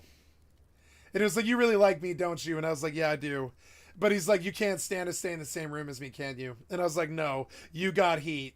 I know you got 5 different cases. I guarantee that you have 5 different cases right now, don't you, bro? And he's like, yes, I do. And I was like, yeah, you got 5 cases. I can't be in this hotel room with you right now. I love you to death, but I won't say his name. But he hung out with me and my buddy P and my buddy A, all my crew. And that kid scared the living shit out of me because he stole a different car every night for years on end. Just years on end. He was the car thief, and he was like Gone in 60 Seconds was a joke to him or whatever. He was actually the real deal for the Mexican shop and shit. And he would like hot rail a line of speed, and he would go directly from the hotel room to a sports car. And he would tell us that he was doing this and shit. And he would show us the video on his phone and shit like this. And we were like, Jesus Christ, dude, you're too young and you're too crazy. And the whole point he was doing this is he was like 16. He was like 16. They weren't going to put him in jail. They just weren't. It didn't matter how many drug charges or fucking high-speed chases or stolen cars or whatever. They just weren't going to put him in jail. His daddy had money. He was smart. He had a good lawyer. They just weren't going to fucking do anything to him. They weren't really going to do anything to him. Didn't matter what he did. Steal cars. It didn't matter. And oh my God, he scared the living shit out of me. Every time he stepped in the room, I was like, I love you guys. This is my cue. And they'd start laughing. And they'd be like, you're scared of him, aren't you? And I'm like, I'm not scared of him. I'm scared of the heat. You know I'm scared of the heat. He's got 5 cases at least. I'm leaving. And they're like, yeah, you're smart. See ya. Everyone in the room's like waving at you as you leave, you know? You do your business fast. You're in and out. You smoke the bowls with them and shit. And you're sitting there and you're like, no, I'm leaving this hotel room. Goodbye. You know who it is. You know who's gonna get you thrown in jail. You can see it a mile away. They're wearing it like a peacock. They don't care what they're doing. They don't care about leaving paper trails. Yeah, well, you think jail's a joke till you go there. Quote, that kid went to jail for a long time. Of events that transpired. Hey man, These people. When he became an adult. First, before I even start the video, I'm gonna have to show y'all black people news. I'm gonna show y'all the white. No. I'm gonna show y'all the white people news first. You can tell he's got a Tupac vibe going on, and he's trying to appeal to that crowd. It's hilarious. Then I'm gonna show y'all black people news. The man claimed that he got pulled over by the same police officer multiple times and was being harassed and beaten up during these encounters. Oh yeah, I believe it. I messed with this same police officer. I got pulled over by the same police officer Like 5 times. Yeah, it's always the same bullshit, trust me. They assign somebody to you, and that's his job to stop you. 2 times. Yeah, he doesn't like you. I got beat up, bro. Snatched out my car for no reason. Tried to search my car. He ain't find nothing. Second time, towed my car. I ain't have my license. Whoop, whoop, whoop. Third time, got away from me. Fourth time, ran him. Because at the end of the day, bro, you're not paying for my time. Jesus Christ, that's kind of how I would look at it too. You're not paying for my time up in that jail. You're not paying for my time. Alan Lynch. You're not paying for my time. Has yet to be sentenced from his police avoiding. No, because you just pay the lawyer. You pay the lawyer. Escapade. This is why Better Call Saul exists. But it's likely that the man will face some significant. They're called criminal lawyers, and I'm not talking about criminal lawyers. I'm talking about criminal lawyers. Time. Oh no. Another girl.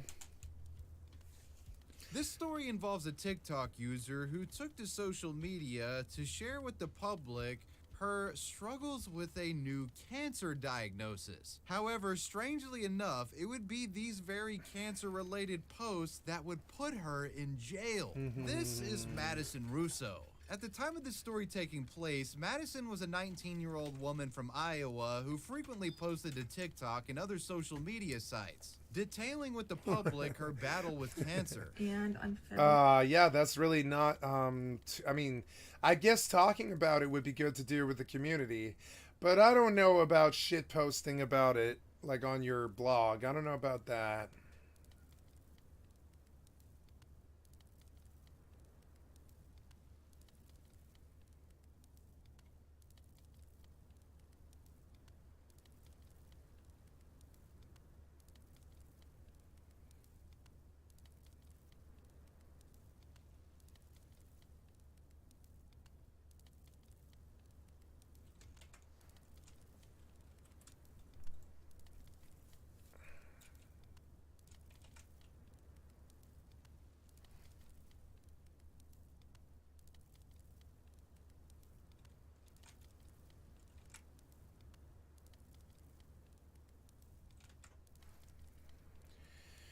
All right.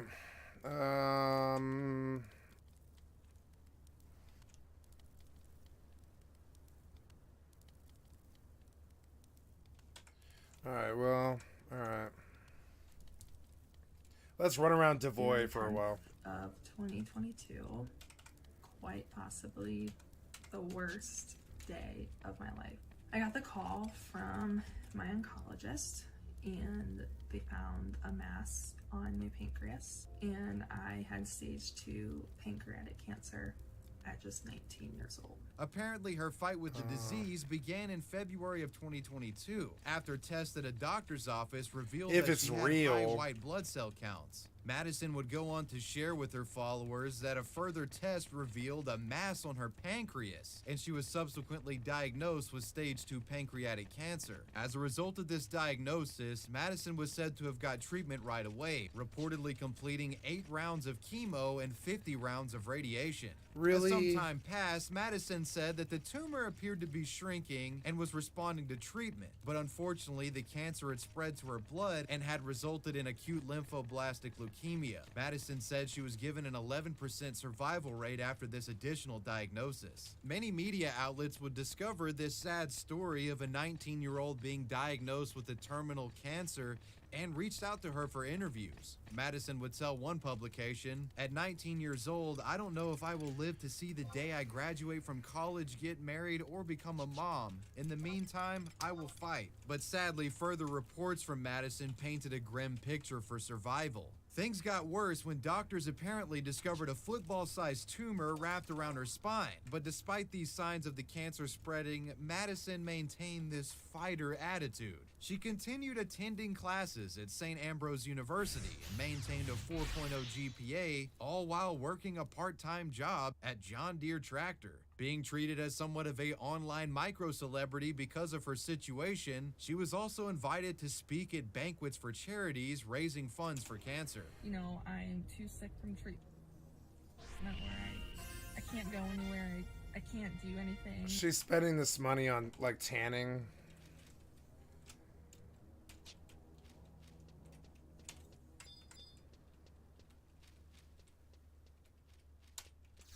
I don't know. I would probably spend it on cancer research. Maybe that's just me. I'm going to visit Norvalin to Devoy. Yeah. Hey, cool. Yeah. That was a fast way out of there. She's cute. I feel like shit. You know, She's beautiful. I can't get ready. Especially in the makeup. I just lay in my bed and puke, you know, and it's just extreme. You look extremely healthy to me. I'm talking 110%. Like, I wouldn't mind a roll in the hay. She's like looking really beautifully healthy. Physically. Like, physically perfect. No problems. Exhausting, but also the mental part of it. My body is fighting. I don't see a single physical issue here. No signs of cancer. Maybe. Maybe she does. I don't know. But I don't see the signs. I don't see the skin. I don't see the blotching. I don't see the red face or the, you know, the sickness or the sign of withering or anything at all. She looks like a really young, healthy young woman. I don't know. Just saying. So hard every minute just to stay alive. It's days like these that are No, I don't think she's sick. hard. And I try my best to stay positive and think that, you know, after my chemo was, after maybe 5th chemo is done, after, you know... Your hair seems pretty long for chemo. Let's see it cut. Round 3 is done and I get, you know, a break until the next round of chemo, but sometimes it's hard to Maybe she is sick. Who am I to judge? I don't know. I should just shut up. when you're in so much pain and discomfort and everything is just going the wrong way. She seems to be lying, is why I keep saying this. I see her eyes and I see lies. There it is too. Watch. Positive. Lies. See her at random accessing. And think that lies, after my chemo lies. was, Watch her. Watch the eyes. It's all lies. after my week of chemo is done, after, you know, round 3 is done, and I get, Lies. you know, a break. Lies. Until the next round of chemo, but sometimes it's hard to. She just made a very calculated lie about the time frame for the people watching her stream. To think like that when you're in so much pain and discomfort. And She's not in pain. She's lying. everything is just going the wrong way. Some were even And she misused her language. Pain and discomfort and Now notice the eyebrows at the end. And it's expressive because it's lies. everything is just going the wrong way. There, the way she's like. Some were even so inspired by her story that I they didn't buy created it. GoFundMes to raise money for her medical treatment. One GoFundMe was created by a man named Tom Boyle. But then I know what the video's about, so I suppose it's me cheating, I guess. But I don't buy it. That is a healthy young woman. I don't see a sign of cancer on her. Cancer has signs. I've seen it before. I've seen people die of cancers before, and that's not it. Description of which said, as one can imagine, this diagnosis has been very hard on Maddie's family. Just like with any cancer diagnosis, the cost of medical bills, gas, meals, and expenses can be a burden, and that is something this family should not have to worry about. With her Like, compelling... okay, so I had a friend's mother get a football-sized tumor in her neck, travel all the way up to her eye, and she lost her sight at the end of it. And I've seen what that looks like, and it's not that. I've seen what a football-sized tumor actually looks like and what it does to people, and it's not that. story all over social media, the woman's plight went viral, and this GoFundMe would raise tens of thousands of dollars within weeks of being posted. And Maddie would continue to make her rounds across various forms of media, all the way from mainstream media appearances to podcasts, telling the story of her fight with cancer. And at the time, this was like a wholesome, feel-good internet story, but there were some skeptics out there in the mix that didn't buy the story of this 19-year-old having terminal cancer. Some folks online began to notice that despite the fact of Maddie receiving radiation and chemotherapy, her hair is fine. You ever met somebody on chemo? It's pretty devastating. Their hair is totally gone. She never seemed to lose any of her hair. They would question the woman about this. In response to the doubters, she says, quote, "I get a lot of questions about how my hair is doing during treatment, so I figured I would share what products I have been using." My friend Jason's mother died, and they gave her 3 months to live, and she pushed it 9 years. She immediately stopped eating gluten, started doing yoga, started eating certain types of food and only worrying about health and taking care of herself. And she pushed their 3-month diagnosis to 9 years, and then she died miserably at the end, and we watched all of it. I met her when I was 16, and I said goodbye to her when I was 25. And also about 5 years later, my other friend Jay's mother as well, when I was about 30. And I said goodbye to these people, and I've seen the ravages of cancer, and that's not it.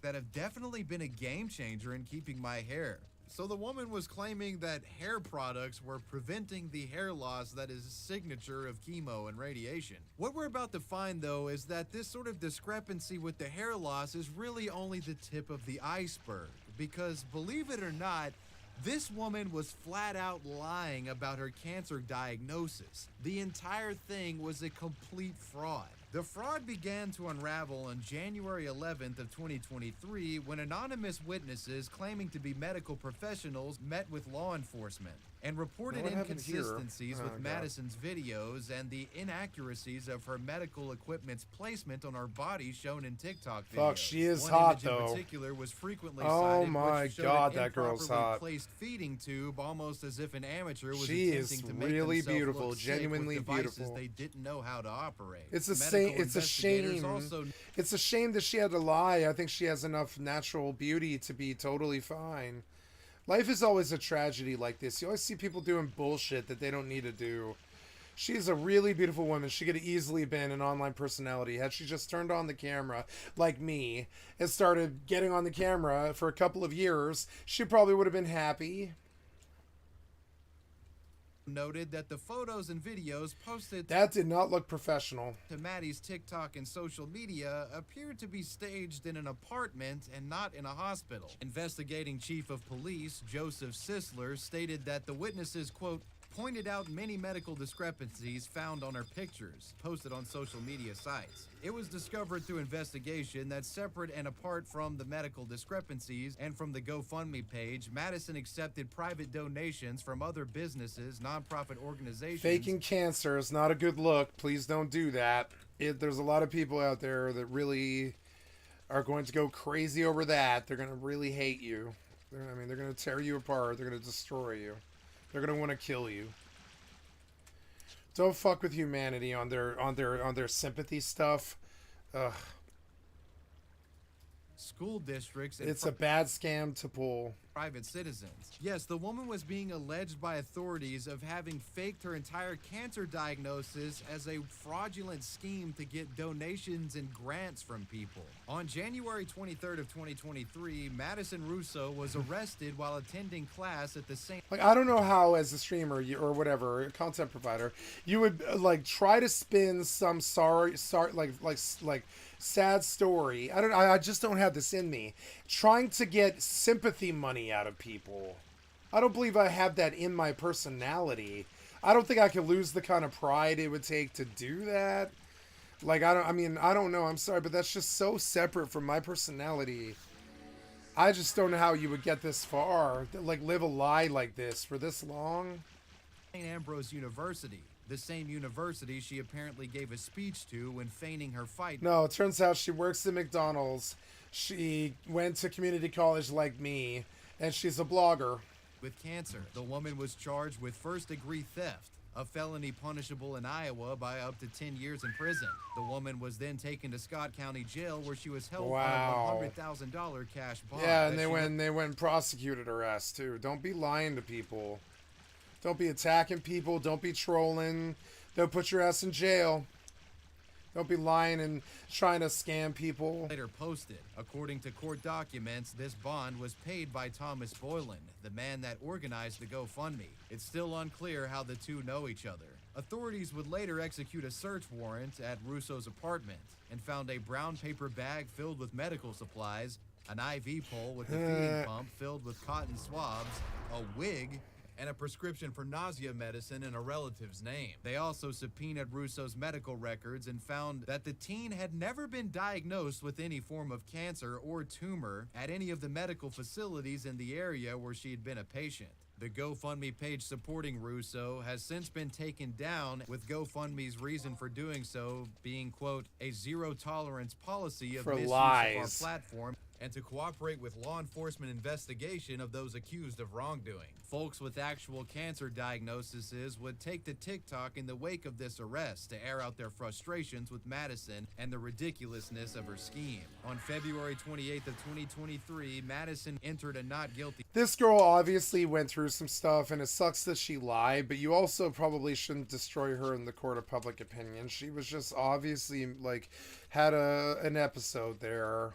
She just made a mistake. She lied to a bunch of people, and she got used to the attention. Usually they call this Munchausen's.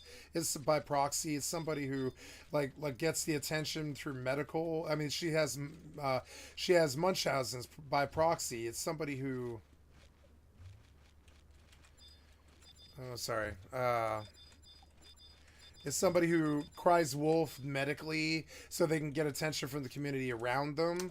And usually this is actually a lot more common than you might think. People will cry wolf all the time when like with doctors and stuff like that. This is a lot more common than you might think. And to torture for it is unfair. This happens in our society all the time. Munchausen's by proxy is actually a very common problem. And to torture for it is just the internet people being totally oblivious to how real life works. Or what the statistics are on it, or all they can see is the lies, and that she was like trying to get money out of people for lying about cancer and stuff. But what she actually has is a mental disorder called Munchausen's by proxy. It's been around for thousands of years. It's plagued mankind for millennia. Because it's this terrible problem that doctors have. People who lie to doctors to get attention from the community. It's been happening for hundreds and hundreds of years. Thousands of years, really. And, they know that this happens in our society. It does happen. So to torture for it is kind of crazy, because probably that same year, there was at least one other case of Munchausen by proxy in her city. That was a woman her age, probably. I guarantee it. And for them to just torture in the media and torture on YouTube for having a mental issue is sort of, I mean, it's sort of like very uncouth and very rude and shitty, kind of. It's definitely YouTube at their worst, because it's like the cancel of a career. I'm not saying she should keep her career. I'm saying the burning her in effigy in public. I understand it, and I get why they're doing that. They're doing that, but it's also scapegoating a larger problem. Many of us are very, very sick mentally, and and she's obviously one of those people. And to just attack her is like very insensitive and fucked up. It's like that girl, she needs a psychiatrist, not the court of public opinion. She's got an actual problem that's actually very verifiable, and very bad problem that a lot of psychiatrists, their job is to just fix this issue, which is Munchausen by proxy. I have some sympathy for people who have Munchausen's by proxy, because their lives almost always blow up like this and end them up in jail really bad. Or they end up killing somebody. Munchausen by proxy is an actual real thing, and it's not some joke, and the internet community shouldn't have tortured her for it. Because that's what this is.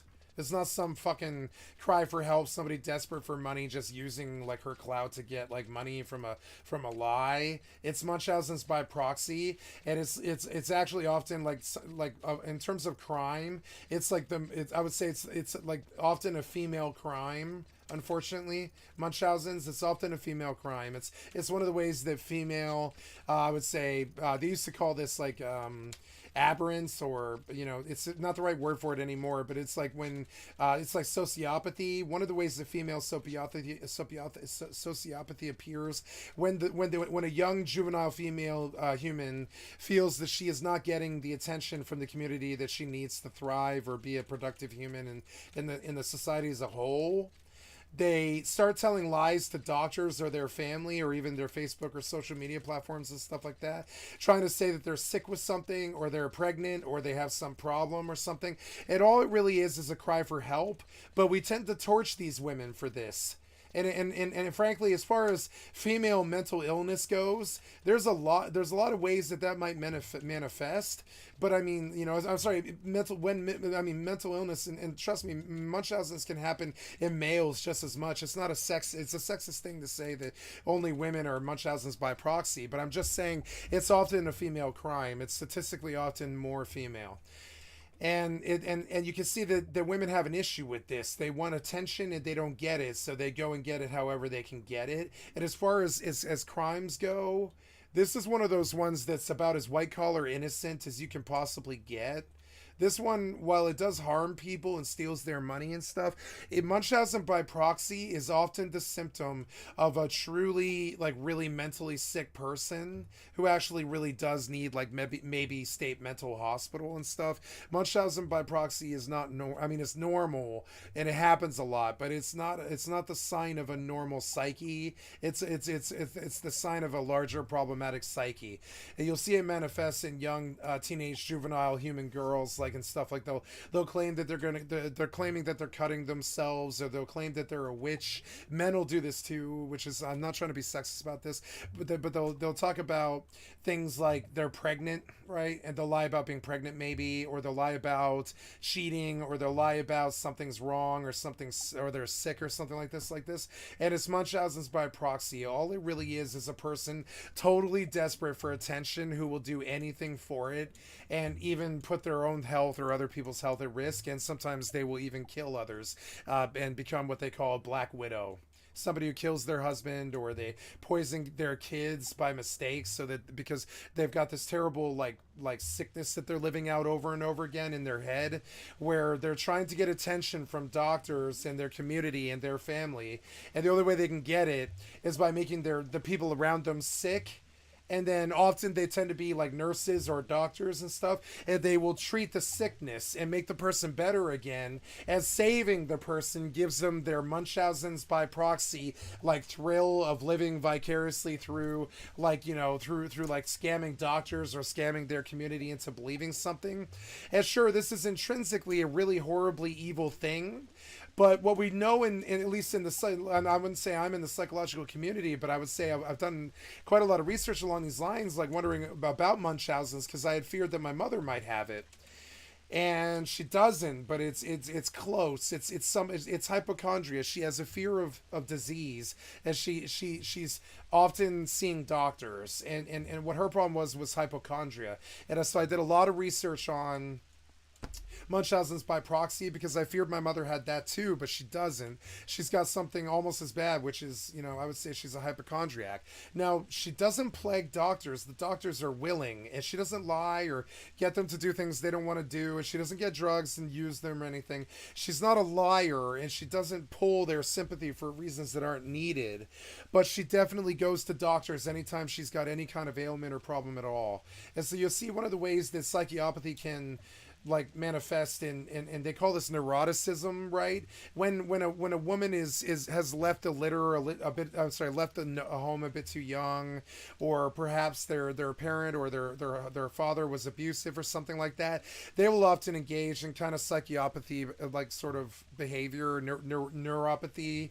And one of the ways neuropathy can manifest very strong in young women is Munchausen's by proxy, which is exactly what this was. And to say that she's there doing it for clout and money is actually really, really, I feel, fundamentally incorrect. Munchausen's manifests in a very specific, very, very specific way. I'm talking very, very, very specific. Like if you look at the background on it, and I'm not trying to excuse the behavior, but you can see it's clearly Munchausen's, as she needs the help of a therapist, not the help of a jail. Munchausen syndrome is becoming more and more like common. It's rare, but it's common enough that we know what it is. It's psychological and behavioral condition in which somebody fabricates or induces symptoms of illness in themselves. Munchausen syndrome is named after a German aristocrat, Baron Munchausen, who became famous for telling wild, unbelievable tales about his exploits in past. Yep, and they always have hyperbolic stories that are over the top. The plea. In June of 2023, Madison Russo would later change her plea. I am tuning this stream down here, guys, if you're hanging around, and I really appreciate those guys who did sit around and give me the viewership tonight. Thank you so much. It was such a fun night. Got a lot done tonight. I beat Baldur's Gate 3. We move on to the next session tonight. I'm going to go to sleep today at 10 o'clock, and I'll probably wake up at around 6 or 8. But this is because my family asked for me for help today at 9 o'clock, and it's 8:20, so... I got things I got to do this morning physically in the real world. I've also got to exercise and all this stuff before I go to bed. And I got to get some sun today because it's actually a beautiful day, which will be good. And get my exercise before bed and sleep. And so I must now basically wind down this stream. I mean, I could hang around for 10 more minutes, but I mean, the video's over. I'm not going to run anything else here. So just a reminder, you've been watching Skycat Live. Thank you for hanging out at the end of the long, I believe I did run, I started last night at, I believe, 6 p.m. and it is 8 p.m. So it has been 14 and a half hours. Going to stop the stream here. Thank you so much for your time, guys. I love you. Thank you so much for your time. Come see me tonight. I won't have something so interesting as Baldur's Gate like ending, but I will have maybe a new game. I don't know what it's going to be, but we'll see what we can do.